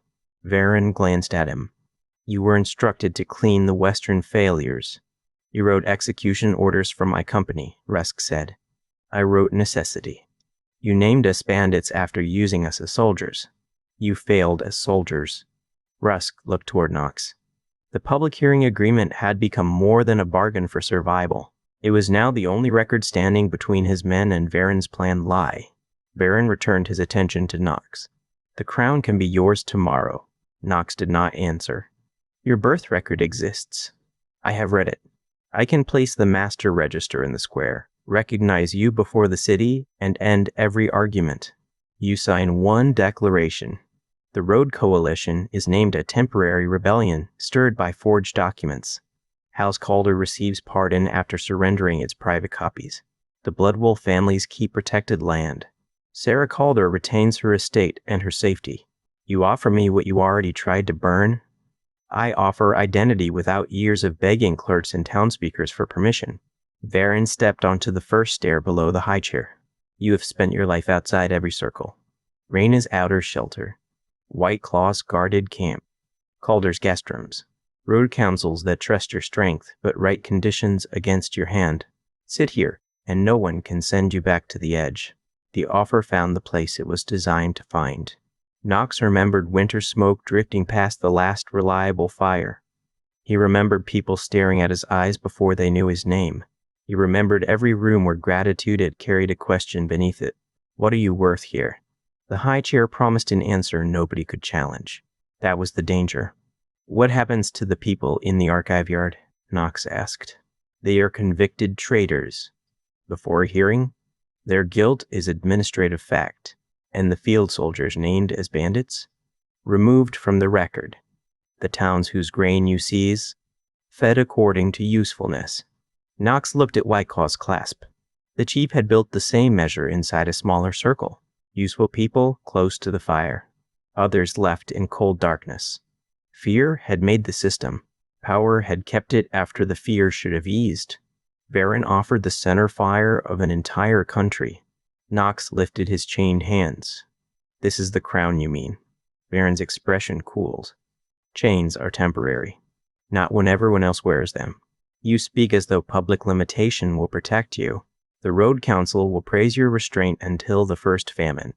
Then they will demand decisions and condemn the cost. Cyril will choose trade over sentiment. Finn will choose his family. The clan will choose shelter. Every person beside you has another loyalty. They should. A ruler cannot share first place. I do not want first place in every person's life. Fern descended again. You want Sarah. I want her free enough to refuse me. For the first time, Varen seemed genuinely puzzled. Knox used the silence. The master register is beneath the public archive hall. The witness room key is held in the palace. You moved prisoners to the lower yard for execution. The oil fire begins under the archive, not above it. Rusk's eyes shifted toward him. Knox was naming what they had learned, fixing it in another witness's memory. Buren understood. You think Rusk leaves this chamber? I think your guards have families who will read the seizure lists. One guard near the wall glanced toward the door. Ferran heard the movement. Fear changes quickly when given a new object. So does loyalty when people discover they were marked for death. Ferran drew a short knife and crossed the distance between them. The point rested beneath Knox's jaw. Sign the declaration. You can limit the crown later, after order returns. Power always asks for one more day before it becomes accountable. Sira lives if you sign. You do not own her life to trade. I own this city. A bell rang beneath them. Not the coronation bell. The public archive bell. It had not sounded since Varen closed the lower reading hall 12 years earlier. One deep call rolled through the stone. A second followed. Then every old road bell outside the western wall answered. The guard near the door whispered, "The archive is open." Varen turned toward the sound. Knox slid the hidden key from beneath his wristpad. The open archive. The archive doors opened inward because the old law had required public buildings to yield toward the people entering them. Varen's carpenters had tried to reverse the hinges years earlier. The stone frames would not take the new pins. In the end, they had settled for iron bars, 2 guard posts, and an order that no common reader could pass without palace approval. Sarah watched the bars lift. Archive workers pulled from inside while merchants and school teachers pushed from the square. The gap widened a foot, then 2. People pressed toward it, but Clara climbed onto the public scale and raised both arms. "Pages move out first," she called. "Readers take stations beyond the square.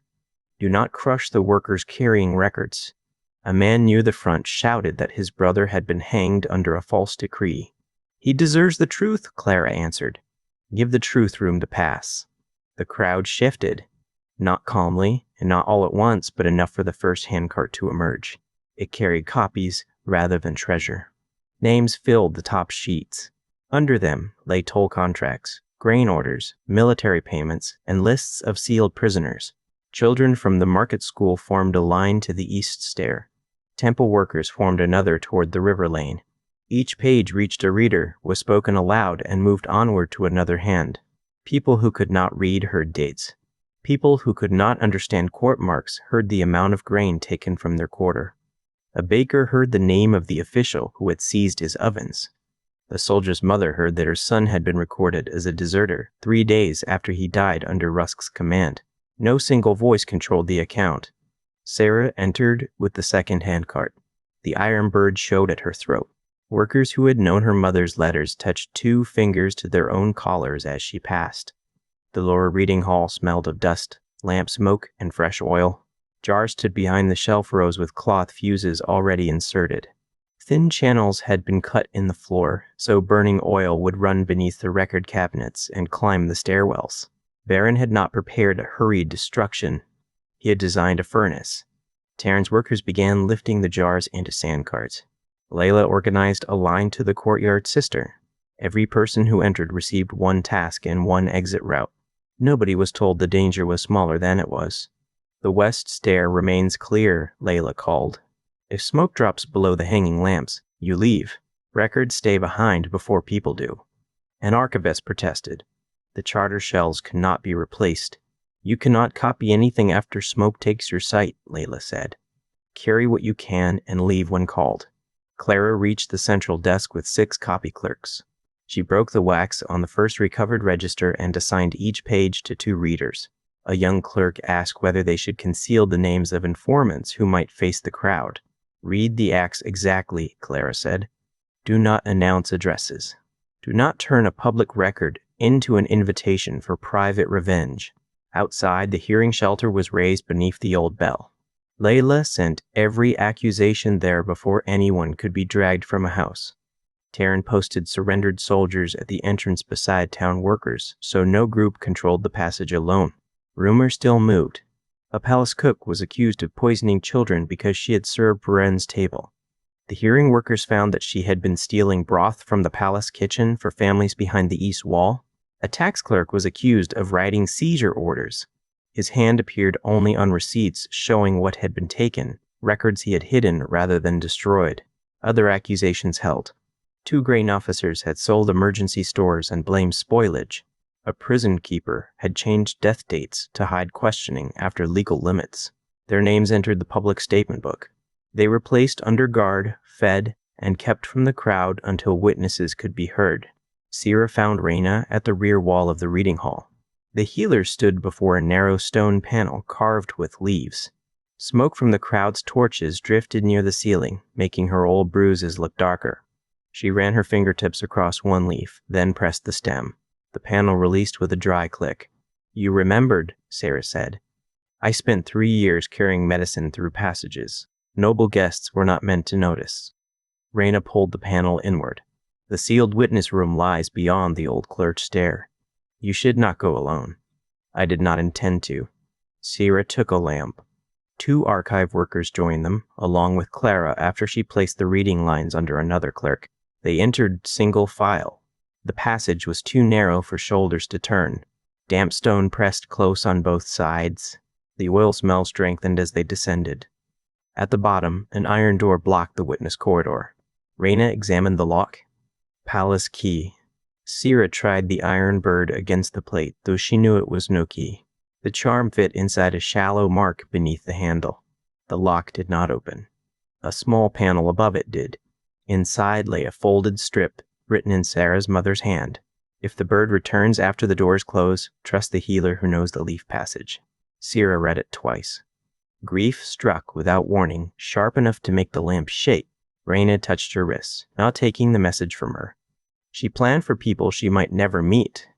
She planned for you. She knew what Varen's payments meant before I did. Raina looked at the locked door. She also knew a plan requires another person to finish it. The strip contained 4 numbers. Clara recognized them as shelf, year, line, and account code. The sequence matched a brass combination wheel beside the lock. She turned it carefully. The witness room opened. Cold air came from inside. The chamber had no lamps, only sealed cabinets around a central table. A leather book rested beneath a glass cover. The house storm lightning crown had been scraped from the glass, but its outline remained. "The master register," Clara whispered. Sarah lifted the cover.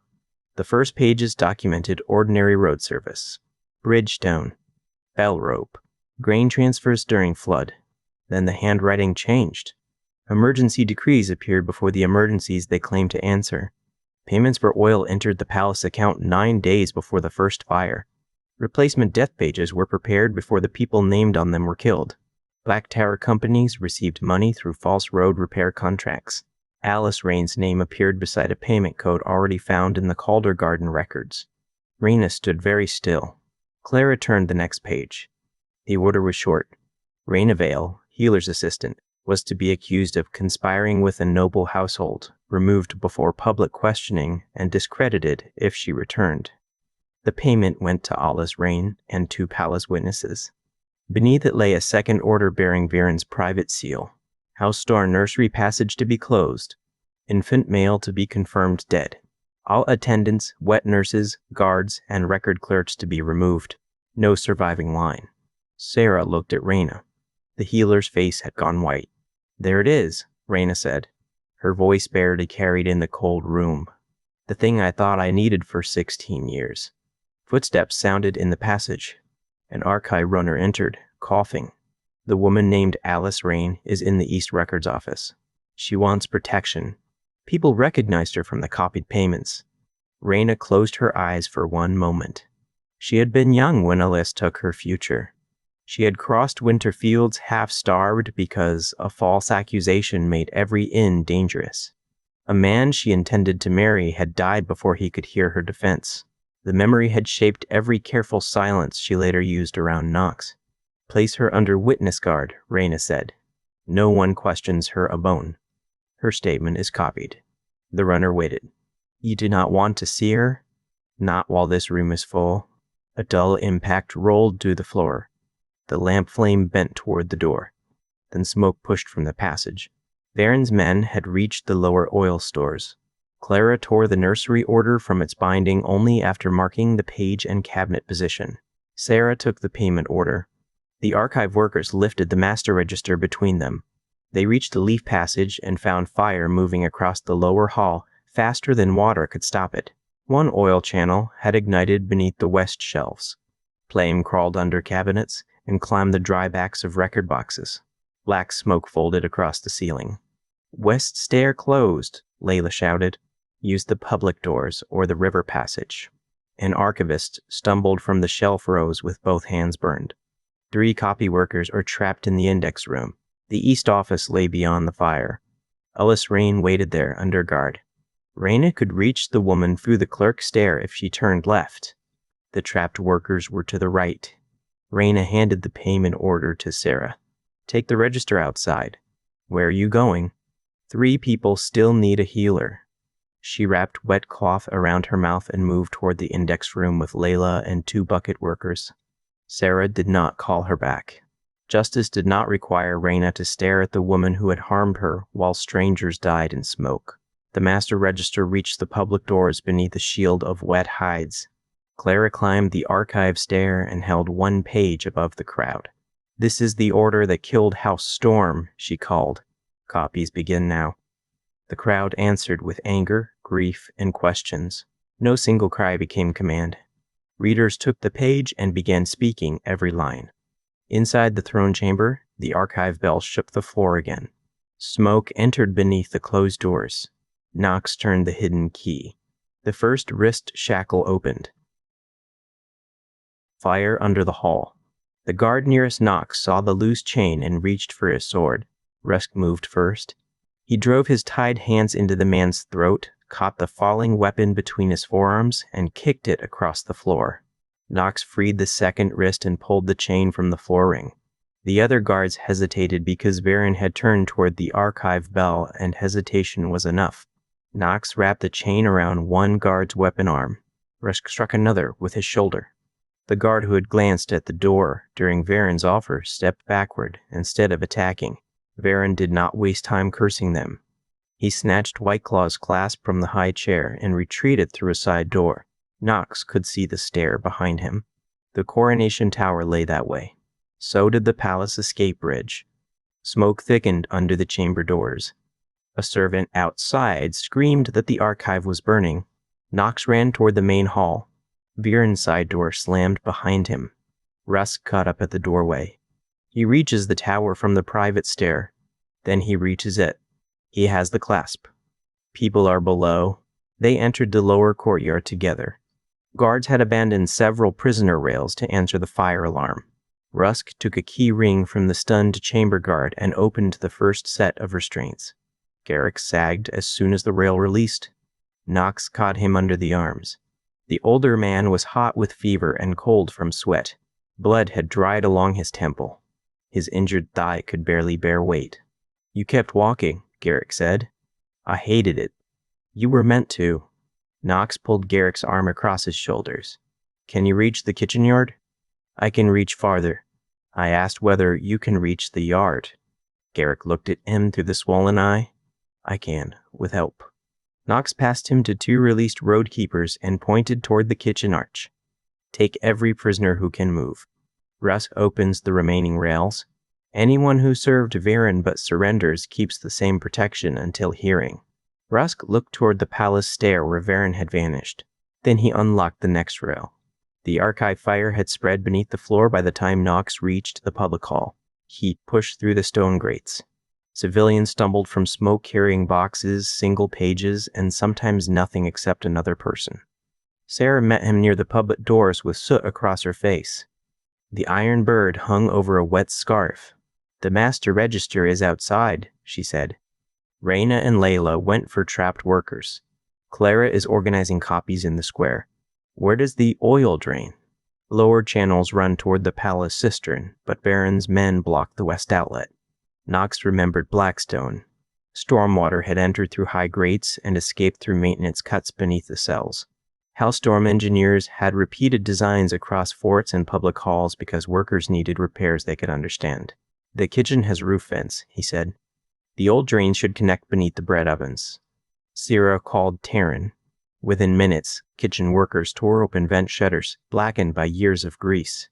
Smoke began lifting toward the high roof instead of settling across the exits. Knox took a bucket from the line and moved toward the lower stair. Sarah caught his sleeve. "Your side. I am not fighting. You are carrying water into a burning cellar. So are they. That does not make your injury disappear. I know.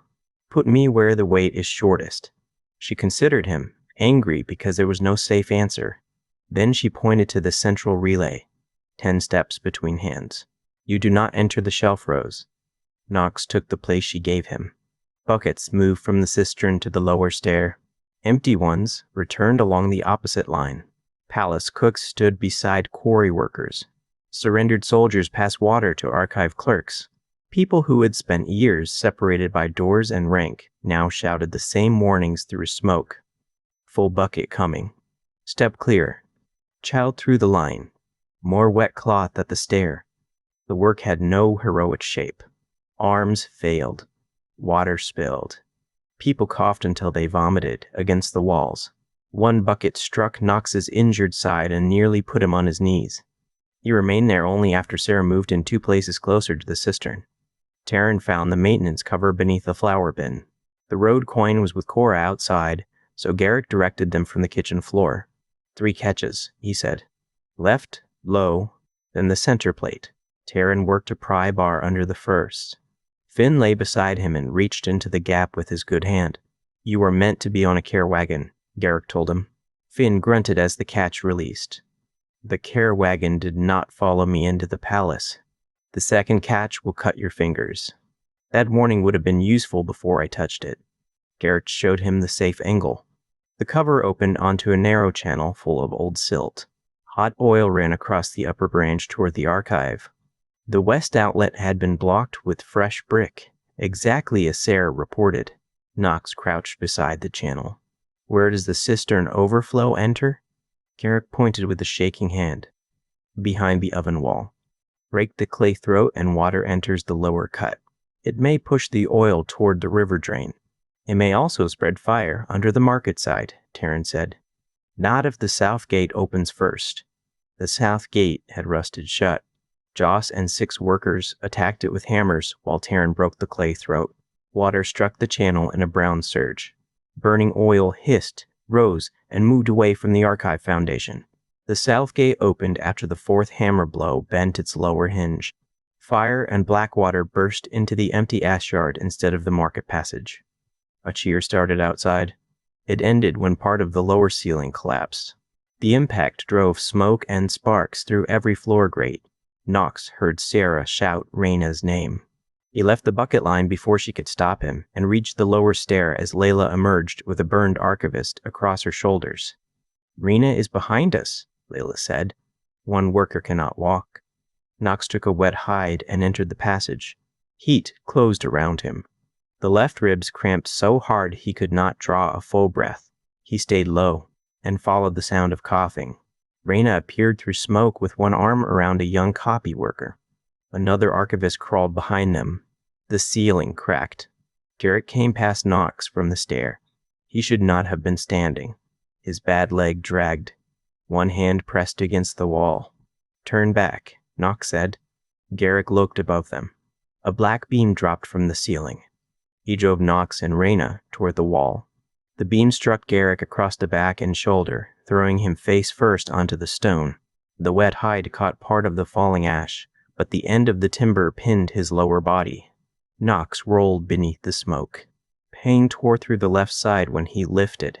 The beam did not move. Raina pulled the copy worker clear and came back. "Together," she said. Taryn and Joss reached them from the stair. 4 people lifted while Layla dragged Garrick from beneath the timber. His coat had burned through across one shoulder. One leg lay at a wrong angle below the old thigh injury. Garrick did not cry out. His face had gone beyond sound. They carried him into the public hall on a door torn from its frame.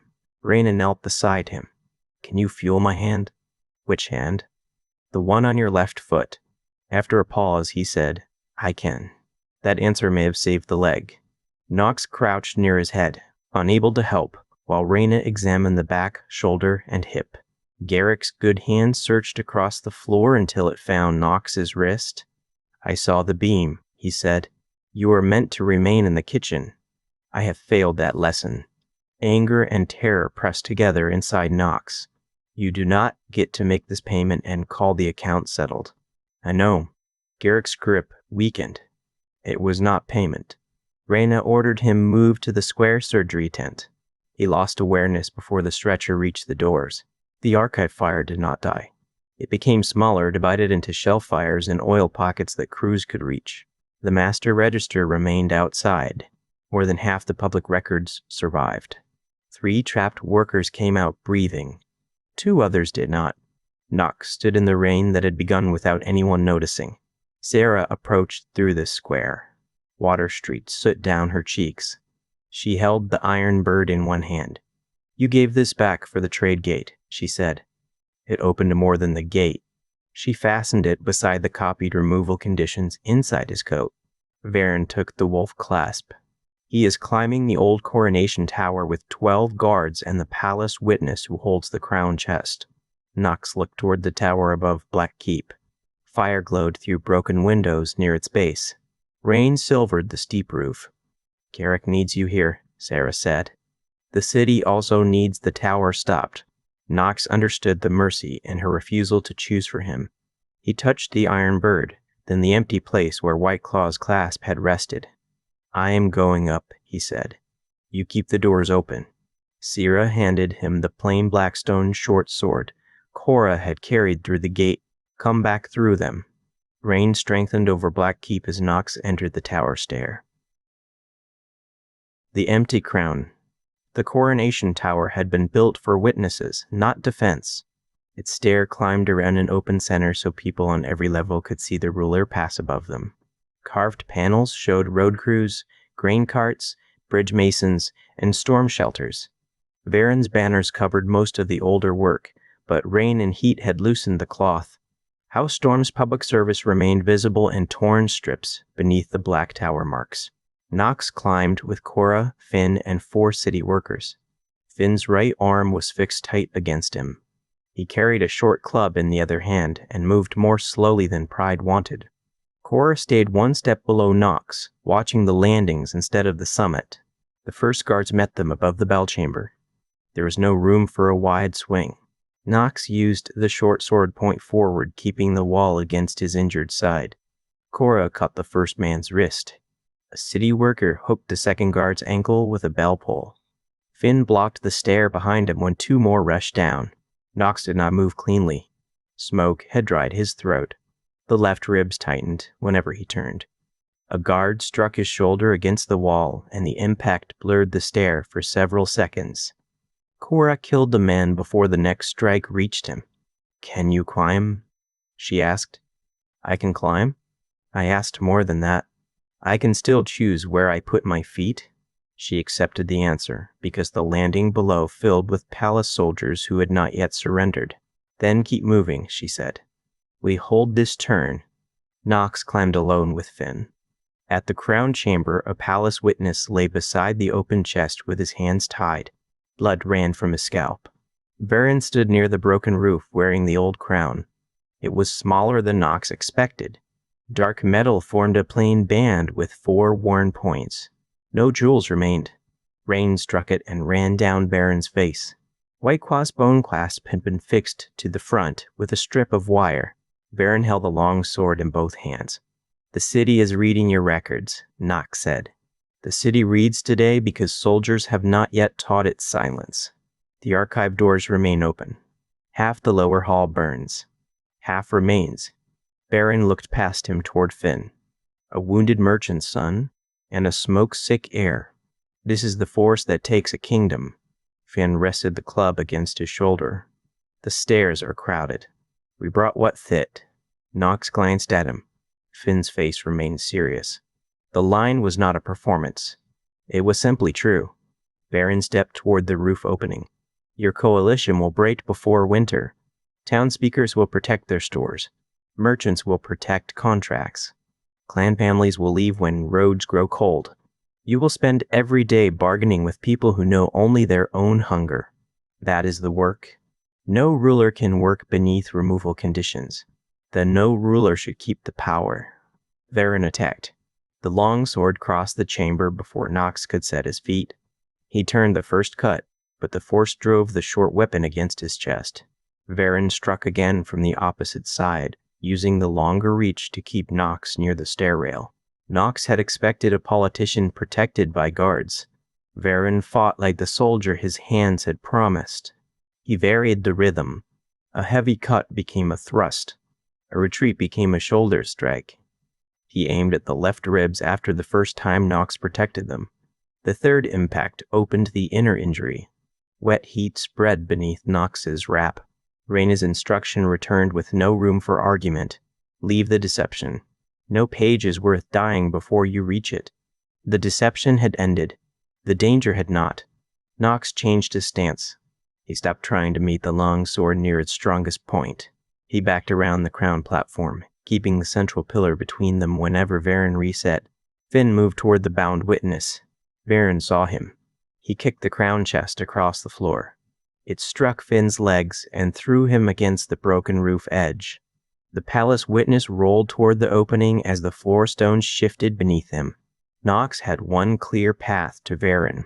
He took the other path. He dropped the short sword, caught the witness by the coat, and hit the floor on his injured side. The man's weight pulled them both toward the gap.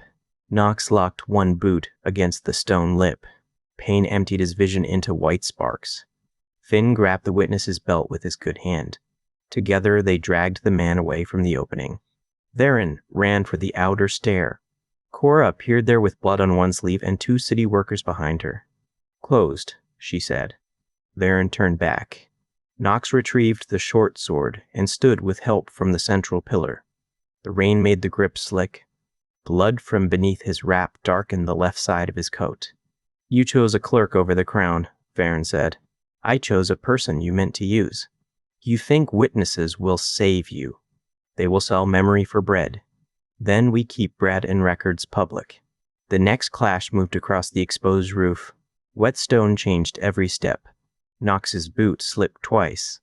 Varen's longer weapon cut his upper arm and scored the short sword guard.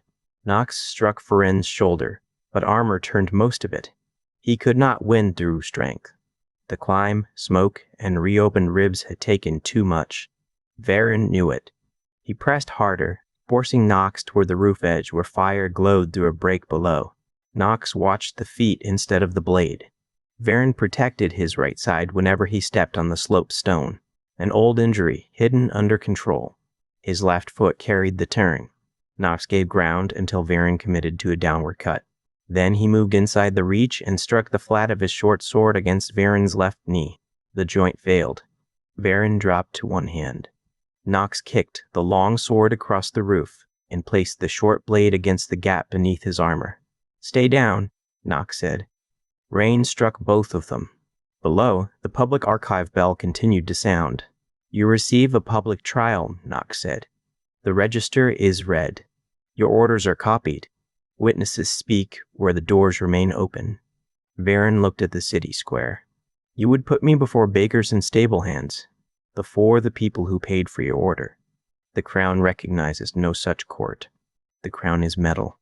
Varen reached slowly toward his injured knee. Nox saw the narrow knife one instant too late. Varen drove upward. Nox turned, but the blade cut beneath his coat and struck the outer rib plate. They collided near the broken roof.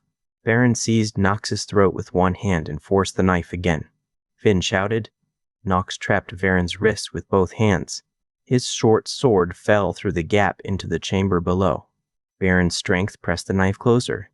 Nox's injured side could not hold the twist. He stepped backward on purpose. Both men crossed a sloped stone. Varen tried to pull away, but the crown caught against a broken roof brace. The wire-fixing white claw's clasp snapped. The bone clasp fell onto the stones. Nox released Varen's wrist and dropped flat. Burin's forward force carried him past. He struck the roof edge, caught it with one hand, and hung above the firelit chamber. Knox crawled toward him. "Take my arm." Varian looked up. Rain ran across the old crown. "You would save me for a hearing." "I would. You still need permission to become what you are. I need limits to remain who I choose." Varian swung the knife at Knox's hand. The blade cut his palm. Varian's grip slipped from the stone. He fell through the broken roof into the burning crown chamber below. The old crown struck a beam, broke free, and vanished into the lower fire. Varian landed beyond sight amid sparks and collapsing timber. No movement followed. Knox remained at the edge until Cora pulled him back. "He attacked after the offer," the palace witness said from the floor. His voice shook. "I saw it." Finn sat with his back against the pillar, holding the injured arm close. "So did I." Knox pressed his cut palm against his coat. The city below waited beneath rain and smoke. He found Whiteclaw's clasp beside the broken brace. The wire had scored the pale bone, but the wolf mark remained. Cora looked toward the empty crown chest. "The square expects you to sit in the high chair." Knox closed his fingers around the clasp. "Open the palace doors first." The doors of Black Keep. The throne chamber doors opened before the fire was fully controlled. Workers removed Varian's banners from the outer hall. They did not replace them with house-storm cloth. Sarah ordered the hooks left bare until the assembly decided what belonged there. The high chair remained on its platform. Knox did not climb the steps. He entered the chamber through the public doors with rain on his coat and fresh blood beneath the rib wrap. Raina had stitched the cut in his palm on the tower stair. She had wanted him in the surgery shelter beside Garrick, but the square was filling with armed groups, frightened families, prisoners, merchants, and city workers who needed rules before rumor chose them. "You have 1 hour," Raina told him. "Then I remove you myself." "What about Garrick?" "Still breathing. The leg is not crushed beyond repair. The back injury may keep him from walking for months. The burn is deep across one shoulder." "Has he awakened?" "He did once." He asked whether the archive remained. Knox looked toward the open doors. "Tell him it does." "I will tell him after you sit down." A plain chair was placed on the chamber floor, level with the temporary representatives.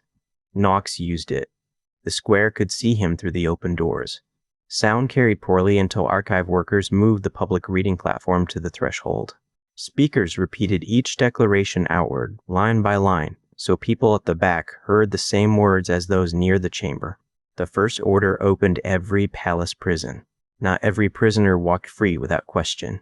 People held under sealed decrees, unpaid debt penalties, or unrecorded questioning were released to family or public shelters. People accused of specific violent acts moved to guarded hearing rooms with names, injuries, and charges recorded. No keeper could destroy a cell book before release. Rusk stood at the side of the chamber under guard. He read the list of field soldiers Varian had marked for death. Several surrendered guards cried when their names appeared. Rusk did not ask them to forgive his commands. He marked the public hearing agreement again and surrendered his officer's seal. The Second Order opened the palace and military food stores. The open stores created a danger of their own.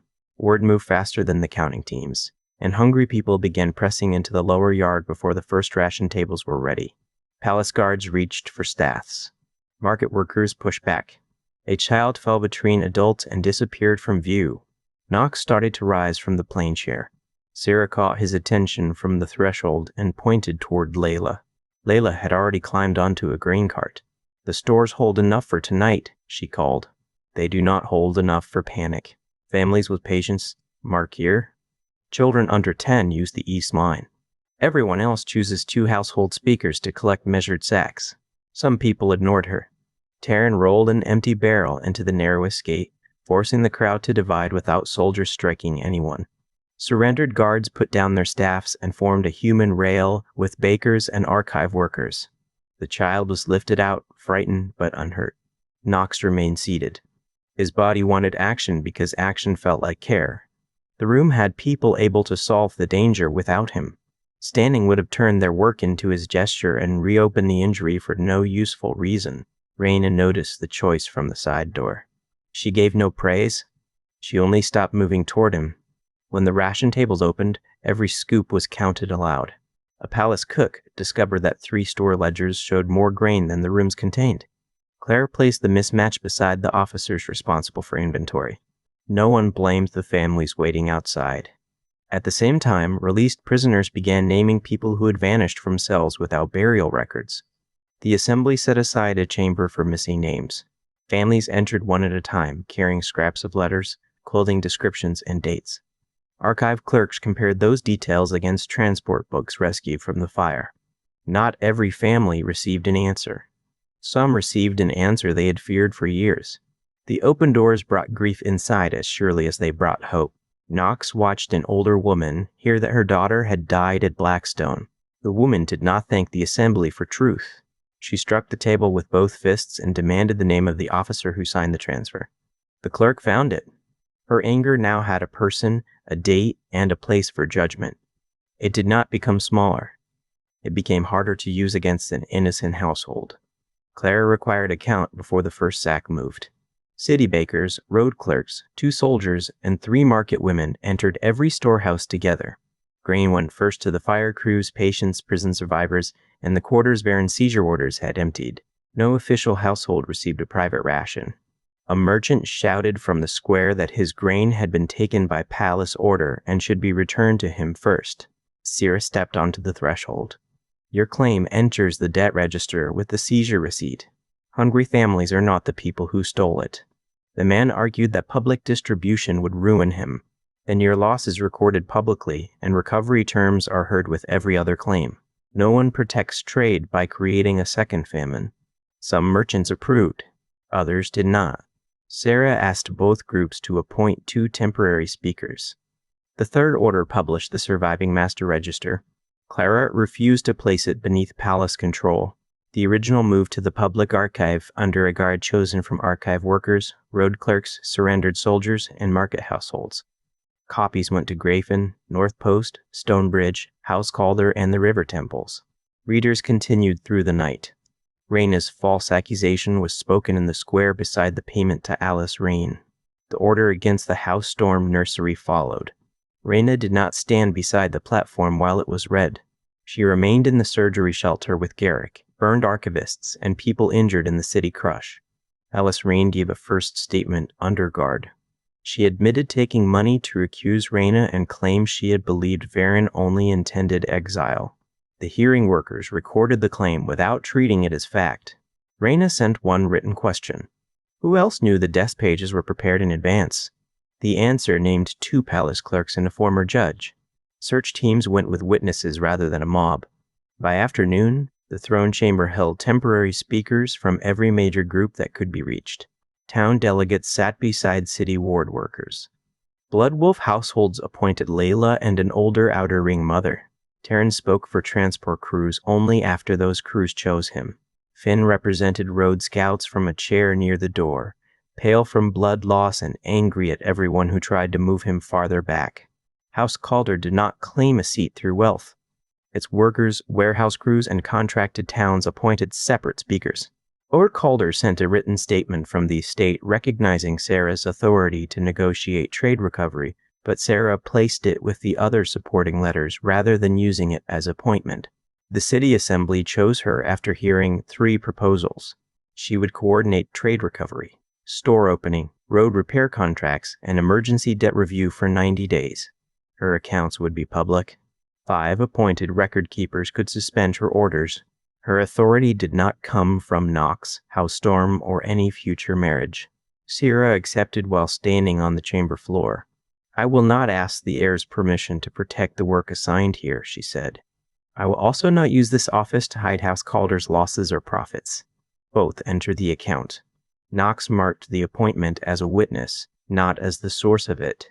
Before the appointment march dried, one palace noble asked whether Sarah's office would become part of the royal household if she later married Knox. Sarah answered before Knox could speak. They do not. Trade accounts do not become marriage property. The office belongs to the assembly that created it. The noble looked toward Knox. You accept that? It is not mine to accept for her. Sierra's eyes met his across the chamber. Exhaustion had stripped away ceremony. They had crossed roads, smoke, fear, and desire without pretending any of those things granted ownership. If we choose a future together, she said, we choose it after this office has rules strong enough to survive either of us. Knox nodded. Then the rules come first. The exchange entered the record because Clara insisted that private affection could not be allowed to create a public exception later. Then the square demanded an answer about the crown. The question arrived from many directions. Some called for Knox to take the high chair before another commander could seize it. Some wanted the House storm line restored at once. Others shouted that no crown should survive the fire. A group of palace servants feared every order would become uncertain without one recognized ruler. A road worker near the doors raised White Claw's phone clasp. Cora had returned it to Knox after the tower fight, and he had placed it on the public table beside the Iron Bird. The clan chose him, the worker said. The towns followed him. The city opened for him. Why delay? Layla answered from the Blood Wolf bench. The clan gave him temporary road authority while we escaped a fire. My father did not own every future choice we might make. A city judge asked whether delay would invite civil war. Evan read the draft compact's emergency section. It allowed temporary authority for road safety, public food, witness protection, and defense. It did not grant hereditary law, private taxation, sealed imprisonment, or permanent command. Knox listened until every group that had requested time received it. The hour Reyna allowed passed. She appeared at the side door, arms folded, but did not interrupt while the removal conditions were read aloud. At last, Knox stood. The chamber quieted. The square beyond it took longer.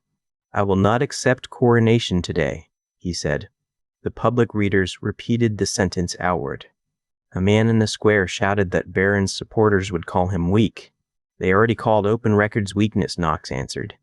They called public grain waste. They called hearings disorder.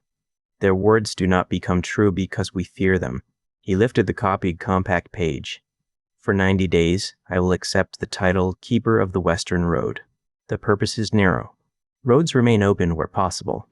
Food moves under public count. Witnesses and prisoners remain protected. Armed companies answer to written rules and public discipline. The readers carried each line into the square. This authority ends after 90 days unless an open assembly renews or replaces it. 5 of 7 copy keepers may suspend me under the removal conditions already written. If I refuse suspension, stores close against my orders, road oaths end, and signal bells mark me as a threat. A palace officer stared at him. You would teach every enemy how to remove you. I would teach every friend too. What if the removal is unjust? Then I argue before the same open doors. The answer did not satisfy everyone. It was not designed to. Knox looked at the high chair. Smoke had darkened one side. Varen's knife lay on the public evidence table. The crown no longer existed as anything people could place on his head. I am House Storm by birth, he said. That record is true. It does not make every decision in my mind public law. The old house earned trust by roads, shelter, bells, and grain kept for disaster. Where it failed, that failure also enters the record. He picked up White Claw's clasp. I was raised by the Blood Wolf clan. That is true too. The clan kept people breathing and also measured worth by usefulness. We carry both facts. He placed the clasp beside Sarah's Iron Bird again. No person becomes clean by winning. The room remained quiet after the readers repeated it. The temporary representatives marked the 90-day authority one by one. Not all approved. 2 city ward speakers withheld their marks until prisoners from that quarter were produced. A merchant speaker demanded a clearer appeal process for seized stores. A surrender captain asked for family protections written into every military hearing. The changes were added before the compact page closed. Knox's first act as keeper was not in order to hunt Varen's remaining officials. It was in order to ring the road bells with 3 messages. Black Keep's archive remains open. Food stores are counted publicly. No coronation has occurred. The patterns moved from the palace bell to the western wall. Beyond the city, old towers answered across the rain-dark roads. Reyna touched Knox's shoulder. Your hour ended some time ago. I noticed. You're going to the surgery shelter. He looked at Sarah. She stood beneath the bare banner hooks with account pages already filling both hands. Her new office had begun before anyone found her a desk. The assembly can work without us in the same room, she said. That was the purpose. Knox let Raina guide him from the chair. Before nightfall, the assembly set a date 30 days away. Towns, clan households, city wards, soldiers, healers, traders, archivists, and road workers would return or send chosen speakers. They would decide whether any crown should remain, where the Blood Wolf families wished to settle, and what permanent limits would replace the emergency compact. Blackkeep's doors stayed open after dark. People entered carrying accusations, receipts, family names, and requests for food. Others left with copied pages under their coats. Rain washed soot down the palace steps, but it did not wash the words away. Knox reached the surgery shelter and found Garrick awake beneath clean blankets. The archive? Garrick asked. It remains open. What about the crown? It is gone. Garrick closed his eyes. That sounds expensive. It was. Knox sat beside him carefully, still wearing the iron bird and holding the pale wolf clasp. Outside, the Western Road bells carried the news beyond the city. The war for Blackkeep had ended. The harder work had finally become public. 90 days. The road bells were still carrying Blackkeep's news when Garrick's eyes closed again. Knox stayed beside the narrow bed, one hand wrapped around the pale wolf clasp. The surgery shelter smelled of hot water, smoke, old blood, and the bitter paste Raina used on burns. Men and women moved between cots under hanging lamps. No one lowered a voice because the new keeper had entered. A child cried while a surgeon reset an arm behind a canvas screen. An archive worker argued that her scorched fingers mattered less than the pages waiting outside. Raina told her the pages would survive an hour without being touched. Garrick's face had gone slack with exhaustion. His damaged leg rested between padded boards. The thick dressing covered his shoulder, and every slow pull of air seemed to catch somewhere in his back. Raina touched Knox's wrist. Your place is across the aisle. I can sit here. You can bleed here or bleed there. The second cot is cleaner. Knox looked down.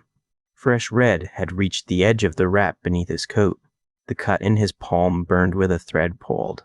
His whole left side had tightened after the tower, and the hard chair in the public hall had hidden none of it. He let Raina move him. The first night of his 90 days passed beneath a rough blanket while clerks brought decisions to the shelter entrance. Knox did not sign them from bed.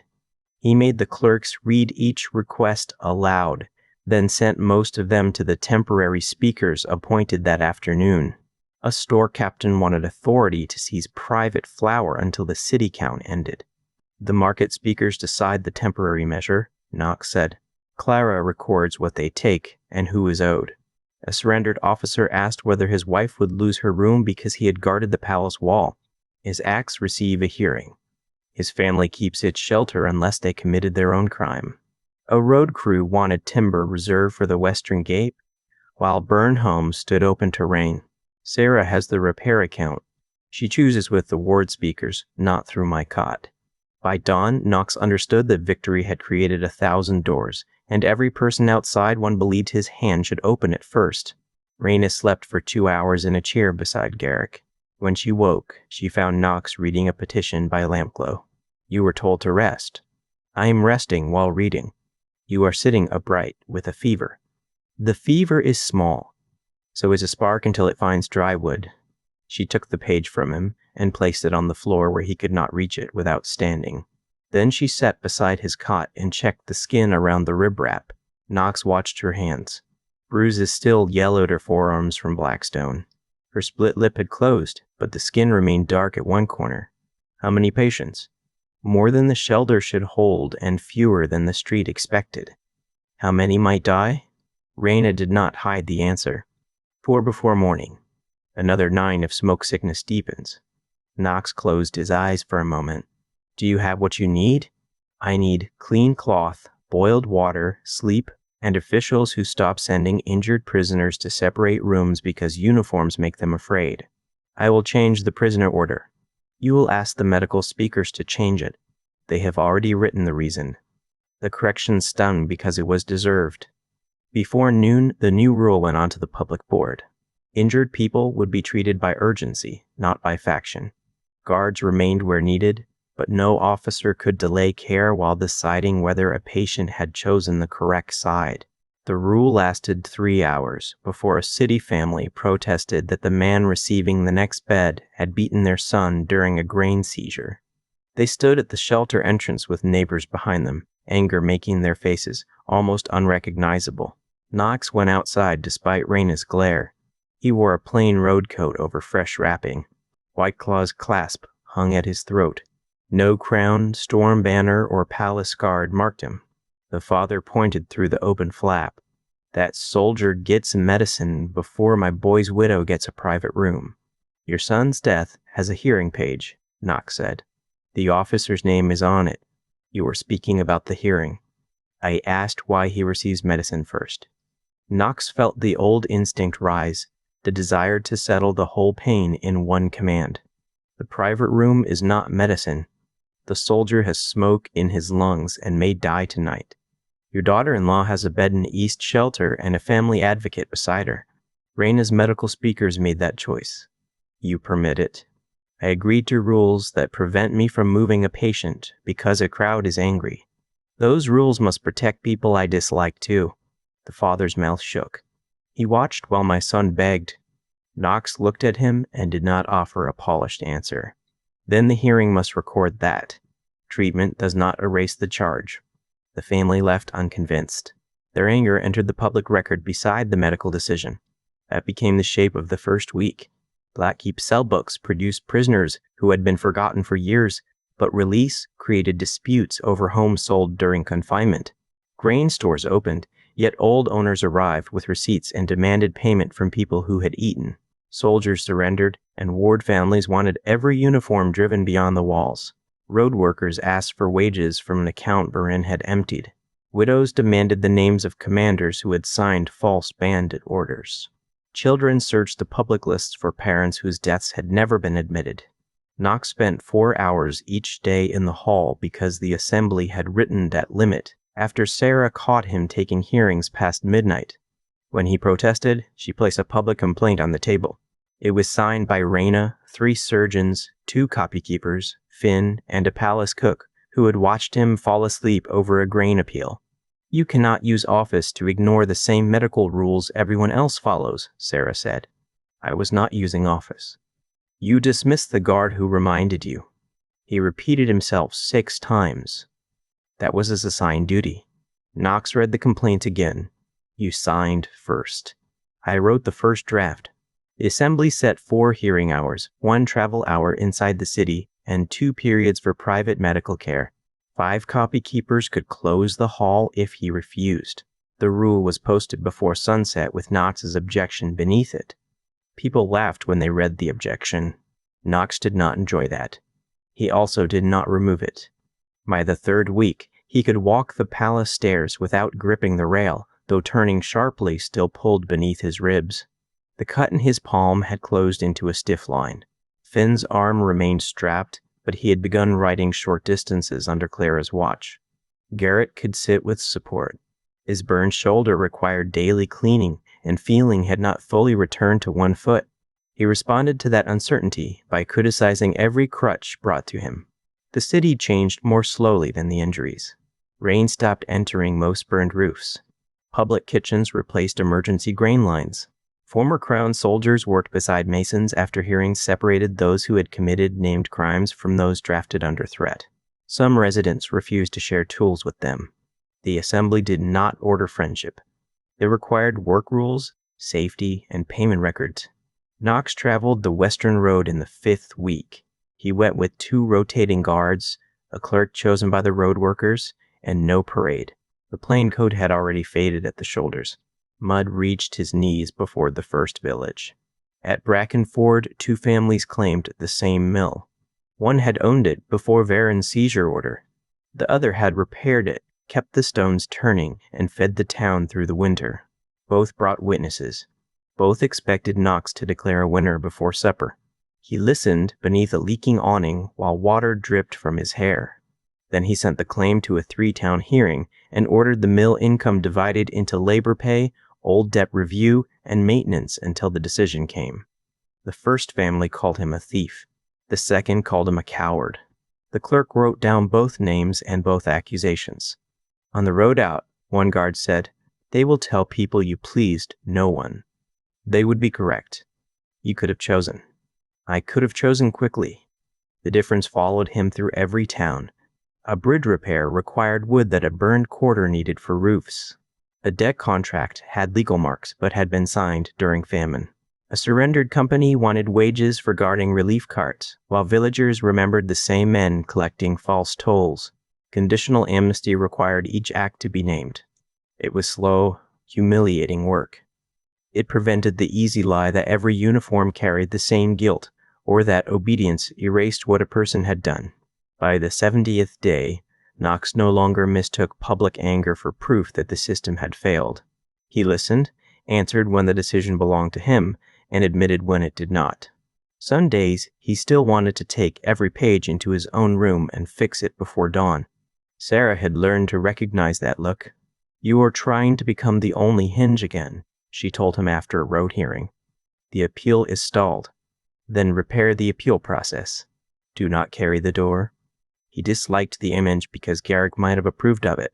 On the 83rd day, the Black Keep Hall received a petition tied with pale cord. The outer page bore no royal seal.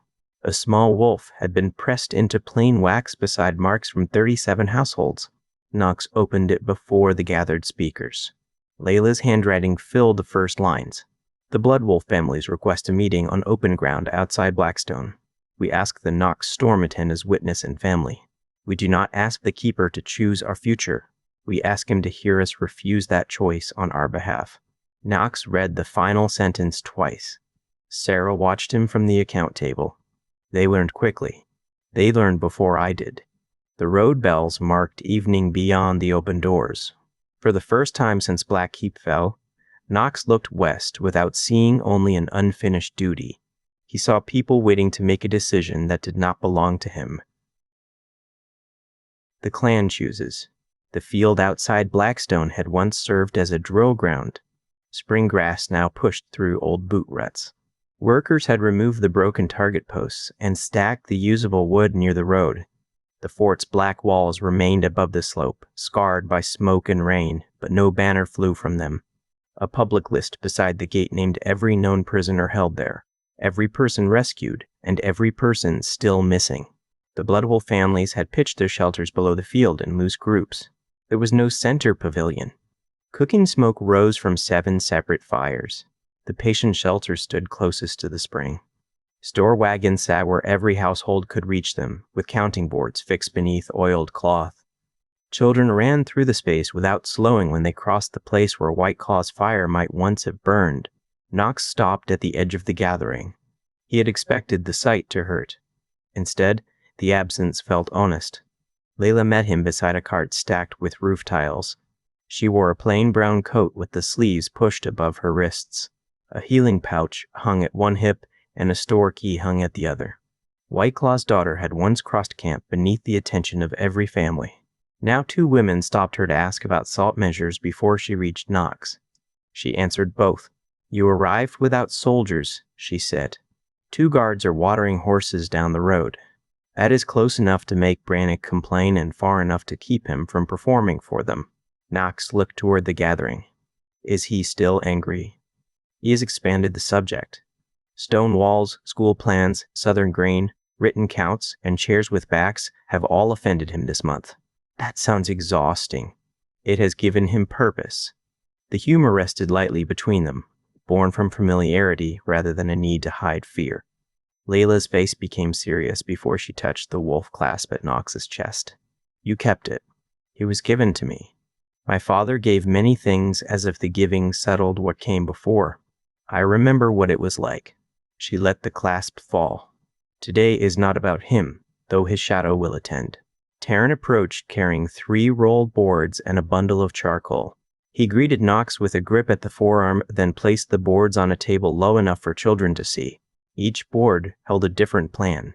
The first described families who wanted permanent ground near Grafin, where mills, farms, and road crews needed workers. The second covered seasonal travel between western hunting grounds and eastern markets. The third proposed winter shelter near Blackstone with spring movement along the repaired roads. None carried the words correct choice. Layla climbed onto an overturned wagon bed when the household speakers called the meeting. Knox stood in the grass with everyone else. No raised seat waited for him. "We asked Knox here because he is ours," Layla began, "and because some of our choices touch roads under his temporary care. We did not ask him to name a chief." A hunter near the back called. White Claw named him before he died. "He named responsibility for escape," Layla said. "He could not give away every household's future while blood filled his lung." The hunter's jaw tightened, but he remained quiet. Taryn unrolled the first board. "No plan keeps the whole clan in one place. That is not failure. It is what people have asked for." The debate lasted until the morning chill left the grass. An older woman from the outer shelters wanted a fixed house near Grafin because her knees no longer tolerated frozen ground. Her sons wanted to travel. She said love did not require them to choose the same roof. A family of hunters feared town work would turn their children into servants. A mill worker from Grafin explained the wage register, then admitted that contracts could still be unfair, and invited them to choose a speaker who could read every mark before work began. 3 parents born at the school Raina planned at Open Hearth. 2 others feared written lessons would teach children to despise clan skill. Garrick, seated on a wheelchair near the store wagons, interrupted before the argument hardened. "A child who can read a false toll order still needs to know which moss hides bad ground," he said. "Teach both." Brannock stared at the chair. "You trust stone rooms now?" "I trust roofs when they do not leak. The school roof is tile. Then I distrust it until the first heavy rain." The children nearest him smiled. Garrick noticed and scowled at the field. Knox watched the arguments move without seeking his face. People disagreed with Layla, Taryn, elders, hunters, and one another. No one lost a ration. No guard shifted a spear. Several families changed their marks after hearing details. Others did not. At midday, the count boards were carried through the crowd. 17 households chose ground near Grafin or Open Hearth. 9 chose seasonal road work and hunting. 6 intended to remain near Blackstone through winter, then decide again. 5 families divided, with younger adults traveling and older relatives settling.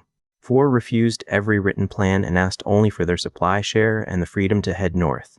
Taryn recorded all 4 northern families without lowering their measure. Brannock stood with them. "You think we will return begging?" Layla shook her head. "I think you know the northern ground better than I do. Mark your winter contact route so the bell keepers know where to send flood warnings. We do not need city bells. Then the warning can pass without your answer." Brannock looked ready to argue, then placed a charcoal mark beside the route. The question of leadership came after the travel choices. White Claw had held hunting, stores, punishment, movement, and family law in one pair of hands. No one proposed rebuilding that office. The households chose seasonal road speakers who could be replaced at any monthly count. They chose hunt captains only for specific journeys. Store keys would remain divided among 3 people from different family groups. Medical decisions stayed with healers. Disputes involving harm would go before rotating household panels, with outside witnesses when the clan dealt with towns. Layla's name appeared for a 1-year road speaker role. She stared at the board.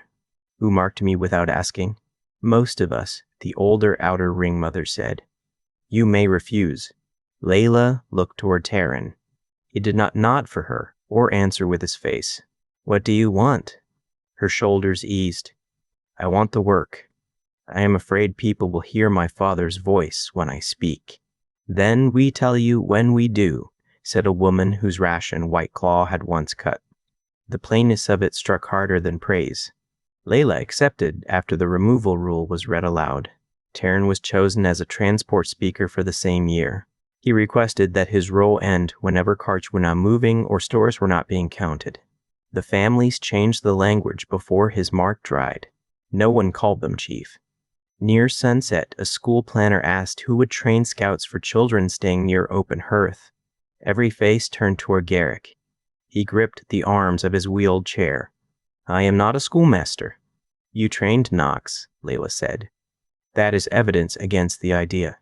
You also know where your methods failed. Garrick looked at Knox. You arranged this. I arrived after the petition. You are enjoying it. I am trying not to. The families appointed Garrick for 1 season, subject to Raina's medical limits and a rule forbidding him from striking children to test their stance. He read that line with deep offense. A padded staff is not a strike. It becomes one when you use it on a 5-year-old, Knox said. Garrick's eyes narrowed. You kept dropping the spear. It weighed more than I did. That was part of the lesson. That was the problem. Silence held for a beat before Garrick gave a rough nod. Then the new lesson will use a smaller spear. It was not an apology. The apology had already been spoken at North Post. This was change made visible in a practical choice. The final count took place beside several fires as darkness settled. Knox had no decision to announce. He witnessed the marks, confirmed road access for every group, and promised that no settlement grant required loyalty to him. The Blackstone Field would remain common shelter for 2 years while families tested other lives. When the boards were closed, Layla came to stand beside him. Are you disappointed? She asked. That the clan did not remain one thing? That they did not ask you to come back? Knox considered the question. Beyond the fires, children carried bowls between shelters without caring which plan their families had chosen. I wanted freedom from the clan when I was 14, he said. Then I wanted to save it when it burned. Somewhere between those things, I began believing I had to keep everyone together to prove I had not abandoned them. Layla watched the separate fires. Keeping people together can become another way of holding them. I see that now. Taryn joined them with 3 cups of weak cider. He passed one to Knox. Raina asked whether you would visit tomorrow. Where is she? On the high ridge east of Grafen. She has been arguing with builders about drainage. That sounds like her. She says the hill is where she intends to build a healing hall. Knox looked toward the road. Open hearth lay beyond the dark ridge, on ground no chief, noble, or palace had assigned to Raina. For the first time in her life, she was choosing where the edge would be. Raina's hall. Open hearth stood on a broad rise where 3 roads met above the floodplain. The settlement was still more frame than town. Roof beams crossed the pale sky. Fresh-cut boards lay beneath canvas. Ditches carried spring runoff away from the building sites, and every hard gust lifted the smell of wet clay, pine pitch, horse sweat, and sawdust. No walls surrounded the ground. The builders had left wide yards between structures, so carts could turn, patients could be moved, and families could gather without squeezing through a single guarded entrance. Nothing occupied the center. The largest open space belonged to everyone. A public shelter stood on one side, the school frame on another, and a counting shed faced the road. The healing hall rose on the highest part of the hill, not because Raina wanted rank, but because clean water ran there and spring floods could not reach it. Knox found her arguing with a mason beside the unfinished east wall. If you seal that lower vent, Raina said, fever heat will remain in the patient room. The winter wind will come through it. Then build a shutter that opens. A wall is not improved by making sick people breathe one another's air. The mason rubbed lime from his beard. The plan shows stone. The plan was drawn before I stood here in a south wind. He looked toward Knox as if the keeper might rescue him. Knox stepped over a stack of tiles. She has spent more years keeping people breathing than either of us has spent building walls. That does not settle the winter question. The shutter settles it. Raina gave Knox a sideways look.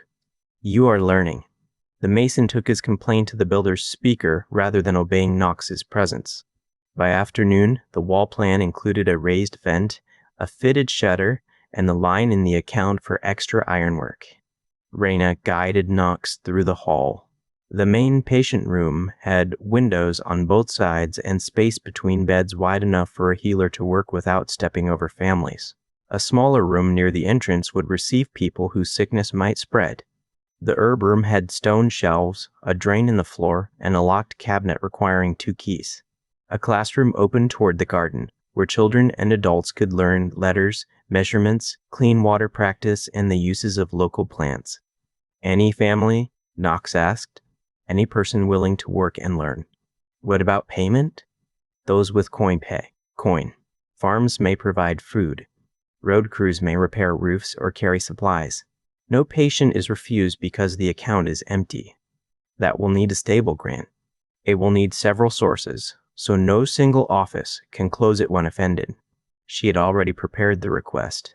The page named the amount from Blackkeep's Public Relief Fund, the matching timber supplied by Grayfin, a Calder equipment grant, and labor pledged by Bloodwolf families choosing to settle nearby.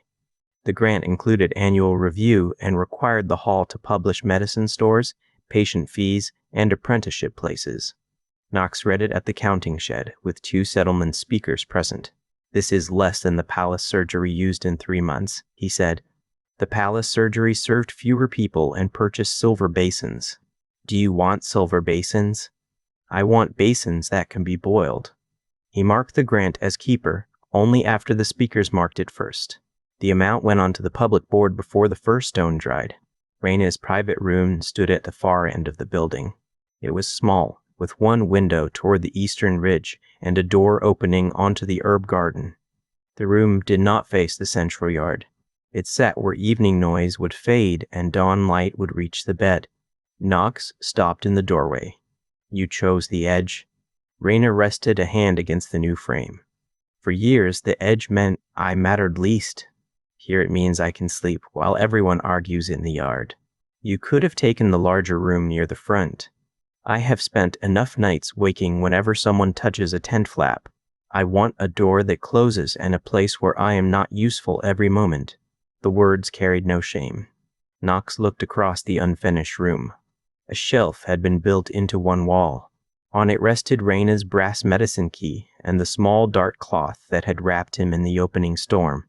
The silver lightning stitch remained faded but visible. You brought it here. I considered placing it in the archive. Why did you not? Because the birth book proves your blood. This proves someone carried a freezing child through rain and put him where he might survive. I am not ready to surrender every private thing to public history. Knox touched the cloth with 2 fingers. It no longer looked large enough to have covered him. Raina sat on the window ledge. For a while they listened to hammers in the yard. When you named me, Knox said, did you believe it would remain my whole name? I expected you to choose something else once you discovered how often people mistake darkness for wickedness. I never wanted another first name. You never asked for another.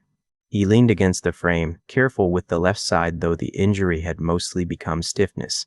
If you had known who I was, would you have named the Arden? Raina answered without haste. I would not. The certainty surprised him. Your father had his name, she continued. You arrived as yourself. I did not know how Stormchild lay in my arms. I knew only that a boy had survived the night and looked at me as if I had become the whole world available to him.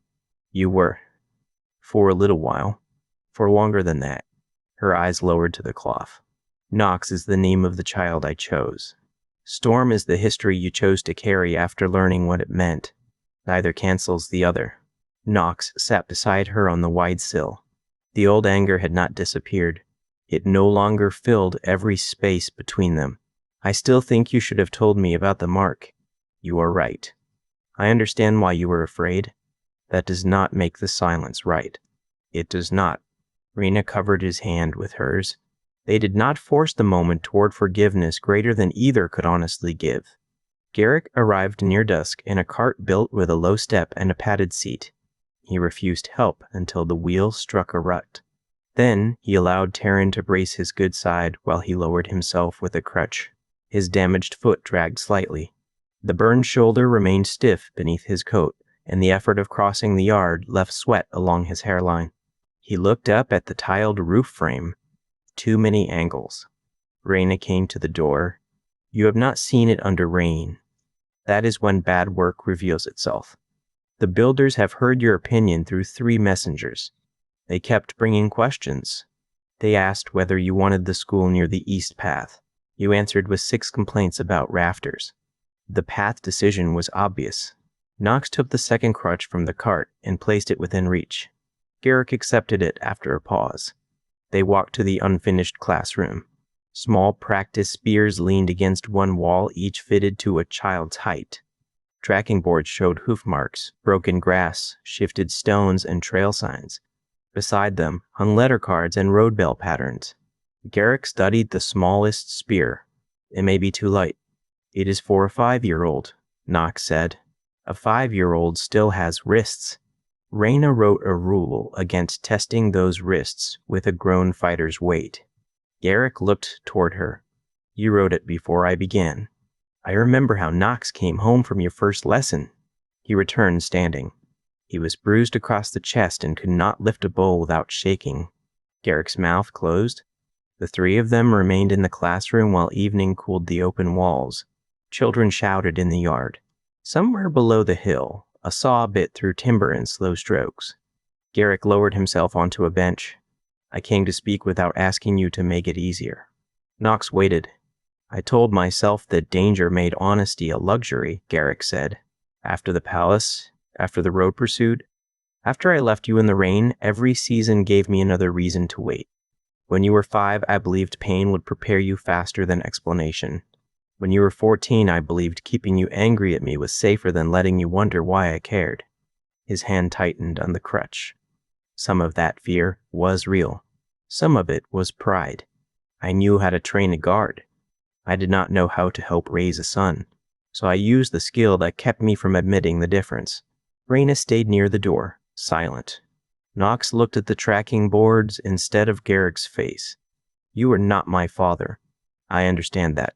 You were not only a guard either. Garrick's throat moved. I learned that too late. You do not get to punish yourself until I comfort you. I am not asking. What are you asking? For the chance to answer the next question before fear chooses silence. For work I can do without pretending the old work was clean. Knox turned back. Garrick looked older than he had at Stone Hollow, not because of the gray in his beard, but because he was sitting without armor made from certainty. I can offer a future built on truth, Knox said. I cannot declare the past repaired. That is more than I earned. It is not payment. Garrick accepted the correction with a small movement of his head. A messenger climbed the hill before full dark. She carried a narrow wooden case wrapped in archive cloth. The assembly mark and Clara's audit seal crossed the latch. Inside lay a repaired silver circlet. The old crown had vanished in Black Keep's fire. This piece had been recovered from a Howe Storm Road shrine, split in two and blackened by age. Smiths had joined it with a plain band of darker metal. No gems covered the repair. Above the left side, a small wolf mark met a lightning line. Raina did not touch it. A letter rested beneath. The final compact vote is set for the 30th day assembly. The circuit is sent for public inspection, not acceptance. Return it with objections marked. Garrick studied the joined symbols. It is less ugly than the old crown.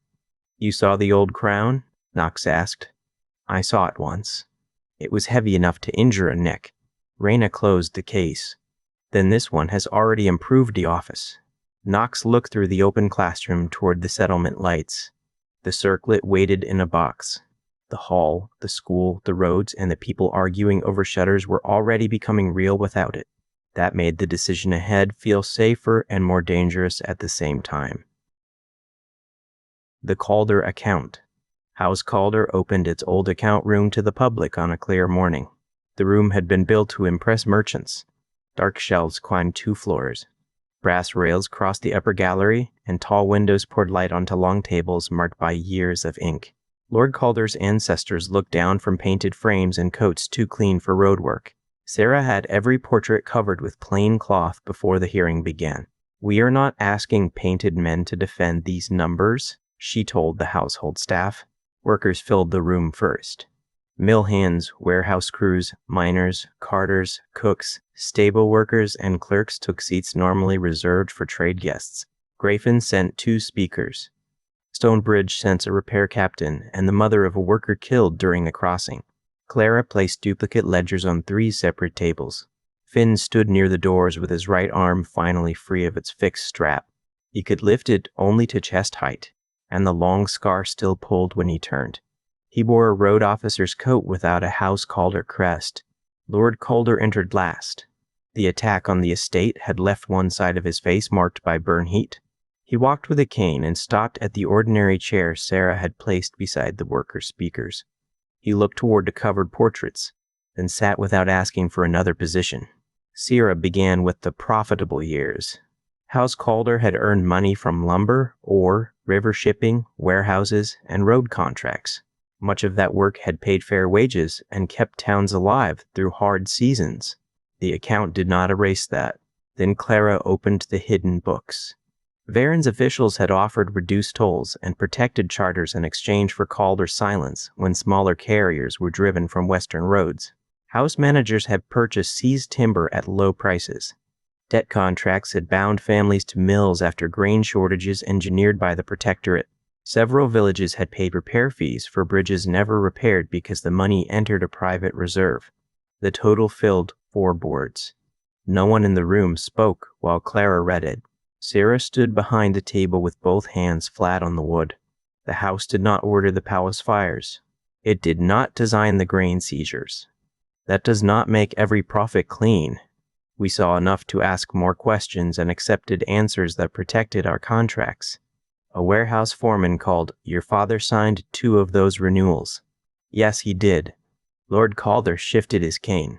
"I signed them." The foreman faced him. "Did you know people lost farms?" "I knew the Protectorate was taking property under debt law.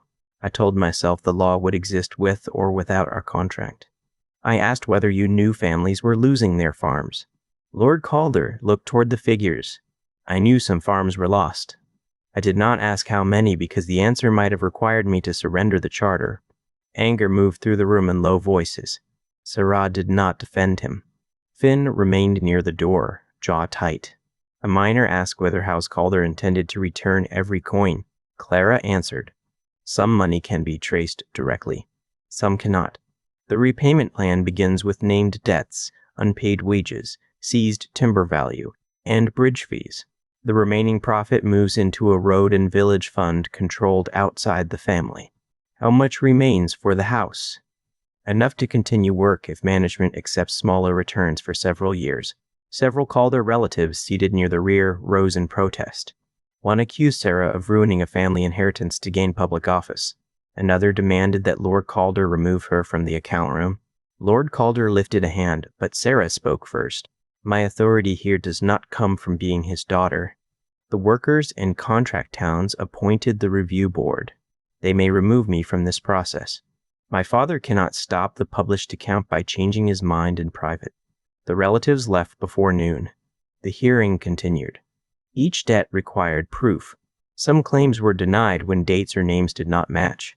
Other claims grew when hidden transport costs appeared.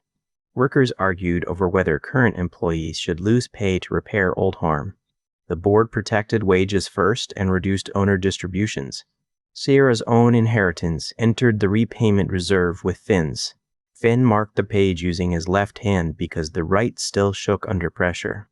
"You could keep your share outside the house," Sarah told him quietly. "So could you. I am staying in management." "I am not." She looked at him. "You decided?" "I decided on the road from Blackkeep.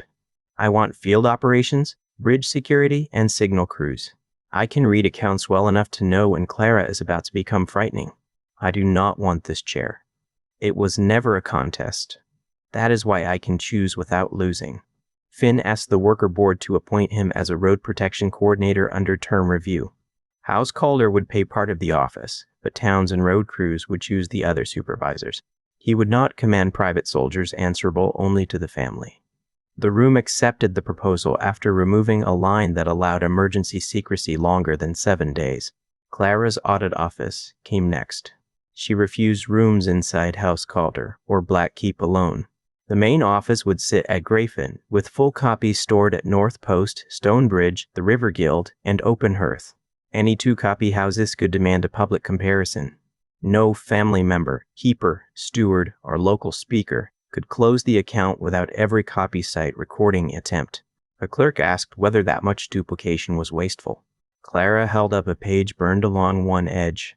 A single truth is easy to lock in a room. No one argued after that. Lord Calder waited until late afternoon to announce his decision. He would step back from daily house control. Sarah would not inherit sole rule. A council of workers, family representatives, and contract towns would oversee the house for 2 years, then review the structure. Or Calder retained a place but no private veto. I spent much of my life believing continuity was the same as protection, he said. A family can remain wealthy while becoming something its founders would not recognize. I used survival as a respectable word for fear. He looked towards Sarah and Finn. My children should not have to preserve every error to prove they love me. The words did not repair the losses on the boards. They made further change possible without pretending affection required silence. 3 days later, Sarah carried the final Calder account to Blackkeep. Knox met her in the public garden, where palace hedges had been cut low enough for people on the paths to see one another. The old private royal walk now held benches, petition tables, and a shelter for clerks during rain. His 4 hearing hours had ended. He wore the plain road coat and no guards stood within earshot, though 2 waited at the garden gate. Sarah placed the heavy book beside him. Ink stained 2 fingers. The house account is open. How bad? Bad enough that several relatives have discovered urgent reasons to travel. Will the house survive? Yes, with less profit and more people able to inspect how it is earned. Your father? He stepped back. He will complain about committee pace and attend every meeting. Finn's choice? He has chosen Rhodes, which surprises no one except Finn, who believes the decision proves great self-knowledge. Knox smiled. What about Clara? She now controls enough copies to frighten every official between here and the river. That sounds healthy. It sounds exhausting for anyone hiding money. They walked beneath branches just beginning to leaf. For the first time since the falls, no immediate attack waited beyond the next ridge. The absence of danger did not make conversation easier. It removed the excuse to delay it. The assembly offered me a permanent office, Sarah said. First, road steward. You heard. The draft reached my table. The office controls trade recovery, road contracts, emergency store movement, and debt review. It does not answer to the royal household. 5 regional account keepers can suspend it. The term is 3 years, then public renewal. Do you want it? I want the work. I do not want people saying I received it because you chose me. They will say that whether I speak or remain silent, then the record must show more than gossip. The appointment vote comes before the compact decision. You will not mark it. Knox understood. I will leave the hall. You do not need to leave. You need to sit with the road workers and keep your hands off the appointment page. That may be more difficult.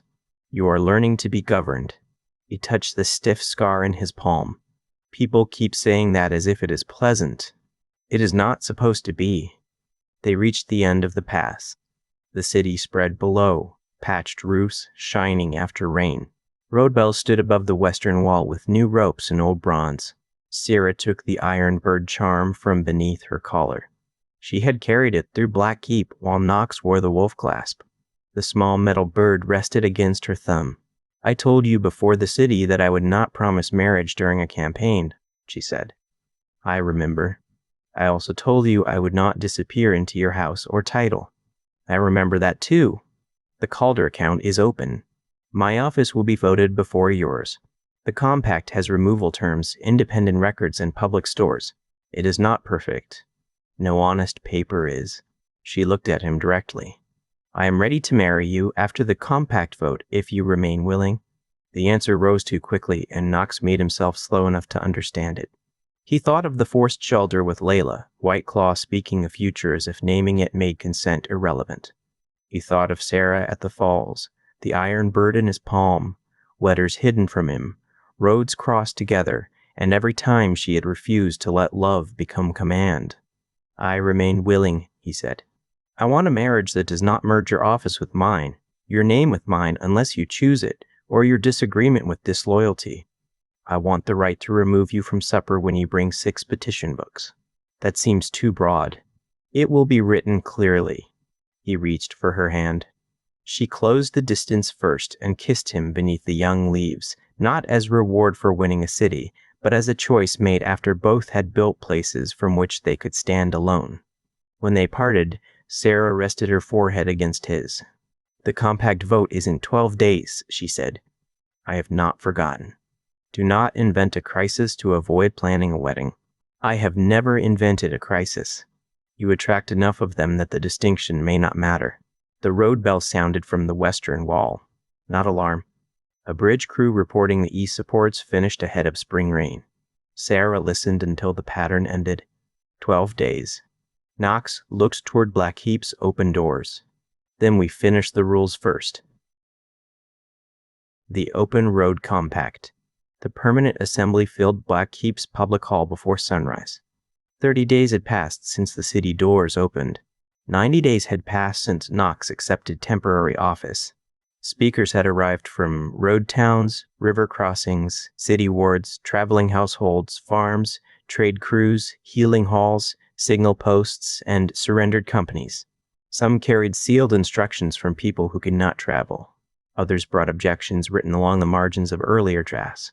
The high chair remained on the raised platform covered by canvas. Below it, long tables formed an open square around the reading floor. Every compact page existed in 6 copies. Clara had placed comparison clerks at opposite ends of the hall. Any difference in wording stopped the reading until all 6 versions matched. Sarah's appointment came first. Knox sat with the Western Road workers, not at the central table. He did not touch the voting page. Speakers questioned Sarah for 2 hours about Calder money, emergency store power, marriage, conflicts between towns, and whether she would protect trade families that supported Varon. The office protects open roads and fair accounts, she said. It does not protect a family name from evidence. A Grafin Miller asked whether Knox could dismiss her. He cannot. A city merchant asked whether she could redirect royal grain without his approval. Under declared flood, fire, or famine rules, yes. The movement enters public account the same day.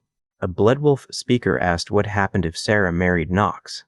The office remains separate. Neither of us inherits the other's authority. The assembly may remove me under the same conditions, whether I am married, unmarried, praised, or hated. The march were counted in public. Sarah became first road steward by a wide vote that still included 19 objections. Clara read the objections after the approval. Sarah marked the office oath before walking to the central table. She did not look toward Knox until the record was closed. Then the compact reading began. The first section declared public records open except for named medical privacy, active rescue routes, and protected witness locations. Every temporary closure required a reason, an end date, and review by independent copy keepers. The second section placed disaster grain, shelter tools, bridge stores, and road medicines beyond private sale during declared emergencies. Counts had to be visible. Officials and their households received the same measure as everyone else. The third protected petitions. No person could lose food, road access, work, shelter, or family safety for criticizing an official. The fourth declared family innocence. No spouse, child, parent, or household member could be punished for another person's act without separate evidence. The fifth protected road access, local speakers, fair hearing, and regular review of every central office. The sixth described removal. Sarah read each legal line. After her, a road teacher repeated it in plain words. When the clerk read, "The sovereign office shall possess no inherent authority to suspend public account," the teacher said. "The king cannot hide the books because the numbers anger him." When the clerk read, "Emergency command shall expire upon the named condition or stated date," the teacher said, "A crisis order ends. The person who gives it cannot keep the power forever." When the clerk read the removal section, the teacher faced Knox. "If the king seals records, closes disaster stores for private gain, punishes lawful petitions, refuses a required account, or keeps emergency command after its end, the copy houses ring the threat pattern. Road oath. Stop. Storekeepers refuse his seal. The assembly suspends him while evidence is heard. A farmer near the door is called. What if he sends soldiers?" Knox answered from his bench. "Then those soldiers have public rules requiring them to refuse the order. What if they obey you? Then the compact has failed in that moment, and people must resist with every lawful safeguard it gives them. No paper can move a person's arm by itself." The farmer's expression remained doubtful. "You admit the limits may fail." "They may fail." That is why copies, local stores, separate offices, and open bells matter. One locked room must not end the whole system. The answer entered the record. Debate continued past noon. River speakers demanded stronger protection against capital taxes. City workers wanted public contracts to name injury payments. Traveling families required road rights without settlement papers. Former soldiers asked that surrender agreements survive changes in leadership. Healers insisted that patient locations remain protected even from public curiosity. The compact changed while the assembly watched. Knox did not receive every power proposed in the first draft. The final version denied him private taxation, sealed imprisonment, sole military command, ownership of local stores, and the ability to appoint Sarah's successor. He could propose road works, coordinate national defense under time limits, and sign laws already approved through the compact process. He could return a measure for further debate once. He could not erase it after a second lawful vote. By late afternoon, every page carried the same words. The question of a crown returned. Some representatives still wanted no king. Others believed towns recovering from war needed one recognized voice for treaties and defense. A river speaker proposed an elected keeper with no hereditary name. A northern road town argued that House Storm's history carried trust the new government could use while the limits remained stronger than blood. Knox listened, without leaving the room. When his turn came, he stood on the reading floor. "My birth name is true," he said. "The work my parents protected is true. Neither fact makes my judgment sacred. I will accept the public name King Knox Storm because the compact creates an office other lands understand. I will use Keeper of the Western Road for the work done here. My child, if I ever have one, does not inherit this office without public approval under the same compact." A noble speaker objected. Then the line remains uncertain. The line should remain less important than whether roads stay open and stores remain honest. What keeps a rival from claiming the name? Records and law, not a jeweled chair. The final vote did not pass without resistance. 3 districts rejected any royal title. 2 accepted the compact but withheld approval from Knox personally. Their objections remained beside the marks. Enough representatives approved to establish the government under its own stated threshold. Raina carried the repaired circlet from the archive case. She wore healer gray, not court silk. The silver band looked almost severe in her hands. Dark repair metal joined the split, and the small wolf met the lightning line above the place that would rest near Knox's scar. There was no kneeling cushion. Knox stood on the same floor as the speakers. Sarah read the oath one section at a time. "I will keep records open under the rules we approved." Knox repeated it. "I will not turn disaster stores into private reward." He repeated that too. "I will hear petitions without punishing the person who brings them." His voice carried through the open doors. "I will protect families from inherited guilt." Outside, people repeated the plain language version through the square. "I will surrender emergency power when its purpose ends." The last section named removal. "If I break these limits and refuse public correction, I accept suspension, hearing, and removal. My name does not stand above the compact." Knox repeated every word. Raina lifted the circlet. Her hands were steady. "For the record," she said, "I name the person standing here as Knox, the child I chose in the rain, and Knox Storm, the man who chose what to do with the history found for him." She placed the silver above his left brow scar. It was lighter than he expected. He still felt every eye in the hall. Clara entered the title into the public record. King Knox Storm, Swan Keeper of the Western Road, subject to the Open Road Compact and its removal terms. No cheer began until the objections had been read once more. Then sound rose from the square. It was rough, uneven, and far from universal. Road bells answered from the western wall. Knox's first signed order sent bridge timber east to 3 crossings damaged during the war. His second sent grain west under public count to towns whose spring planting stores had been seized. His third set the next full national account for 60 days. The palace master asked whether he wished to move into the royal rooms. "I will use 2 workrooms and a sleeping room near the public stair," Knox said. "The remaining rooms become hearing offices and archive space." He looked toward the covered high chair. "Bring it down." Workers removed the canvas. The chair's carved back had survived the fire. The one side remained black.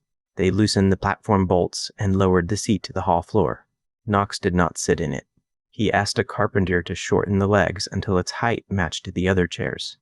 The final compact pages were still drying when a soaked signal rider entered through the western doors. Mud covered her coat to the waist. She held a bell message sealed by Open Hearth's store speakers. Sarah broke the public wax and read. A spring storm had stalled over the western ridge. The tributary above Open Hearth was rising faster than the new channels could carry it. 2 lower roads had already closed. Families were moving uphill. Knox removed the circlet and placed it in its archive case. Our wedding gathering begins there tomorrow, Sarah said. It has become a flood camp. The road workers were already standing. Knox looked at the compact pages, the shortened chair, and the people waiting for his first crisis under permanent limits. Then he asked the Open Hearth rider what the settlement needed, rather than telling her what he intended to become. The wedding storm. They left Black Keep before the compact ink fully dried. No parade followed.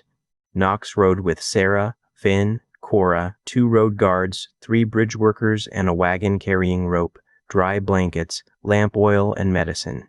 The silver circlet remained locked in its case beneath the wagon seat. Knox wore the wolf clasp outside his plain coat. Sarah carried the iron bird at her throat. Rain found them before the first mile marker. It came cold and slanting across the western road, flattening young grass and turning cart tracks into brown streams. The repaired road held on the high sections. In the low cuts, crews had already opened side trenches and marked soft ground with forked branches. At every bell post, a local speaker gave the next condition. The East Bridge remained passable. The mill road had disappeared beneath water. Open Hearth's lower yard was cleared. A family from the southern track had not reported. Knox did not take command from the saddle. He asked who already held each task, what had failed, and which resources were missing. Sarah recorded the answers on wax boards and sent riders by separate paths. By midday, the tributary could be heard from half a mile away. The settlement had changed since Knox last saw it. Roofs covered most frames.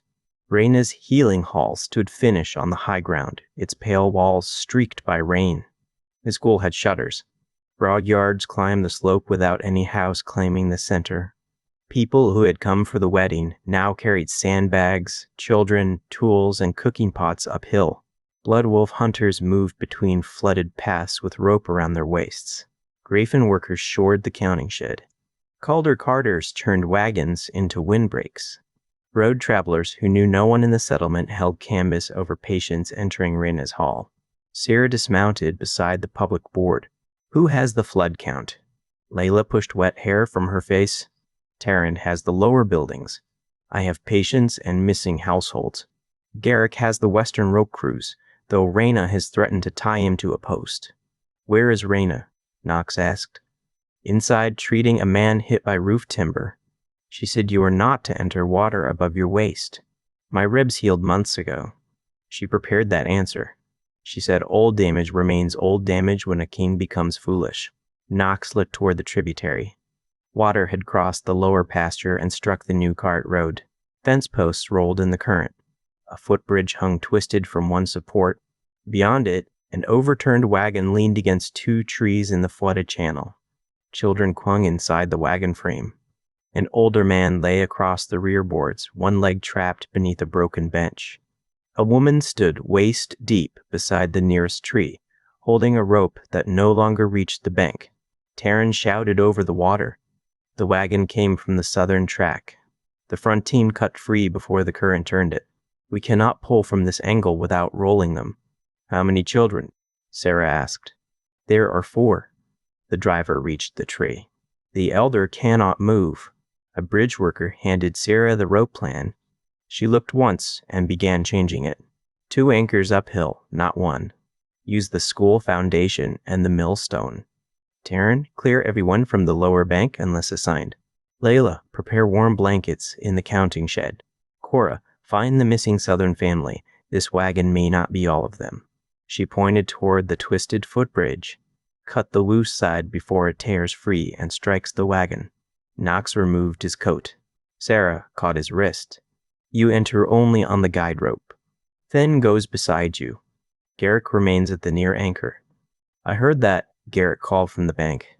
He stood with a crutch buried in the mud and a wide belt around his waist. The burn had drawn one shoulder lower, and the damaged leg remained stiff. 6 younger scouts waited for his direction. You are not entering the deep channel, Sarah told him. I know my leg. Raina knows it too. Garrick looked toward Knox. The current bends left after the first tree. Keep the rope below your shoulder, or it will take your feet. Finn flexed his right hand. The arm had regained strength, but rain made the old scar pale. I can take the outer position. No heroics, Clara called from the account shelter. She had arrived earlier with the Calder group and now held the flood list beneath Oilclaw. Finn glanced back. I have received this instruction from several offices. That should improve the chance of obedience.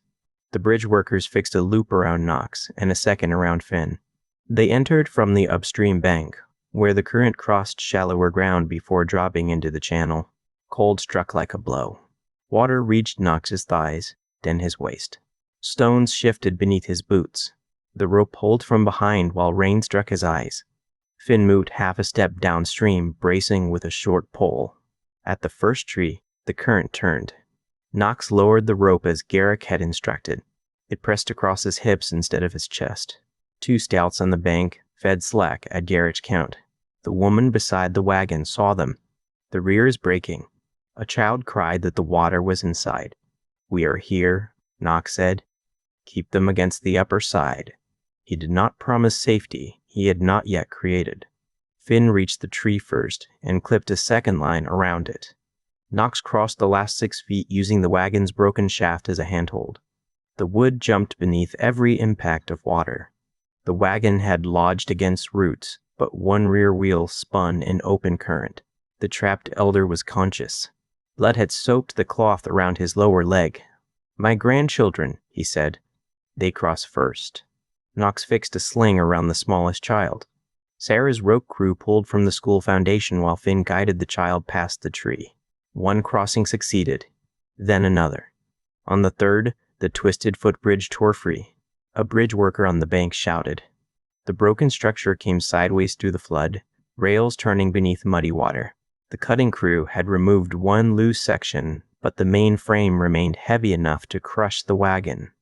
Garrick saw the angle first. Release the near anchor 3 steps, he ordered. Pull the wagon line uphill.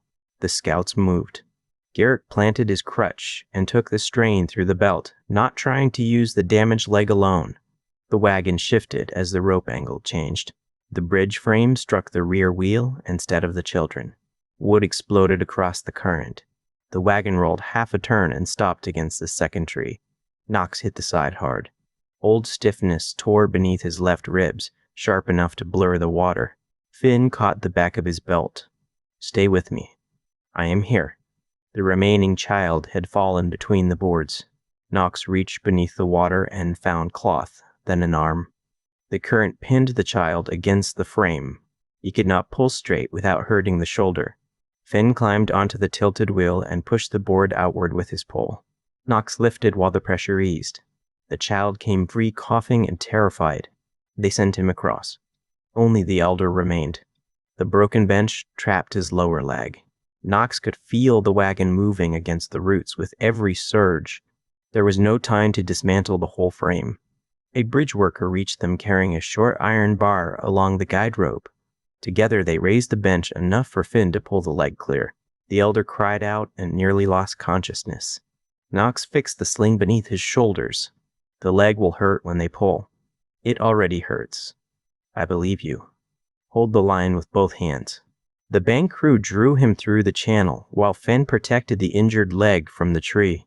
The wagon roots broke as soon as the sling cleared. Knox, Finn, and the bridge worker let the frame go. It vanished downstream in a grinding mass of boards and branches. They crossed on the guide rope, feet sliding through mud until hands reached them from the bank. Raina stood there with a blanket and fury in equal measure. You went above your waist. The channel moved. Water often does. She wrapped the blanket around Knox, then turned to Finn. Can you feel every finger? Yes, I can. Move them. He did. Garrick remained at the anchor, breathing hard. Blood had reached the edge of the skin beneath his brace where the belt rubbed. Reyna pointed toward the healing hall. You are next. I stayed on the bank. You attempted to pull a wagon through your damaged hip. I directed the rope. With your whole body. The rope did not accept verbal instruction. 2 scouts took Garrick by the arms before the argument could continue. The flood count lasted until evening. Cora found the missing Southern family on a hayloft above the lower track. Every resident reached high ground.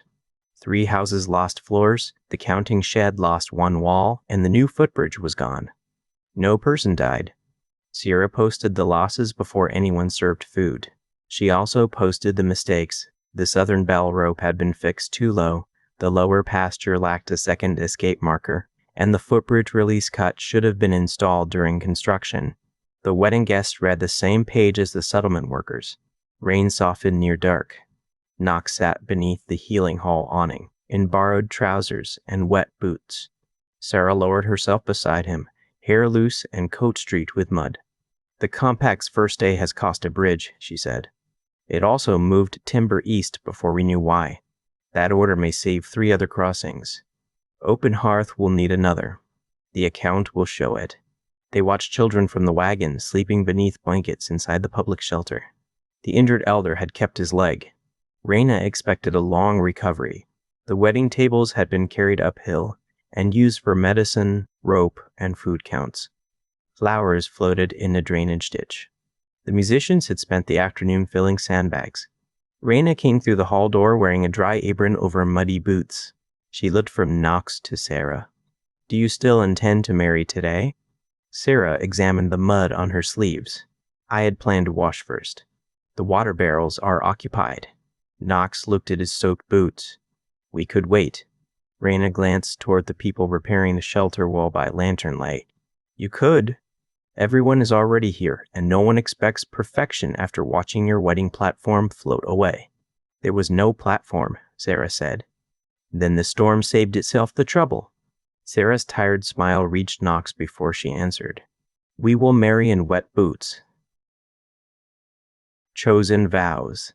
The healing hall yard smelled of wet earth, wood smoke, and bread warmed for the meal that had nearly become flood rations.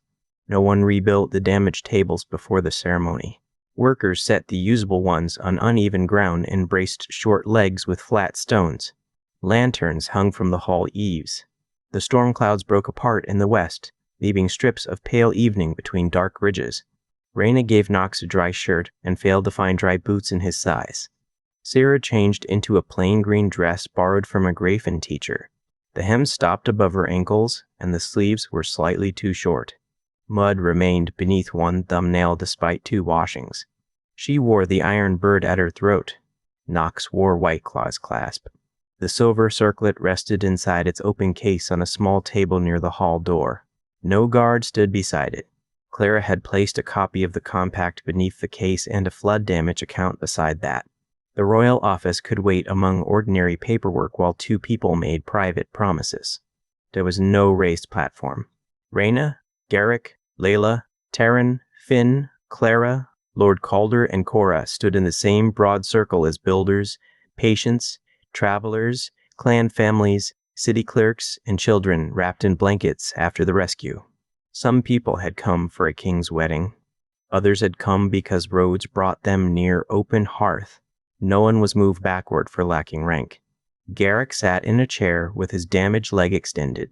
Reyna had placed a fresh pad beneath the brace and threatened to end the ceremony if he rose without help. You cannot end their marriage before it begins, he had told her. I can end your participation. He remained seated. Lord Calder stood beside Finn rather than at the front. The burn mark along his cheek had faded to a red line.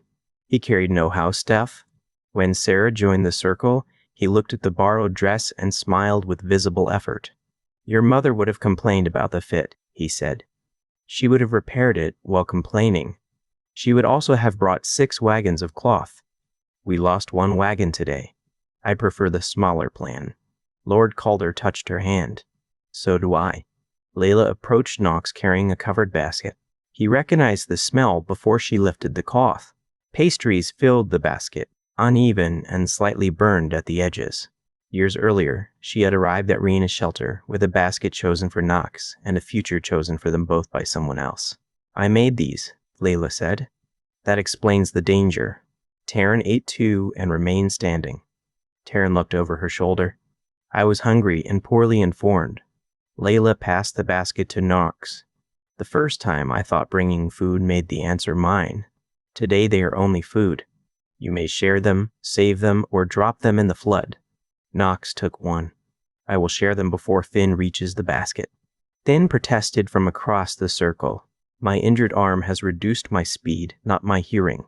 The warmth in the yard did not erase what the old gesture had meant. It changed the use of it. Layla kissed Knox's cheek, then returned to Taryn without regret shaped into performance. The ceremony began after the flood count was read aloud. It was Sarah's request. 3 homes required new floors. The footbridge needed full replacement. 1 store wall had failed. Medicine costs and damaged tools were named. The 4 rescued children and their grandfather were listed as safe. No death page followed. Only after the account closed did Raina step into the circle. "I am not a priest," she said. "I am here because Knox and Sarah asked someone who knows them well enough to stop the ceremony, if the promises become foolish." A few people smiled. Raina looked first at Knox. "Are you here because a council, house, clan, family, title, or fear requires this marriage?" "I am here because I choose Sarah." She turned to Sarah.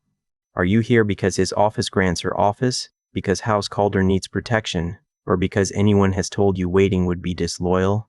"I am here because I choose Knox." "Then speak your own vows. Plain words will serve." Knox had written several versions and disliked everyone by morning. In the end, he kept only what he could say without pretending certainty about every future year. "Sarah, I promise to tell you the truth before fear turns silence into protection. I promise that love will not become permission to command your work, your name, your friendships, or your judgment. I will make room for disagreement and listen when you tell me service has become pride. I will care for the person you are, not the role I hope you fill beside me." Sarah's eyes shone, but her voice remained steady. "Knox, I promise to stand with you without standing beneath you. I will speak when I disagree, even when the room wants agreement to look like loyalty. I will not use love to protect you from honest consequence or public account. I will care for your strength without praising exhaustion, and I will remind you that carrying everything is not the same as protecting everyone." Knox felt Garrick's attention from the circle. Sarah continued. "I choose a life where each of us may leave a room angry and return willing to speak. I choose your family as people, not as obligations I must excuse. I choose you without accepting ownership of what you were before me or what you may become after." Raina placed their hands together. "Do you accept these promises as work, not decoration?" "We accept them," Knox and Sarah said. "Then you are married by your choice and witnessed by people who may remind you of every word."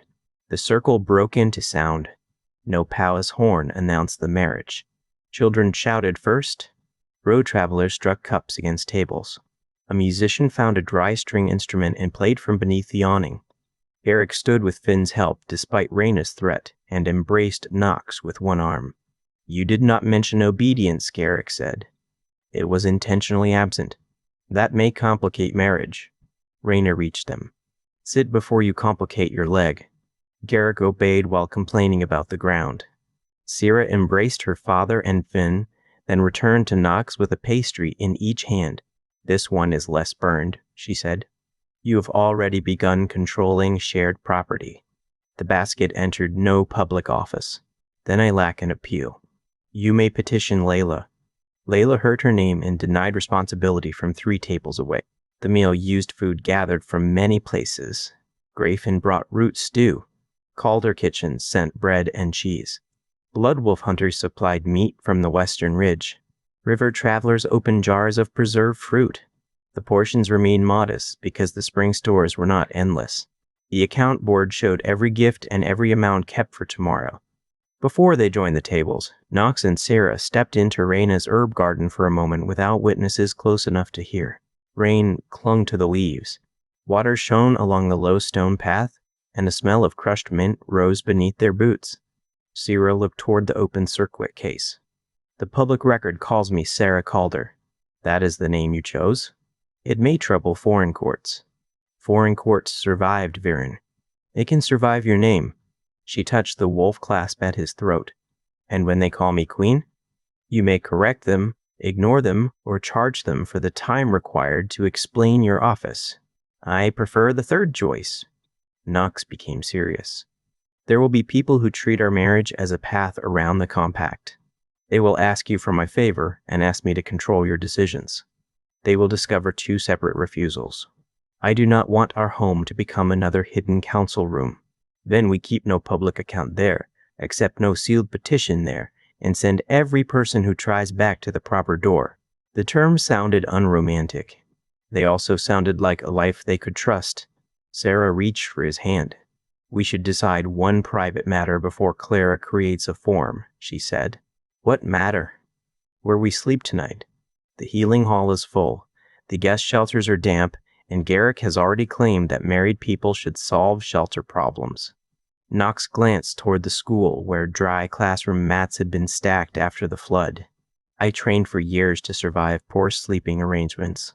That is not the reassurance you believe it is. They returned to the yard smiling with no decision grand enough to enter a record. Knox and Sarah did not sit at a separate table. They moved through the yard, speaking with flood crews, patients, old friends, and strangers. Several people offered blessings.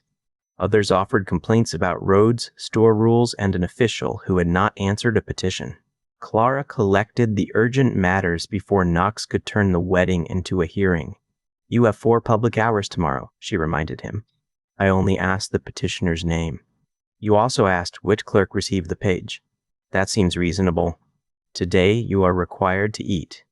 Sarah handed him another pastry. The compact did not include a wedding exception. At nightfall, the western road bells began to sound. The first pattern came from the nearest tower, Open Road. The second tower answered from beyond Grafin.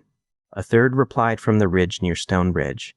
One after another, repaired bells carried the message across miles that Varen had once closed with false tolls and hidden soldiers. People stopped talking to listen. Knox stood beside Sarah in the healing hall doorway. The iron bird and wolf clasp touched when she leaned against him. The bells did not call fighters, warn of fire, or mark a ruler's arrival. They confirmed that travelers had crossed the western route from end to end without private seizure, walked grain, or disguised patrols. Sarah slipped her hand into his. That is a useful wedding gift. It belongs to everyone listening. So does the music, and you are still allowed to hear it. Knox looked across Open Hearth's broad yard. No single shelter held the center. The silver circlet remained on its small table beside the compact. Raina laughed when a child tried to teach Garrick a road dance from the river towns. Layla and Taryn divided the last pastries before Finn could claim them. Clara kept one hand near her account book and allowed the other to rest. The bells continued beneath a clearing sky. Knox let the next song begin without turning it into work. Wolf and Storm. 11 months later, rain reached Open Hearth before dawn. It struck the healing hall roof in a hard, steady pattern and ran from the eaves into stone channels that had survived every storm since the wedding. Garrick inspected those channels twice each season and still described the roof as unproven. By breakfast, children had filled the schoolyard with boots, cloaks, and arguments about tracking signs. Garrick stood beneath the covered walk with a short practice spear in one hand and the cane in the other. The damaged leg remained stiff.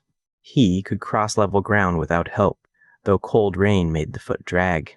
His burned shoulder no longer opened, but he could not raise that arm above his head. A 7-year-old girl pointed at a trackboard. That mark could be a fox. It could be your thumb, Garrick said.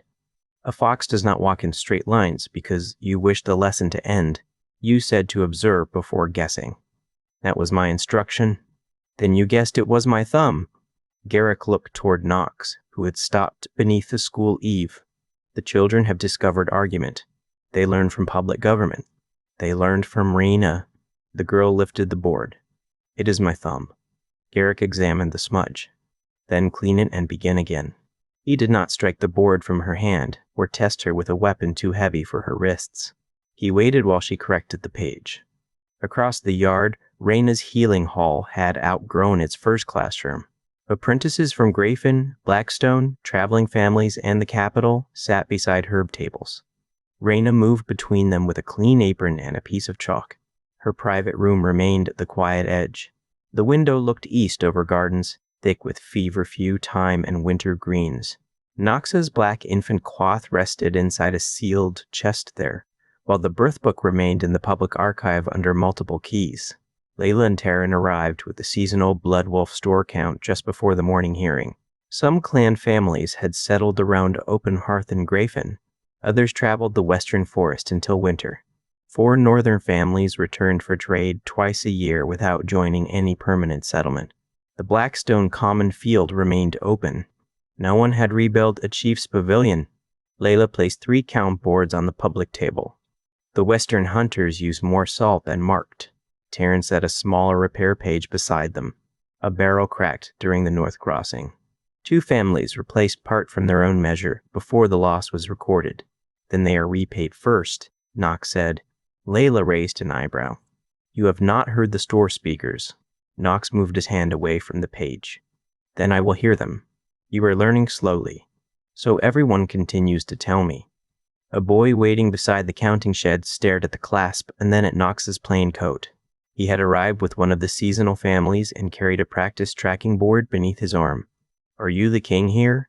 He asked. I hold that office. The boy looked across the open yard. Where's your house? Nox pointed toward a modest 2-room dwelling on the southern edge, beyond the school garden. It stood beside 3 worker homes and faced no central square. Sarah and I use that one when we are at Open Hearth. It is smaller than Raina's hall. The hall needs patient beds and classrooms. Does a king not get the largest house? Not when the largest building has more useful work. The boy considered that answer. Garrick says usefulness should not decide what a person is worth. He is correct. Then why did you say useful work? Nox paused. The question carried no trap, only a child testing whether 2 lessons fit together. Work may decide how much room a building needs. It must not decide whether a person deserves food, safety, or a voice. The boy nodded slowly and lifted the tracking board. My thumb ruined the fox trail. I heard. Garrick told everyone. That also sounds like him. Finn rode into Open Hearth with a road security group at mid-morning. His right arm had regained most movement, though long rides left it aching. He now coordinated signal towers, bridge watches, and rotating patrols chosen by towns rather than House Calder alone. He brought 3 captured toll notices and 1 complaint that his patrol had frightened a merchant's horses. The merchant exaggerated, Finn said. Clara climbed down from the second wagon behind him. The horses broke a harness and overturned 2 flour sacks. The notice said they were terrified. They ran into a ditch. That is not a statement of emotion. It is a cost. Clara's independent audit office had become the most disliked room in 3 cities and the safest place for a copied account. She carried ink stains on both hands and had 2 assistants guarding separate versions of the same page. Nox and Sarah returned to Black Keep with the mail wagon that afternoon. The new road ran firm above the floodplain, though crews still worked along 2 washed edges. They carried no private petition pouch. At each stop, written requests entered locked public boxes that traveled under separate clerks. 3 people asked Nox for favors outside the record. He directed each one to the proper hearing table, including a carpenter whose request sounded reasonable and a widow whose need was urgent. The rules felt harshest when the person asking deserved help. But urgency required a faster public pat, not a hidden one. Sierra arrived late to the national hearing. She entered through Black Keep's open doors with rain on her shoulders, an account case beneath one arm, and a corrected grain figure in her hand. Marriage had changed none of the office rules. Her place as First Road Steward remained independent, reviewed, and removable. The public record listed her as Sarah Calder by her choice. Nox had spent the previous 2 days in Open Hearth and reached Black Keep shortly before the hearing. The shortened high chair sat among ordinary seats in the hall. He used it only when every chair was occupied, and today a farmer from West Barrow had claimed it before Nox entered. The farmer did not move. Nox took a plain bench near the petition table. The repaired silver circlet rested in the archive room except during treaty meetings and formal accounts. White Claw's clasp remained at Knox's throat. Sarah's iron bird rested beside it when they slept and returned to her neck each morning. The first hearing concerned bridge timber. A flood had damaged West Barrow's crossing 6 months earlier. The repair office promised completion before planting season. Timber was redirected after a northern shelter collapse, and the bridge remained narrow enough that loaded wagons could cross only one at a time. The farmer in the high chair was named Mara Venn. Rain darkened the shoulders of her coat. "My grain spoiled while we waited behind 3 carts," she said. "Your office sent a page saying the delay served greater need." Knox looked toward the road repair clerk. "You signed the redirection." "I did, under the shelter rule." Was West Barrow told before the timber moved? The notice left 2 days after. Mara struck the chair arm. "After the beams were gone." Sarah opened her corrected account. The shelter use was lawful. The notice failure was not. The office also counted the West Barrow Bridge as half complete because the stone base was finished. That made the delay look shorter than it was. The repair clerk's face tightened. "The measure follows existing practice." "Then the practice is misleading," Clara said from the copy table.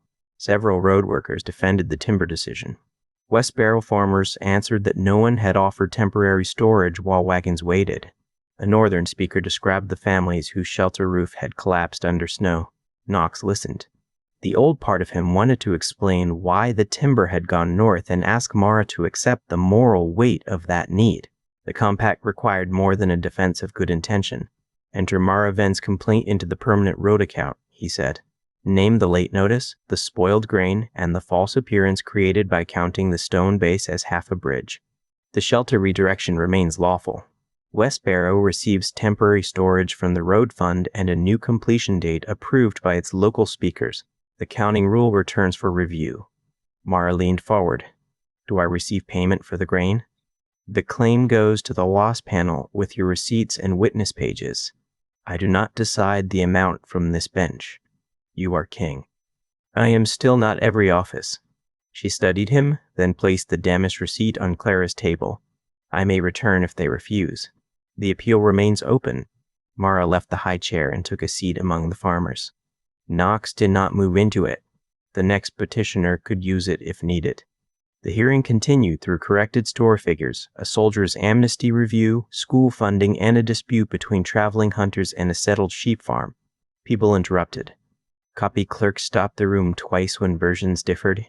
Sarah corrected Knox when he named an outdated grain number. He thanked her without pretending he had known it. Rain strengthened against the hall doors. A palace attendant moved to close them. Wind carried spray across the threshold and spotted the nearest account page. Knox touched the scar above his left eye. On the public evidence table, the compact lay beneath glass beside a copy of the House Storm Road Charter. White Claw's wolf clasp had left a pale mark against Knox's coat. Sarah's iron bird caught the gray light when she turned toward the weather. "Leave the doors open," Knox said. The attendant looked at the wet floor. "The pages nearest the entrance may need to move." "Move the pages. People outside should see the work continuing." Clerks lifted the nearest books onto higher stands.